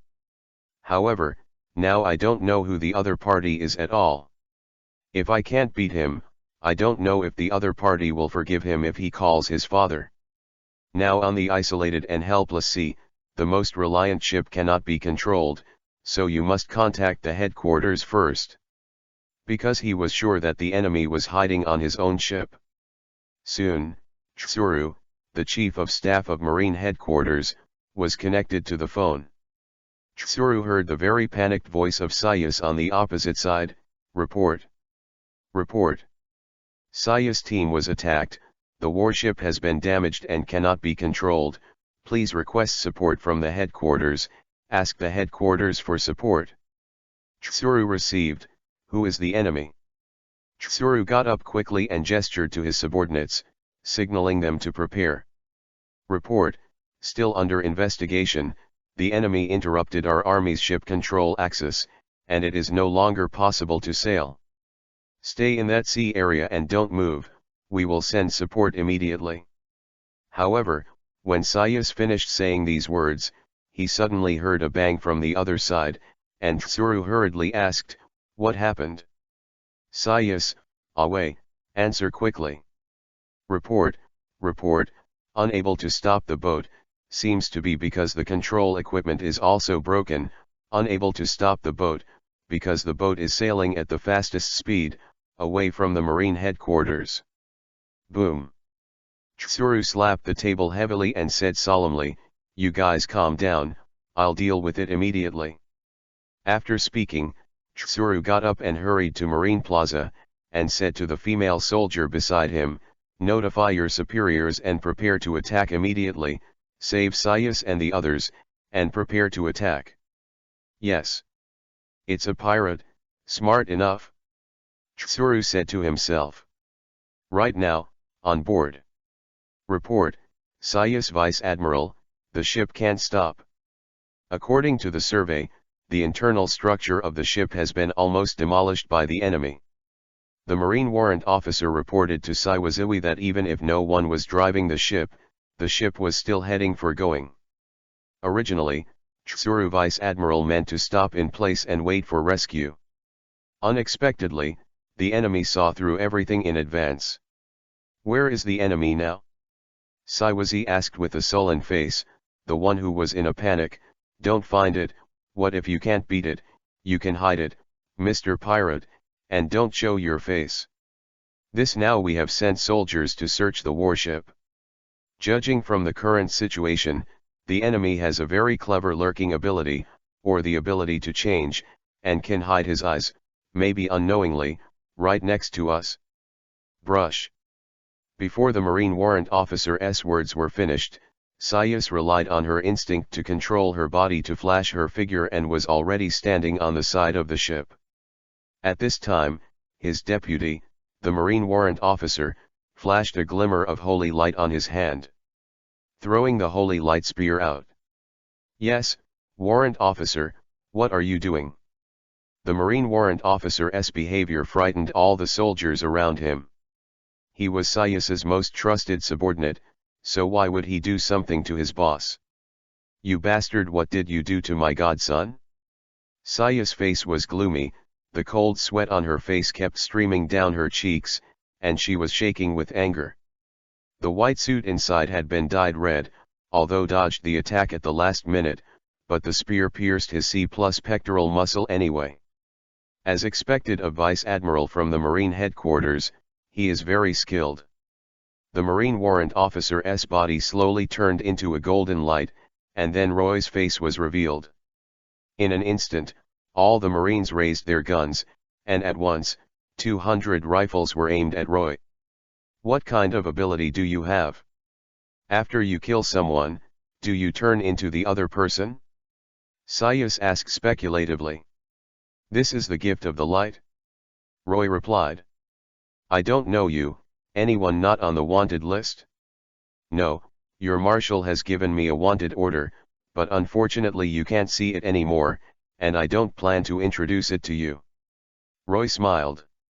Just a pirate, don't be too arrogant, I can warn you, don't move.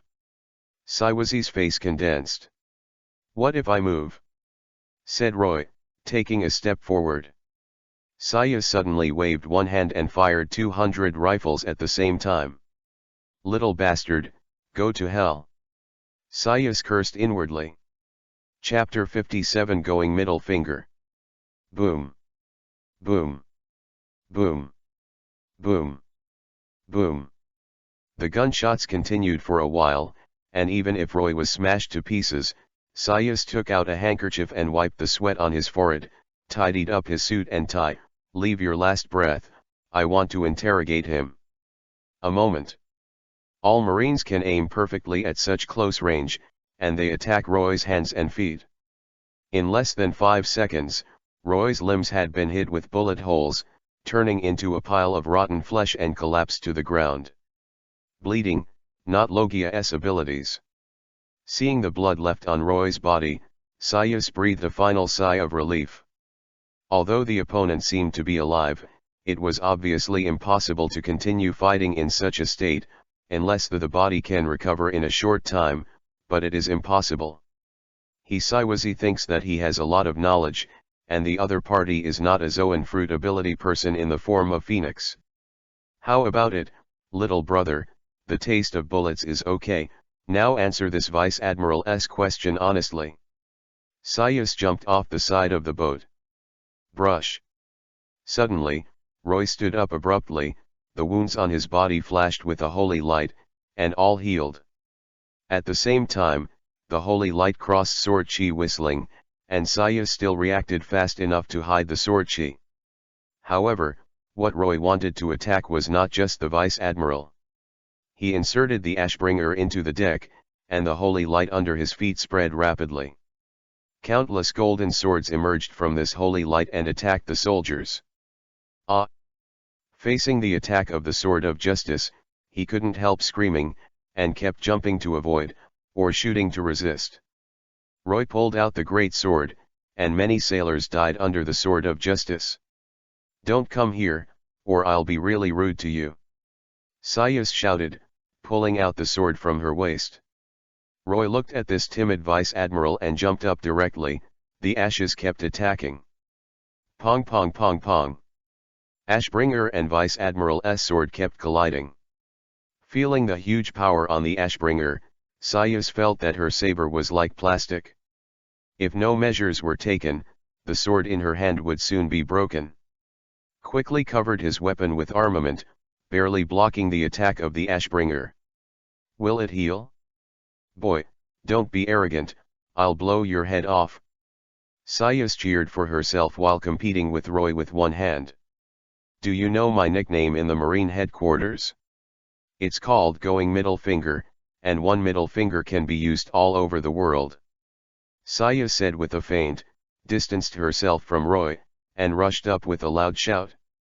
Shigan, finger pistol, mystery going middle finger. Pht. Roy's head was pierced by Sayus, and even Sayus himself couldn't believe it. It was too easy to succeed like this. In the unbelievable eyes of Sayus and the other sailors, Roy slowly fell to the sky, and the position of his left eye was directly pierced. Middle Lord Vice Admiral, I succeeded. The surviving soldiers began to cry, as if they had lived another dangerous day. Hello. Suddenly, a seaman first-class captain ordered the subordinate next to him, go and confirm his death. The seaman recruit heard this, he was immediately frightened, and looked at his captain in surprise, but met with a disgusting look. If you tell me to go, just go, a guy with a hole in his head, what are you afraid of? Can he get up and kill you? This. The so-called soldier is one level higher than the other, not to mention that the opponent is 2 levels higher than himself. The most important thing is why Vice Admiral is also looking at him. The Marine seaman recruit is so panic, he thinks it will be finished, but he can only admit that he is unlucky and move towards the fallen. Roy walked over, comforting himself, even half of his brain was lost, how could he not survive? Not to mention that he was bloodied by bullets, presumably not Logia. Under the circumstance that Sayus was extremely concerned, hundreds of people watched him squat down beside Roy slowly, ready to check each other's heartbeat with their hands.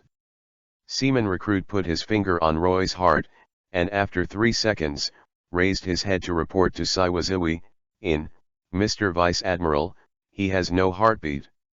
Huh. All of a sudden, even Saiwazi couldn't help but breathe a sigh of relief. Although he felt that the success was weird, he could confirm that the guy in front of him was dead, and his going middle finger was really awesome. Suddenly, a golden light covered Roy's body, and Sayus, who had turned back, turned his gaze back again. Roy grabbed the neck of the soldier who was squatting on the ground, and then the soldier's body disappeared. Turned to ashes by the holy light. No loss, die once and get a resurrection coin. Roy smiled word by word. Shoot, shoot. Sayus was really frightened, and immediately shouted with all her strength. The other soldiers reacted one after another, and hurriedly raised their guns to attack, and now they don't care whether they will stay alive or not, they will kill them first. This time, these bullets were not to avoid Roy's vital attack, but a complete body attack against Roy, and any part of his body was smashed. A few seconds later, Roy's body flashed golden light again and returned to normal. Damn, a monster. Saiwazi gritted his teeth and drew his knife. Although he was timid and afraid of death, he also had his own justice in his heart. At this time, as Vice Admiral, he must not back down. Connect the phone, contact the headquarters, and tell them that the intruder is Roy, the pirate hunter Roy, spread the news. Quick. Sayus kept launching like swordsmanship attacks on Roy. While not forgetting to give orders to his subordinates, he has already remembered who this guy is. This can't be done, you can't tell the people in the headquarters about this matter. Roy shook his head, facing the attack of sword energy, let it hit him, and if he found a phone bug, he would destroy it all. Roy. Sayus roared, supporting Roy at the moment when another phone bug was destroyed, seized the opportunity and cut off Roy's left arm. However, contrary to common sense, the arm did not fall to the ground, but turned into countless golden lights and reconnected to Roy's shoulders. And Roy also took this opportunity to swing a sword with his right hand, and Ashbringer cut off half of Sayus' left leg. Wow! Saiwazi's center of gravity was unstable and fell to the ground accidentally. The other sailors looked at Saiwazi anxiously. "Whatever I do, hurry up and spread the news to the headquarters and report the identity of the enemy." Saius roared. Since Roy didn't want people to know that it was him who invaded the headquarters, there was definitely an ulterior motive in it. In this case, even if he cannot be arrested, let the headquarters know the truth of the matter.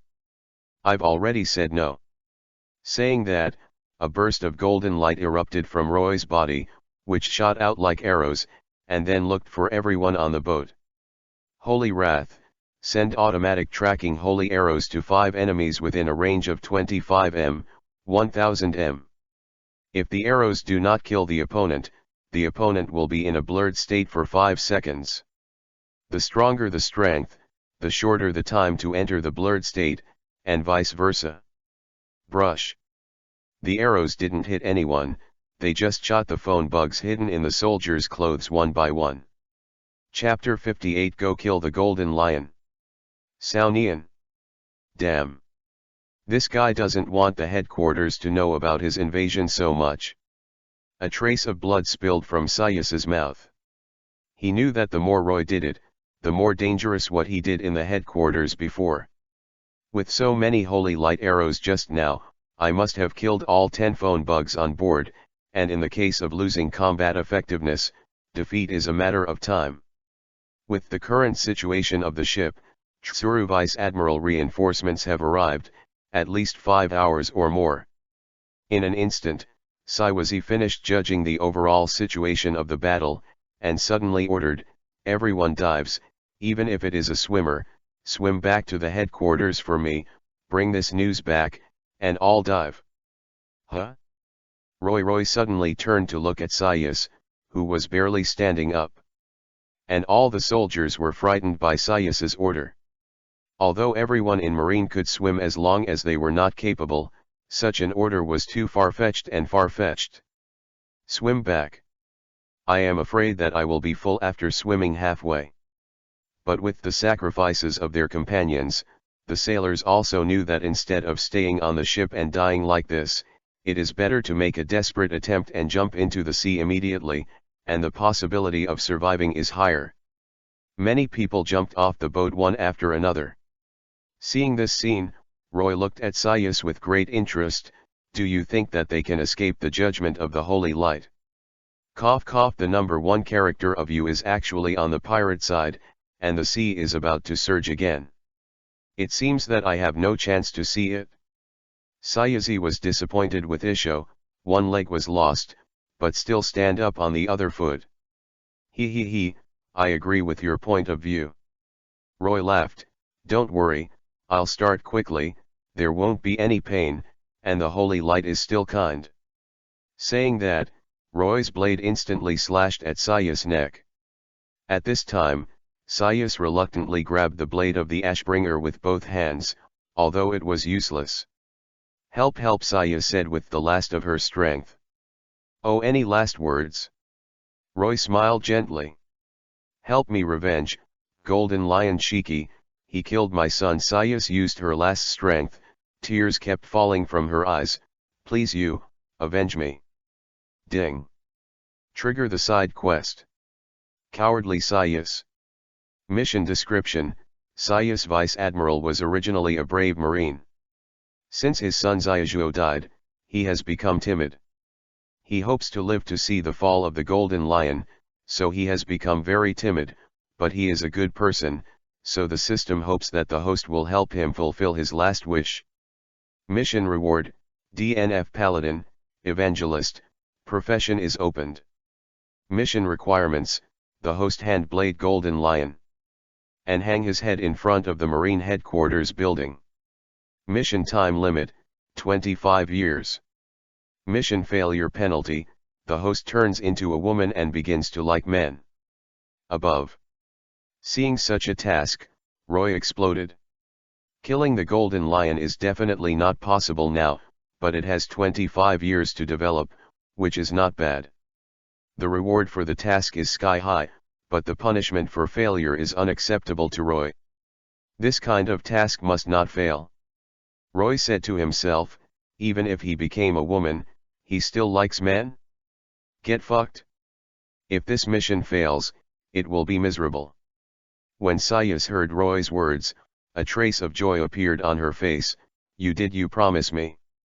Only then did Roy react, well, don't worry, holy light is merciful, I'll kill you golden lion. Cough cough thank you. After Sayus finished saying this, he saw Roy let go of the right hand he had been holding. A small sun slowly floated into the sky from Roy's hand, emitting the same light as the sun in the sky. Then, the sun turned dark. Then Sayus lost consciousness.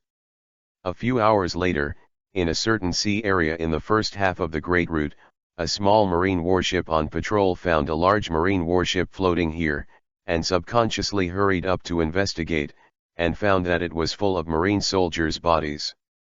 Among them, there is the body of a marine vice admiral, but they don't understand, what does this vice admiral smile mean? The people in the branch quickly reported the news to the headquarters, and the headquarters immediately handed the matter over to Tsuru Vice Admiral. Several hours passed, and it took more than half a day to add up. 2 warships were galloping above the sea. One is a female corps led by Tsuru, Chief of Staff of Marine Headquarters and Vice Admiral, and the other is Marine Headquarters Rear Admiral, Saul. When he arrived here to investigate, Tsuru was on the way to the remnants of Sayus' army, and the headquarters marine said, on the way, I saw the bodies of soldiers floating on the sea from time to time. Their bodies seem to have been cut, but there is a strange black flame in the wound, and I almost expected what happened, but who did it, I need to investigate further. When Tsuru lifted the corpse of Sayus, which was covered by the white quilt, he frowned and sighed, Sayus Vice Admiral joined the marine in the same session as me. Hey, he was actually killed by the invaders. The strength of the other side is no trivial matter. Saul of the giant clan sat on the deck, folded his arms, bowed his head humbly and asked, Sir Tsuru, do you understand the identity of the enemy? I don't know, I've never seen these black flames before. Bring the phone bug first, and I'll report the situation to the headquarters first. Tsuru glanced at Saul helplessly. Saul was obviously a little sentimental, but Sayus was my friend. Looking at his friend's body, he was naturally a little sad. Hey. Saul sighed, friend, I will help you take care of your sister-in-law. 2 days later, Tsuru reported to the headquarters, and it was impossible to judge who the murderer was right now, nor the number of lurkers, because the other party had already run away. Currently, Tsuru can only report the casualties and characteristics of Sayus troops. According to her speculation, coupled with Vegapunk's previous remarks, CP0 who entered Marineford and Kong's conversation is likely to be a fake. What is his purpose? Further investigation is now required. After 3 consecutive days of meetings, Sara and the world government reached a consensus to suppress this matter, and the other party obviously did not want to expose this matter. If it was an ordinary pirate who did such an earth-shattering event, he would definitely leave a name to let Marine know that he did it to increase his bounty. But there was nothing at the scene, indicating that the other party had some ulterior motive. If it is known that Marineford was invaded by a fake, and lost an entire army of sailors, plus CP0's disguise, neither the government nor Marine would see it. Chapter 59 Mage equals Chef. The first half of the Great Waterway, a certain sea area. Reward of 30 million Bailey, Black Swordsman. Title: its ship has now been occupied by a young man with a mouthful of holy light and a cruel hand cut. Very simple, because the captain has just been turned into a pile of ashes. The Black Sword pirates have about 250 people, which is a medium to large pirate group, but now more than 200 people have become Roy's resurrection coins. The pirate group of more than 200 people is left with more than 30 logistics personnel without combat effectiveness. How long will it take to get to the water capital? Roy asked while standing on the bow. The crew of the Black Sword pirates in the back was clever and quickly said, yes, sir, At this speed, there is still about a week or so. Huh? Does it take that long? Roy remembered that he only took the government warship to Marineford for 5 days, so he was naturally a little uncomfortable. The navigator quickly explained, "Sorry, my lord, it is basically against the current from here to the capital of water, so it will take a little more time." Forget it, come here, I'll tell you about the greatness of the holy light," Roy said to the navigator with a smile. What, my lord?" The navigator was quite frightened. "Look me in the eyes," Roy said. 5 days later, the navigator looked at Roy with admiration. "Lord, there is one more day before we can go to the water capital." He has been successfully influenced by Roy and has become a believer of the holy light. Now the level of respect for Roy, as for his dead father. There were 9 other people who were converted with him. 3 of the other people became ghouls, and the others did not respond. Roy probably knew the success rate of the influence skill. Anyone who still has good thoughts in their hearts will basically be successful, and anyone who sins deeply will inevitably become a ghoul. Those who do not respond are probably the legendary salted fish who have no ideals and goals, and ask themselves every day where I am and what I want to do. Shen Guang is really kind. Roy shook his head helplessly. If someone influenced him, he would definitely become a ghoul. Finally, Roy checked his attributes. Main attributes. Yamaguchi Yama Paladin Strength, 68%. Apocalypse Level, 57, Experience 28%. Weapon, Ashbringer, 41%, Ash Awakening Sword Aura Size and Power plus 50%, Controllable. Weapon, Silver Hand, 12%. Haste, affects all speeds 128%. Holy Light Points remaining 5081 points, remaining skill points, 0. Above. Task of killing 1000 Marines before, 1000 Holy Light was easily obtained, and the follow-up task came out as expected. Marine Nightmare, kill 10 Marines, Major and above, and 2000 Marines. Notes, Merciful Light, send them to heaven. What a merciful holy light! Roy's face was full of black lines. However, with 5000 holy light points it seems that he can summon new partners again. Thinking of this, Roy excitedly opened the tavern. Please select the type of partner you want to draw: navigator, cook, doctor, boatman, combatant. Summon the chef. Roy couldn't stand the days without food. When he was in the big earth in his previous life, the greatest joy in Roy's life was reading novels plus happy water in a fat house plus delicious food. The novel and the happy water of the fat house are gone, so there must be some delicious food.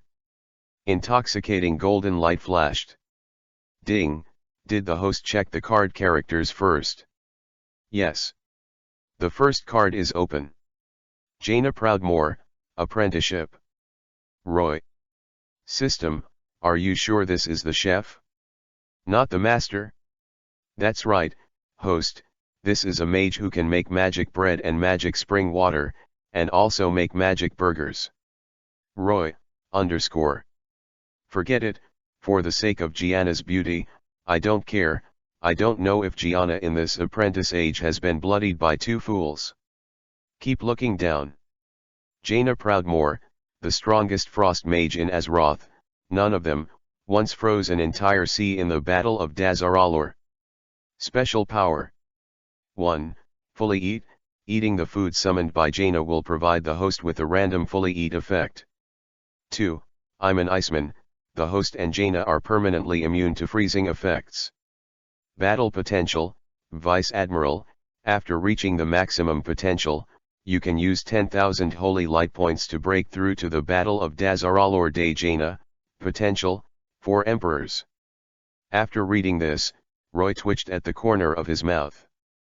He was really a gold guy, but for the sake of being a beauty, forget it. The second card. Kale that Sunstrider, Apprenticeship, note, this is a mage who can also make magical food. Roy. Is there a mistake? He wants the chef. System, do you not understand the meaning of the chef? I want the chef, not the master. System, host, aren't masters all chefs? Roy was speechless. Kale, that's, as Rotha's strongest fireman, multitasking arcane, he is killed a million times by players every day, and then his body is touched, but some non-chiefs still anal him every day. Special power. 1. Fully eat, same as Jaina. 2. I am a fire mage, the host and Kale that's are permanently immune to fire damage. 3.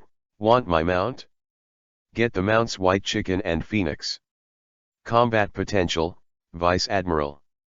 After reaching the maximum potential, 10,000 holy light points can be used to unlock Storm Fortress Sundakaise, battle potential, 4 emperors. Similar to Jaina, 2 more mounts are of no use. Roy waved his hand, and the picture of himself riding a white chicken and appearing at the scene when he was on top of the war appeared in his mind, which was so funny. But if you really get Kaise, doesn't it mean that you don't have to be afraid of red dogs in the future? The third card is turned over. Cadger, apprenticeship, this is a mage who can summon food. You know what? Roy was speechless. He wanted 3 masters, oh no, 3 chefs, but 3 masters came, so he could summon food and be a chef? Daydog. Keep looking down. Special power. 1. Eating well. 2. I am an arcane mage, the host and cadger are permanently immune to arcane, including light, damage. Combat potential, Vice Admiral, after reaching the peak, can spend 10,000 holy light points to upgrade to Hellfire Fortress Sun Cadger, combat potential, 4 emperors. Master equals chef equals 3 Admiral Nemesis. Awesome, as long as you recruit one of them, you will surely restrain a future 3 Admiral, and if you summon 3, you can use the future Marine headquarters as a bathhouse. Although Roy was disappointed, it seemed that he could only go ashore if he wanted to eat delicious food in the future, but relatively speaking, he was still very excited. All 3 can be upgraded to the combat power of the 4 emperors, which is too powerful. But in general, Roy still prefers Jaina. After all, Roy still knows how to choose beauties and rough gentlemen. While thinking about this, Roy turned over the 3 cards that had been shuffled. Ding! Congratulations to the host for getting a follower, Jaina Proudmore, she will come to the host's ship in 20 seconds. Yeah. Roy patted his thigh excitedly, startling the navigator beside him. Big lord you are! Before he could finish speaking, he opened his mouth wider in fright, because he suddenly saw a blonde girl who looked only 15 or 16 years old appear out of thin air in Roy University next to the lord. Oh, where am I? Kale, that's? Oh no, 2 fools. No, who are you? The blonde beauty was very flustered. Chapter 60 Roger's Entrustment, Burn the Fruit. Gianna? Jaina. Roy looked at Jaina, who was in a panic, and called her name gently. Oh. This is an unfamiliar place. Jaina looked around. Sorry, I have to go back to the academy, Kyle, and I made an appointment to learn runes together today. Oh, I didn't know the teleportation started here. Doesn't work, where did that spell go? Ah, here it is. Azroth jackfruit, wait, that doesn't seem right. Looking at the nagging Jaina, Roy also roughly judged the timing of Jaina. She is still learning magic in Dalaran, and she is still struggling to give her blood to the handsome one. Kale, that is still a serious fool. Roy smiled, looking at the blood. Gianna, calm down and look at me. Hello. Jaina waved helplessly, and at the same time there was some more information in her mind. Roy. Nice to meet you. Can I go back? Roy patted Jaina on the shoulder. I don't know, if you break it down, maybe you can go back. Really? Please. Jaina pleaded. Kyle is still waiting for me. Roy spread his hands, but I don't plan to do this, because I want to be Hi's son-in-law. Jaina was stunned. Lord Roy, does this have anything to do with me? Of course, because you are Hi's daughter. Roy's words made Jaina blush instantly. Jaina. Suddenly, Roy's face became serious. I need you, this world needs you, this world is more chaotic than Anzarote, it needs peace, you will bring it peace. Peace? Jaina fell into contemplation. Isn't learning magic just for peace? Friends who don't know about Jaina's deeds here may feel a little embarrassed. If you don't understand, you can Baidu to read Jaina Proudmore. Roy is still very aware of Jaina's deeds, and has devoted his life to the peace of the Horde and the Alliance. It backfired, peace did not come, but his father and brother were killed by the tribe. Since then, they have been blackened, regarded the tribe as a mortal enemy, and once ran wild, beat Zandalari trolls, and left behind a mount, Jaina's reigns. Thinking of this, Roy couldn't help being a little scared. He didn't know if this guy would kill himself for peace in the future. Fortunately, the system told Roy that the loyalty of the summoned followers would never be a problem. You are the daughter of the sea, the peace of the sea depends on you. Roy said earnestly again. He didn't want to have an absent-minded attendant by his side, and from time to time he would call out very kindly, "Oh, Kyle, oh, two fools." Isn't that Roy very embarrassed? So Roy decided to give the two fools a hat, green. Peace, am I the daughter of the sea? A glint of light flashed in Jaina's eyes at last. So, High Lord, where are we going now? What should we do? Roy finally showed a smile. We are pirates now, and we want to overthrow Marine's tyranny. So, Roy began to brainwash Jaina. After all, not everyone thinks that pirates are a promising career, like Plank. One afternoon in the afternoon, Roy finally arrived at the water capital. In the past 2 days, Roy's food was not bad. Unexpectedly, the food that Jaina summoned was very delicious. The key, these foods, can also provide some effects. For example, strength enhancement, increases strength by 30%. Skill enhancement, increases skill power by 30%. Sex enhancement, increase the firing speed by 100%, plus 300% firing times. However, these effects are random and can only exist one at a time, lasting 1 day. When Roy led Jaina away, the rest of the Black Sword pirates wanted to follow, but Roy refused. Roy told them that the Great Holy Light needed them to spread, and they swore that they would definitely give the world preaches the Great Light.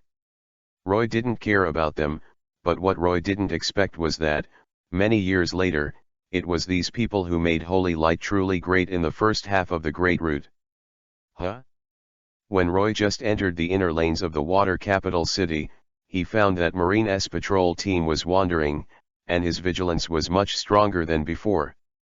It seems that Marine has added reinforcements, otherwise they will send people to investigate the previous matter. Are those the governments enough? Are they really serving the evil Tenryabito? Jaina asked. After having survived Roy's teaching for the past 2 days, she already knew the world's biggest cancer, Tenryabito, and hated it. Into the bone. Yes, they facilitated Tenryabito's crimes, said Roy. I'm going to turn them into ice scum. As Jaina said, an icy aura erupted from her body. There is no need to fight now, Roy reminded, and Jaina took back her breath. The two met with Plank, and after introducing each other, the three quickly walked towards Tom's workshop on the West Blue Shore. Long time no see, Tom. Roy stood at the West Blue Shore pier, looking at Tom on the unfinished steel battleship. Tom, who was beating the boat with a tool, looked down and waved at Roy. It's been a long time since I haven't seen you for 20 days. With that said, Tom jumped off the bow and hammered his sore shoulders. This ship will be completed in 3 days, this time you are blessed, but the important issue is whether it can sail. Oh, of course according to the blueprints, I didn't make the sails. Tom didn't ask Roy what he had been doing for the past 20 days. He knew that this was not what he needed to care about. Even if he knew, it would be useless. "Thank you, Tom," said Roy, bowing to the great boatman. "Where, I took your money. Tom Isho, by the way, there is one more thing to tell you. Roger needs your help." Roy's eyes narrowed and he questioned, "What's the matter?" "Come with me," said Tom, walking towards his hut, then took out a box. "Roger is away these 2 days to recruit a new crew," he said. "If he is not, let me give you this, help him keep it." "Oh." Roy opened the box with more doubts, and was startled. "Devil fruit?" An orange devil fruit, with a flame-like pattern, can be seen at a glance. "This is a burning fruit. What do you want, Roger?" Roy was speechless for a while. "Believe me, so. Isn't he afraid of me eating?" About it, Roy probably guessed what Roger wanted to do. What a hassle. 3 days later. Roy, Plank, and Jaina were standing on the shore of the North Blue Shore in the water capital. At this time, the ship was completely shrouded in a huge brown sackcloth. Tom was holding the corner of the sackcloth at the moment, to Roy. Reaching out, "Come, as the master, be the first to witness the birth of this ship." Roy excitedly took it from the corner of Tom's vice admiral sackcloth. With a sudden pull, the sackcloth withdrew, and the whole ship's true appearance was shown in front of everyone. Chapter 61 Bombing Marine HQ. The pointed and slender steel giant ship is 155 meters wide and 75 meters wide.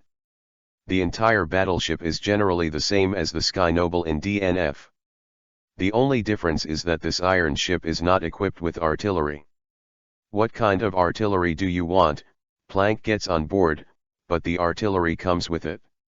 And the pit system said that if you want this big iron ship to be equipped with the same naval guns as DNF, you must have a professional mechanic X7. So difficult. "Have you thought of the name of this ship?" Tom asked. Roy thought about it for a while, and called it Sky Noble. "Let's call it Sea Kingship." Roy grinned his white teeth. "The kingship of the sea. Ha ha ha, what a great name, worthy of this ship." After boarding the ship, Roy chose a room with a view of the sea. Gianna was next to Roy. As for Plank, Roy was forced to press him to the bottom of the cabin, the worst of the 10 advanced rooms. "Why the captain? Why do I have to live in an airtight room around me?" Plank was a little dissatisfied.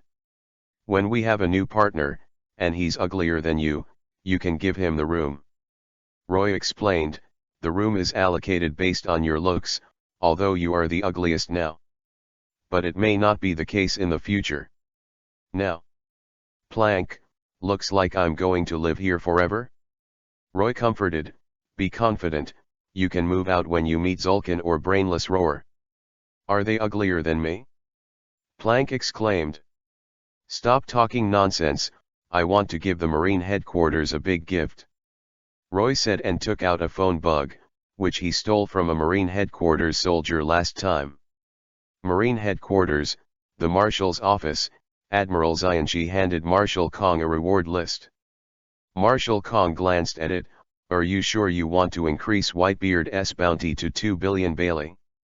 No one has this kind of treatment except for rocks back then."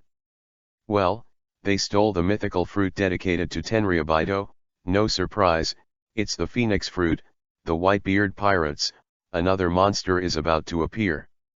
Sengoku sighed.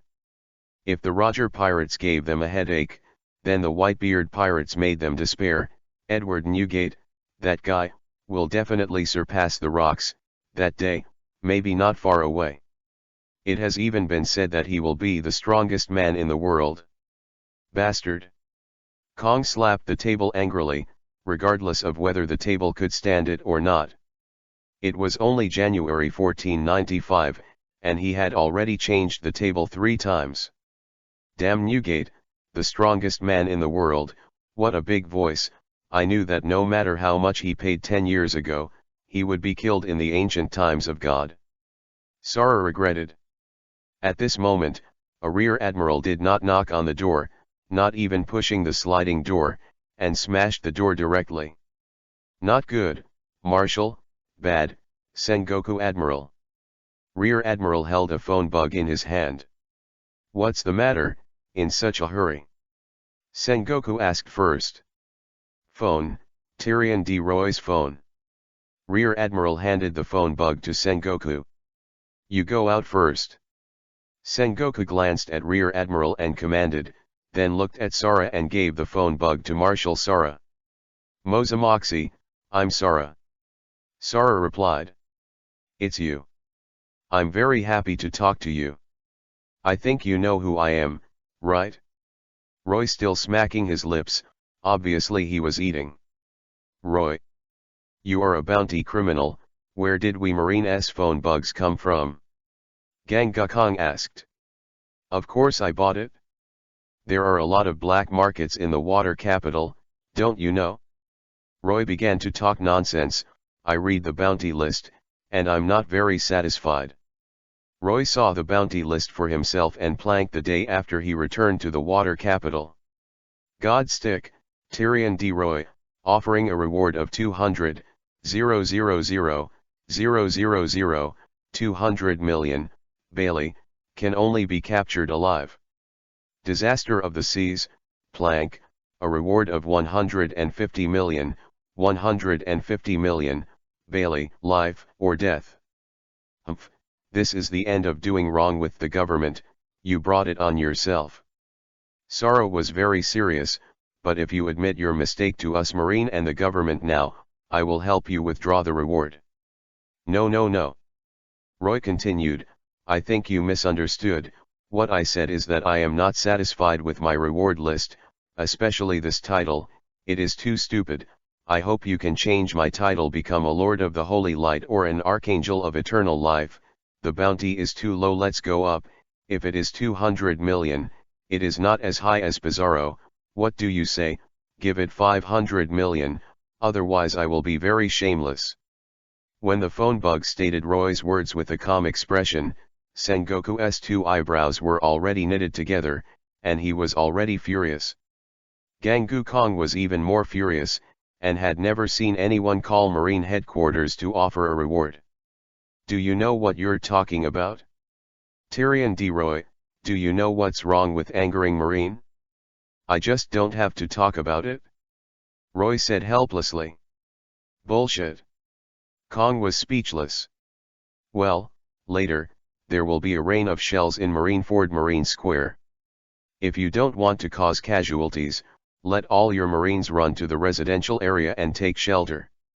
Roy laughed. What do you mean? Gang Gukong asked. Literally, I'm going to bombard your Marine headquarters. Hurry up and inform your soldiers, time is short, give you a minute. Roy said. Gang Gukong put on a question mark face, then laughed, even Sengoku next to him laughed.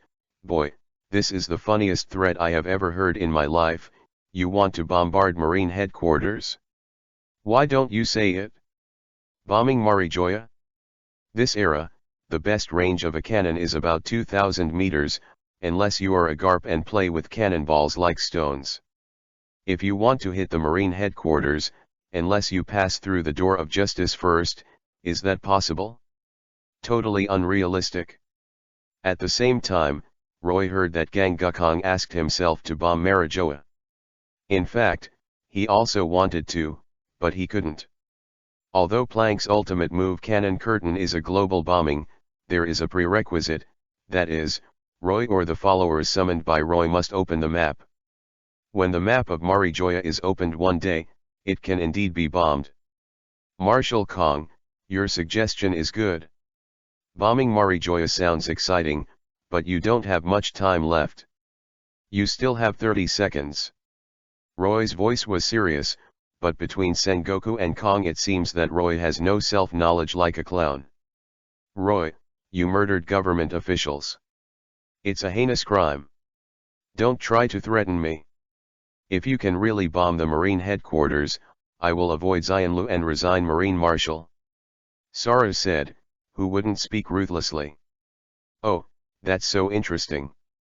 Roy smiled. However, you still have 54, 3, 2, 1. Bombs are coming. Do not know why? Hearing this sentence, Kong Wukong and Sengoku were suddenly shocked, and they all stood up and looked towards the square. There are at least 5,000 sailors training or patrolling in all directions of the square, but no shells have been seen falling. Bastard, why do we believe such nonsense? Kong said helplessly. But as soon as he finished speaking, Sara's face turned terrified. His observation Haki caught something, Sengoku also said.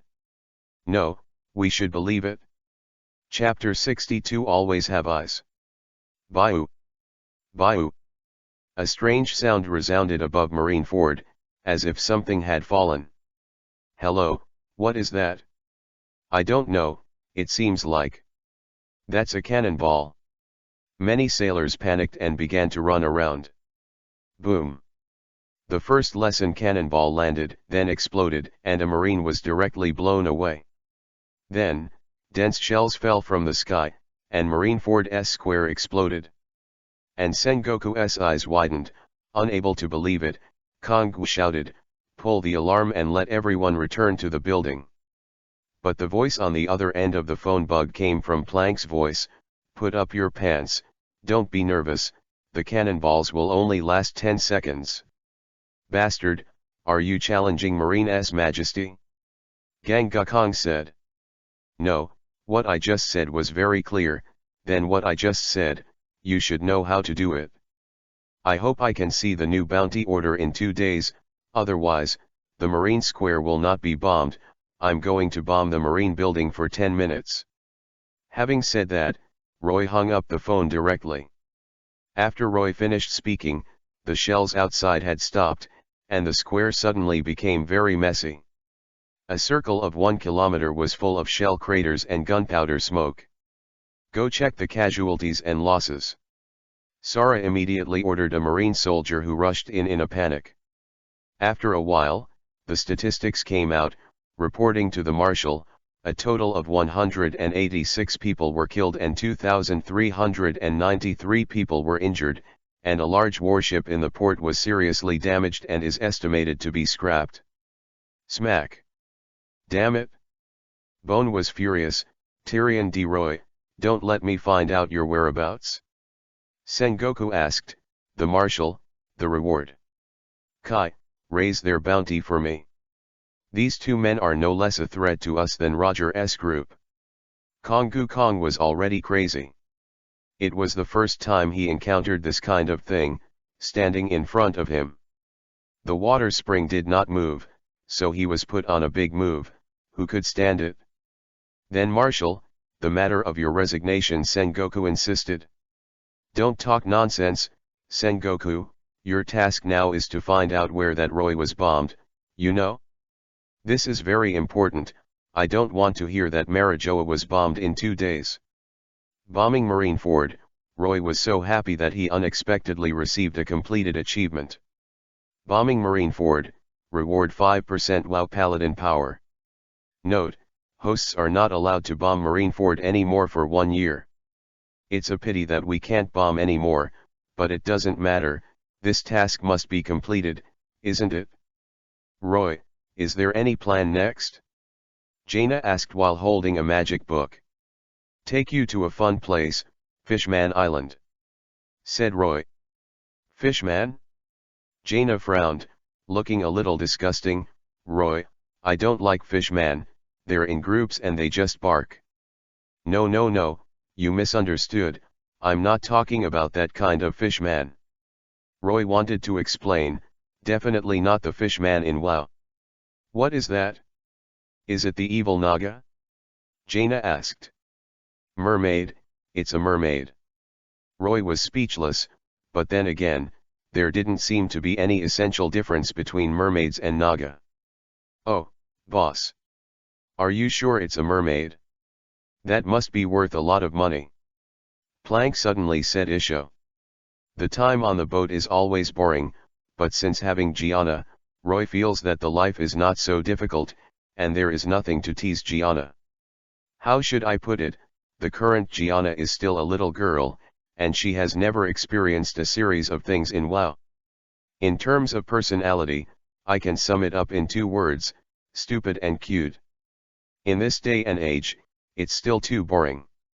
If someone asks Roy the name of the current pirate he remembers, Roy will answer, Roger, Whitebeard, Golden Lion, Kaido, Charlotte Linlin, a big beauty who likes to cuckold men. But finally, Ada Red. This is what I saw in the newspaper today, Lonely Red and Golden Lion Shiki are fighting in the New World. As a Lone Ranger, Red lost Golden Lion and escaped, but he still severely damaged Golden Lion and most of Golden Lion's troops. Is there such a number 1 person? Roy put down the newspaper, and when he looked up again, he saw an island surrounded by bubbles with a huge mangrove tree appearing in front of him. That was the Sabayati Islands, the beginning of the first half of the Great Passage. Finally arrived, Sabayati Island. Roy got up and controlled the boat to stop by the pier and landed on Island 21, which is an illegal zone. The ship I'm sitting on isn't a pirate ship that I can find everywhere, it's my own ship, and I still need to protect it. Thinking of this, Roy asked Plank to stay on the boat. To be honest, no one will do this kind of boat except for their own people, so there is nothing to worry about, but the place on Sabayati Island is still too messy. What if someone smashes the boat? The most important thing at the moment is to find the coding, cross the Red Soil continent, arrive at the New World, and find the island that Vegapunk promised. Island number 23, one of the gathering points for boatmen. The pirates who come here are basically preparing to go to the New World. Coding can be said to be a very hot industry. Coding cost that, too. It is said that you still have a steel ship. In front of a shipyard in Area 23, 2 coding boatmen asked Roy's words in disbelief. Iron ship? Does it move? Tell me about the cost. Roy said flatly, not planning to say anything more. Okay. Since there is money to be made, the 2 boatmen don't talk nonsense and put up 2 fingers, 20 million Baileys. Seeing that Roy and Gianna are 2 15 or 16-year-old little guys, it seems that they don't know how to do it, so 20 million hit him. In addition, this is the island closest to the Marine headquarters. Which pirate dares to make trouble? Roy hadn't given his answer yet. Suddenly there was a sound of footsteps behind him. From the perspective of the 2 coding workers, there were about 20 people, and many of them had tattoos on their exposed arms, which was enough to show their identities. Hey! Old man, our fire pirates want coding, hurry up and give us a price, the big girls from Sabayati Island are still waiting for us. The man headed by a man with a huge skull tattoo on his arm said extremely arrogantly. Captain, when we walked all the way just now, the old lady was itching for those beautiful young men, let's hurry up. An ant said impatiently. Don't worry, Sister Lukva, this place is too close to Marine headquarters. If there is trouble, try to minimize it, but I heard that there is such a place here, I will take you there later. The captain of the fire pirates, Jeremiah Bailed, stood at the front of the team. When he saw Roy and Jaina who were blocking him, he shouted arrogantly, 2 little brats, get out of here. Roy glanced at Jaina, they're scum. Jaina understood, she took out a staff from nowhere, and ice surged in her hand. A 2-meter-long ice blade flew out in an instant, and there was only a distance of less than 3 meters between the 2, so in just an instant, Bale's head was cut off by the ice blade. Chapter 63 Roy's Shocking Bounty. It wasn't until Bale's head fell to the ground that the rest of the fire pirates responded and ordered the crew behind him. He killed the captain, what are you waiting for? Move. Brush. Before the last one could say anything, his neck was also cut by an ice blade. At this time, the other talents of the fire pirates took out their weapons one after another.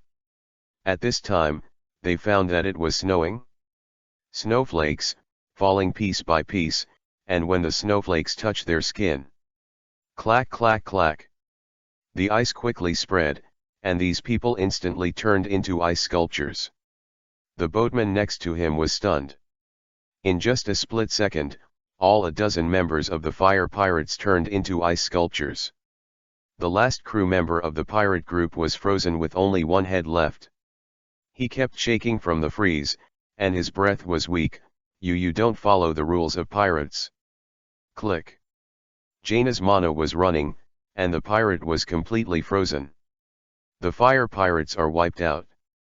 Only 5 seconds before and after. Good job, Jaina. Roy patted Jaina on the shoulder. It's just a little magic. Jaina hadn't come out of her high cold state. Roy glanced at the head of Bale, who flew out, and then patted the boatman who was already frightened. That guy's head is exactly 20 million. Seeing that he was dead, he was still staring at the head in front of him with his eyes open, and the penetrating eyes made the goosebumps of the boatman around him. Well, we can't exchange human heads for bounties, we will be targeted by other pirate hunters.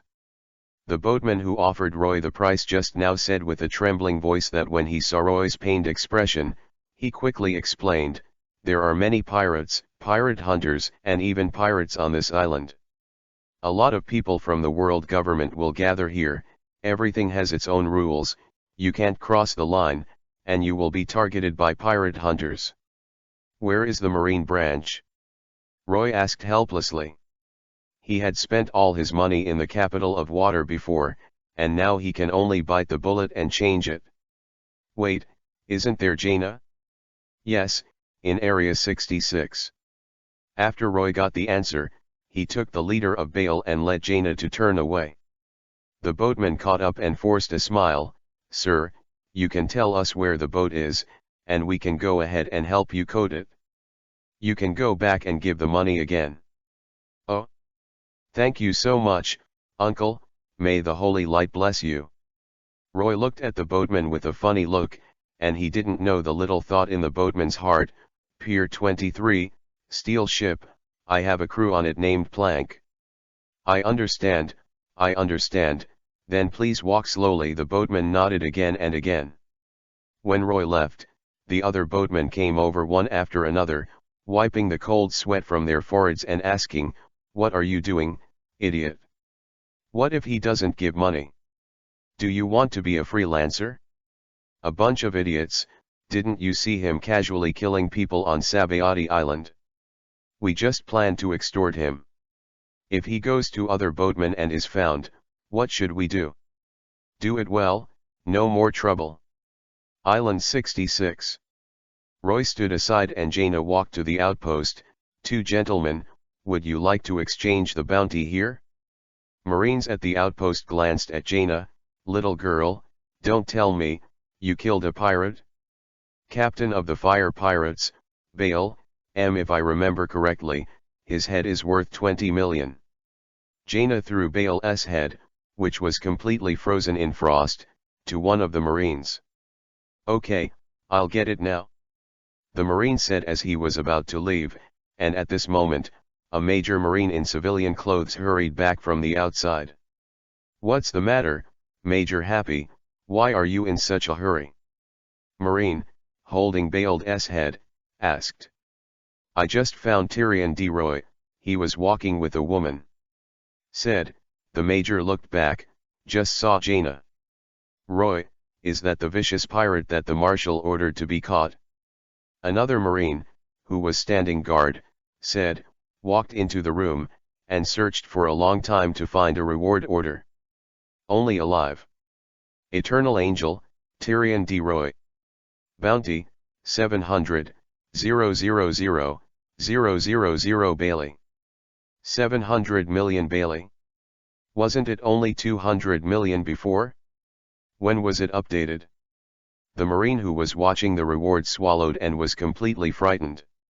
When it arrives, he will selectively ignore it. He doesn't want to mess with such a big man.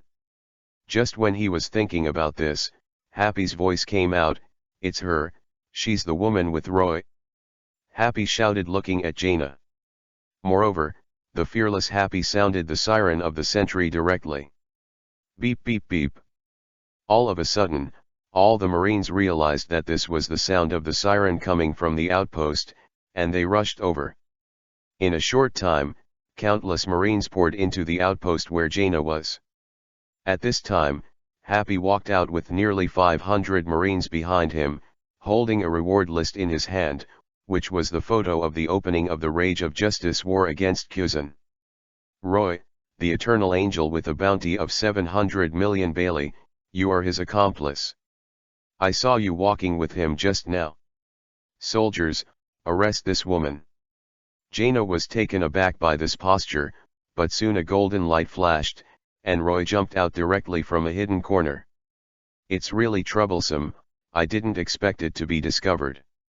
Roy glanced at the bounty list, and laughed again. That old ghost in Kong is really on his way, so I changed my bounty list so quickly, not bad. At this time, all the Marines had raised their guns. Everyone, be careful not to hit Roy's vitals, you must capture it alive. As for that woman, it doesn't matter if she is killed. Hearing this, Jaina was unhappy. What does it mean to kill herself? These so-called Marines are really cold-blooded and ruthless. As Roy said, Tenryabito in this world is the parasite of this world, and these Marines are the lackeys of Tenryabito. Roy scratched his head helplessly.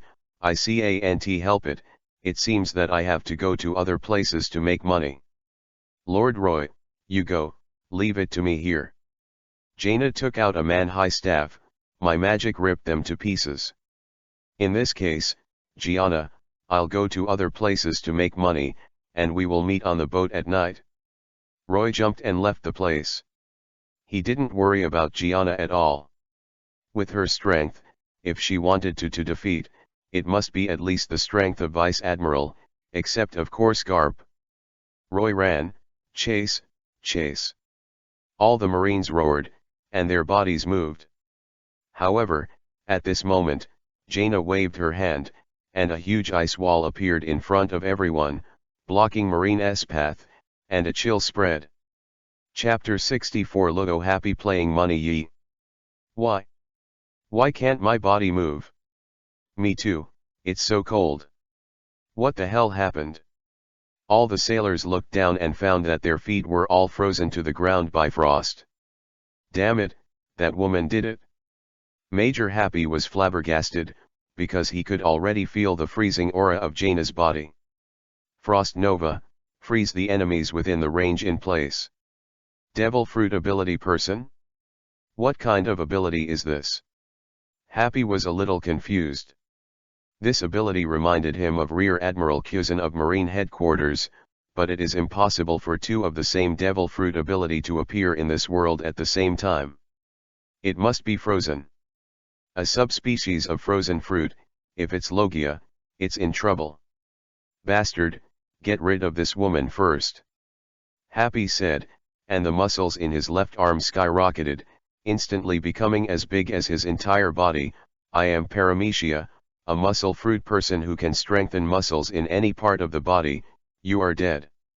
Happy charged up first, while his huge left arm slid across the air, rank Yaku/Tempest kick, arm slash.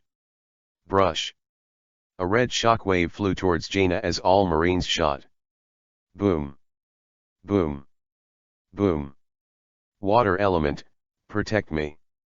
Jaina waved her blue staff, and a water element with a height of 3 meters appeared in front of her instantly.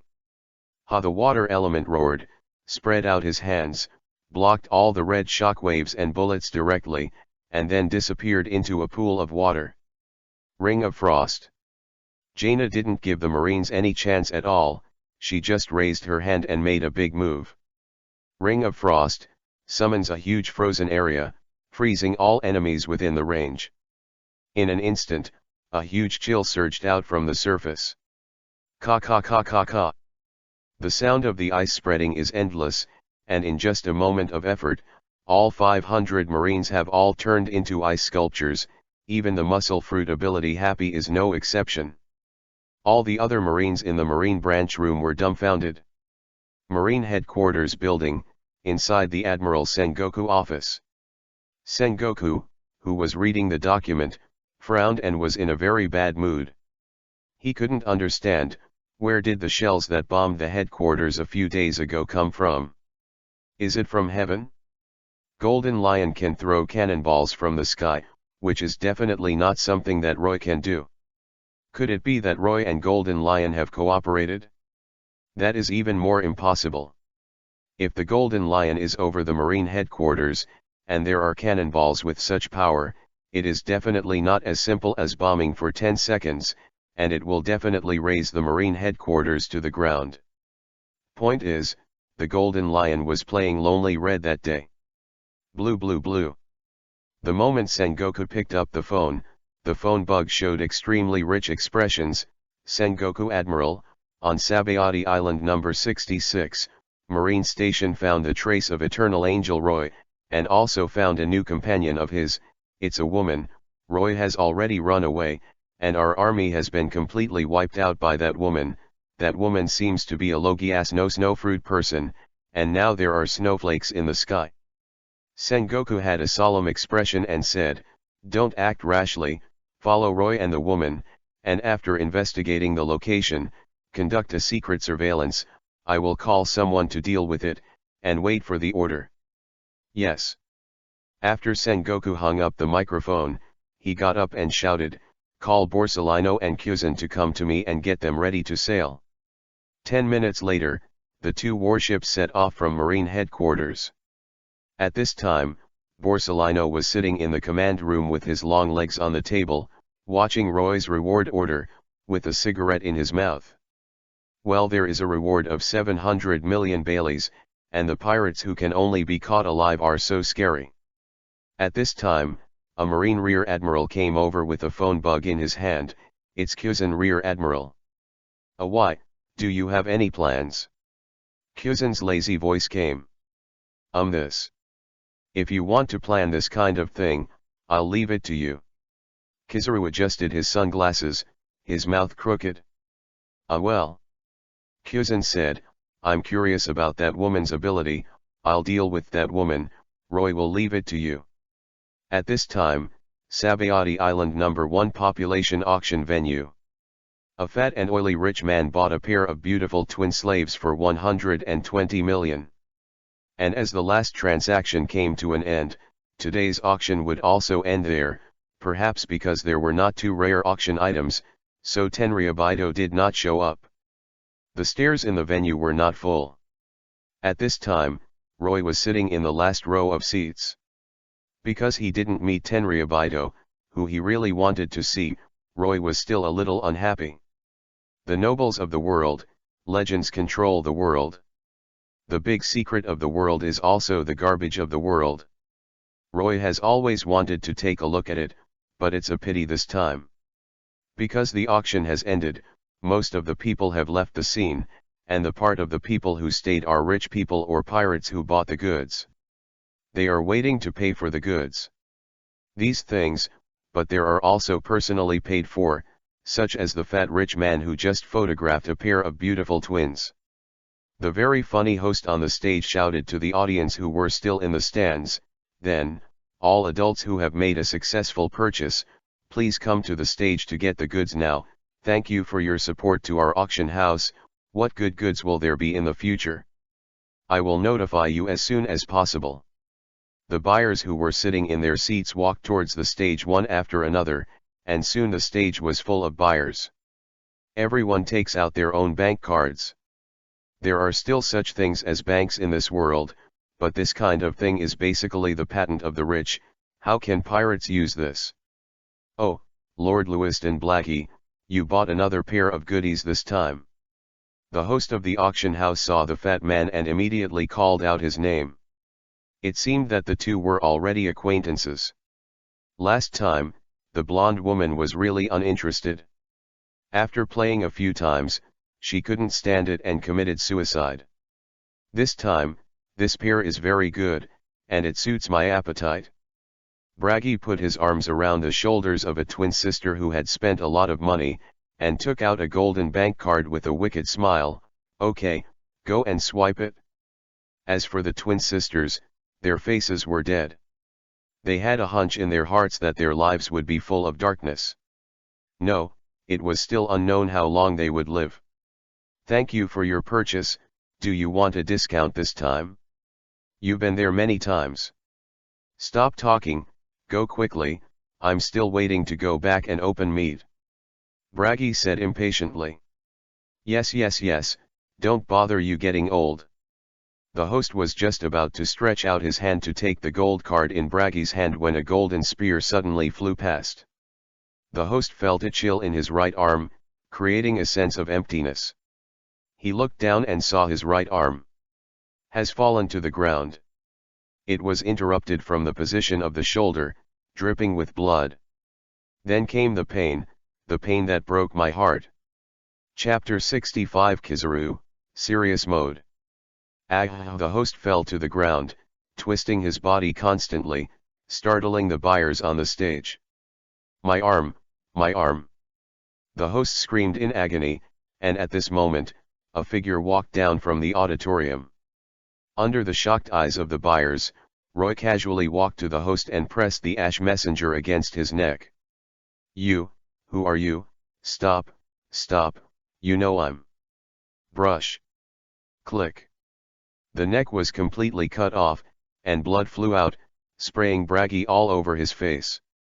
Yahahaha. I don't know who screamed first, and in an instant, dozens of bodyguards rushed out from behind the stage. They were dressed differently, and they were more like temporary recruits than professionals. Haha, what a bunch of scumbags, even the holy light won't pity you. Roy's face turned black. Although he was not a virgin, he absolutely hated human trafficking for a modern person who had passed through. Moreover, his purpose was to come here to make money, and killing scum was just a matter of convenience. The giant sword in his hand kept swinging down, and within 3 breaths, all the bodyguards had their heads separated. You guys are more annoying than pirates. Does this card have a password? Roy turned around and drew the going card in Bragi's hand, looked at it in his hand, and asked by the way. No, it can be used anywhere. Bragi's eyes were dull, obviously frightened. It's hard work, I'm short of money. Roy laughed. It's really fast to get money like this. Pirates really want to use pirates' methods to get money. Roy ignored the gazes of others. He quickly found a bank with the gold card in his hand, took out all the money, and put it into the system space. However, I was a little disappointed. There were only 200 million Baileys in it. It seemed that this card was only a part of the rich man. Looks like I'm not a professional pirate yet. Just as Roy was talking to himself, the pirates nearby began to riot, and the residents who seemed to be very leisurely ran home quickly. Large battleship, it's Marine, here comes Marine. Don't fight in this kind of place, all the crew, evacuate immediately. In the chaos, Roy heard a lot of words from pirates. Are you here to kill the pirates? Roy suddenly thought of the scene in Area 66. Perhaps, they came to catch him. I haven't met Tenryabaido, and I'm really unlucky to encounter this kind of bullshit. Roy shook his head, and it really was a big tree. Usually this is the place where Tenryabaido often haunts. As long as there is no too much trouble, Marine doesn't want to worry about it, mainly because it is too much for Luffy to fly Tenryabaido. Although I just learned at the auction house that Jaina froze all 2,000 Marine distributed to everyone, it is not a trivial matter. Key is that Roy bombed Marine headquarters. Marine thought that Roy's threat was too great. It can be seen from the bounty that even Brother Ming, who robbed the gold in the sky, didn't have such a high bounty. Nonsense, nothing to shoot at people's hometown, who can stand it? Although I don't know who is coming, it is presumed that it is basically at the level of Vice Admiral or above, and it is very likely to be one of the 3 Admiral in the future. But it's a pity that Roy is really not ready to fight. First, he is not in the mood now. He came to the Sabayati Islands to indulge and enjoy it before leaving. The holy light told Roy to live in the moment. Recalling his purification skills, Roy wondered if he would change his appearance and spend some time on Sabayati Island. But it's obviously impossible. Jaina has been exposed, and his ship should be exposed, no matter which. Roy doesn't want them to have an accident. As for Plank, love will never die. Really, I can only go. I wanted to stay for a few more days. Roy's boat is parked in Area 21, and it is not known whether the coding has been completed. Dong dong dong. Suddenly, Roy looked into the distance with sharp eyes. There were already a lot of Marines approaching here. It's not good for his face to be recognized. Looking around, Roy saw a well-built, scantily clad woman around 25 or 6 years old, who suddenly pulled her into the alley between the two houses. "Girl," the woman just said in a panic, what do you want?" 50,000 Baileys. But you can't do it here. I have to say that Roy's appearance is still good. Even if he is in the flesh business, he subconsciously gave up screaming when he saw Roy's appearance, and wanted to do Roy's business. "No, I'm going to be here." Alas! Hearing Roy's words, the woman was stunned. Here. Although she was in that kind of business, it was the first time for her in this kind of place, and then she pulled down the suspender on her shoulders, revealing a plump mosaic. "Yes, but with 150,000 Baileys." Roy nodded. "It doesn't matter how much you add." As he spoke, he grabbed the woman's shoulders with his hands. A ray of light covered Roy and the woman, and then the woman turned into a pile of ashes and dissipated in the air. Through the disguise in the purification skill, Roy turned into a woman. Although the camouflage in purification is very useful, it also has a flaw, that is, it can only become a person who can be purified for a short time. When time passes, or a new person is purified, it will be covered. Example, after so long has passed, and after purifying the stray woman, Roy has been unable to change back to the appearance of CP0. This is a defect. Why become a woman?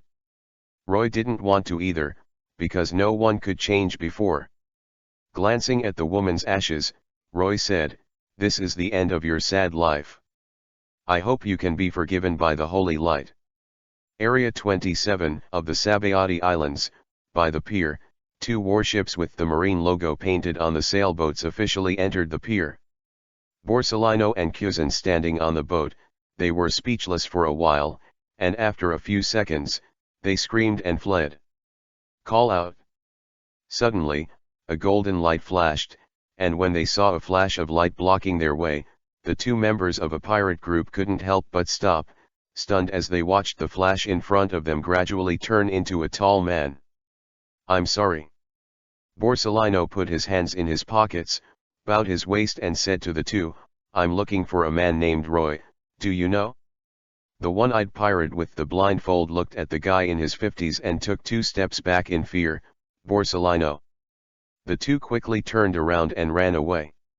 There were quite a few marine vice-admirals, but Borsalino was undoubtedly one of the most famous marine vice-admirals besides Garp.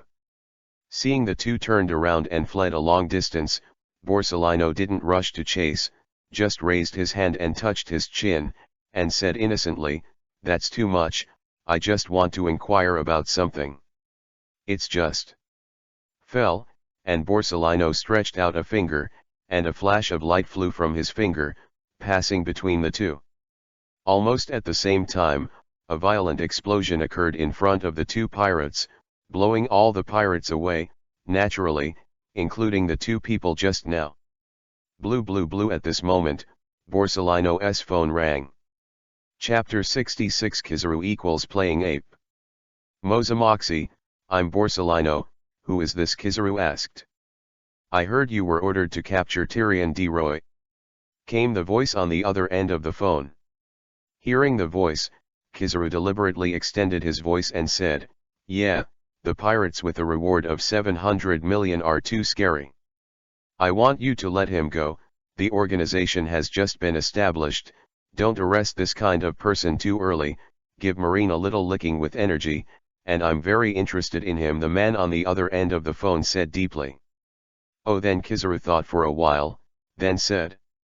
Kizaru hung up the phone and turned on salted fish mode. At this moment, the assistant major came over. Borsellino, Vice Admiral, you are too fast, our target is Roy, I think it is enough to find their ship first. Kizaru, oh, let me think about it, your method. Blue blue blue. The phone rang again. At this time, the voice of a sailor came from the phone bug. Report Borsellino, Vice Admiral, Kuzan Rear Admiral has found Roy's pirate ship in Area 21, and the disaster of the sea plank, and the woman is fighting, asking for help. Boom. Finish speaking, Borsellino heard a gunshot, followed by the sound of things falling. Problem occurs. Kuzan is really amazing, he found the other party's ship so quickly, Borsellino said without panic.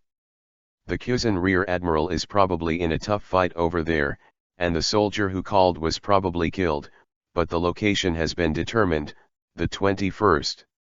Said the major. Saying that, Borsellino turned into a flash of light and quickly headed to Area 21. Area 21. Sea King Power, which has not yet completed the coating, has been frozen on the sea. A few boatmen were so frightened that they ran away, and they didn't want any wages. Kuzan was very depressed. He confronted Jaina and found that his frozen fruit could not deal with the opponent at all. It just feels that the other party is eating the same kind of fruit as himself, the only difference is that the other party cannot be elementalized. Even so, Kuzan still can't help the other party. Because this woman can do an extremely weird dodging technique, blink, of course, the most disgusting thing is not this, she will turn herself into a sheep or a penguin, transfiguration, which makes Kuzan disgusting. Plank went straight to deal with Kuzan's follower Marine, and Kuzan really couldn't get away. In a short while, he will be turned into an inexplicable animal. Who can stand it, even though the other party can't hurt himself? So bad, are you kidding yourself? Walking in Area 22, received a call from Plank, boss, our position has been exposed, and a guy named Borsellino is coming. Borsellino? Kizaru. Roy muttered to himself, really, what trouble? Roy has no desire to fight now. He doesn't want to fight Kizaru. His enjoyment time has been interrupted, and now he wants to sleep more. Well, have you arrived already? Roy could clearly feel that a person was rushing towards him at a very fast speed. Now pass through Area 24, and will soon pass through Area 23. There is no doubt that such a fast speed can only be achieved by one of the three admirals codenamed Kizaru in the future, glint glint fruit capable. I don't want to fight with you today, just tease you a little bit. Marine, who had seen through his identity and had just been pierced in the chest by himself. Obviously walking around dressed as a woman at such a time was still too suspicious for Marine. This half-dead Marine, looking at the uniform, should be a captain, and Roy quickly used the purification skill on him. On the other side, Kizaru passed through the number 24 area at an extremely fast speed and entered the number 21 area. However, when he passed the number 23 area, he stopped for a while, and after confirming the direction, a Marine captain who was covered in injuries ran over to him and saluted. Report, Kizaru Vice Admiral, just found the target Tyrion. D. Roy, fled in the direction of number 23. Kizaru. Borsellino feels a little strange, isn't this the code name that the above gave him? There are only a few people who know it now. How did this little captain know? Oh. I know, it must be someone from the organization. The organization is really powerful. As soon as it was established, the power has penetrated so deeply. Each area of the Sabayati Islands is not connected in a straight line, and Area 23 and Area 21 where Roy's boat is located are just in the opposite direction. Borsellino put his hands in his pockets and looked in the direction of Area 22, stretched out a hand and scratched his head, Area 23 and Area 21 are very close, are you sure he didn't run far away? Kizaru asked in a long tone. This time it was Roy's turn to wonder, what's going on? However, Kizaru immediately said again, watch Kyuzan and their battle well, let me know as soon as anything happens. Saying that, Kizaru flashed a flash and disappeared. Kizaru left, Roy returned to his original state in the holy light, scratched his head, and said in Kizaru's tone, it's so strange, this Kizaru, something doesn't feel right. When Roy came to the number 21 area pier, he found an interesting scene. Kyuzan was beaten by an infinite sheep. Although polymorph is interrupted by any action, and the spell does no damage, Kyuzan is the infinite sheep. Very disgusting. Marines who followed Kyuzan, they were all headshots by Plank. Seeing a little sheep roaming on the ice, Roy asked, hey, Jaina, why do you keep sheep on him? Jaina shrugged, no way, Plank, and I can't deal with him, his abilities are similar to mine, freezing won't work on him, and Plank's bullets won't work on him either. Frozen? Roy thought for a moment, laughed, then glanced at the sheep, Kyuzan, it's been so long, you've become much cuter than before. What? Don't look at me like that, Kyuzan.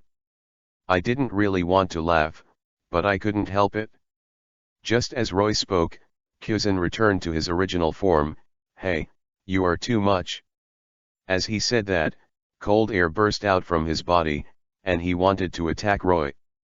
However, the next second, what? How miserable. Roy shook his head. Plank, it's not advisable to stay here for a long time, let's board the ship and start the ice-breaking mode. So, Kyuzan in sheep form could only watch Roy's big iron ship break through the thick layer of ice and drive away. Kyuzan's mentality collapsed. He wanted to curse people very much, but his curse words were really lacking. If he was also a transmigrator, he would definitely say something like, damn it. When Kyuzan recovered, Roy's ship had already left.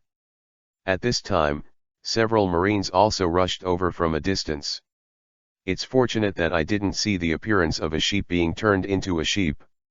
It's a shame. Kyuzan didn't want to speak, but he still had to order, look if there are any other wounded, and start rescue work immediately if you can, and thoroughly investigate the dock. A pirate ship nearby, especially a big steel ship. Go. Yes.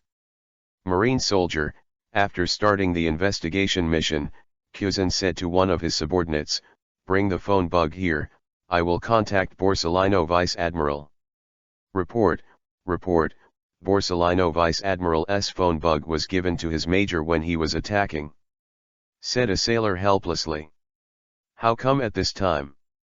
Kyuzan shrugged his shoulders.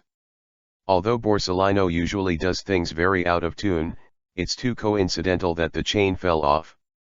At the same time, within the 23rd area. It's Marine Vice Admiral Borsellino. Originally one of the areas hit by lawbreakers, many pirates landed here. The pirates screamed and ran away in fear. Borsellino didn't chase after the first time, but put his arms around his arms, frowned in confusion, and turned into an ape. It's so strange I can't find it if I look for it. Looking up and looking forward, Borsellino stretched out a laser beam, and after sending a dozen pirates to the west, he said to himself, well, forget it, let's clean up the pirates here first. In the eyes of high-level officials, Borsellino is not as complete as Akainu.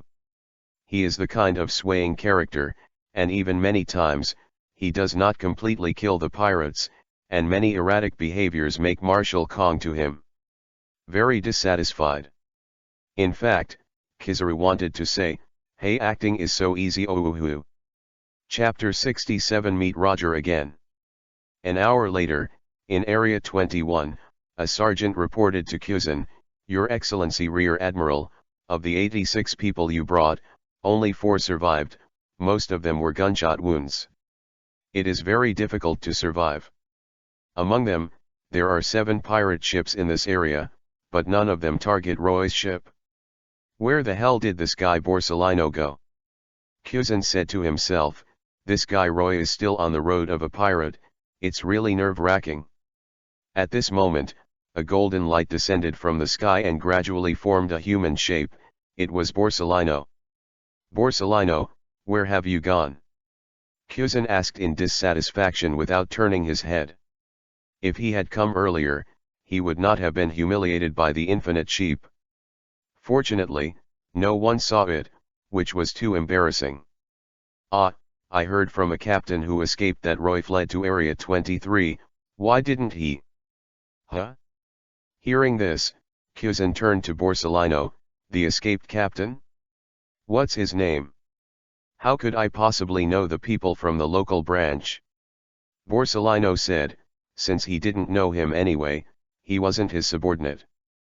Kuzin Rear Admiral, do you mean collaborating with the enemy? The sergeant on the side guessed. This possibility cannot be ruled out.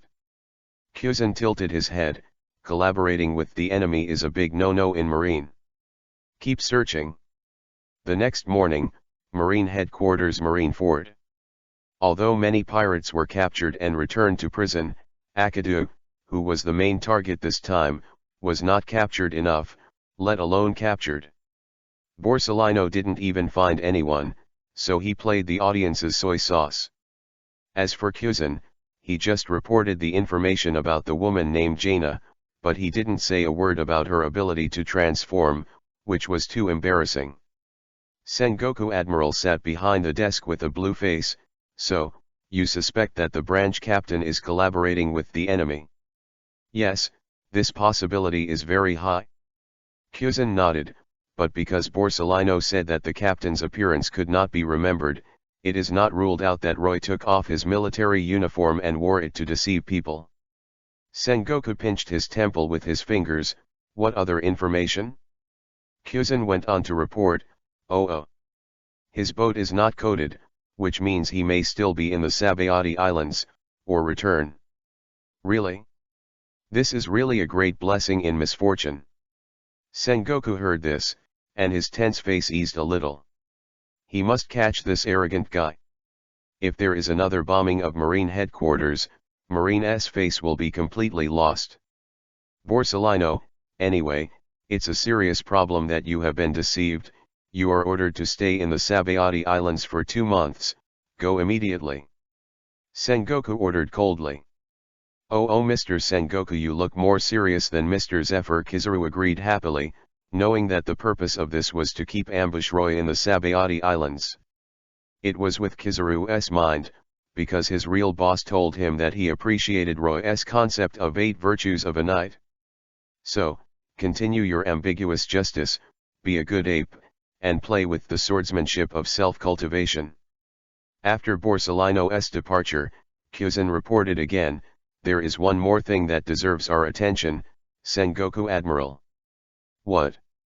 According to time, you and Mr. Garp's good friend, Gold Roger, should have approached the Sabayati Islands. Roger. Sengoku frowned, it caused 2 troubles at the same time. Said, put Garp on standby, of course, I am also ready to attack. It was the first time to prepare to attack the New World. Because of some troublesome things, Roy could only end in failure. Roy drove a boat around the Sabayati Islands for 2 consecutive weeks. Of course, the 3 of them also went to the island to enjoy food from time to time. After all, eating magic burgers every day can get boring. In the past 2 weeks, Roy felt very strange. Although he was cautious, those Marines seemed to avoid him. Even if they encountered them, they would not see them. This is so weird, what is Marine doing? But that's fine too. However, it is true that Roy's ship has not found a chance to be coded recently. For some reason, the number of Marine patrols at the normal port has suddenly increased recently. Doesn't Roy feel like doing this is just for himself? Until the afternoon 2 weeks later, Roy saw a pirate ship, and then Roy laughed, Roger pirates. Roy ordered Plank to get close to Roger S. Jackson. 20 minutes later, a ship much larger than Roy's iron ship, also built by the world's first marine division, met. A few years later, people called this meeting, the first meeting between One Piece/King of Pirates and the King of the World, also known as the Meeting of the Two Kings. Navigator Seekar of the Roger Pirates stood on the inspection platform of the mast and looked into the distance with a telescope.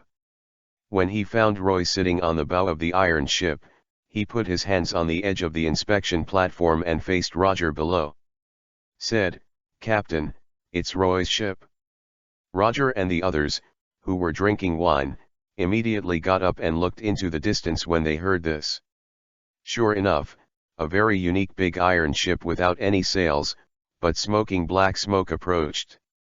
10 minutes later, the two sides approached. Saw each other's face.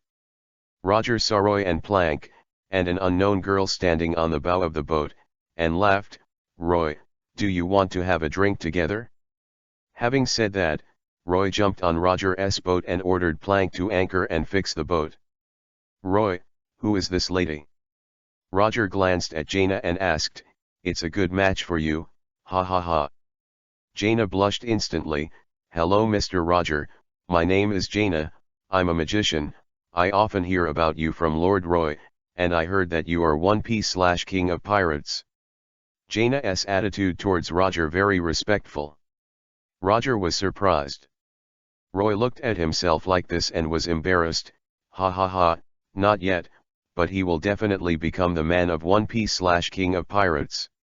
Roy took a sip of the sake handed by a younger brother, and it tasted good. "Roger, what did you mean by giving me the roasted fruit last time?" "Oh. Keep it for me for now. I'll get it from you when I have time." Roger laughed. "By the way, why didn't you enter the New World?" Roger's words are also the inner thoughts of most of the pirates. On the day Roy went back, they happened to have a banquet in a bar in the water capital and recruited 20 new partners, so they didn't meet them. The world met, did not expect to meet here, do not know what happened. Well, what happened on the island? Shanks speculated. "Idiot, I saw it all, otherwise why wouldn't Roy go up?" Buggy gave the redhead a contemptuous look. Rayleigh thought about it and said, "After arriving at the Sabayati Islands, the ship has to be coated. Based on our previous experience in the New World, it will take close to a week, and this is also the closest place to the Marine headquarters." Caught Marine's attention. "It's very difficult for us to enter the New World. Everyone pay attention, you must be very low-key when you arrive on the island." Gaban also reminded. Chapter 68 Sold Roger _ "I'll keep a low profile, don't worry, my partner." Roger laughed, baring his white teeth. Hearing this, Rayleigh said ashamedly, "Roger, have you forgotten about the sensation that you caused a few years ago, and what attracted Garp and Sengoku?" After another period of drinking, chatting, and farting, the three of Roy said goodbye to the Roger Pirates. Roy had to sigh that it was great to have a full-time chef on board, and the dishes made were not comparable to magic burgers. Back on the ship, a newsbird flew over the Sea King. After buying a newspaper, Roy saw the latest refreshed bounty. Not surprisingly, in addition to his own bounty, Plank's bounty has risen, and Jaina has also been offered a bounty. Holy Light Pirates. Life or death. Ocean Disaster Plank, bounty 300,000,000 Bailey. Life or death. Frost Witch Jaina, 120,000,000 Bailey is offered. Reading the newspaper for a while, the Jackson of the Roger Pirates had completely disappeared from sight. Roy ordered Plank to drive the ship to follow. With the excellent perception provided by the blessing of wisdom, Roy already knew that the Roger Pirates' the sign-in location is the Southwest Pier in Area 55.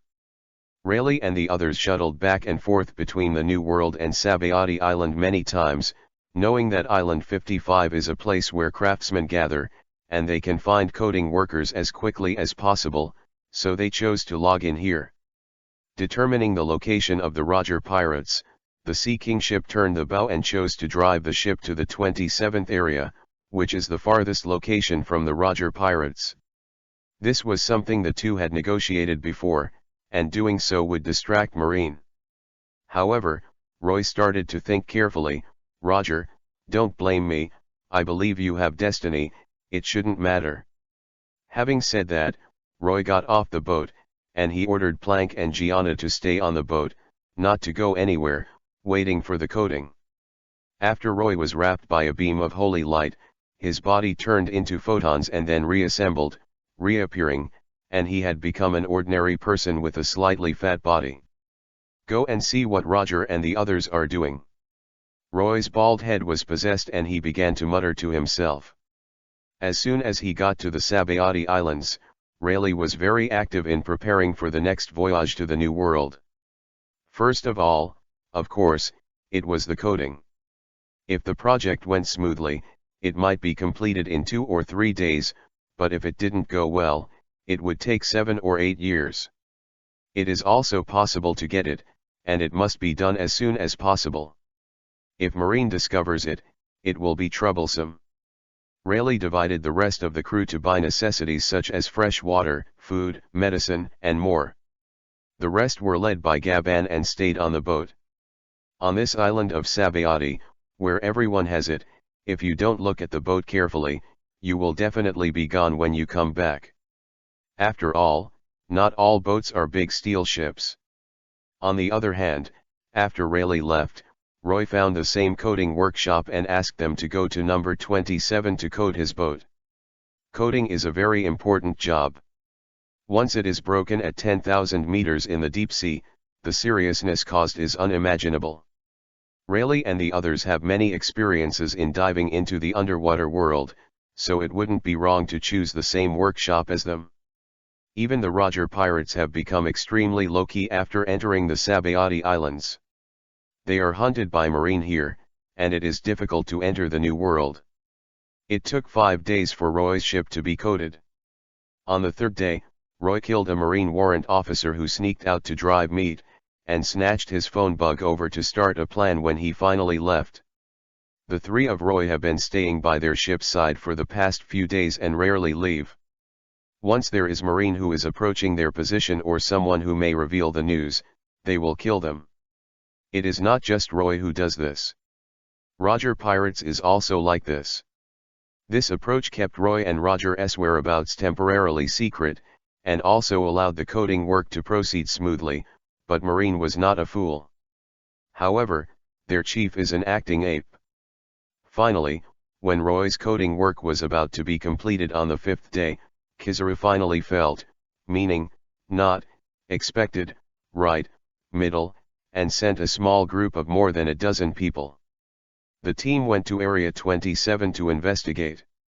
Roy turned into an ordinary person and followed the team secretly. Captain, it is said that the ships of Sengoku Admiral and Garp Vice Admiral are already here. Is this to deal with Roger? Yes, and Roy, it is said that they will land soon, and this time they will be able to catch them all in one go. It doesn't feel like anyone here, let's go patrol elsewhere.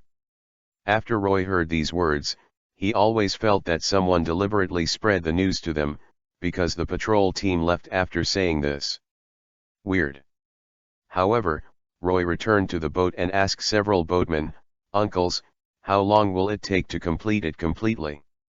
A craftsman with a headscarf on his head raised his head and said, "It will take 3 hours, almost, little brother, it's fast, don't worry." 3 hours, if no action is taken, it will inevitably be surrounded by Marine. If Sengoku and Garp both come, Roy definitely doesn't want to fight them. Sure enough, they had to sell Roger and the others. Roy took out the phone bug he got from Marine warrant officer a few days ago. After the call was successful, he was surprised to find that the other end of the phone was Mozamoxie. "What's the matter, Rider warrant officer, I haven't seen you for several days." Kizaru's voice. How do you feel like killing that warrant officer? Kizaru knows. Regardless, Roy continued, "Report, I found the Roger pirates in Area 55, and report again, the Roger pirates were found at the pier in Area 55. Confronted with the words Roger pirates, Kizaru was silent for 2 seconds, and then said, "Roger pirates, it's scary. How is the situation at the scene?" Roy Viviesho began to make up, "The situation is very serious, their coding has been completed, the captain Gold Roger, the deputy captain Rayleigh, the combatants Kojiki Odin and Gaban have all arrived, and they must be sailing soon, please instruct." After Kizaru heard why did Roy feel more and more like his own? After hesitating for a while, he said, "You hide first, don't move, this is very important, we will go right away." Immediately after the call was hung up, Roy threw the phone bug into the sea. "Then we should be safe?" "I'm sorry to sell you, Roger, but it's all for you to keep the interest on the burnt fruit." Roger pirates. Standing on the shore, Gaban turned his head and forgot about the bubble-wrapped Oro Jackson, and said, "Everything is ready, just wait for Roger and Rayleigh to come back." Suddenly, a crew member of the Roger pirates who was on guard rushed over and reported to Gaban, "Oops, Mr. Gaban, a large number of Marines are coming towards us, and there are no less than 500 people by sight." "What?" Gaban's face froze, and he dispatched so many Marines in one breath, no doubt, his whereabouts were exposed. Yet at this moment, boom! The ground shook, and a golden Buddha with a height of nearly 100 meters appeared out of thin air in the area 1,000 meters away. "Roger!" Big Buddha shouted loudly. Boom! Then the whole island began to vibrate violently, thinking that Sengoku the Buddha had already fought with Roger. "Little ones, get ready to take on Marine and hold on to the ship until Roger and Mr. Rayleigh return." Gaban raised his head and drank. Shanks, who was waiting for the battle, immediately pulled out the western sword from his waist, while Buggy was so scared that his tongue was knotted and Shanks stood back to back. "Shanks, it's over. Don't make a fuss about Buggy, I'm sure the captain and the others will come back." Whoosh! Suddenly, a beam of light flew from a distance and was about to hit the Jackson. Gaban's pupils condensed under his sunglasses, and he blocked the beam with a volley. Suddenly, golden light exploded on Pier 55, like a small sun. Few seconds later, Gaban and the golden light landed at the same time. Gaban threw his leg and chuckled, "I still like sneak attacks so much, Borsellino kid." "It's still so scary." Mr. Gaban Kizaru sighed, "Fortunately, Roger and Rayleigh have Mr. Sengoku Admiral and Mr. Garp watching, otherwise I will be miserable." Chapter 69 Apoplea, Translation, Cataclysm, 5,000 words. Area 27 of the Sabayati Islands. Even though it is far away from Area 55, Roy and his party can still feel the shaking of the ground, the sound of explosions from time to time, and the fire all over the sky. There is also the big Buddha, which is now 200 meters high, with golden light all over his body. Roy can see it clearly. Every time he punches, Roy has an idea: will the Sabayati Islands be beaten? Shen. Sengoku in his prime. How scary. Lord Roy, Mr. Curly Beard, will they be okay? Jaina had a good impression of Roger and asked immediately. I'm planning to help in the past. Roy laughed. Originally, Roy didn't want to go there, but after thinking about it, there are so many big men fighting over there. If they go to the past, will they start any special tasks or accomplish any achievements? Thinking about it, Roy tied the hearthstone to the Sea King and said to Plank, "Plank, when the coding is completed, just dive straight to Fishman Island, don't worry about me." Just as Roy was talking, suddenly, boom! The whole world seemed to tremble, and it felt like a great pressure was instantly pressed down, as if the whole air was a little heavier. An extremely heavy sense of oppression came from the other side of the island, covering the entire island. This is Conqueror Haki. Stunned by this conqueror. After all, the coding has not been completed. Then, Roy saw that the entire sky above the Sabayati Islands was split open. It was as if a dimensional crack had opened, very strange. However, 10 seconds later, with the disappearance of this conqueror, everything returned to normal, as if nothing had happened. "Boss, what is this?" Plank's eyes widened, the breath made him feel very uncomfortable and caused great damage to his soul. "What a horrible breath." Jaina also said, "What kind of magic is this?" Roy smiled, "This is the breath of a king, conqueror Haki, that person, Roger is a born king." At this time, the sound of the system also rang. "Ding, congratulations to the host, activate the task Roger's despair." Roger's desperate situation, the host has put the Roger pirates into desperation. It is very unkind to do so, so please help them out of the predicament. Mission requirements: help the Roger pirates escape. Mission reward: 2000 Holy Light Points, DNF Paladin Skill +5, WoW Paladin Strength +10%. Mission failed, Plank begins to fall in love with the host and sees the host as an ideal object. Temporary reward: Leaping LV1, gain the ability to fly, lasting 30 minutes, CD, 1 day, the ability will be permanently unlocked after the mission is successful. Fuck. Roy scolded, the rewards are very rich, and the punishment for failure is terrible. This task must not fail, otherwise. I'm over. Said, Roy stopped staying and went to the sky. At Pier 55, the battle between the Roger pirates and Marine has entered a white-hot state. Because of Roger's conqueror, all the miscellaneous soldiers rolled their eyes and fell to the ground.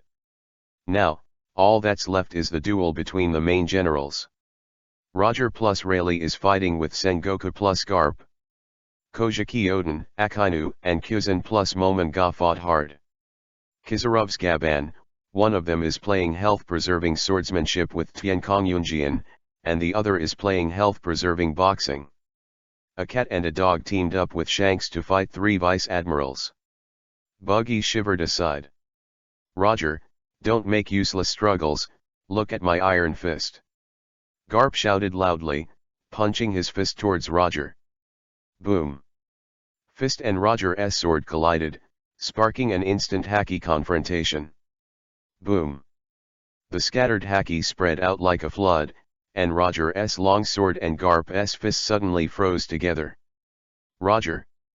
Seeing that Roger was completely restrained by Garp, the huge Sengoku directly showed a huge fist wrapped in a halo and smashed it towards Roger. At this time, a white light flashed, and Rayleigh, who had just been punched by Sengoku, gained his horsepower and slashed at the fist of the Buddha. Boom. The fist lost its balance and smashed to the side. "Sengoku, your opponent is me, don't disturb the captain's battle." Rayleigh slashed towards the Buddha's face with his sword. The 4 of them fought fiercely together again. As for the battles of other people, these words can be used to describe them: swords, lights, swords, bullets, swords, bullets flying, murderous. But after fighting for a long time, there was no flesh and blood seen. The strength of the 2 sides is very close. Especially the fight between Gaban and Kizaru, it feels like they are both fighting soy sauce. Kizaru kicked Gaban softly, "Yo, since you avoided it." Gaban also punched Kizaru, "Hey, Flash Boy, your speed is good. If I don't fight, I'll go help the captain and them." Kizaru reluctantly said, "No way, I'm also Marine Vice Admiral anyway, I still want it. Nothing fancy." Other hand, Kojiki Odin fought very fiercely. If it's a heads-up, whether it's Akainu, Kuzan, or the most mature and stable Momonga, they won't be Kojiki Odin's opponents, but these 3 people together, completely, and Kojiki Odin, at least on the surface. Such. And, sometimes Akainu's magma will combine with Kuzan's freezing to form a third extremely powerful element, steam, and it is absolutely 100 degrees, reaching the boiling point of water vapor. Can tell from Kojiki Odin's expression, It hurts a lot from this water vapor. After all, gaseous attacks are not easy to defend against. So 1 plus 1 equals 3 is correct. As for Momonga, it's purely a dozen of soy sauce. Just when the two sides were fighting, everyone saw a golden figure and came from the air. Every time he took a step, golden light shone down wherever he passed. His eyes were extremely confident, his pupils were even more shining with golden light, and a pair of large golden wings were shining behind him. This person is Roy.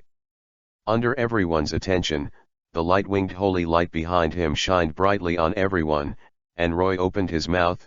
Roger, prepare to leave the rest to me. There was a smile on the corner of Roger's mouth. Now the two sides are of equal strength, and Roy's arrival can completely break this balance and become the last straw that breaks the camel's back. Ha ha ha, Roy, that's great. Roger laughed. Little devil, arrogant. Sengoku yelled, and Roy, who was facing the sky, punched. Shockwave. Shengguankin shield. Since Sengoku's fist is far away from Roy, it relies entirely on impact to achieve the attack effect. Therefore, a light shield can completely block Sengoku's attack. What is your purpose, kid? Sengoku asked. Roy ignored Sengoku and said to Roger, Roger, later, take your people and go first. I can block them for a while by myself. Then how are you going to leave? Roger kicked Garp away and got up from the ground. You don't have to worry about this. Roy's voice fell, and the light on his body was so bright that everyone's eyes hurt. Kid, don't even think about it, I'll kill you and the Roger pirates today. Sengoku was furious, he wanted to shoot again, but seeing Roy's next move, he subconsciously stopped his body. All the eyes of everyone present were fixed on Roy. The holy light on Roy was still blooming, and after reaching a certain level, Roy slowly opened his palm. A light spot that was so small that it was difficult to capture by the naked eye slowly rose from the palm of his hand. Although it is still daytime, this light spot is not very conspicuous, but everyone can see it, and the feeling he brings to everyone is too weird. Everyone raised their heads, and their eyes were fixed on the spot of light that was not even the size of a fist. Sengoku, Garp, the future 3 Admiral, Kizaru, Akainu, Kyuzan all looked serious, and observation Haki told them that it was very dangerous. The Roger pirates looked at the ball of light with a smile, and Roger cracked his big mouth, revealing a mouthful of white teeth. Of a sudden, this light spot suddenly shines brightly, but it is not an explosive light, but a strong but very gentle light, which instantly illuminates the entire Sabayati Islands and all the surrounding waters within 5 kilometers. With the spread of light, everyone was shocked to see this object whose brightness suddenly increased 10 million times. Even Kizaru covered the dazzling light with his hands. The sunglasses didn't work anymore. These lights even exceeded the sun in the sky. At this moment, Roy stood under the sun, looking extremely holy and extremely tall. I am the great lord of the holy light, the destroyer of destiny, the end of all things, irreversible, unstoppable, I am the cataclysm, apocalypse homophonic apokele. Apokery. Pearl of Apocalypse release. Roy's voice was like a boulder thrown into the lake, causing thousands of waves. Then, the light on Roy's body suddenly bloomed, and the dazzling golden light quickly gathered on the cross on his chest, and then a thick golden light shot straight into the sky, hitting the sun precisely. The flames of the holy light galloped and jumped in the beam of light, passing on. The power of the holy light in Roy's body surged outward like a flood that had opened a gate, and all the power of the holy light was injected into the sun. The entire Sabayati Islands saw this spectacular scene. The second sun suddenly appeared, and then a ray of light rose into the sky, connecting the sun. The light of the sun is full of majestic momentum, making people want to pay homage to them. The divine aura on the golden light makes all the sinful pirates and human traffickers shiver and shudder. At this time, the holy light was shining, and everyone in the Roger pirates found that their fatigue and minor injuries were dissipating at a fast speed, and everyone felt that they were filled with an unprecedented power. Roger suddenly reacted and shouted, "Get out!" Sengoku immediately wanted to stop Roger, but found that under this holy light, Roger's speed was more than a little faster, he couldn't catch up at all, and his actions seemed to be restricted in some way. All Marines feel this way. Just as Roger and others all boarded the ship and the Jackson quickly dived, the corner of Roy's mouth moved, and then, in the next moment, because of Roy's words, a huge change took place. He said, "All the sins in the world will eventually turn into ashes and burn under the flame of the holy light." Although Lao Tzu is a paladin, he is definitely Lord Sea Milk is impossible, impossible in this life. Suddenly, in the sky, the golden orb of apocalypse turned into a black ball of darkness, and the soft golden light disappeared, replaced by a black sphere that looked dangerous. Not good, dangerous. Sengoku was the first to react. With a super powerful observation haki, Sengoku had never seen such a devastating aura. Moment. One after another fierce shadow lasers spread without warning. The first is some pirates around the Sabayati Islands. They were still in a wait-and-see attitude. As a result, before they could react, they turned into fly ash. They didn't even have a chance to react. Down. Then the black light shrank inwards, but the outermost black light did not disappear. These black lights directly aimed at the evading human traffickers, the sinful rich man, marine, and others. Even though this black sphere is full of destructive aura, the black sphere still carries a divine aura, exuding inviolable majesty, like the divine punishment from the gods, and their target is only for the sinners. This made Roy feel a little surprised. Roy thought that this thing would attack a few times, but he didn't expect it to automatically select the target. In the end, these black lights finally aimed at a group of Marines. Sengoku, Big Buddha, Golden Bell Jar. Garp, armed, full of love armament. Kyuzan, dive into the sea. Akainu, armament, elementalization. Kizaru, run as far as you can. 10 seconds later, the black light dissipated, and the surface of the black sphere cracked like glass. Click. Boom.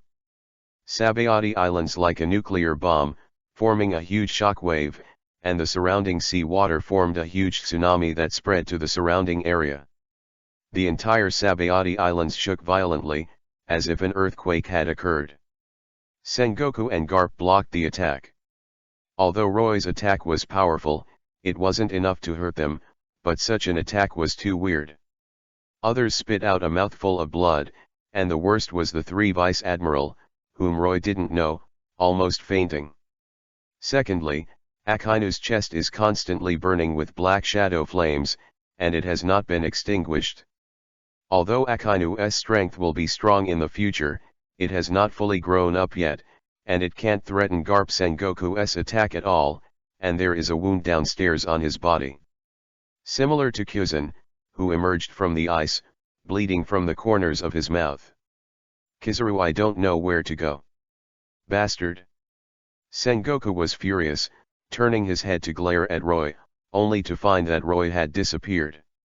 Nonsense, the invincible Hearthstone must have run away, and if it stays, it will be troublesome.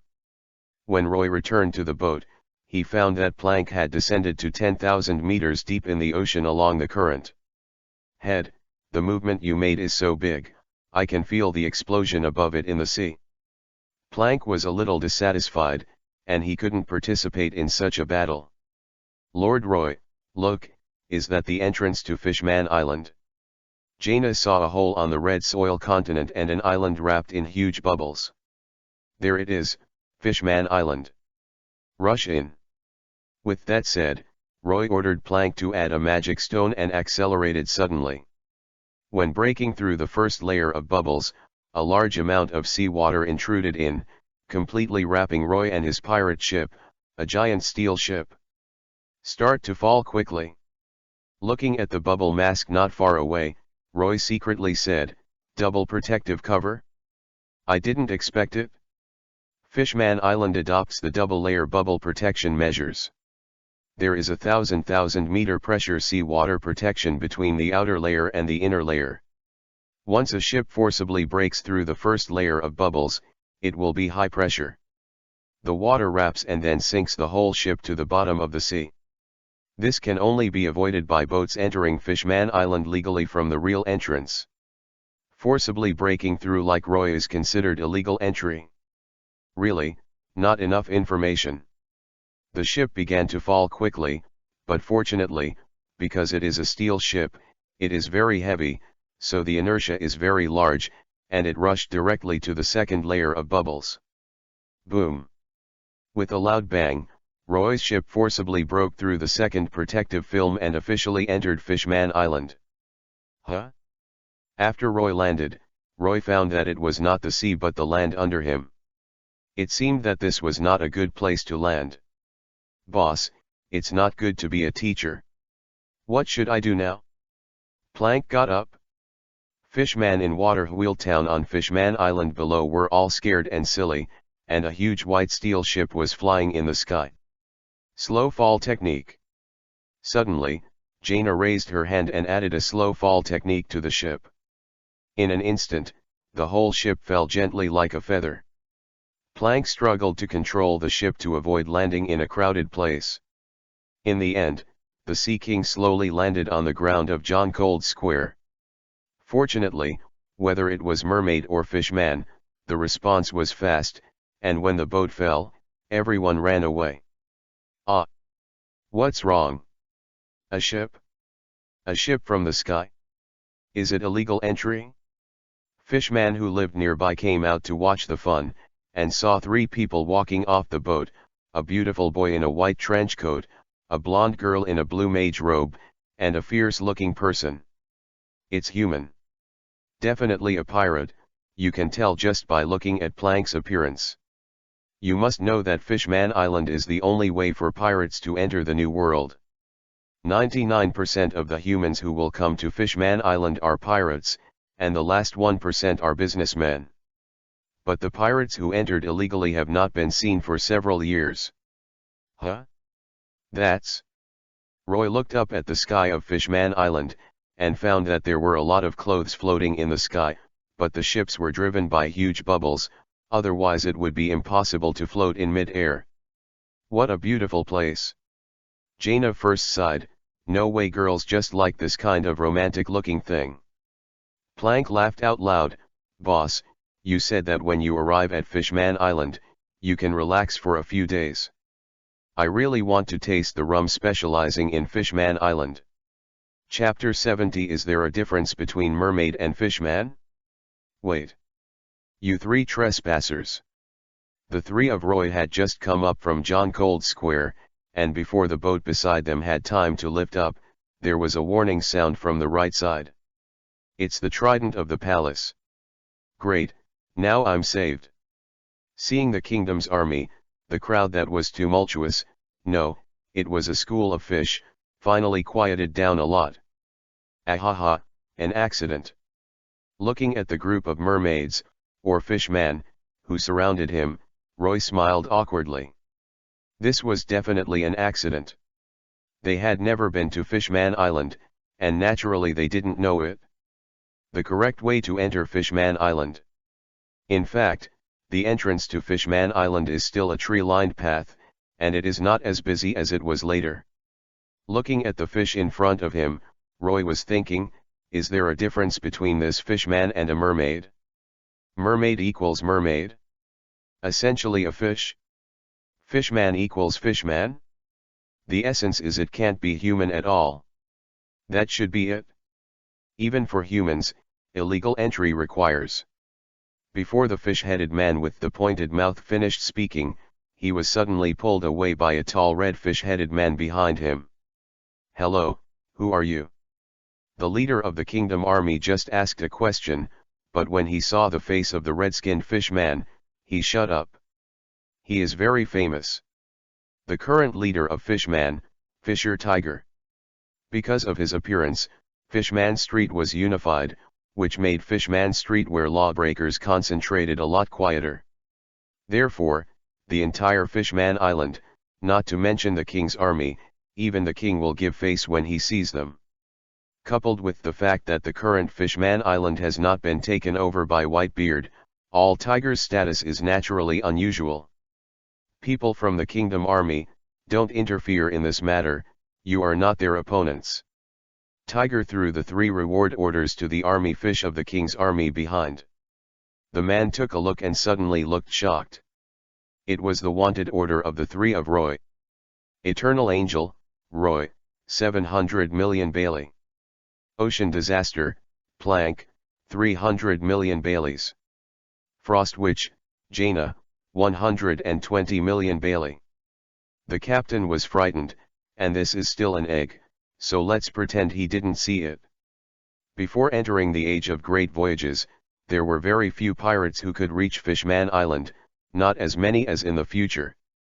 Those who can enter are basically the strong, but if there are more than 700 million bounties, one slap counts them all.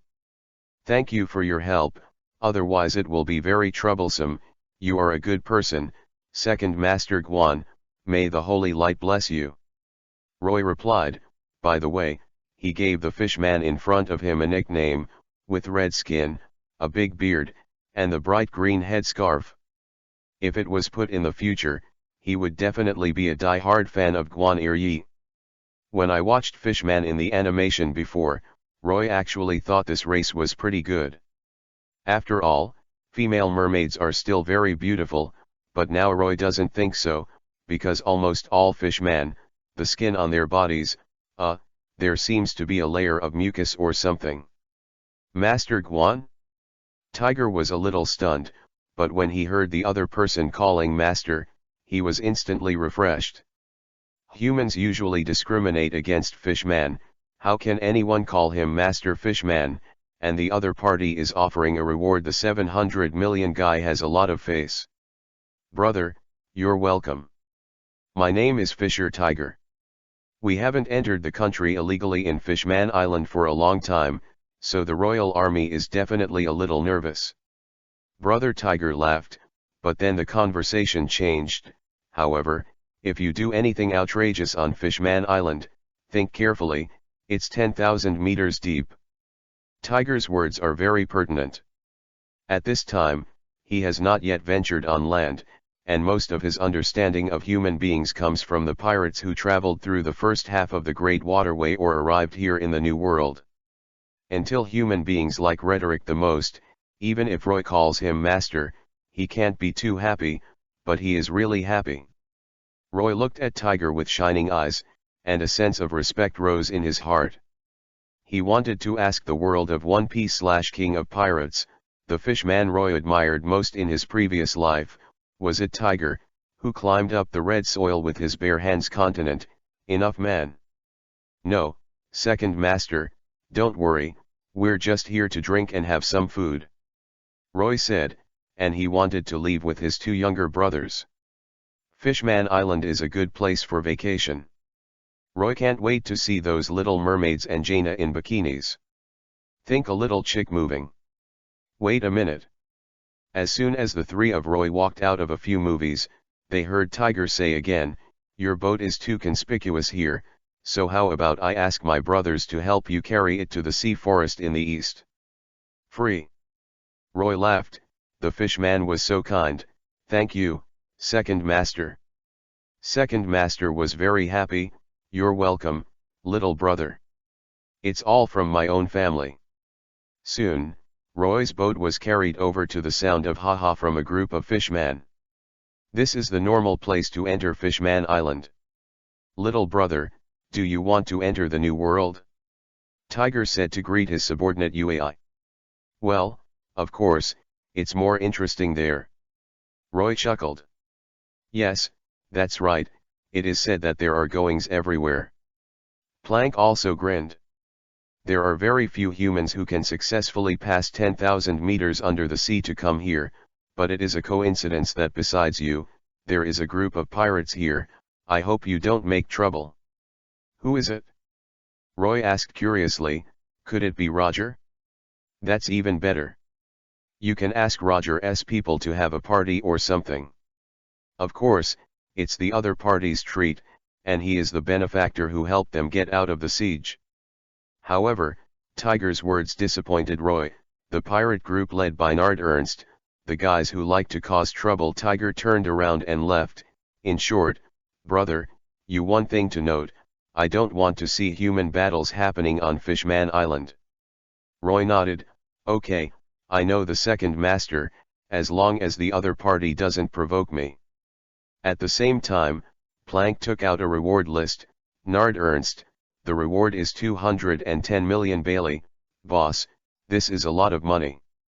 Jaina smiled and said, Plank, just listen to what Roy has to say, after all, this is a deep sea.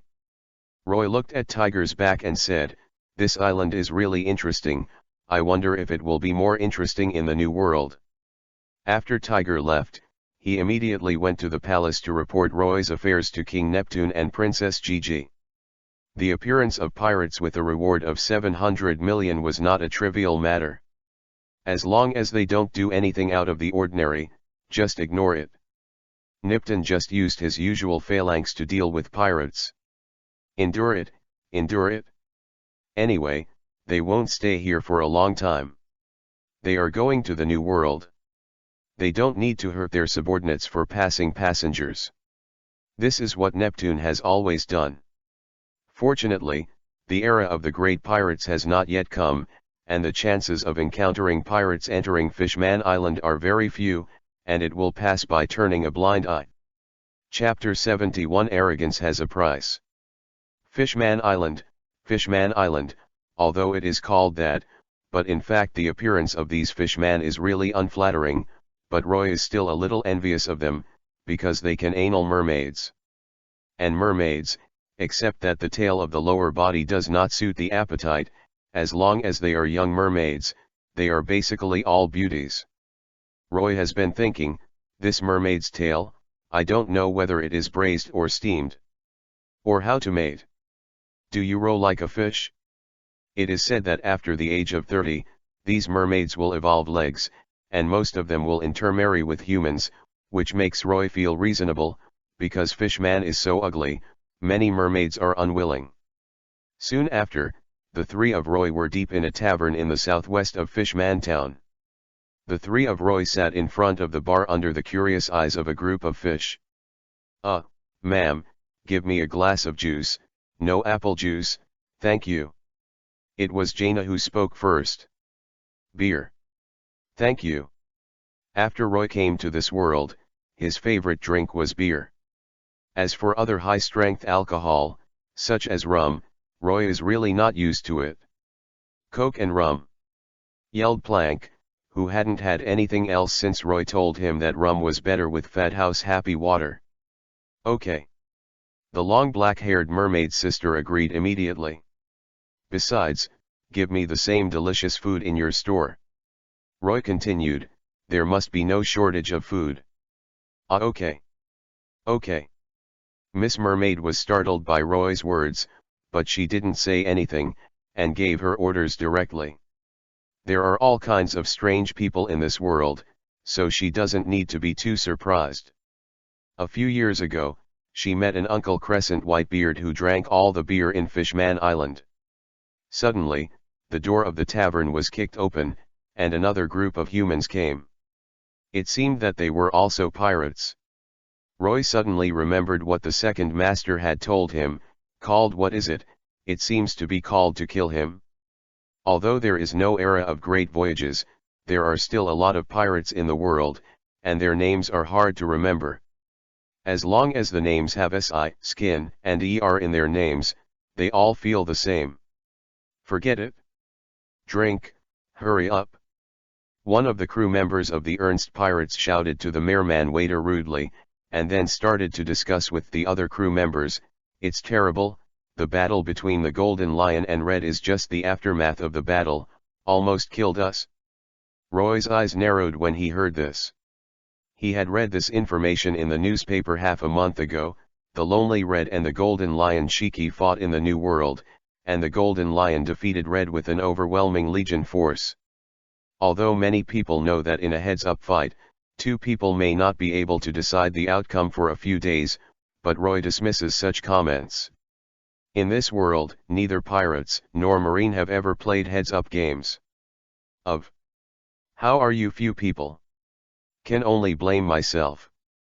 But from the words of these pirates, Roy learned one thing: the Ernst pirates withdrew from the New World because of this battle. I am afraid that he was severely injured because he was involved in the battle, so he chose to return. Lonely Reed, who is he? Roy became more and more curious. Ha ha ha, don't worry, aren't we going back now anyway? A tall man who looked like a captain laughed. The New World can't stay any longer, there are a bunch of monsters in it, but with our strength, it should be no problem to dominate the paradise. That's not it, I'm almost suffocated in the New World, I don't dare to be arrogant wherever I go, for fear of a monster.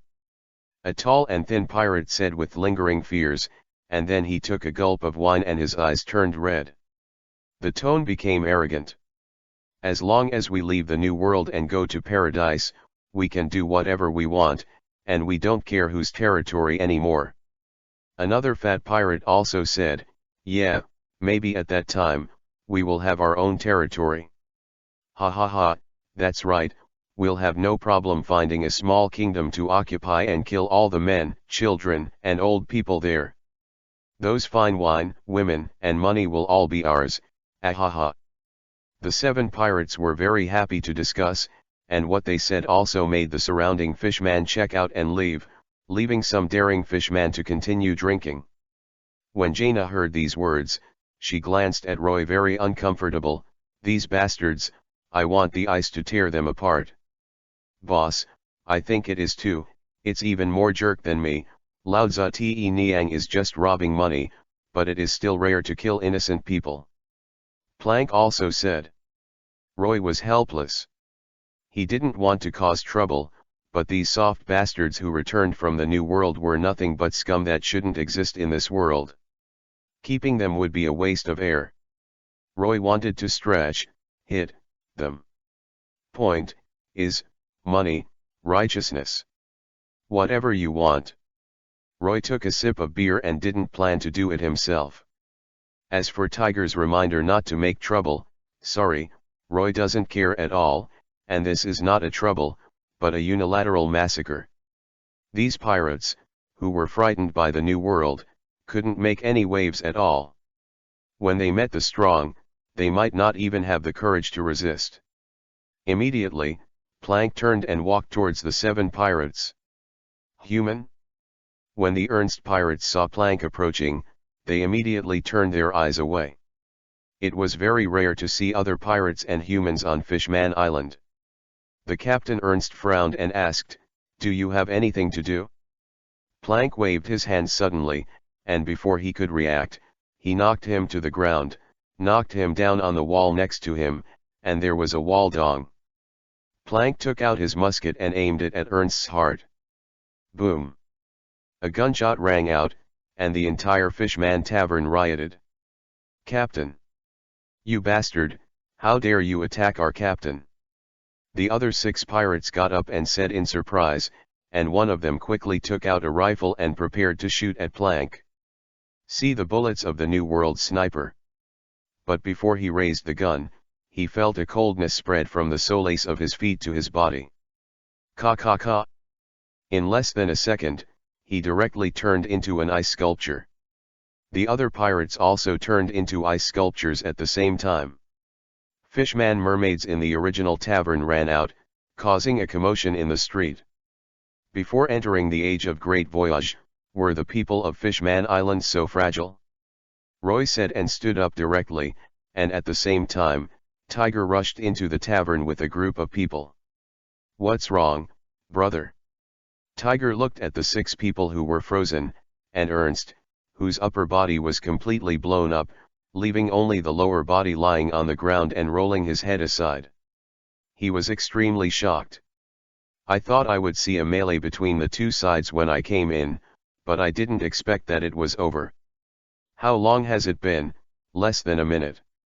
"I'm so sorry, Second Master, These guys are too arrogant, I solved it easily, it shouldn't cause any damage. Roy laughed. Tiger swallowed. This is 210 million pirates. He was killed in an instant. What else can he say?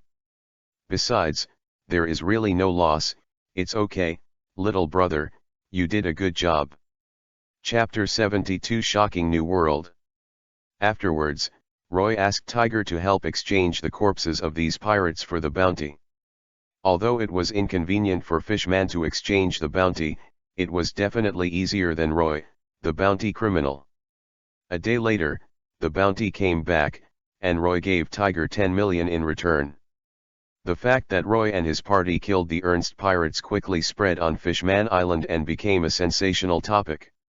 The Battle of Pirates is not common on Fishman Island, it is not a rare thing, and it will be forgotten by most people in less than a month. Roy lived a rotten life in Fishman for a few days. He drank every day, slept and chatted with the mermaid sisters, not to mention being very happy. And just in these days, a news spread in the New World. What, Roger has entered the New World again.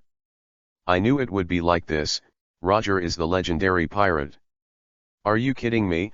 A kid named Roy blocked the attack of 10 main fighting forces in Marine headquarters, including one admiral and several vice admiral. 700 million reward, it seems to be true, can't go wrong. It is said that that kid summoned a sun that enveloped the entire Sabayati Islands, and then the sun blew up, and half the people of the entire Sabayati Islands died.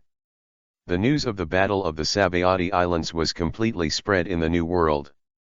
Roger's entry into the New World was on the one hand, and on the other hand, Roy became famous. Especially the sentence, I am Roy, Lord of Holy Light, the Destroyer of Destiny, the end of all things, irreversible, irresistible, I am the Cataclysm. At that time, the entire Sabayati Island heard it, so Haki's words were of course written by the newspaper office of Sabayati Island. Pictures of Roy's release of the Pearl of Apocalypse by camera phone bugs. In the photo, Roy is walking in the sky step by step, and the holy light on his body makes him look like a mansion. North Blue, somewhere on the beach, a handsome blonde guy is sitting on a lounge chair with a red wine glass. You mean, is this Roy the same age as me? Fur. Yes, Dover. Send someone who can use it to check it out. I want to know everything about this guy. Doflamingo felt extremely uncomfortable. After all, he was very competitive at the age of 15. He didn't expect that at this age, someone would compare he is also arrogant. Lao Tzu's conqueror is fake, Roy, one day, I will surpass you, no, I will surpass everyone, and I, Doflamingo, will stand on the top of the world. So full of fighting spirit. Fur. Kala la Sengoku and Garp let Roger run away again, and a little guy who is only 16 years old, the calm sea is finally about to set off a huge wave. Dad smiled happily, his laughter seemed to break through the sky. Father, this kid is not easy. Looking at the smiling father, Marco, who was also 16 years old, looked unwilling and said lifelessly, pulling the dead fish's eyes. Zay ha ha ha, that's true, and I heard that he's still running under the eyes of so many people, it's really amazing, but, brother Marco, I believe you can beat him. Teach, who looked to be in his early 10 years, laughed. Little Teach said it well. Kula la. Regardless of that, no matter how strong he is, no matter it is Roger or that kid Roy, he can't be compared with me, I'm Whitebeard, kula la. Whitebeard shredded the newspaper that Marco handed over indifferently, his eyes were indeed full of fighting intent. Middle-aged Whitebeard, his ambition has not been completely wiped out, I'll wait for you here. Interesting, funny, ha, Roger and Roy, I must make you my right-hand man, and we must dominate the world. Golden Lion is laughing wildly. Mom, that kid is too small. Perros shrugged helplessly. Perros, he definitely has the strength to become your brother's 13th father. Charlotte Linlin, who still had the charm, bit a piece of cake and added the cream to the corner of her mouth, and, you will have a 20th soon. Brothers and sisters. 5 days later. Roy and his party left Fishman Island. I ended my vacation life. Boom. Roy's battleship suddenly broke up from the sea in the New World. The first thing he heard was the thunder from the sky. When he looked up, the clouds were dense, and the thunder and lightning were like dragons soaring in the clouds, but Roy knew that the New World was strange. The weather doesn't stop there. It's a ship from Fishman Island. Get ready for battle. Hearing the sound, Roy turned his head and saw that several marine warships were slowly approaching, and a marine general led by him stood in front of the battery and shouted loudly, "Iron ship without sails. It's the Eternal Angel Roy's boat. You bastards, are you specifically ambushed here?" Plank said disdainfully. Roy also raised the corner of his mouth. From Fishman Island, it was basically concentrated in a few places. It was not uncommon for Marine to set up an ambush at this location. Just finished my vacation and started working. Gianna also put down the magic book in her hand. The comfortable life in these few days has made her feel the beauty of this world, so it is her job to protect the peace of this world. Under Yi's indoctrination, the government, Marine, and some tyrannical kingdoms are the accomplices of evil. Roy took the brunt of the brunt, raised his hands, and blessed with leaping. The half-hour flying ability was really useful. He flew directly towards the marine warship. Having different habits from other pirates, Roy prefers to deal with all the enemies before leaving slowly, rather than fleeing when he encounters marine. Of course, Roy wants reward points and resurrection coins even more. Without these, he doesn't want to tangle with them. Flying here. Marine navigator standing on the mast shouted to the sailors below, "Be careful, Roy is flying over." Ka ka ka. The sound of the sea freezing also rang out. Damn, the sea is completely frozen, it is the ability of the Frost Witch, everyone is ready to fight. A Marine Rear Admiral shouted, and then pulled out the double knives around his waist. Accept the judgment of the Holy Light. Roy jumped on the frontmost warship, and the Ashbringer in his hand released a dazzling golden light. Brush brush. Ah! The soldier who was cut screamed, and the others retreated. Take your life, Roy. Marine Rear Admiral rushed forward. When the two knives and the Ashbringer collided, and sparks burst out for a moment. Marine, how did you know that I'm here? Or is it simply unlucky to meet me? Roy and Rear Admiral asked at close range when they were fighting each other.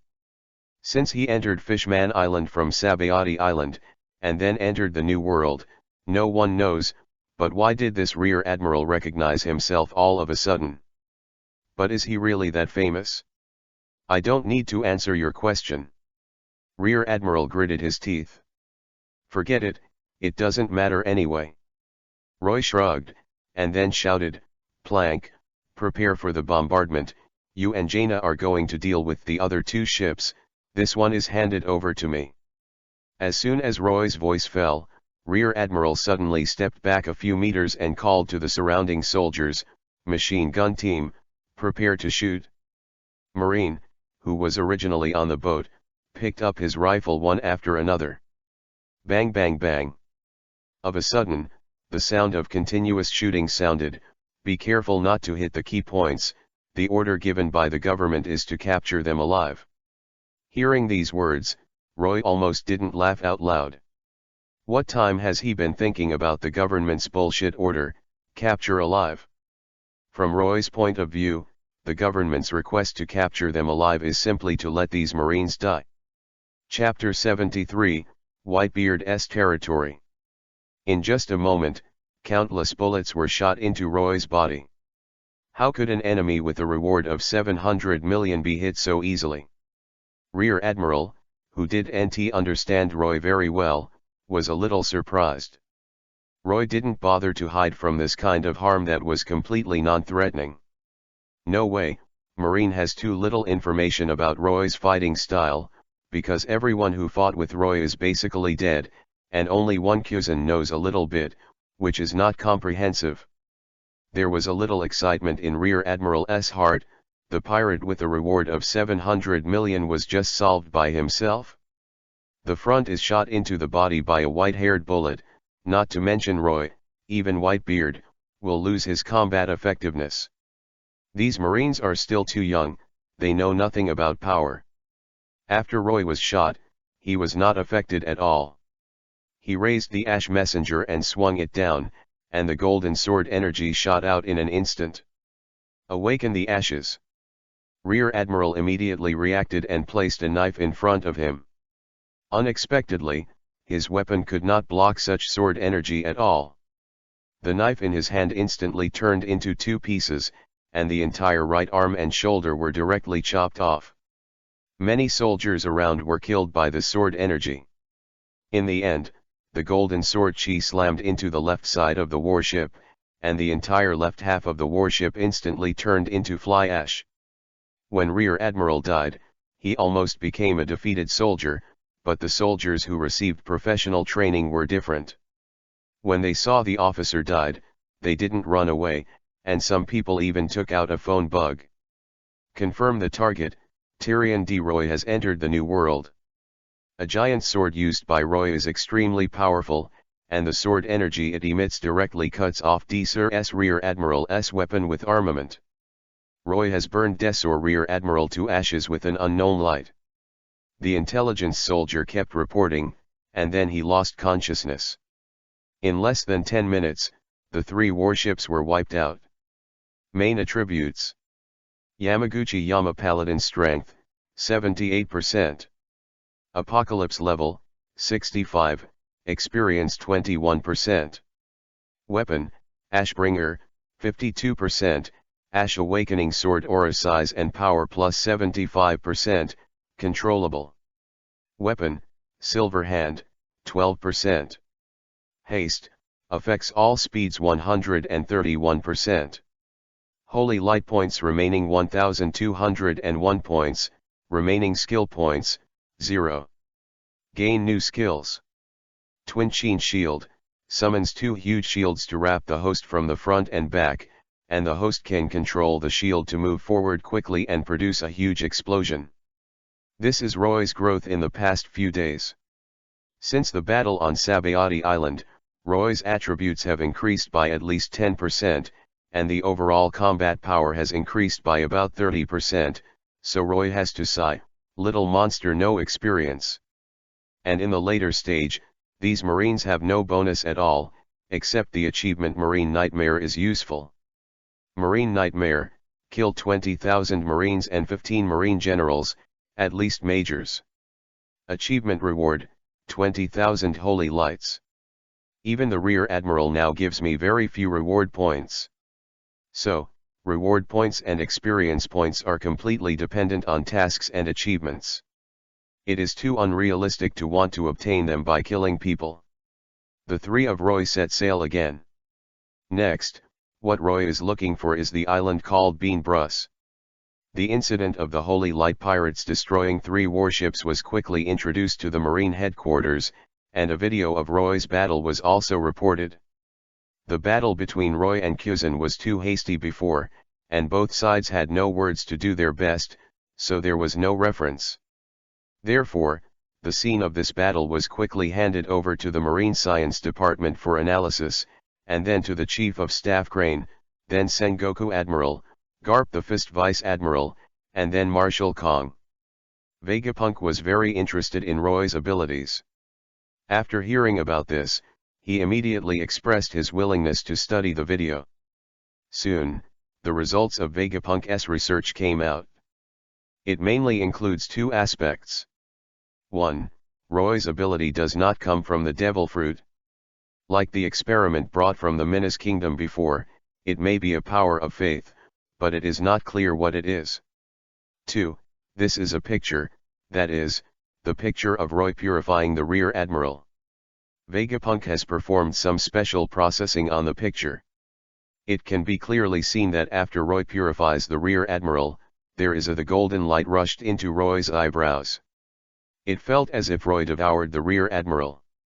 Marine was deeply troubled by Vegapunk's report. If it weren't for the power of the devil fruit, then even if the sea stone bullet was invented, it would have no effect on him, and he was really a troublesome guy. On the other side, it's about the Roger pirates. After the Roger pirates entered the bottom of the sea, they did not stop at Fishman Island, but directly entered the New World. After all, for Roger, Fishman Island has been visited several times, and he has no time to play now. The Roger pirates have already appeared on an island in the New World, and Garp and Sengoku have completely set their sights on the New World. After all, Roger is their confidant. Roy quickly found the location of the Beanbrus Island on the map. To get there, there was still a long voyage, and he had to go through several islands along the way. This map was hand-painted by Vegapunk on the spot, because the two were too anxious when they met, and there was no reason to have little things in the research room. Even if it was a map, Vegapunk was afraid of being discovered by Marine or the government, so he could only choose hand-drawn. Sailing in the New World is easily affected by the weather, and Plank's sailing skills are very unreliable. Sometimes, Roy even suspects that Gianna is a navigator. Born in Theramore, Jaina began to be exposed to sailing knowledge when she was very young. Even in the pirate world, she quickly adapted to it, so the voyages these days were basically arranged by Jaina. As for Plank, he would only complain, "Lao Tzu Te Niang wants to eat oranges, why hasn't he landed yet?" Roy couldn't be bothered, so he had to promise this guy that he could plant orange trees on the deck. Back to sailing. Roy vaguely remembered that when Doflamingo was watching animations in his previous life, Doflamingo used to be alone, without a compass, so he easily went from Dressrosa to Punk Hazard. Such a thing can only be said that he is too familiar with the sea area. After 5 days of sailing, Roy and his party successfully reached an island. Before landing, Roy saw something very attractive. On the shore of the pier, a very high flag is erected, and a flag on it is fluttering in the wind. The mouth of the white skull has a crescent beard raised upwards. Logo of the Whitebeard Pirates. Can compete with One Piece/King of Pirates. I wonder if Whitebeard will be on this island. After stopping the boat at the dock, Plank couldn't wait to jump off the boat and go to the plant market to buy orange trees. Roy glanced at Jaina. "Won't you come down with me for a walk?" "No, I don't want to go down." Jaina spoke without taking her eyes off her magical tome. "I'm currently researching a new frost magic called Glacier Spike, which is very powerful. I think I should learn it." "Forget it." Roy smiled, finally knowing why the two fools didn't listen to this girl's advice. Chapter 74 Squidward. Is it you? After walking around the city, Roy has a complete understanding of the situation here. The sign on the flagpole is Whitebeard's, there is no doubt about it. But that doesn't mean that Whitebeard is on the island, it means that it is nominally protected by Whitebeard. Newcastle Boham, which is the name of the island, is one of the closest island cities to the entrance to the New World, a wealthier botanical island. The place originally used as the entrance to the New World is equal to a very dangerous sea area. Under normal circumstances, the further back the New World is, the more chaos it will become, and the less chance the pirates want to survive, but the entrance is indeed the most chaotic. The place, because the pirates who just came here, feel that they are very awesome. Therefore, this is the place where rookie pirates enter the New World to pay their tuition fees, and tuition fees may be their lives. The island is very wealthy and is mainly famous for growing sugar cane and making rum, so the brothers Whitebeard and Kaido used to have a lot of muscle fights because of this. Of course, the current Kaido is still a stunner and a second-year junior, so he is not Whitebeard's opponent at all. Now, Roy's pleasure on the island is to drink. As for women, Roy really wants to, and even dreams, please, he is a 16-year-old man, as long as there is no problem in that aspect, he will want it. It's just that Roy has never looked for women randomly because he doesn't like things that others have used. Roy soon came to the bar, which was different from other bars in that there were dancer performances and services for women to accompany drinks. Of course, Roy didn't know if there was a deeper service. A man, Roy is very angry, I don't know if he can hold it back. Roy chose a position to the right of the stage and sat down. The dancers here performed batch after batch. New dancers appeared at any time, and dancers were also pulled away by the pirates at any time. As soon as Roy drank a glass of beer, there were 5 slender women with strong figures and the charm of a few ethnic groups. Residents screamed. Roy poured himself another glass of beer, and a smile flashed in the corner of his eyes. No wonder there are so many men here. Just as the 5 dancers on the stage were dancing, suddenly the door of the bar was opened. It turned out that there was nothing to attract attention, but when everyone saw the visitor, their attention was immediately taken away from the slender dancer, and some people began to whisper, with a look of horror on their faces. Rodclasian, this guy hasn't left yet. SHH, don't say anything like that, be careful of being overheard by him. That's right, the other party is a pirate group under the name of Whitebeard, and it is also half of the Whitebeard pirate group. Don't forget who is sheltering this island. Golden Octopus Pirates, I don't know how they got on Whitebeard's ship. Roy turned his head to look, and the bronze-colored man at the head reminded him of the species he saw 2 days ago, Fishman. That's right, the guy named Rodclasian is a fishman, like the octopus in SpongeBob SquarePants to describe it, and it's exactly the same, with a bald head and a big one. A normal bald head is a symbol of power, but a bald head with a large head is usually a symbol of stupidity. How can there be such a strange species of fishman? It's like Brother Octopus has changed color. Roy couldn't help but chuckle inwardly. He had never seen such a strange guy in Fishman Island for so many days. He heard the local residents beside him talking again. Is it Whitebeard's pirate group? His sons are really all over the world. However, seeing the fearful expressions on the faces of many residents around, presumably this octopus brother is not a good thing. Of course, this may also be due to the residents' fear of pirates. Oh, I saw a new batch of goods, not bad. Brother Octopus and his subordinates walked to the front center of the stage and sat down. When the hippies, who were sitting there shaking their heads as fearless as taking medicine, saw Brother Octopus walking this way, they were so frightened that they immediately got out of the way. As can be seen from their actions, this has not happened once. The 5 dancers looked at Brother Octopus's lustful and aggressive eyes. After the last dance, they bowed to the drinker below and quickly retreated to the background. Because they came here, they were told that they were not selling their bodies, and that was the truth, but they were going to accompany the wine. Immediately, a man in a red suit who looked like a host walked out on the stage. When he saw Brother Octopus and others, there was a bit of fear on his face, but he stepped onto the stage with a forced smile. Okay, everyone. And then enter the once-a-day draft accompaniment service in our tavern. I think everyone knows the rules, and there may be newcomers who don't know, so I still have to talk nonsense here. The dancers who accompany the wine in the draft do not do that kind of business, so please don't do too much. If you are too horny, we have beautiful women with professional services. Moreover, in this audition, it is not the guest who chooses the dancer, but the dancer who chooses you. This time, the 5 dancers just now are the accompaniment. Boom. The man on the stage had just finished speaking, when he heard Brother Octopus frighten the table with his hands full of suckers. Hacky S stood up. These 5 women, of course, belong to me. Do any of you have an opinion? Sean. Sean is the host on stage and the owner of the pub.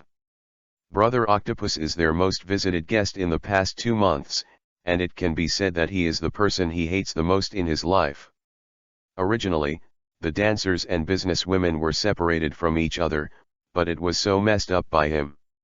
Those women who were originally in charge of escorting the wine and not selling themselves were slapped with oil, and let it go. If they really want to do that kind of thing, if the price is not negotiated, or if the girls don't want to, he, the boss, still has to come forward. After all, if this kind of thing is not stopped, who will stay with him to work? But when Brother Octopus came, everything was messed up. As a pirate group under Whitebeard, and this new Castle Boham happened to be Whitebeard's territory, the mayor who was in charge of managing the city had to pay tribute to Whitebeard every once in a while. In this way, Brother Octopus feels that he is the bully here. He came to this island 2 months ago, and here he tasted the sweetness. In the beginning, Brother Octopus was not so arrogant, he just relied on money to find a wine company.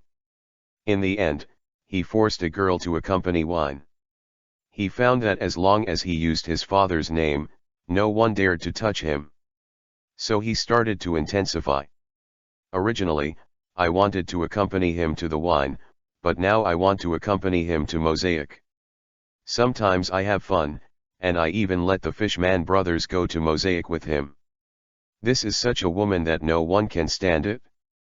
Many young women were directly scared away, and Sean also lost many employees because of this, so business was very poor during this period. Which woman would you say would be willing to be Mosaic by an octopus and still not give money? The key is sometimes Mosaic by a group of fish, which is simply too much. Chapter 75 Octopus is angry. Originally, the Golden Octopus pirates he led left 2 weeks ago, and I heard that they were participating in a meeting of Whitebeard's pirates. It turned out a few days later, hey. This octopus brother came back after the meeting, and completely regarded this place as a base camp. It was so desperate. Moreover, looking at today's posture, Brother Octopus seems to want to play the indescribable tentacle mosaic game with the 5 dancers just now. Roy naturally doesn't know the reason, but Roy can also see that this octopus is not a good thing. The so-called follow the local customs, no matter what, people must obey the rules, unless you are strong enough to overthrow all the rules. Obviously, this guy in front of you is unruly. As soon as Brother Octopus said this, everyone present expressed their concessions. This is just a small place in Whitebeard's territory, who would dare to refute it? Didn't the store manager on the stage say let the women choose by themselves? Let them come out? Suddenly a voice startled everyone. Who is it? How dare you fight against the Whitebeard pirates? All of a sudden, everyone turned their heads and saw a small table on the right, in a very dark tavern. The young man seemed to exude a faint golden halo, with his legs crossed and his hands folded on the knee. Tisk, don't you know I'm Dad's son? Brother Octopus also found Roy and roared. Boss, didn't you just say the rules? Why didn't you let those dancers come out to choose? Roy didn't even look at Brother Octopus, and immediately asked Sean. Bastard. It seems that you don't understand the current situation? Brother Octopus sneered, but in the end he didn't choose to take action immediately, but said, Sien, call out those 5 women and let them use practical actions. Tell this little white face who they will choose. Compared with killing Roy, Brother Octopus thinks it is more interesting to let 5 women come out and slap this guy in the face, and let him get out like a bereaved dog. This is the most interesting.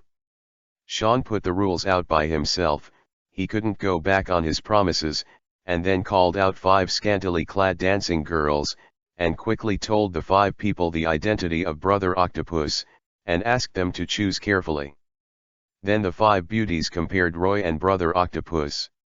Even if the surrounding lights are very dark, as long as a fool can see it, he is definitely a handsome guy, and Class Xian, looks too disgusting. A little comparison, he knows how to choose. And before the 5 people came here, they knew about Classian's notoriety, and they thought they were gone, so they came here to work. If they choose Class Scene, it means that they are going to mate with a fish today. What a joke, although they are dancing girls, they are all good women who are pure and clean. Let them serve a fish, it is better to let them die. In this way, the first choice in the hearts of the 5 women must be Roy. But here comes the key, this octopus is the godson of Whitebeard's subordinates, and the owner of the city is even more of Whitebeard's subordinates. Everyone knows how short Whitebeard's protection is. If you really let them die, they are still afraid, aren't they just playing with tentacles? As soon as he closed his eyes, he was gone. The leading woman in blue gritted her teeth and looked towards Brother Octopus. I choose. Seeing the woman facing him, Brother Octopus just wanted to laugh, but unexpectedly, Roy got up and said, "Wait." Those simple words focused everyone's attention on Roy again, including those dancers. I saw Roy smiled and looked into the dancers' eyes. After about 3 seconds, Roy said in a pleasant voice, "I chose me, right? Boy, are you crazy? This woman clearly." "Yes." Brother Octopus wanted to laugh at Roy, but the woman in blue replied directly, "Yes, I chose the gentleman in white." In the eyes of people who couldn't believe it, the 4 dancers behind also said, "Me too." +1. +10,086. +10,000. Obviously, the 4 women's voices were so small that they couldn't hear what they were saying, but it was obvious from the direction of the fingers that they had chosen Roy. "Very good, then what are you waiting for? Come down and drink with me." Roy sat back in his seat, and in the tavern, including Sean and a group of fish from the Golden Octopus Pirates, all their surprised eyes were about to drop out. I saw that the 5 women with good figure came to Roy one by one. The small table that was only 2 seats was suddenly surrounded by 5 women, serving wine, beating back, pressing legs, pressing arms. If Roy doesn't like others feeding the wine, the other one can help. These 5 women don't play cards according to the routine. Many people cried in their hearts. Don't they know who Clacian is? Son of Whitebeard. It's impossible not to know that the woman in the blue dress originally planned to choose Clacian, so how did the boy choose him after watching him for a while? Devil fruit ability? Many people speculate in their hearts that if it is a devil fruit with various abilities, it is still very easy to control a few dancers. Influence on the first woman, which was obviously successful. As for the last 4, they were completely selected with the first dancer, so their voices were very low. It's a gutless performance. The 4 dancing girls didn't know why their eldest sister suddenly chose this kid. One of the women in yellow looked at Brother Octopus not far away, and found that the other party's teeth were shaking with anger, causing her to shiver. In this case, even if you go back on yourself, it is estimated that you will be ravaged to death. Roy enjoyed the service of the 5 dancers, and said as if nothing was wrong, "What's the matter, the shopkeeper? Ask the new dancers to dance." Without waiting for Sean to react, Brother Octopus jumped up, "You kid is cheating." Roy squinted his eyes and cast a glance, and said with a chuckle, "Cheat? What kind of devil fruit ability is that just now? Don't think I can't see it with my eyes." Roy Isho took a sip of wine. "Even if it is, so what?" Brother Octopus was angry. "I don't think you know who I am. I am the son of Father Whitebeard, and the reward is 120 million gold octopus crazy yen." Brother Octopus's nasal roar made the people around him tremble. Many people ran out of the tavern. It was the woman in blue who poured the wine for Roy. Now she is still very calm, while the other women are trembling all over with fright. Break out Whitebeard's name first, and then report your own name. A pirate like you is not a 3rd rate, and a 9th rate is more suitable for you. It's a real shame for Whitebeard. Roy said with a smile. "What did you say?" Brother Octopus angrily kicked a wine table in front of him into sawdust. Octopus is very angry. Chapter 76. Call your dad Whitebeard. West Blue Pier in Newcastle, Boham. A fishman hurried to the ship of the gold medal pirates. Ake, What happened? Running in such a hurry. Another fishman on guard couldn't help asking. Where's the captain? I have something important to report to the captain. Fishman Ake said, holding a bounty. What's wrong? This man, the eternal angel, Roy, has just been confirmed that he is logged in here. What? Inside the pub. Looking at the smashed table, except for the dancer in blue, the other 4 dancers stepped back and hid behind Roy. Although it felt useless, but in danger, looking for a sense of security is a woman's instinct. Whitebeard is not old yet, how can he be blind, and he recognizes some trash as his son, what a pity. Saying that, Roy directly raised the Ashbringer above his head. Since you challenge my patience, the holy light can't protect you. Are you ready to say goodbye to this world? Whoosh. Brother Octopus waved his 6 arms completely, his tentacles exerted force, and he came to Roy at once, and said with a grin, Boy, anyone can talk big, let you see the power of the golden octopus. He is a fishman of Jong fishman mixed with golden goldfishman, inheriting his father's appearance and mother's brain size and skin, so his appearance is often ridiculed by his fellow fishman islanders. Later, he led a group of very iron brothers to land, and with his own strength, he formed a pirate group composed entirely of fishmen. Later defeated by Whitebeard's son Marco, surrendered to Whitebeard. But his personality has not changed, he likes to bully the weak, and is very feminine. From fishman to humans, to any kind of long-handed clan, as long as it is a woman, he has tasted it. Fishman karate? Roy turned his head and turned back to look at the one-season hand knife that was split towards him, guessing in his heart. But not. It's just a forced imitation of Dong Shi Xiao's frown, but a set of boxing methods that Brother Octopus figured out by himself later has a little bit of fishman karate in it. Roy thought it was very interesting, holding the sword in his right hand and the knife in his left hand. Since the battle on Sabayati Island, Roy's power has skyrocketed. Even if he doesn't use any tricks, it is completely crushing to deal with a guy below Vice Admiral's level. Humph. A mere human being, compared to Fishman? Overpowered. Brother Octopus snorted coldly and increased his strength. The 2 men's knives collided together, creating a strong burst of airflow, which sent 5 weak women flying out. One of the women in red accidentally hit a piece of broken wood. The exposed arm was pierced, and blood flowed instantly. The other 4 women were less serious, but were more or less injured. Brother Octopus was shocked by Roy's power, took a few steps back, and looked at Roy in disbelief. Roy held the Ashbringer in his hand. In this world of pirates, the bounty represents the danger and strength of a pirate, so sometimes there will be situations where the strength and the bounty do not match. This is normal, such as the one I met last time at Fishman Ernst. The bounty is in the early 200 million yuan range. If Roy needs to see it, it is about 70 to 80 million yuan. And the octopus brother in front of him is obviously underestimated, 120 million, obviously Marine gave less, at least maybe 250 million will definitely have. And the other 7 or 8 members of the gold medal pirates also made preparations for battle, because Roy, the enemy, cannot be ignored, and they cannot be underestimated. Whoosh. Roy disappeared in an instant, and when he reappeared, he had already jumped over the crowd. Be careful. Brother Octopus reminded loudly. In less than a second, Roy directly awakened from ashes and instantly cut off the 5 fishmans. Asshole.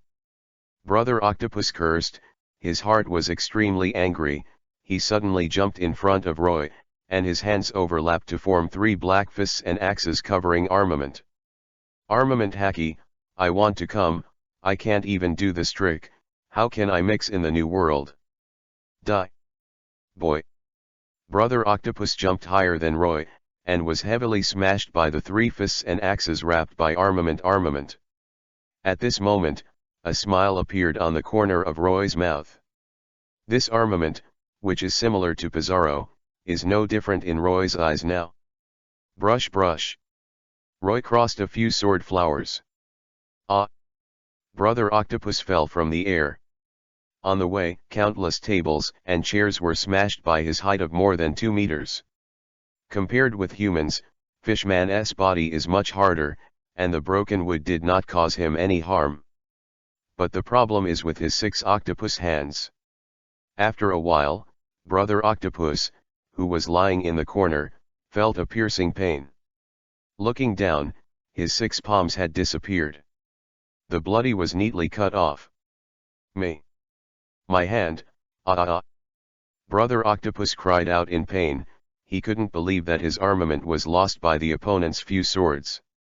Even Marine Vice Admiral had the courage and strength to fight, and in front of this man, he found that he was nothing. Even Roy was a little surprised. Sure enough, more than 50% of the Ashbringer's power was not comparable to before. However, Roy still pretended to say, "With your little hacky, do you think you can resist my attack? Ridiculous. Shut up." Ignoring the broken arm, Brother Octopus continued to charge towards Roy. He is also someone who has experienced various battles, so he won't run away because of this kind of thing. Cheat on the bottom. Brother Octopus kicked Roy's bottom plate, who inserted his sword into the ground, and suddenly found that he felt as if his legs had disappeared. Looking down, he found that a long sword emerged from the ground at some point, and cut off his leg directly. Reckless Octopus, have you even forgotten to open observation hacking? Or, you can't know it at all? It doesn't matter, you are going to die anyway, may the holy light bless you. Saying that, he directly pressed the Ashbringer against Calathian's neck. I don't want your dirty memory at all. You are not even qualified to be a resurrection coin, go to hell. At this moment, the door of the dilapidated tavern was pushed open again, and a fishman with a fishy smell walked in, holding a reward list in his hand. When he arrived, he saw that his captain was stepped on by Roy. It's over. Herring Fishman's eyes were sluggish, and the reward list in his hand couldn't help loosening. A gust of wind blew, and the reward list just fell in front of Brother Octopus. Tyrion D. Roy, offering a reward of 700 million Bailey. Brother Octopus was stunned. You can rest in peace now? Said Roy, ready to start. At this time, Brother Octopus couldn't help shouting, the fear in his eyes could not be concealed. Wait, you know who my father is, you can't kill me. Roy laughed. Whitebeard? Hee, I really want to meet him. Since you know, you should let me go. You can't bear Dad's anger. If. Brush. Brother Octopus's head flew high, announcing the end of the battle. I hate people threatening me the most. Roy smiled and returned to his seat as if nothing had happened. He took a sip of beer. During the fight, he deliberately didn't let his table overturn. Do you think I'd be afraid of Whitebeard? As he spoke, he beckoned like 5 dancers, come here and continue to serve me. Update next week. Chapter 77 Get Rich by Killing Whitebeard? When the sound of the battle ended, many people who stayed outside the tavern poured into the tavern. Seeing several severed corpses lying on the messy venue, because Fishman is very recognizable, he found Crazy Ann's headless corpse as soon as possible. He ran out of the tavern again. This is the site of the Whitebeard Pirates, and the members of the Whitebeard Pirates were killed. For the locals, there is no more exciting news than this. In less than an hour, the news of the murder of Klaas Xian, the captain of the Golden Octopus Pirates, spread in the small town of Newcastle Boham. On the other hand, Roy stayed in the tavern for another hour. How could the owner of the tavern dare to offend this great god? Of course, good wine and good meat were served, and Roy would not treat him badly. After drinking, Roy was full of I dumped 5 million Bailey to the boss Sean, but Sean was very excited. 5 million may not be a lot for a pirate, but for a tavern, it is at least half a month's turnover, and the cost is still high. Don't talk. However, Sean is also very nervous. Whitebeard's son is dead here, how should he explain it? When Roy returned to the boat again, it was already evening. Plank had already started fiddling with his dozen or so orange trees in the pretest on the deck, making the floor full of mud, and Roy really wanted to slap Plank to death. Jaina continued to read the magic book like a wooden man, and she didn't know if her cosmic super invincible big ice thorn had learned it. "Sir, are we going now?" Plank asked, sticking his head out of the orange tree. "Go now? Don't be kidding, the last week's voyage, it was difficult to land, how could it be possible to leave? It must be a few days of waves, what's more, the service in the pub here is very good, isn't it? I wait 2 days, I will still see the captains of the Whitebeard pirates. After all, Whitebeard's degree of protection is well known in the world. How could he be indifferent when he learned that his precious son, Brother Octopus, died here? After a night on the boat, at noon the next day, the whole of Newcastle Boham seemed very quiet, like the quiet before the storm. "Plank, Gianna, you keep the boat, I'm going to drink, if anyone wants to move our boat, it will kill them," Roy said, yawned, and jumped to the shore. "No problem, boss." Plank took a sip of rum and went on fishing.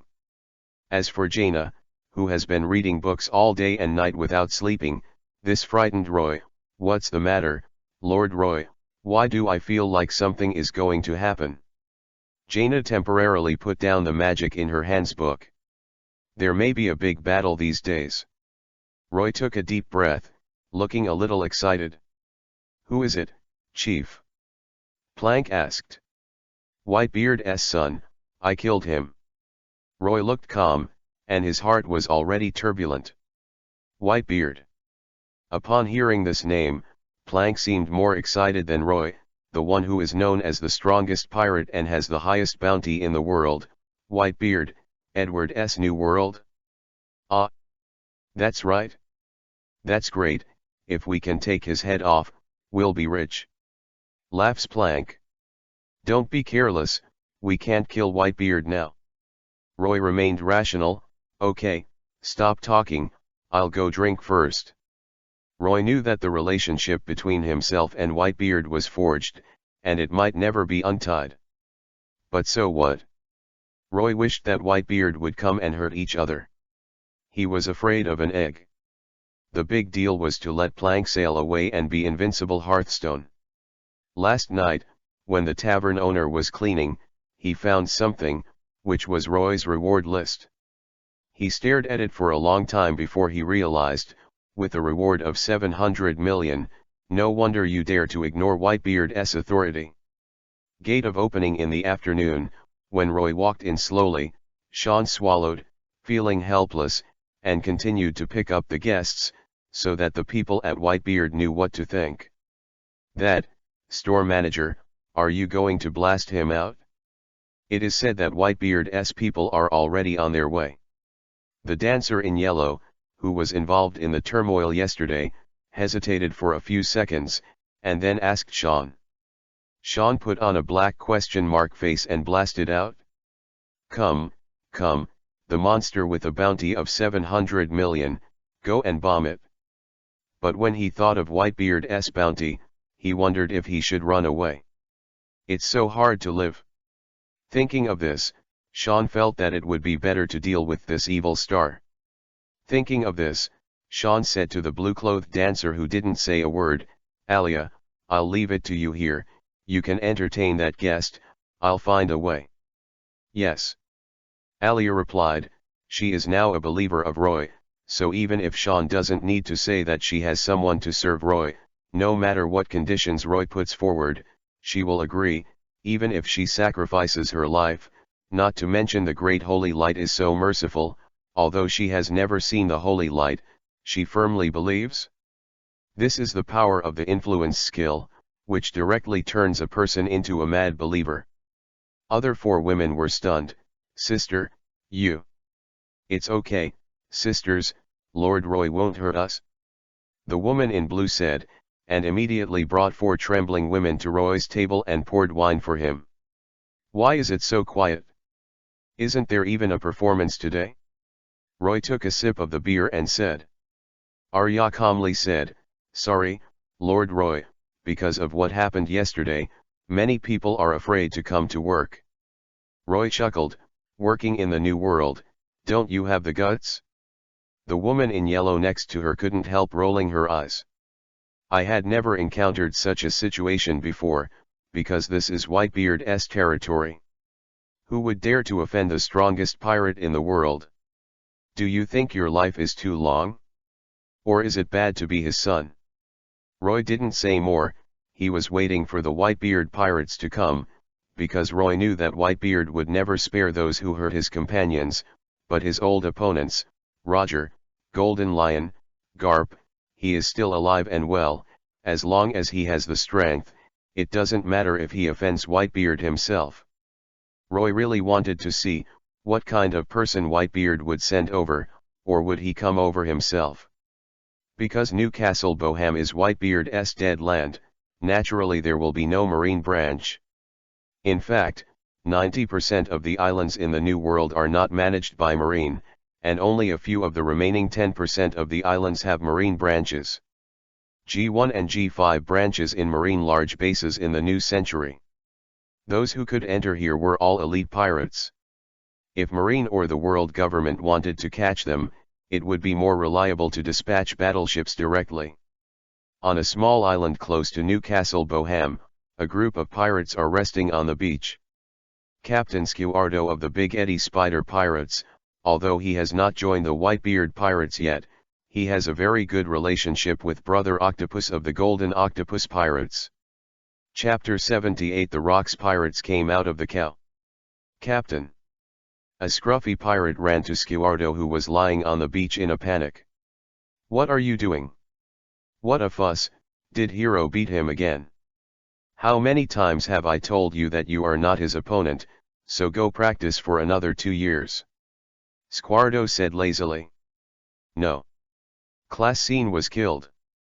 The subordinates shouted excitedly, and this shout suddenly scared everyone in the big Vortex Spider Pirates. If the Golden Octopus Pirates joined the Whitebeard Pirates and Classine was killed, he certainly wouldn't be surprised. With that kid's character, sooner or later something would happen, and it was normal for pirates to kill each other. But Whitebeard's incomparably hard flower, not anyone who wants to anal can anal. Incredible. Who did it? Golden Lion? Roger? Or Marine? Scuardo blushed, and the 3 names he uttered in one breath were all a few people standing at the top of the pirates. "Yes, it's a newcomer named Roy, a pirate hunter is born." He took out 3 bounty lists and handed them to Scuardo. "This is all the bounty lists of their pirate group." When Scuardo saw the result, he was also taken aback. 700 million, 300 million, and 160 million, Tyrion de Roy. A very familiar name. Scuardo is also a master who doesn't usually read newspapers. The 700 million bounty is indeed a very high bounty. The normal newcomers who can reach this bounty are all those who do all kinds of evil, kill innocent people, or go into arms business. Such a bounty, and on the bounty list, Roy and Jaina are too young, but Plank looks a little more powerful.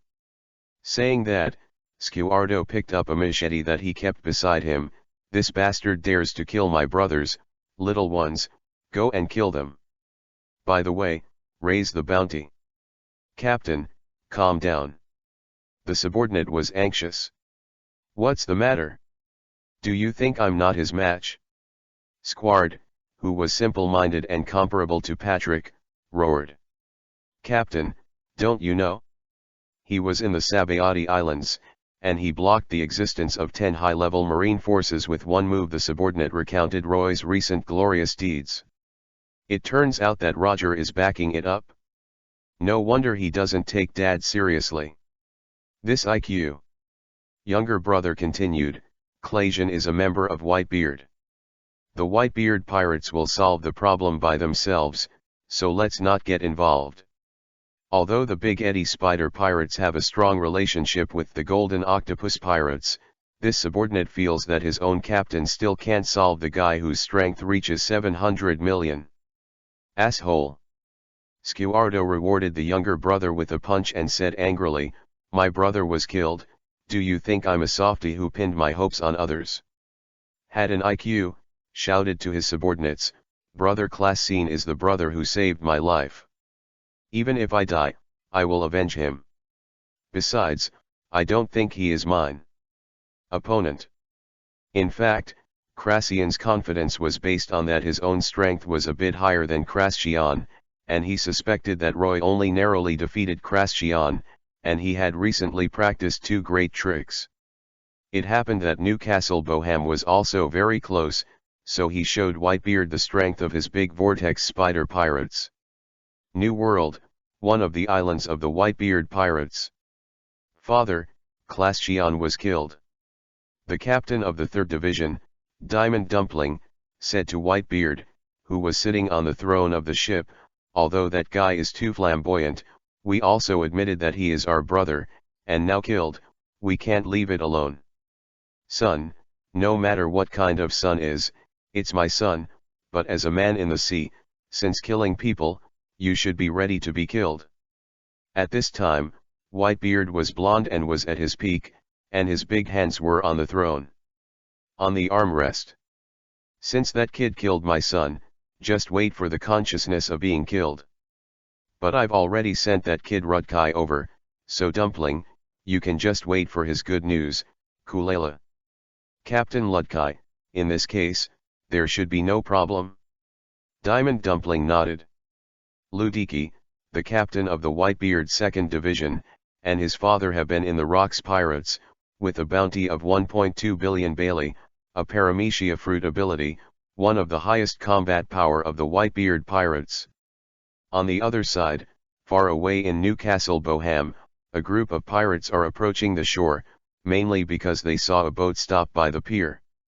"This ship is Roy's ship," Gaban said, looking at the slightly smaller steel ship beside the Jackson. "I met again, it seems that we are still very destined."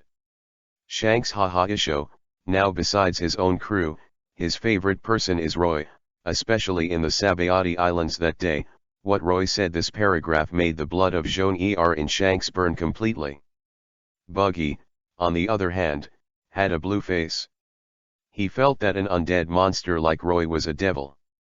He didn't want to meet him. "Did you make a mistake? It's that undead bastard again." Immediately, Buggy jumped to Roger's side, grabbed his hand and said, "Captain, I don't want to meet that freak, let's go directly to the next island, okay, and this is Whitebeard's territory." "Shut up, Buggy," Rayleigh said and lowered the stairs, turning his eyes to the side. "When we were in the Sabayati Islands, Roy was our savior. We haven't had time to thank us yet, and we don't have much supplies. Or Buggy, just stay and watch the boat." "Okay, Mr. Rayleigh." Buggy smiled with a drop of cold sweat on his forehead. Shanks joked on the side, "Well, but the captain and Whitebeard are competitors. What if his men saw our pirate logo and ran over to attack the ship?" As a good friend, Shanks already knew how to tease Buggy. Sure enough, when he heard Shanks say this, Buggy immediately changed his words. "Is that so? I suddenly got a disease that would kill me if I didn't go to the island. It's very uncomfortable right now, so make sure to let me and you on the island." After Buggy finished speaking, there was a burst of laughter around, and everyone liked Buggy, because he almost contracted all the jokes of the Roger pirates. "Then, who will stay and guard the ship?" Kojiki Odin said, "Come on, I used to be on Whitebeard's crew, so." At this moment, a hearty laughter suddenly came through. "Che ha ha ha, isn't this the future One Piece/King of Pirates?"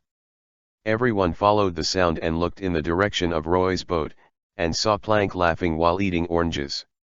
"Oh, long time no see, Beard." Roger greeted immediately with his big white teeth. "How is Roy lately?" "Wait for us to buy play supplies, call Roy, How about a party on my boat?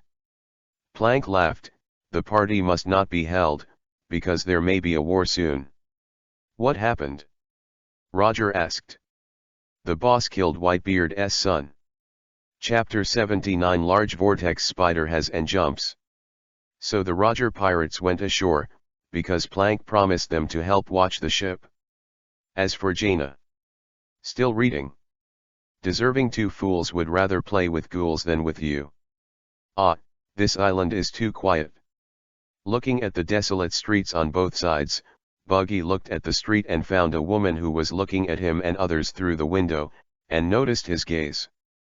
After that, I closed the window immediately, as if I saw a pirate. Well, I am a pirate. In fact, the woman wanted to say, what an ugly red nose. Well, it seems that we underestimated the seriousness of this matter. Rayleigh knew that Roy killed Whitebeard's son, but did not expect such a big impact. Odin, you are Whitebeard's brother, you think Whitebeard will find him Roy's revenge? Ah, definitely. Kojiki Odin said with a cold face, Whitebeard wants to be a good father, so he definitely will. But Whitebeard himself shouldn't come. Kojiki Odin analyzed that recently his wife Kojiki Toki left the Whitebeard pirates and returned to Wanakuni to recuperate due to illness. So for the Whitebeard pirates, Kojiki Odin doesn't care much, and Whitebeard is a guy without ideals, he shouldn't be a pirate. This is Kojiki Odin's evaluation of Whitebeard after he followed Roger. Soon, the group arrived at the door of a Shan tavern on the west side of the town and pushed the door in. I saw that there was only one person in Nyata's tavern, but the eye-catching thing was here. There were still dancing girls on the stage.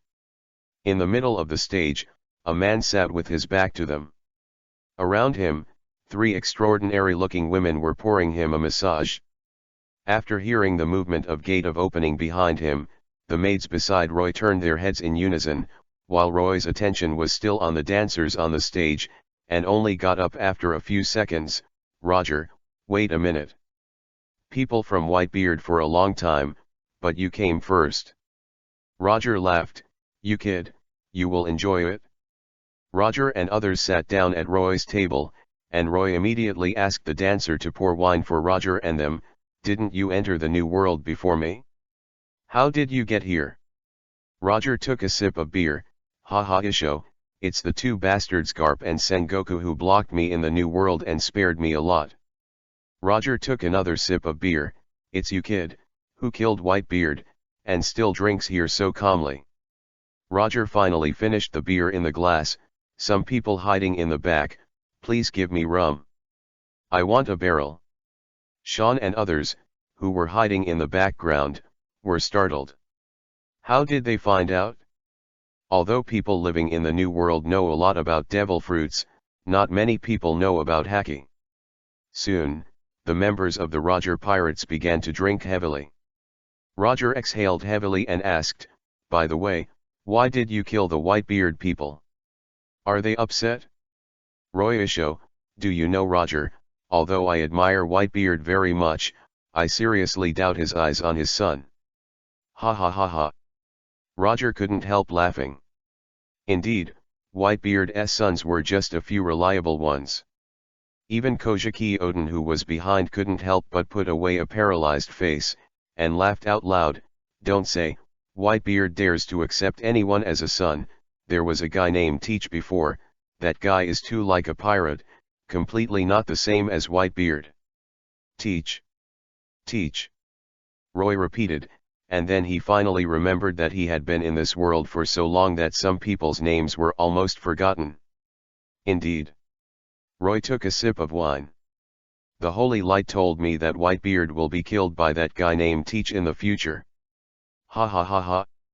Roger laughed, as expected of a person of faith. Even Whitebeard's fate can see through, but you say, where will I die in the future? You. Roy Isho, you will die on your dreams. Ha ha ha. Well said. Roger said bluntly, Roy, thank you for the Sabayati Islands last time, so if the Whitebeard pirates come to trouble you this time, I will help you to the end. It's still human. Roy Isho, the debt you owe me will never be repaid in your life. You don't have to participate in Roger's battle with Whitebeard, it's my own decision. Blue blue blue. At this moment, Roy's phone worm suddenly rang. Plank, what happened? Boss, a pirate ship landed. He didn't recognize our ship, but avoided it. I think they recognized Roger's ship. Pirates? Could it be one of Whitebeard's pirates? Hearing Roy's words, except for Buggy, everyone else was very calm. They had already fought against the Whitebeard pirates more than once.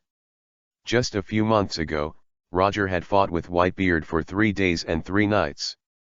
The winner is decided, let alone Whitebeard's pirate group. Plank's voice continued to come over, no, it's the big vortex spider pirates, not under the name of Whitebeard, Captain Scuardo, a bounty. There was a page-turning voice on the other end of the phone, coming to the New World, and Plank had not had time to write down these pirates. The bounty, 150 million Bailey, is quite valuable.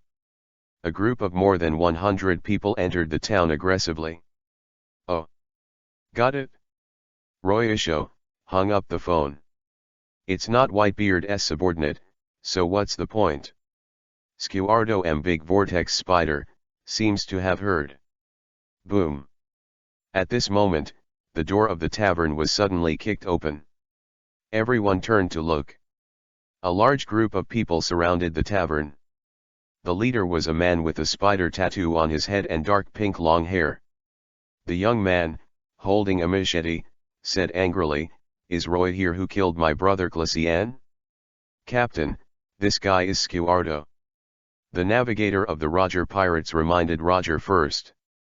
On the other side, when Scuardo finished saying these words, his face froze. His clever little disciple recognized Roger in the crowd at once. "Captain Scuardo, that's Gold Roger. Has the same name as Whitebeard and Golden Lion. The bounty has already passed the $1 billion big pirate, and, it is said that he and Roy Pie." When the Big Eddie Spider pirates landed on the island, they knew that the Roger pirates were also there, but Scuardo was not afraid. His self-confidence has been very high recently. He has just mastered 2 god-defying skills, armament hacky and observation hacky. Originally, he was going to use this move to defeat Whitebeard. Since Roy and Roger are both here, then kill Roy first, and then kill Roger. Let them be your stepping stones to fame. Roy glanced angrily at the half-bald guy, turned his head and said lazily, "Is it called Scuardo? Go away, cannon fodder. Bald is not, certainly not strong." Chapter 80. Any knife is a dignified slash. As soon as Roy heard that Scuardo was not one of Whitebeard's men, he lost interest. The reason why he stayed on this island was that the Whitebeard pirates arrived. Pink hair, Roy is not interested. If he was completely bald, Roy wouldn't mind playing with him. After all, the bald donkey might be able to break through the sky. This is the eternal truth of the two-dimensional world. But then again, this Scuardo and the big vortex spider seem to be very familiar with each other, but they can't remember them for a while, which is very uncomfortable. It was estimated that it was a trick in the original book, and then Roy forgot it. After all, there are too many animations in One Piece/King of Pirates, and many places are jumping to watch. Thought. Hearing Roy's words, Scuardo was angry, but still said angrily, "Are you Tyrion D. Roy? The one who killed my friend Glician? Come out and fight me to the death now." After a short pause, Scuardo turned towards Roger again and said, "Roger, this is a personal grudge between me and Roy, do you want to intervene?" "That, little brother, I think there is some misunderstanding between you. Rayleigh has become a good guy. In his opinion, even if he is a pirate, he can avoid the fight as much as possible, and he just got the whole story from a dancer. Actually, this matter, in the final analysis, is your friend. It was wrong first. Rayleigh's quick summary of the reason for Roy and Classien's quarrel is very clear. So, it's the result of your friend Classien doing the city's mischief here. Rayleigh said finally. The faces of Scuardo and the big vortex spider pirates changed slightly. They were also old friends with the golden octopus pirates. Naturally, they knew that Classien would not be able to walk when he saw a woman, and such a conflict occurred. It is not surprising that it leads to death. And it was the famous Pluto Rayleigh who made the explanation, so the credibility is even higher. Pirates with this kind of strength don't need to lie to themselves. However, pirates are like this. If they do not harm others and benefit themselves, what are they called? Pirates. Just call the explorer. Even if guys like Roger and Luffy are exploring Buddhism, the total amount their crew spends every day is around 500,000 Baileys. Where does the money come from? Is the wind blowing? Or rob the rich and not help the poor? Not to mention things like Scuardo. From their point of view, it's not a matter of what Classien did. That's what pirates are like, but it's the fact that Roy killed Classien. Mr. Rayleigh. Roy slowly stood up from the chair and walked to the center of the tavern. Your explanation is meaningless. Pirates, they are the ones who are on the side of disaster. They came to seek revenge for me when they died, that's only right. As soon as Roy said this, Roger was unhappy on the spot. No, pirates live for freedom, they live to pursue their dreams. He, so, what is their dream? Killing and setting fires for nothing? Roger, don't confuse freedom with lawlessness, but not everyone is as innocent as you. Roy has something to say. Roy admits that Roger is pursuing freedom, but scoffs at Roger's remarks that glorify pirates. Isn't that just disobeying discipline and making trouble? It is so noble to say, as if all pirates are more saintly. Of course, so is the world. The world needs to change. I am such a lawless man who dares to challenge everything. Holy light, above all. Saying that, Roy's hands froze. Ashbringer danced two sword flowers in his hands, and then aimed at Scuardo. Okay, if you want to take my head, are you going to take it one by one, or together? Seeing that the battle was about to break out, the girls of Arya hurried back to the backstage. Seeing that Roy didn't listen to advice at all, and Rayleigh didn't talk nonsense, he sat down and looked like he was watching a good show. Scuardo turned his eyes to the Roger pirates who had no intention of leaving in the tavern, and asked, Roger pirates, don't you want to intervene? Mr. Scuardo, you'd better worry about yourself. Shanks sat back in the chair, holding the back of the chair with both hands and reminded him, this guy is courting death himself. If he wants to defeat Roy, stop joking. Brush. As soon as Shanks finished speaking, a hammer flew out. Scuardo felt the hammer swipe past his face, and suddenly a crew member behind him was shot in the head. Then, Roy rushed up with the long sword. Crusade strike was launched immediately. Scuardo reacted, waving his machete-covered armament, and greeted him, but was surprised to find that Roy's power was beyond his imagination. Even though he used armament, he still felt that his power was suppressed. Clang! There was a flash of sparks, and Scuardo was directly knocked into the air, hitting the wall, and then fell, but soon, he stood up again. Scuardo felt that his arms were numb. What kind of strength was this? It reminded him of an eagle-eyed kid about the same age as Roy who had challenged him and defeated him a few days ago. People use great swords. Are those who use giant swords so exaggerated these days? Nonsense, great sword plus strength, 2 sword plus ant. Oh, you can block the next blow, this young man is not bad. Rayleigh exclaimed at Scuardo. Rayleigh, who had played against Roy once, understood that Roy's power was not under him, and just now Rayleigh used observation haki to perceive that Roy's power has become much stronger. Scuardo raised his head and suddenly saw a pair of shoe soles constantly enlarged in front of him, and finally printed heavily on his face. In a burst of intense pain, After Scuardo hit a big hole in the wall of the tavern, he flew dozens of meters away, smashing through several houses. After rewarding Scuardo, Roy turned into a golden afterimage and disappeared in place. The next moment, he appeared directly in the crowd of the great vortex spider pirates, and the ash messenger in his hand kept waving. Brush brush. Blood splattered, and the holy light harvested life mercilessly, dyeing all the walls and doors of the tavern red. Just after Roy got rid of a dozen people, an accident happened. A pure white blade chopped a small minion into 4 pieces and flew directly towards Shanks, who was unresponsive. The speed is too fast, and because there is a wall, Shanks has no chance to react at all, but he can't hide from Roger, who has the world's top observation hacking. Roger pulled out the slightly Western sword-style longsword with his backhand, and a sword energy went out of his body and penetrated the front wall of the tavern, but he did not exaggerately lift the tavern. Was 8 points opposite to the sword chi of Zoro's 3000 worlds in Tokushima, and its power should be much stronger than Zoro's sword chi. For example, this compressed sword chi is somewhat similar to a spiral shuriken used by an open hung called that, except that the cutting ability becomes stronger and it will not explode. Put it bluntly, DNF, draw the knife and cut it with dignity. In order to avoid hurting innocents, Roger tried to compress the range of sword chi to the extreme, but even so, with the world's top combat power, any slash he made was a dignified slash.